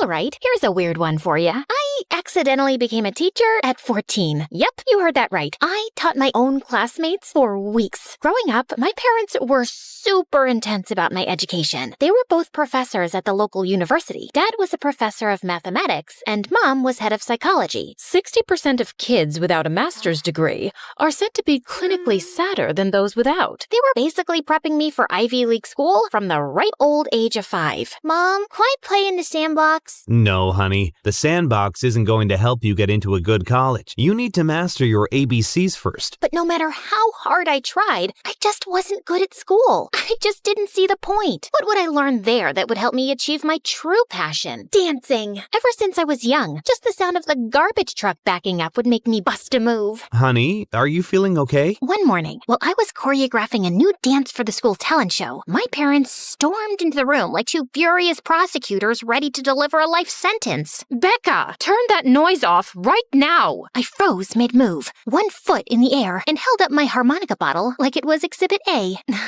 It's not music, it's my water bottle. Excuse me? Yeah, see? The bottle you guys gave me? It has a built-in harmonica cap, so technically I'm hydrating and being a musical genius at the same time, which honestly is pretty productive if you ask me. Wait, it does what? I took a deep breath and blew into the cap. A loud, shrill whistle-like note filled the room. Ta-da! Best present ever! Becca, put the bottle down. We're serious. I sighed, but placed it down. We're very disappointed. You flunked 3 classes and now you have to repeat the 8th grade. And as punishment, we're sorry, but you can't compete in the talent show. Oh, okay. Okay, that's it? You're not angry? Nah, I'm used to it. No good grades, no talent show, no future, no husband. I'll be outside, digging my own grave. Becca, don't be so dramatic. I picked up my harmonica bottle and played a slow, tragic tune. A funeral march, if you will. Too late. Ugh, Becca, we're serious. You need to get your priorities straight. Oh, I have priorities. Dance, talent show, become TikTok famous. Academics are like, 6th on the list. Well, they better move to 1st, or else. Fine. But I'm keeping my grave plot, just in case. To make things way worse, all my friends were all moving up without me. When I started 8th grade again, for the 2nd time, I was totally ridiculed. Becca, how about you? What's 6 times 6? 220? I think we need to send Becca back to 3rd grade.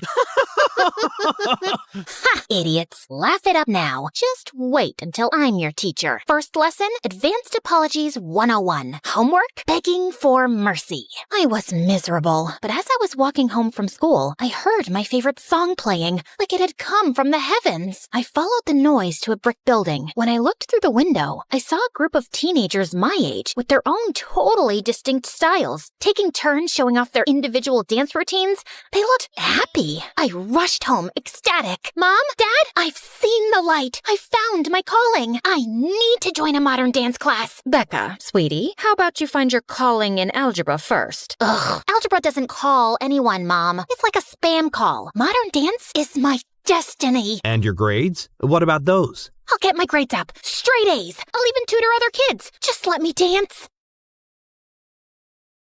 Fine, but if your grades don't improve, we're canceling everything.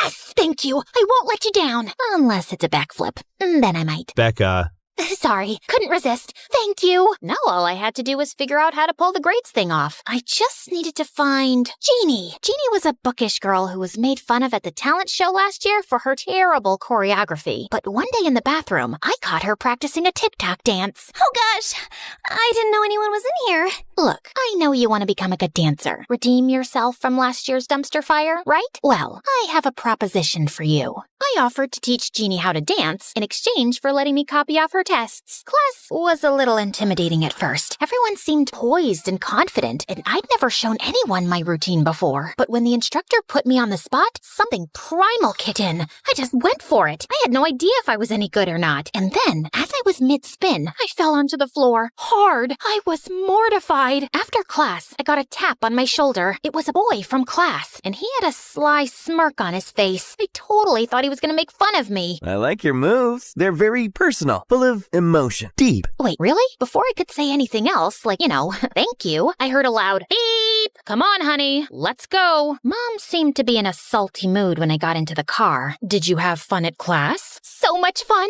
Good, 'cause it's your last class. You've been expelled. You're grounded for the summer. What? Your math teacher caught you peeking over at Jeannie's desk. She questioned Jeannie, and she told her everything. We're so disappointed in you. I don't know where we went wrong. Jeannie, that traitor. Remind me when I become her teacher to give her detention every time she gets a correct answer. Guess who's staying after school forever, Jeannie? When we got home, I locked myself in my room, crying. My dreams of dancing were crushed. That summer, I was so depressed, I couldn't even bring myself to practice dancing in my room. I had all but given up on my dreams when I bumped into none other than Freddie at a pizzeria, scarfing down my sadness with a full pie to the face. Hey, I know you. Hi. Dance class, right? You never came back. Yeah, it was a family emergency. Well, the next class starts in October. Hope to see you there. Uh-huh. Now I had to transform into a good, studious learner, or my parents would never let me join the class. So the night before my first day at my new high school, I gave myself a little makeover. I grabbed a pair of scissors, chopped off my hair, replaced my contacts with glasses, and laid out my most scholarly outfit. The next morning, my parents' jaws dropped. Is that my daughter under those clothes? Yep. I've decided to take school seriously. You're right. It's important for my future. Oh my gosh, honey. We've been waiting 17 years for you to say that. But I've only been talking for 14 years. Oh, we know. You started talking later than the other kids, but better late than never. And I only took 2 steps inside the school before I heard the principal calling my name. Miss! Yes, sir? You must be Miss Rosen, the new teacher.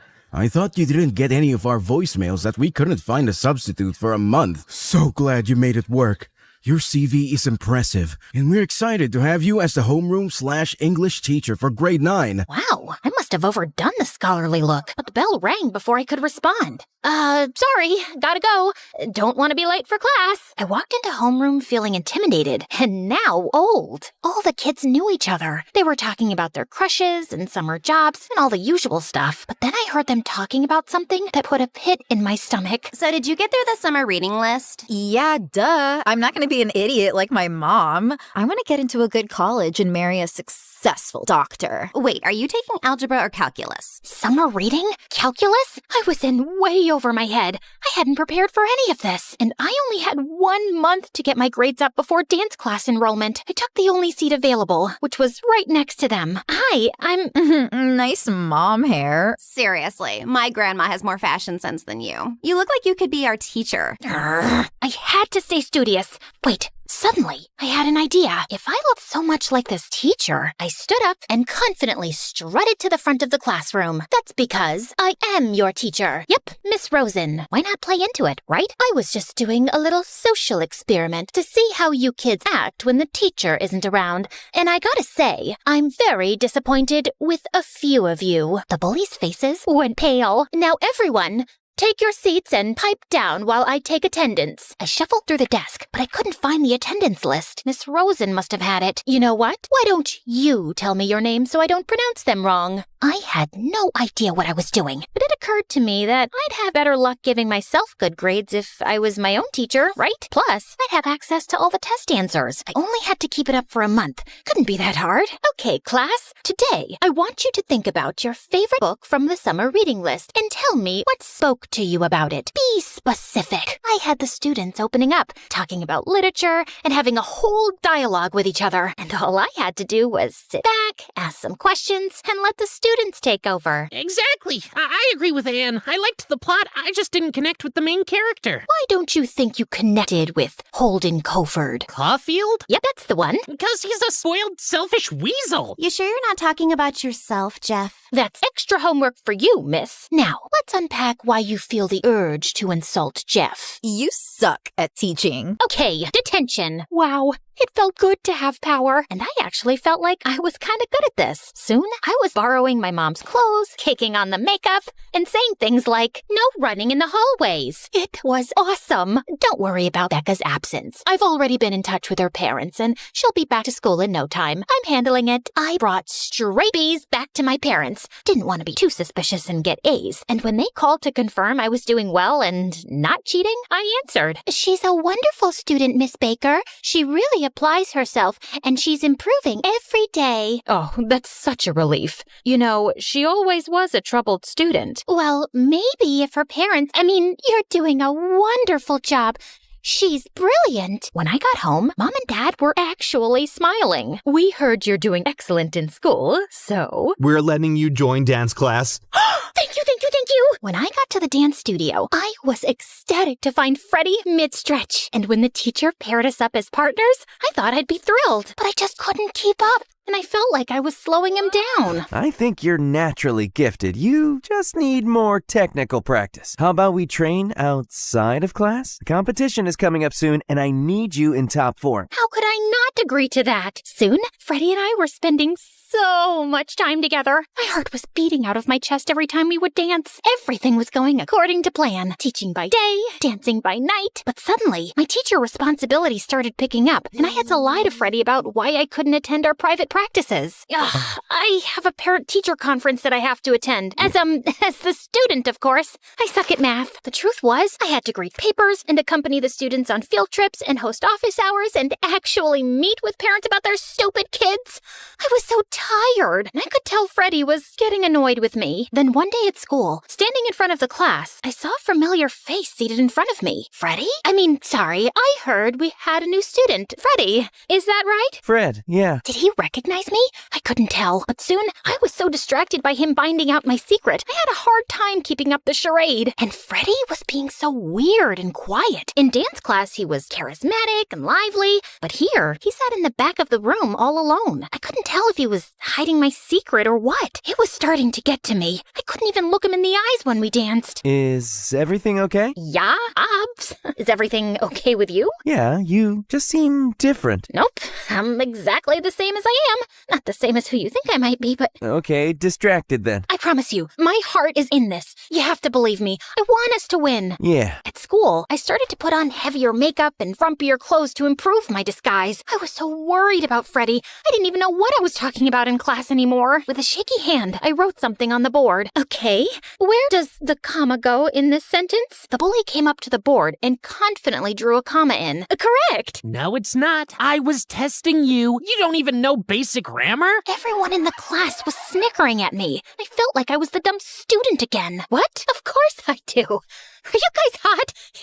Is it hot in here? I took off my cardigan, and suddenly, Freddie's expression changed. He was staring at me, and then I realized my birthmark. I had a diamond-shaped birthmark on my shoulder. He was the only one who'd seen it. I have to go to the bathroom. I stormed off, exposed. Then I heard someone call behind me. Wait! Freddie rushed towards me, staring me in the eyes. He pulled off my glasses, which could have been romantic, but nope, not like this. Becca, is that you? I turned even redder. I was speechless. I can't believe it. It is. What's going on? Is this a joke? Okay, I know it sounds crazy, but hear me out. My parents wouldn't let me dance unless my grades went up, and then I found out I looked like this new teacher who was sick, and so I just pretended to be her, and I guess I kinda got carried away. That is crazy! Please don't tell anyone. The competition is only a week away, and I need to show my parents I'm good at this so they'll let me go to dance school and not their alma mater.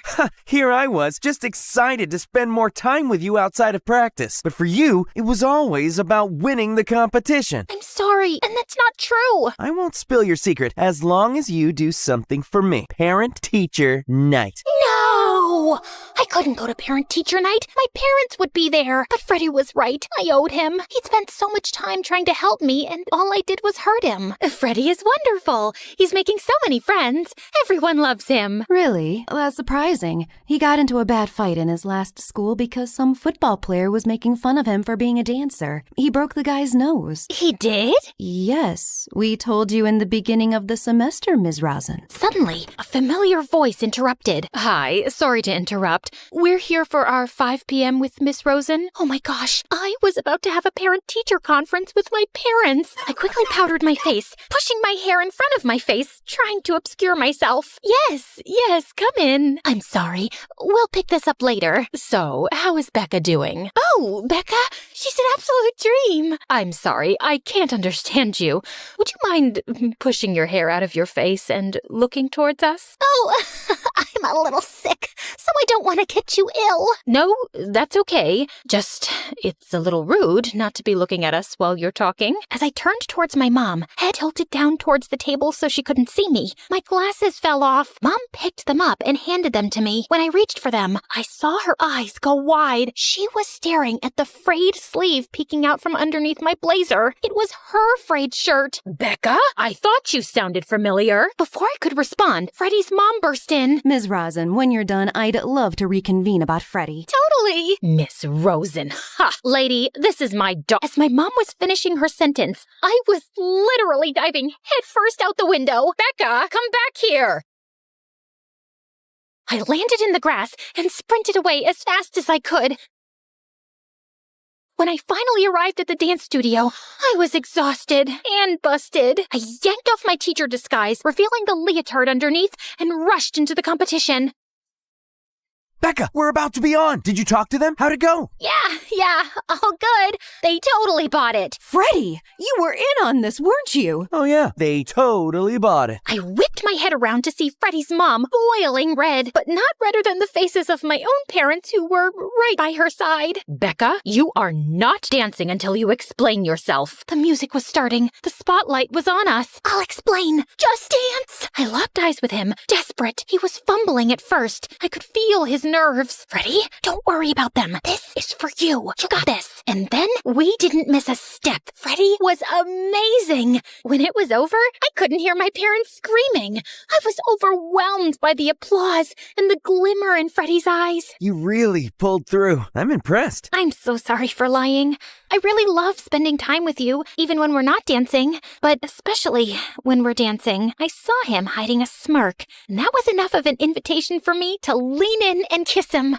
As our lips touched, Becca! You tricked my son into going along with your charade so he could say he gets along with his classmates? You know he punched someone? Buzz killed. He was provoked. He shouldn't have punched them, but if someone insults your passion, sir, how would you feel? Freddie might not get on well with others at school, but here, in this place, he's the coolest, most adored guy. This is our family. This is our school. Freddie grabbed my hand, squeezing it. Yeah, and Becca is such an incredible dancer. She may not be good at academics, but she has a passion. All she needs is her parents' support. Plus, she is a good teacher. She taught me what it's like to fight for what you care about, no matter who tries to tear you down. I suddenly saw my mom's face soften, just a little. I guess that's something. And you did have good stage presence. I guess if dancing is your passion, I won't get in your way. As long as you have a backup plan. Wait, really? As long as you have a backup plan. I couldn't believe it. I finally got my parents' approval. Sort of. I hugged Freddie, and he grabbed my shoulders and kissed me like our parents weren't right there. I was on cloud 9. The rest is history. Freddie and I started dating, and I officially enrolled in school as a student. I finished the semester with all C's, under the perfectly boring teachings of the real Miss Rosen. But I got to keep dancing, and the following year, Freddie and I got into Juilliard. After a brief stint touring as a background dancer for pop artists, I got burnt out and wanted to spend more time at home with our new family. So I fell into my backup plan. All right, kiddos, don't hold back. I want to see those moves. Teaching dance classes to middle schoolers. And when my daughter told me she wanted to be a dancer, I freaked out for a minute. Who'd want to have their daughter be a dancer? Oh, I guess my parents were right.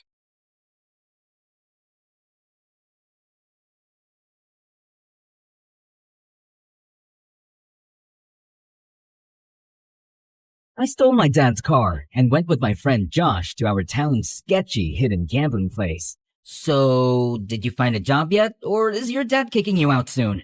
Josh, no one kicks me out, not even my own father. I don't care if he's rich and locally famous and super respected and he's kicking you out. Then I'll go live with my mom. She doesn't want you. She never said that. She's in Spain with husband number 3 and his kids. William, you're gonna be homeless. Then I'll live with you. Huh. My dad hates you. Thinks you're a loser. Man, you studied preschool education. He goes, "What kind of guy studies 4 years to be a nanny?" Serious question. Do you ever correct him? Tell him it's a preschool teacher and not a nanny? Nope. Why would I? He's kind of right. You are the worst friend I've ever had. And yet, here we are. Why? 'Cause you're a loser and can't find a better friend. Man, I don't get it. You're the smartest person I've ever met. A freaking genius with perfect memory. So how are you still such a moron? You know why? It's my stupid sleep schedule. I haven't slept in 4 days, man. I've tried everything. Wherever I go, they hook me up to all these creepy wires for hours. And then they go, "Well, we found nothing. Your brain seems perfect." And yet, here I am, sleepless, tired, all the time. Just then, the police barged in. Turns out the place was illegal and unlicensed. They arrested the owner and kicked the rest of us out. We got in the car. I started the engine, then one of the cops started yelling. This guy again? What a loser! 4th time we've shut this dump down. And you losers? Go home! Stop blowing your money like idiot losers. That's a lot of losers in one sentence, sir. William, shut up. License and registration. He looked at the papers and something twitched in his expression. He grabbed his walkie. Yeah, I need the driver out of the vehicle. What? Why? What did I do? I was genuinely confused. So I tapped his shoulder to get his attention. Ooh, bad move. He spun around lightning fast, flipped me over, and slammed me to the ground. This car was reported stolen. It's my dad's. It's flagged by mistake, sir. Dad just sold the old plate 5 days ago. Transfer still pending in the DMV backlog. Section 1573B. Clerical mismatch isn't arrest worthy. You a lawyer, kid? Preschool teacher major. I just read the entire traffic code last month. Insomnia perks. Nah, he stole it. His dad reported it because he's done with him, man. Told you, you're homeless. Brilliant. A homeless idiot. And look at this. Expired license, unpaid fines. If you're gonna steal a car, at least try not to be a walking violation. Can't wait to see how you survive on the streets, you spoiled little brat. Don't call me that. You don't know anything about my life. I've suffered. He hasn't. Don't fall for it, officer. Oh wait, there was that one girl who broke his heart. Shattered it. Every piece smaller than a lentil seed. Well, you'll have plenty of time to think about her in jail. Actually, officer, if he starts crying and sniffling in the holding cell, can you record it for me? I'll give you my number. I do miss her a lot. Hi there, my name is William. People around me think I'm a genius. I'd humbly say I'm above average smart. With one of those stupidly sharp memories that's more annoying than useful most days. You think that means I've got perfect grades, a bright future, a life all wrapped up in shiny potential. Nope. I have severe insomnia. I can go days without sleep, which sounds cool until your brain starts short-circuiting and you start crying over spilled cereal. And yeah, it wrecks my productivity, my focus, my everything. Instead of building empires or curing diseases, I spend my nights playing weird indie video games. And that's why, well, some people think I'm a loser. Until I got recruited by a secret research program, one that experiments on people like me, trying to create humans who don't need sleep. Yeah, things escalated. But let me start from the beginning. I got dragged to a cold cell. The officer shoved me inside. You could be gentle, you know? Or what? You gonna call your mama? Oh wait, she's in Spain with husband number 3. I'm gonna kill Josh. Later, as I sat in the cell, staring at the floor and regretting every decision I'd ever made, my mind wandered back to her. Diana, my high school sweetheart. We were together for 5 years. Even though we were young, we had it all planned out. Finish med school, get married, live a perfect life. We both studied medicine. Well, she studied. I skipped lectures, stayed up playing video games, failed out, and switched majors. I loved her, but I never showed it right. I was immature, selfish, constantly brushing her off. We fought more and more until one day, after forgiving me for the millionth time, she dumped me. I was a fool, and there hasn't been a single day I haven't regretted it. You look so pathetic. Who said that? A man emerged from the shadows. Apparently, he'd been sitting beside me the whole time. I can't believe they chose you.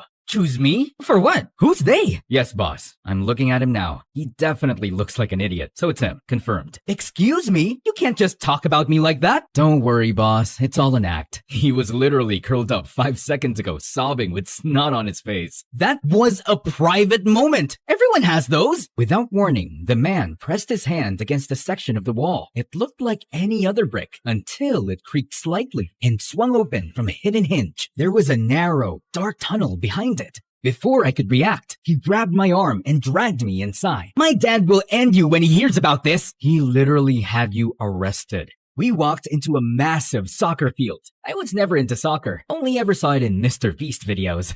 Then suddenly, the floodlights snapped on. It was blinding. Man, that's too bright. My eyes are too sensitive. I can't even open them. Oh, wow. Who's that goddess? My lord. Wow. Now your eyes work? Were they just too sensitive 2 seconds ago? A stunning girl walked toward us, surrounded by bodyguards and assistants. She moved like someone who didn't walk. She arrived. One of the younger assistants accidentally dropped a clipboard while adjusting her earpiece. Easy. You're doing fine. Don't stress. We're just changing the world. The assistant nodded, clearly starstruck. Arya turned to a girl with dark glasses and a tight ponytail, standing off to the side with a scowl. Hey, dear, relax that jaw before it breaks. You're not on trial. She then finally looked in my direction. Rex? I can be a Rex for you? Shut up, man. She's talking to me. Oh, it's him. No need to double check. Wait, before you talk, I just want to say, you are the most beautiful girl I've ever seen. And I'm not just saying that because you're surrounded by average, boring-looking girls that make you pop by comparison. No, you're beautiful as a standalone piece. Mr. William, this is a test. You'll be accompanying me to a high-level event. Think of it as a soft infiltration.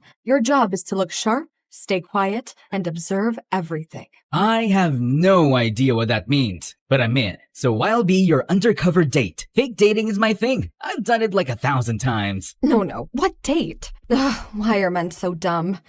Okay, fine. Yes, like my date. Good boy. Me and you, William and Arya, are going to a party. Be ready tonight, okay, dear Willie? Your salary will be $50,000. Yeah, I can live with that. Wait, 50,000 US dollars or Zimbabwean dollars? Why would we pay you in Zimbabwean currency? Great, love that for me. Now, can you move aside so I can pass out comfortably? Dear God, why am I always stuck with absolute clowns? Rex, get him a proper suit. Not like last time. Those suits look like they were pulled from a thrift store. I know you're pocketing the budget and dressing people in outfits that cost 50 cents. 50 cents? My favorite of all time. You listen to that kind of music? Music? What music? I'm talking about 50 cents the second, ma'am. To the candy shop. I take you. To buy the lollipop. I let you. Brilliant stuff. Shut up, man. That night, I was in a limousine with Arya, headed to some fancy party where everyone wore suits, like in Inglourious Bastards. Arya gave off good vibes, confident, sharp, the kind of woman who probably ran a secret feminist book club and didn't tolerate nonsense from men, especially men like me. Arya introduced me to some rich-looking men. One of them had just bumped into the butler and let out a painful yelp. So when he came over to shake my hand, I was still stuck between 2 sentences in my head. It's my pleasure to meet you, and I'm sorry you're hurt. So when he extended his hand, I blurted out, it's my pleasure to hurt you. Excuse me? Oh, pardon him. This is William. He has a perfect sleeping schedule. Perfect?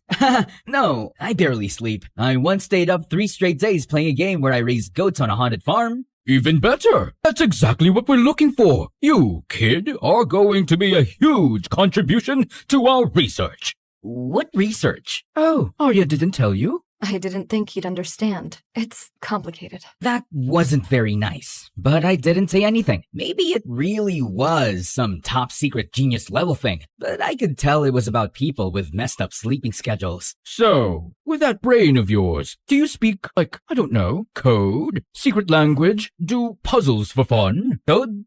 Not really. Unless you count that time I decoded the serial killer Unabomber's manifesto at age 13. Just for fun. You what? I mean, it was already decoded. loaded. I just read it all on Wikipedia during one of my sleepless spirals. He got caught April 3rd, 1996, right? His brother recognized the writing. Everyone blinked at me. I wanted to clarify that I don't try to be weird. It just leaks out when I'm under social pressure. I also know all the US vice presidents in order. It's not a cry for help, I swear. George Washington, John Adams, Thomas Jefferson, and... I need to go to the bathroom. Come with me, Willie. Why would I go into the bathroom with you, Ariana? It's Aria. She gave me a look. Oh, right. Maybe she just wanted to talk privately, so I followed. He's perfect. He's a gem. You make us rich. But she really did have to pee. Wait, you actually want me to go into the bathroom with you? No, you creep. Just stand outside and make sure no one goes in after me. Goes in to do what? Kidnap me! I stood guard. A few minutes later, a very large woman approached. She had a huge coat, big sunglasses, and a wig that looked suspicious. Like movie disguise level suspense. Sorry, ma'am. You can enter once my boss/date is out. Are you out of your mind, freak? Oh, no. I've seen this trick before. You yell, I get embarrassed. You get inside and kidnap her? Not happening. Move aside! Your heels, red stilettos, size 11. Pretty rare in the women's section, bro. She ignored me and tried to shove past me. I didn't budge. I grabbed the wig and tugged and tugged and tugged. Nothing. She screamed. I panicked. So naturally, I lifted her dress to double check. This psycho's attacking me! Help! Yeah, the legs, the body, everything said definitely a woman. I froze. My stomach dropped. Oops. A second later, someone punched me in the face. Security threw me out like a piece of garbage. I couldn't tell if she was a woman. It was ambiguous. I sat on the curb outside, humiliated. Then the same woman walked out of the building, her coat bulging like she'd stuffed a small mattress under it. She reached the van parked by the curb, glanced around, and casually unfastened her coat. And that's when I realized Ariana was inside it. The woman dropped her into the back of the van. Then she turned to me, paused, and slowly peeled off her wig. Underneath was a bald head, a cold stare, and a smile that made my blood ice cold. Idiot. They kidnapped one of the most important people in this organization right in front of you. It was either that or I got thrown out for attacking a woman who turned out to be a man, but still, Rex snapped. He lunged forward and grabbed me by the collar. Do you even realize what you've done, you stupid piece of dirt? Suddenly, one of the assistants from earlier, huge glasses, sleek black hair, in a perfect silk ponytail, stepped in and pulled Rex back. She raised her eyes in that sharp way Bella Hadid does in photos. She actually looked really pretty. I don't know why I called her average and boring earlier. Darn me sometimes. Rex, this isn't helping. We need to get her back. I'll handle it, and I'll take him with me. Him? He's a moron. A valuable one. Maybe I can convince them to trade her for him. He's a treasure. Yeah, tell him, lady. Wait, why am I so valuable again? We're part of a private organization that runs off-the-record research on human subjects. I know how that sounds, but it's for the greater good. Right now, we're studying people who can naturally stay awake for days. The government won't touch human trials. Too much red tape, too much fear, even when the outcome could help millions. We're working to fight chronic fatigue, insomnia, and neurological burnout. Imagine what that could mean for soldiers, doctors, firefighters, people who can't afford to shut down. Oh, that's amazing. I should tell my online friend to volunteer. His name is Ming Hao. We once stayed up for 4 days straight building a castle in Minecraft. He's in China or Korea. I don't know, but he's committed. He cried when I accidentally set the sheep farm on fire. I cried too. It was emotional.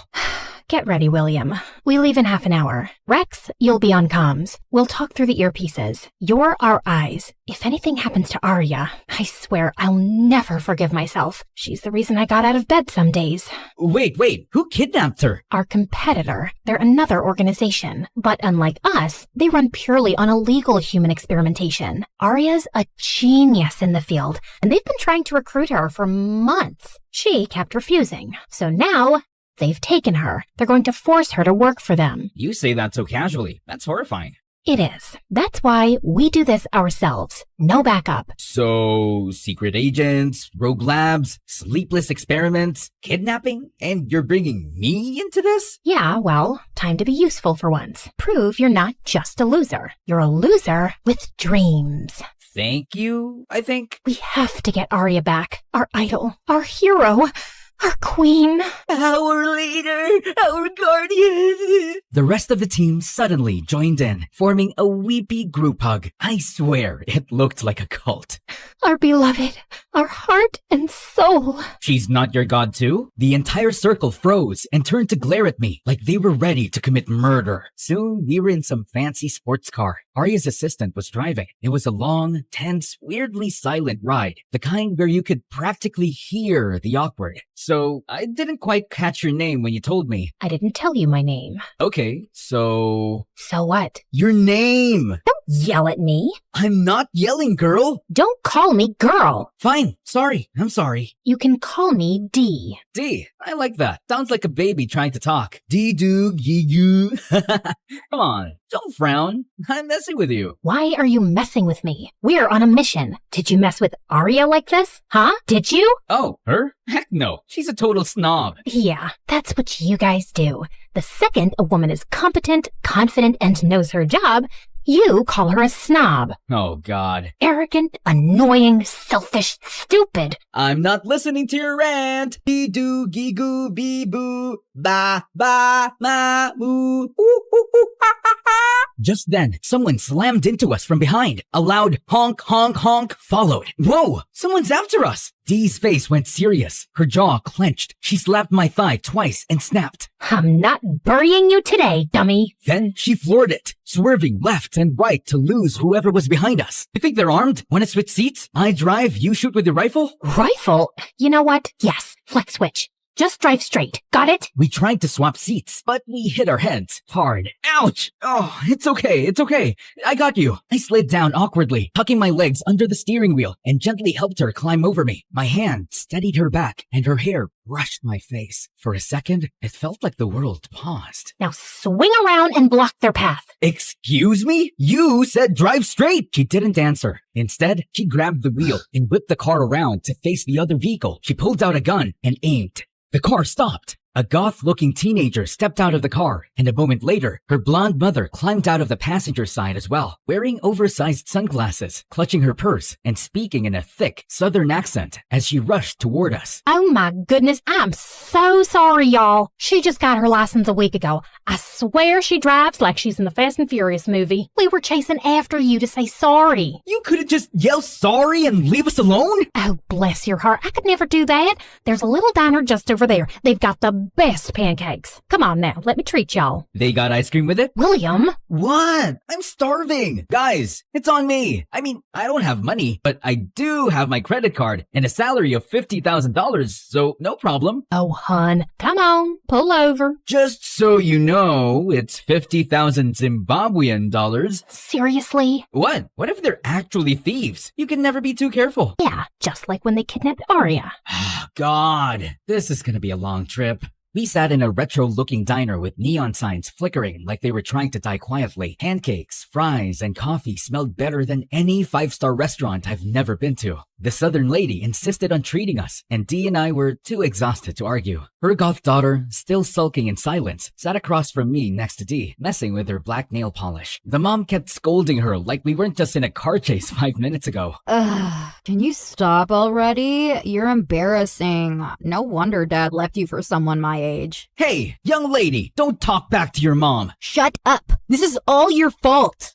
How is it my fault? Mom and I saw you bickering in the car with Dee, and she goes, see, every mother and daughter fight. It's totally normal. You don't have to act like it's the end of the world. Wait, why would she think I was the daughter? Well, I thought you were the mom. But then she said, no, it's two girlfriends. She wanted to prove me wrong, so we got closer to check. Then boom. Wait, why would you think I was the female from behind? I don't have long hair or like big dangly earrings you can spot from a mile away or a mom cardigan. See, Mom? Cardigans are for moms. Stop buying them for me. Oh, wow.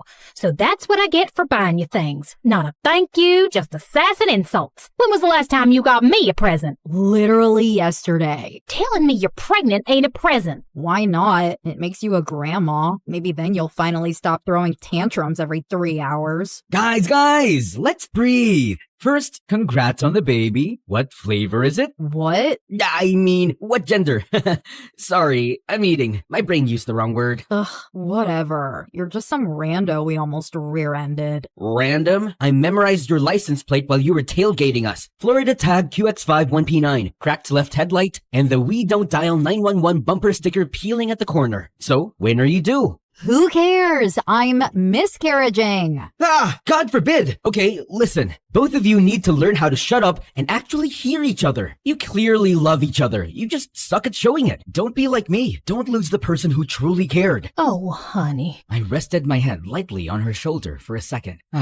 I've been the idiot who didn't listen. I had someone once, loved me for more than I deserve, but I kept messing up, sleeping in, making excuses, wasting time. She warned me 1,000,000 times, and then she walked away. And every day since, I've blamed myself. I tell myself she's still cheering me on somewhere. It keeps me going. That, and caffeine, and Call of Duty, but mostly her. Oh, sweetie. You know, Dee, earlier, when you slapped my thigh and said, "I'm not burying you today," that hit something, because only one person ever said that to me, my ex. Dee finally looked up. Her lips were pressed tight, and she was gripping her coffee like it was keeping her steady. She blinked fast, like maybe if she did it quickly enough, the tears wouldn't come out. Wait, I leaned in and reached for her sunglasses. She didn't stop me. I slipped them off. The moment stretched. Diana? She looked at me, her eyes full, shining, saying everything she wasn't. You've gotta be kidding me. Her face softened, just slightly, and a tiny smile tugged at the corner of her mouth. What happened to your face? She picked up a piece of pancake and threw it at me. That's what you say?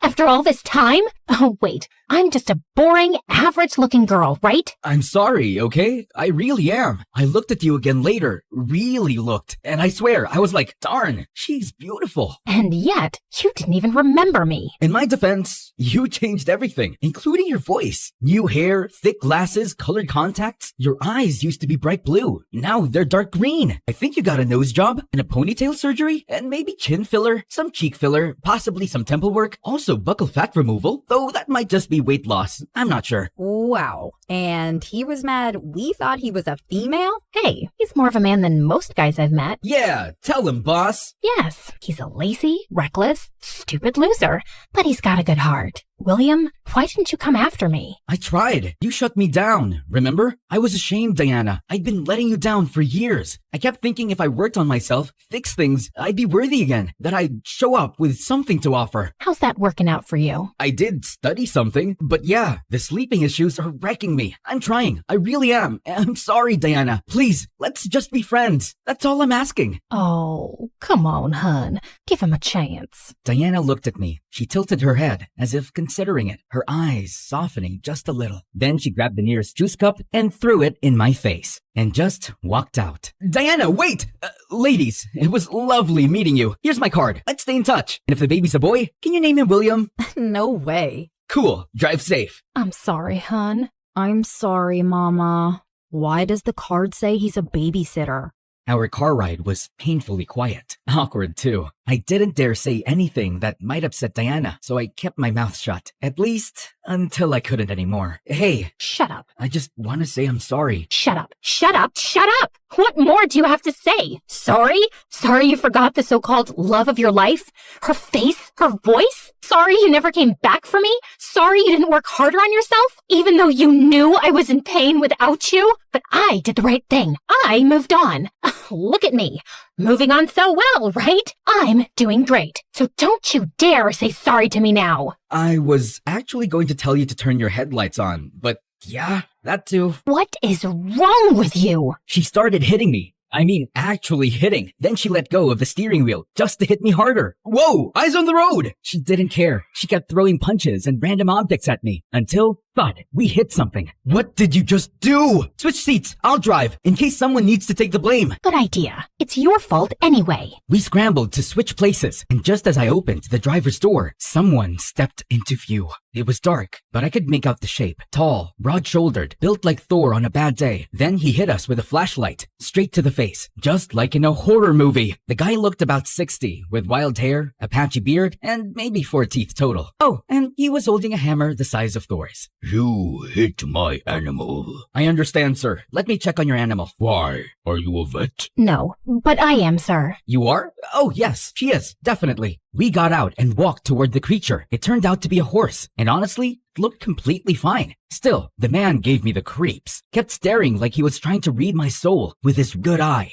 I stayed close to Diana and slid my hand into my inner pocket, where I kept the gun Rex gave me, just in case. I've had this horse since he was a foal. That was 10 years ago. If anything happens to him, you'll regret it for the rest of your life. He's got baby teeth. No way he's 10, unless he's aging backward. Are you calling me a liar? Well... Sir, his condition's stable. He'll need a shot, but he'll be okay. I'll write you a check to cover the costs. Who are you? Someone you'll need 100 years to become half of. Ouch, Dee Dee.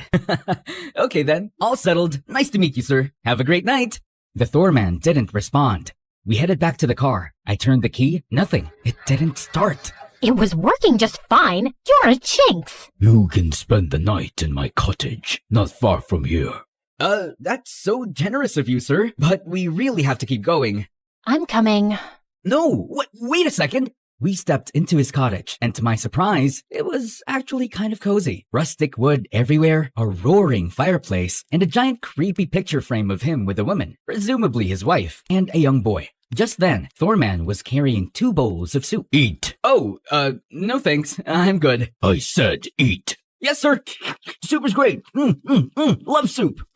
I pretended to eat, but I wasn't swallowing. Diana, meanwhile, was going at it like she hadn't eaten in 3 days. Psst, what if he's poisoned? What if he's a serial killer? I'm always ready for death. Would you want to spend your last few minutes with me? Good point. But for your peace of mind, don't worry. Rex has our location. Anyway, I have protein bars. Want one? Yes, please. Then go get one yourself. Meanie. You two bicker like you've been married forever. Got any kids? Oh, no, sir. We're not married. I mean, I wish we were. Well, we were together. I screwed it up. And she'll probably stay mad at me until the end of my life, which might be tonight. Don't make my mistake. Me and my wife, we were high school sweethearts. Married young. Found out we couldn't have kids. And we were fine with that. Didn't even want any. Then one day, 12 years in, she tells me she's pregnant. I was stunned. So I got myself checked. Turns out I couldn't have kids. And I got mad. Really mad. One night, she was sitting right there in front of that fireplace, her back to me. I walked up behind her. And shot her? What? Why would you say that? Then strangled her? Do I look like a murderer to you? You want the honest answer or the one that might spare my life? If you said yes, do you think I'd kill you? Again, the honest answer or the one that keeps me breathing? Oh my God! Stop it, William! Sir, if this is some emotional metaphor about not giving up on love, great, message received. But honestly, I'm exhausted. I saw there's a bed inside. Do you mind if I use it? We'll pay for the stay. You and William can bond out here by the fire. No, I'm coming with you. Don't leave me alone with him. He's not gonna bite you. It's not the biting I'm worried about. Man up. You don't sleep anyway, so you're fine. Not everything is a conspiracy. Sometimes things just work. Arya taught me that. She made me feel like I wasn't a screw-up, like I had a purpose. And just like that, she disappeared into the other room. It stung, knowing she needed someone to make her feel seen. And it wasn't me. I never gave her the appreciation she deserved. Maybe I was even jealous of Arya for giving her what I didn't. But really, I had no one to blame but myself. So you came up behind your wife and I killed her. 2 seconds of silence. I nearly passed out. Ooh, look at your face. Nah, she lived and gave birth to a baby boy. I forgave her. We stayed together, happily ever after. She's actually out doing some shopping. She'll be back any moment. Anyway, I gotta return nature's call. It's poop time. Just then, we heard Diana scream. I rushed inside and found her backed into a corner, frozen. A cobra was slithering just a few feet in front of her, hood spread, eyes locked on her like it had a grudge. I didn't think. I just moved. I grabbed the snake to throw it away, but then I felt a sharp sting in my arm. William! Ow! Okay, that was painful. The Thorman burst in alarmed. He took one look at the scene and calmly scooped up the snake. Whoa there. That's Mini Snake. She's not venomous, just dramatic. He tucked her under his arm, and I collapsed against the wall, clutching my arm. She bit me. I saved your life and got bit. That's gotta say something. And just like that, for the first time since I met her again, she smiled, and that made me happy. Why are you smiling like an idiot? Come on, we've still got a mission to finish. Just as we were getting ready to leave, Thorman's wife and kid showed up. So, yeah, he wasn't a serial killer, allegedly. Just a strange man with a soft spot for reptiles. He helped us get the car started and waved goodbye like we were old friends. On the car ride, I felt lighter, even though we were getting closer to our mission, which should have made us nervous, but it didn't. So when exactly did you stop wanting to be a doctor and join this weird organization? After you left, I couldn't feel anything for a long time. So I picked something that didn't ask me to feel. Just perform, fix, solve. She paused, then added, Arya was the only one who saw potential in me when everyone else saw a quitter. She personally selected me from hundreds of applicants, spent nights helping me understand the research when I was ready to give up. They were doing real work. Quiet, off the grid, but meaningful. That's why they chose you. And yes, I recommended you. Someone who never sleeps, has a near-perfect memory, a high IQ, and the emotional awareness of a toaster. You just called me a genius and a toaster in the same sentence. Because both can overheat and explode if left alone too long. Just then, my stomach growled loudly. Diana pulled a protein bar from her pocket and handed it over. Oh, you're the best. Oh, glad you finally noticed. Right then, a familiar song came on the radio. I reached over and turned it up. It's our song! No, it's not. Why would our song be Smack That by Akon? With your perfect memory, you forgot our song? Come on, I'm messing with you. Of course I remember. It's Shape of You. We were in 11th grade. You were crying because you hadn't studied for the history exam. So we made a deal. Anytime you needed help, you'd sing, I'm in love with the two shapes of you, which meant question number 2. And I'd cough once for A, twice for B, and so on. Yeah.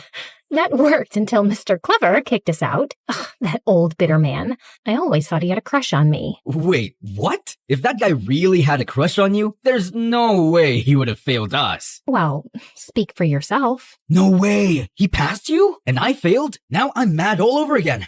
Whatever. I forgive you. Still wish you'd studied harder though. Just saying. Hey, you knew how things were at home. Dad was always sick. Mom worked nonstop. I was basically raising my siblings. If I hadn't gotten that scholarship, I wouldn't have even made it to college. Yeah, things were rough. You had so much riding on your shoulders. More than any kid should have. I'm sorry. She gave me a little nodding smile. And for the first time in a long time, I felt safe. We reached a quiet suburban neighborhood. Peaceful, almost too peaceful. We parked at the start of the street and walked a few blocks until we reached the daycare. She's here. In the daycare? It's just a front. No real daycare. This is where our competitor's main facility is. All we have to do is go in and negotiate. Civilly. We rang the bell. A woman opened the door, skeletally thin, with cheekbones so sharp they could cut glass. Her face was tight and hollow, and honestly, kinda terrifying. But I held my expression in front of Diana, who stood calm and professional. She searched us and took everything. Our weapons, our earbuds, even the tiny snack I was hiding. Then she let us in. The entrance looked like a cozy indoor play area, complete with fake toys and posters of smiling cartoon animals. Real baby photos lined the walls too. Those babies better be from Pinterest. If that's their research group, I'm jumping out a window. She led us to an elevator, which carried us 4 levels underground. It was slow, uncomfortably quiet. Okay, so just putting it out there, I once peed in a ball pit. I was 6. I still think about it. You also peed in the sink when you were 22. That was one time. The bathroom bowl was clogged and I wasn't feeling great and my medication was out of whack and why are you like this, man? Right then, the elevator doors opened with a ding. We stepped into a cold, open space, warehouse style, and followed her through a maze of metal doors and narrow hallways, one after the other. This is so creepy, Diana. If I had $1 for every time I've said creepy since this started, I'd be a millionaire. I know. Just hold on. It's almost over. At the end of the maze was one final door. Behind it, a massive, blindingly white lab, giant machines, blinking lights, wires hanging like robotic vines. With bodyguards all around, I recognized one of them who kidnapped Arya. He looked at me and winked. I saw him mouthing the word idiot like he said before. Then an elevator platform rose slowly from the floor, and standing on it was a man. A very hairy man. Hair everywhere. Head, arms, chest. Even his eyebrows were so thick, they looked like they could support a falcon. He didn't greet us, just walked to his desk and began typing on a laptop. I was staring at him, at his hands, at the ridiculousness of his brows, trying to guess what he was even browsing. It came out wrong. Sir, please talk to us and stop eyebrowsing. Diana elbowed me in the ribs. Let's cut to the chase. Arya is ours. She's not some object. Let her go. Tell us what you want. We'll do it. I'm afraid you're too late. Why do villains always say that? Can't you say something nice like, would you like a mint before traumatizing us? He clicked a button on the remote in his hand. A panel slid down behind him, revealing a thick glass window. Behind it, Arya was unconscious on a mechanical bed, suspended midair by wires like some sci-fi puppet. Oh my god, Arya!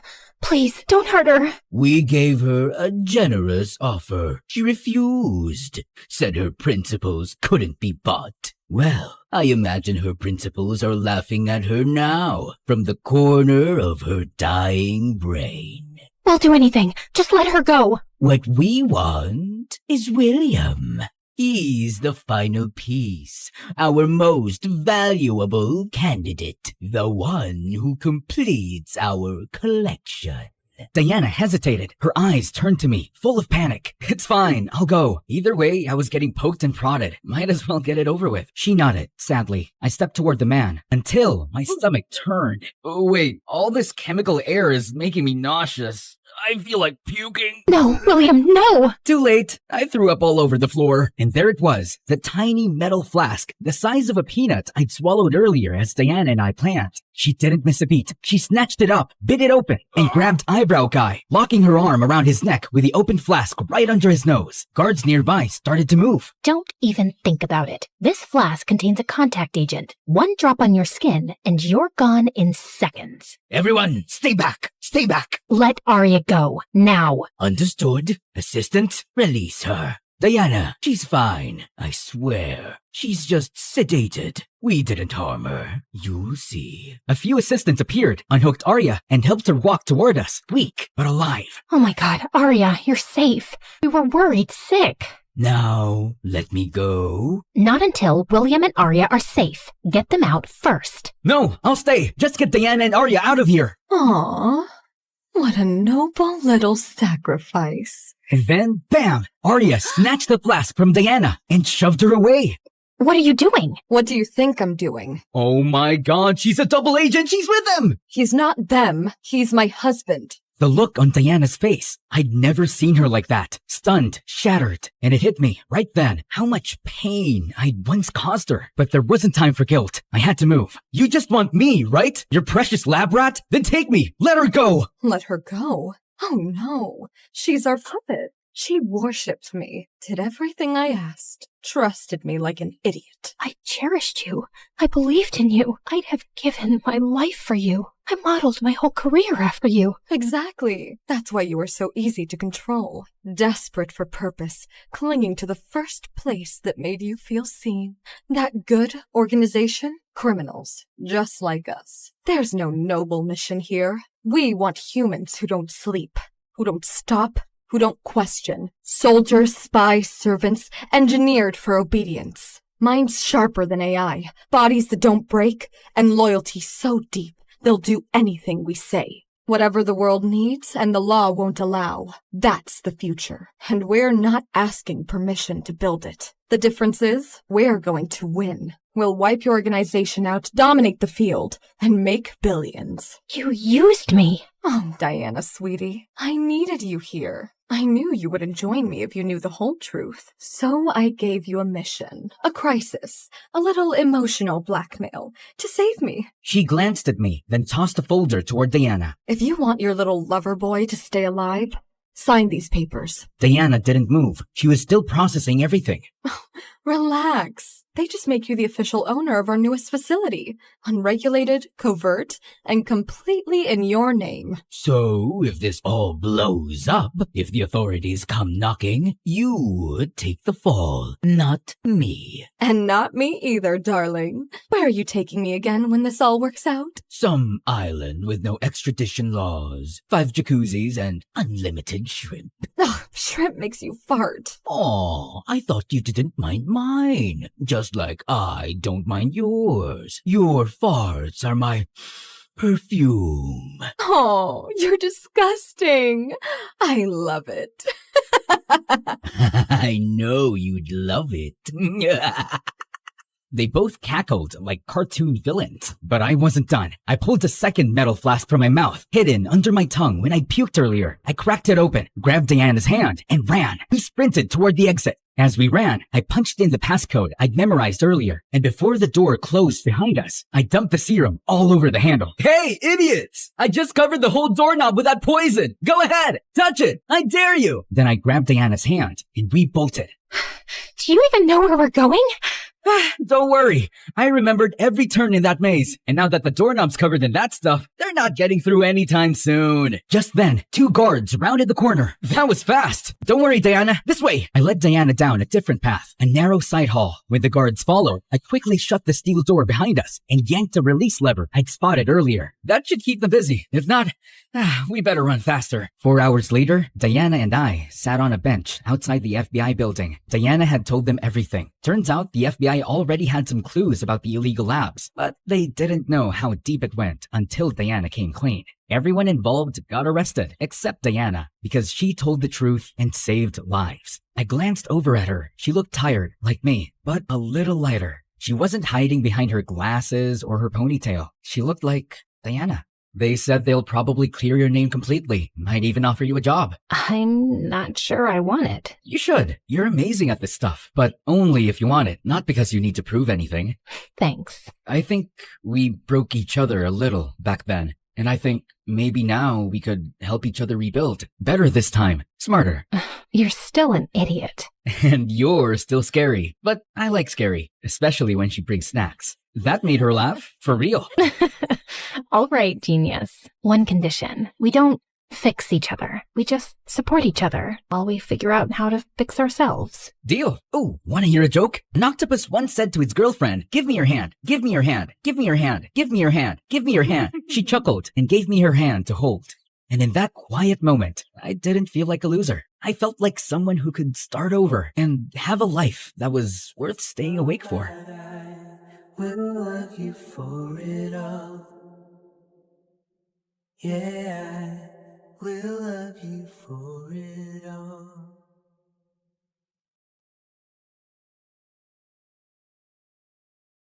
Hi, my name is Kayla. Please like and subscribe to MSA while I tell you my story. My whole life, I've been a book nerd. Stories are my escape into new worlds where I can fight dragons on the top of the highest mountains or move cars out of my way using my mind. However, in real life, I'm virtually invisible and usually powerless in the face of danger. Hey, watch where you're going, geek! Sorry. What's the point of those dumb glasses if you can't see anything? Thankfully, help was never too far behind. Ow! You hurt my head! That was the idea. Now imagine what I can do with all these.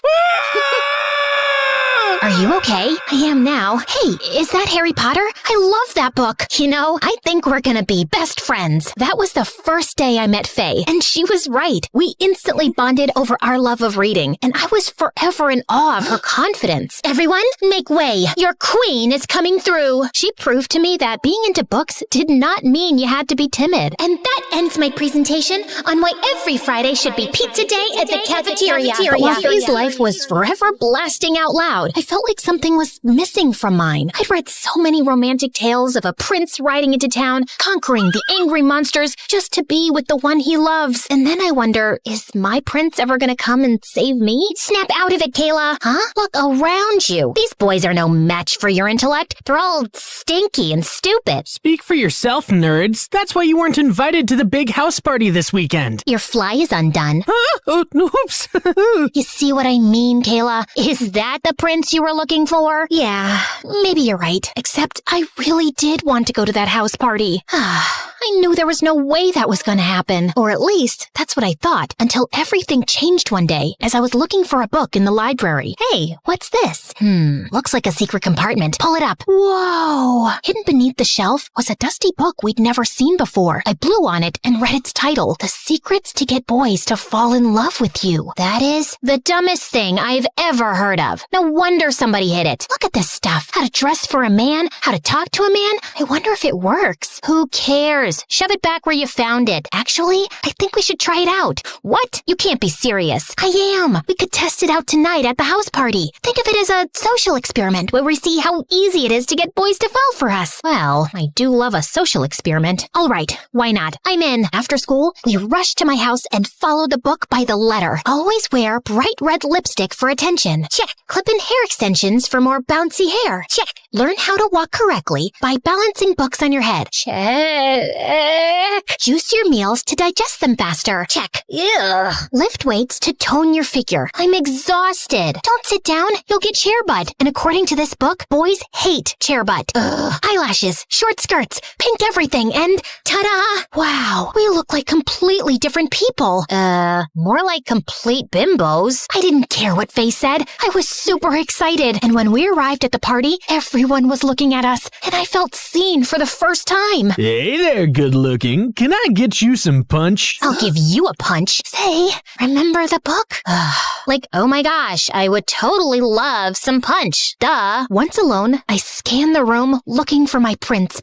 And oh my god, there he was. He was the most beautiful boy I had ever seen. Tall, muscular, well-dressed, and looking so cool. I wanted to go over there, but I remembered what the book said. Chapter 13, don't pester boys. Rather, stand against a wall and look mysterious, and they'll come to you. And so, that's what I did. But unfortunately, it attracted the wrong guy. Excuse me, miss. My name is Ricardo, and let me just say you are a radiant vision of sunbeam perfection. Oh, thanks. Please, let's swap numbers. Okay.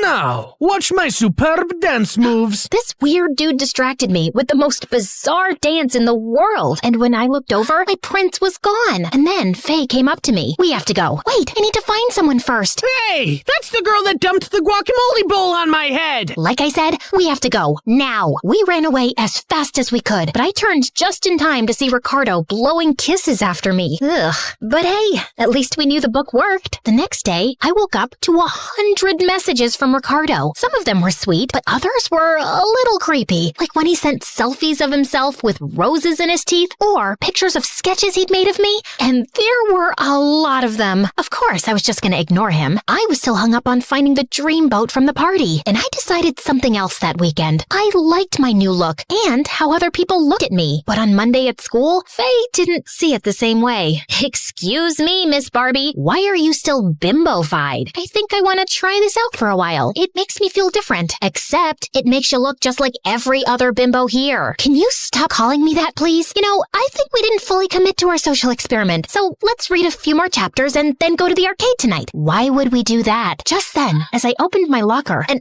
avalanche of teddies and gifts and love letters poured to the floor. Looks like Ricardo found me. Whoa, wait a minute. I'm starting to get the picture. You think you're actually gonna get your prince this way, don't you? You mean this guy? I don't even like him. Please, just come to the arcade. Do it for me, Faye. Hard pass. I'll be at the library where the smart people usually are. You're on your own. I hated to see Faye so annoyed, but I figured she'd get over it. Besides, I needed to continue my mission. That night, I read a few more chapters and then went to the arcade alone, where all the popular kids hung out. I felt super nervous by myself and considered leaving when— Hey, are you just going to stand there, or are you going to play something? Oh my gosh, it was the hunk I saw at the party, and he was talking to me. Think quick, Kayla. What did the book say? Oh yes, chapter 7. Always laugh at boys' jokes.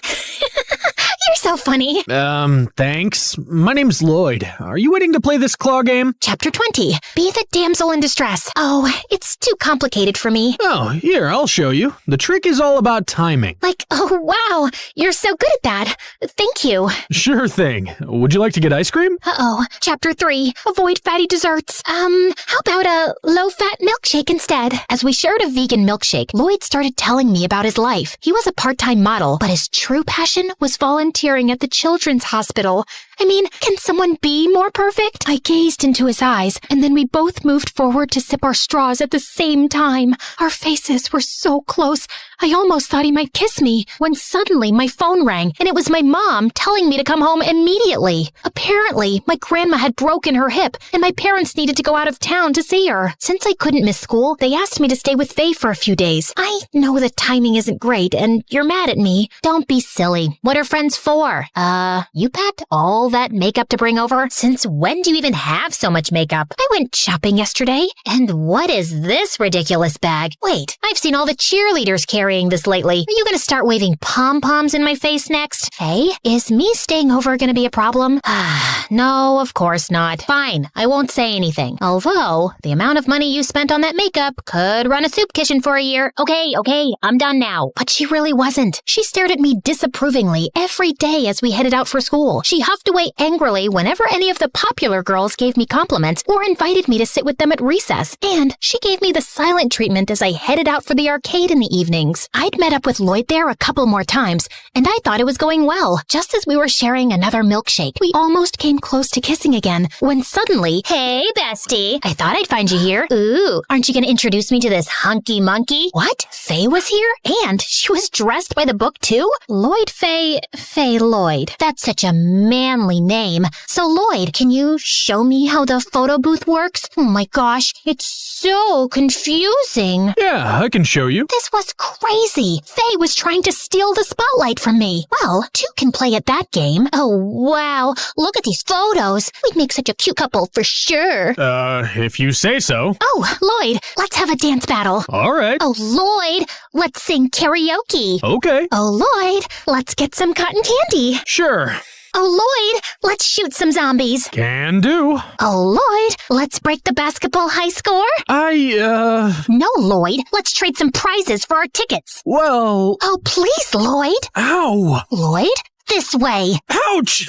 Come on, Lloyd. Stop! I don't know what's happening here, but it's freaking me out. It's not me. It's her. She's a phony. Me? You're the phony. Look at her. What the heck? Look, I don't know what's going on here, but you two clearly have some serious issues, and I don't want to get in the middle of it. Goodbye. No, Lloyd, come back. I can explain. Wait, Kayla, don't be a fool. Suddenly, I heard a loud crack and turned to see Faye tumble to the floor. Ow, these dumb heels. Faye, are you okay? I think I broke my ankle. Call an ambulance. As we waited for the ambulance, Faye turned to me angrily. This is all your fault. Me? You're the one who thinks all boys are trash, but then you just show up here to hit on Lloyd and ruin my chances with him? What's wrong with you? I don't want Lloyd. I was just trying to show you the mirror by acting like you. You look pathetic. Trying to be someone you're not just to make some stranger like you? I thought we were the cool, smart ones who don't care about what's on the outside. If you don't care about that, why does it bother you how I choose to dress or what I put on my face? You know what? You're just so used to bossing me around, you're pissed off I'm doing something on my own that you don't agree with. Fine, be a wannabe bimbo. We can't be friends then. Thanks for letting me know that our friendship is conditional on me always listening to you. The ambulance arrived and took Faye away. I didn't want to go to her place right away, so I went to my own house to cry it out. But to my shock, I found my room was overflowing with gifts from Ricardo. Heart-shaped balloons, bouquets, and dozens of teddy bears.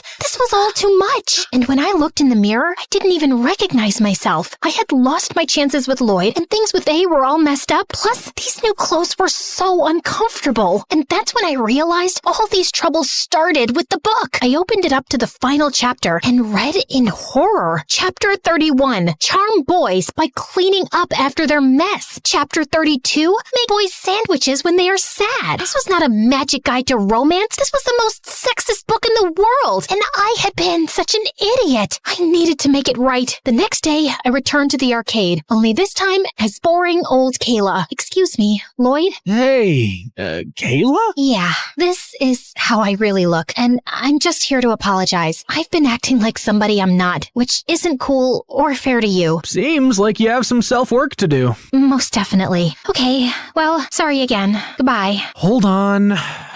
Do you want to get a milkshake? As long as it's full fat. The rest of the evening, we played arcade games and then went for a romantic walk by the river. And Lloyd seemed to like me for me. I went home on cloud 9 that night, and when I woke up the next morning, I was determined to fix everything else. Starting with, Faye, I just wanted to apologize. You're right, I shouldn't have to change anything about myself to get noticed or be liked by anyone. Kayla, I owe you an apology too. To be honest, I just got jealous and insecure. I mean, you're out there trying to find your Prince Charming, while I'm perfectly happy just the two of us in the library. I just didn't want anything to change. We can have both, Faye. You'll always be my bestie, no matter who else comes into my life. I can handle that, as long as whoever he is appreciates the Kayla that I know. Deal? Deal. Yoo-hoo! Huh? It's me, Ricardo. I've been searching for you for days. Why are you ignoring my gifts? There was something crazy in his eye. Ricardo, you're coming on too strong. You broke into my house to leave me gifts, and now you're following me around? We don't even know each other. But we can spend our whole lives getting to know each other. We're meant to be. I love you. Ew, catch a hint, dude. She doesn't like you. No, I will not rest until you're mine. Ricardo grabbed me by the wrist, and I was about to panic when suddenly... Let go of her! Two boys battling over me sounded like a fairy tale in a romance novel, but now that it was actually happening, I didn't like it one bit. And that's when I remembered the book. The whack. Ow! You break my heart, and now you break my head. I don't want to be here anymore. At least this book came to some good use. Girl, I am so proud of you.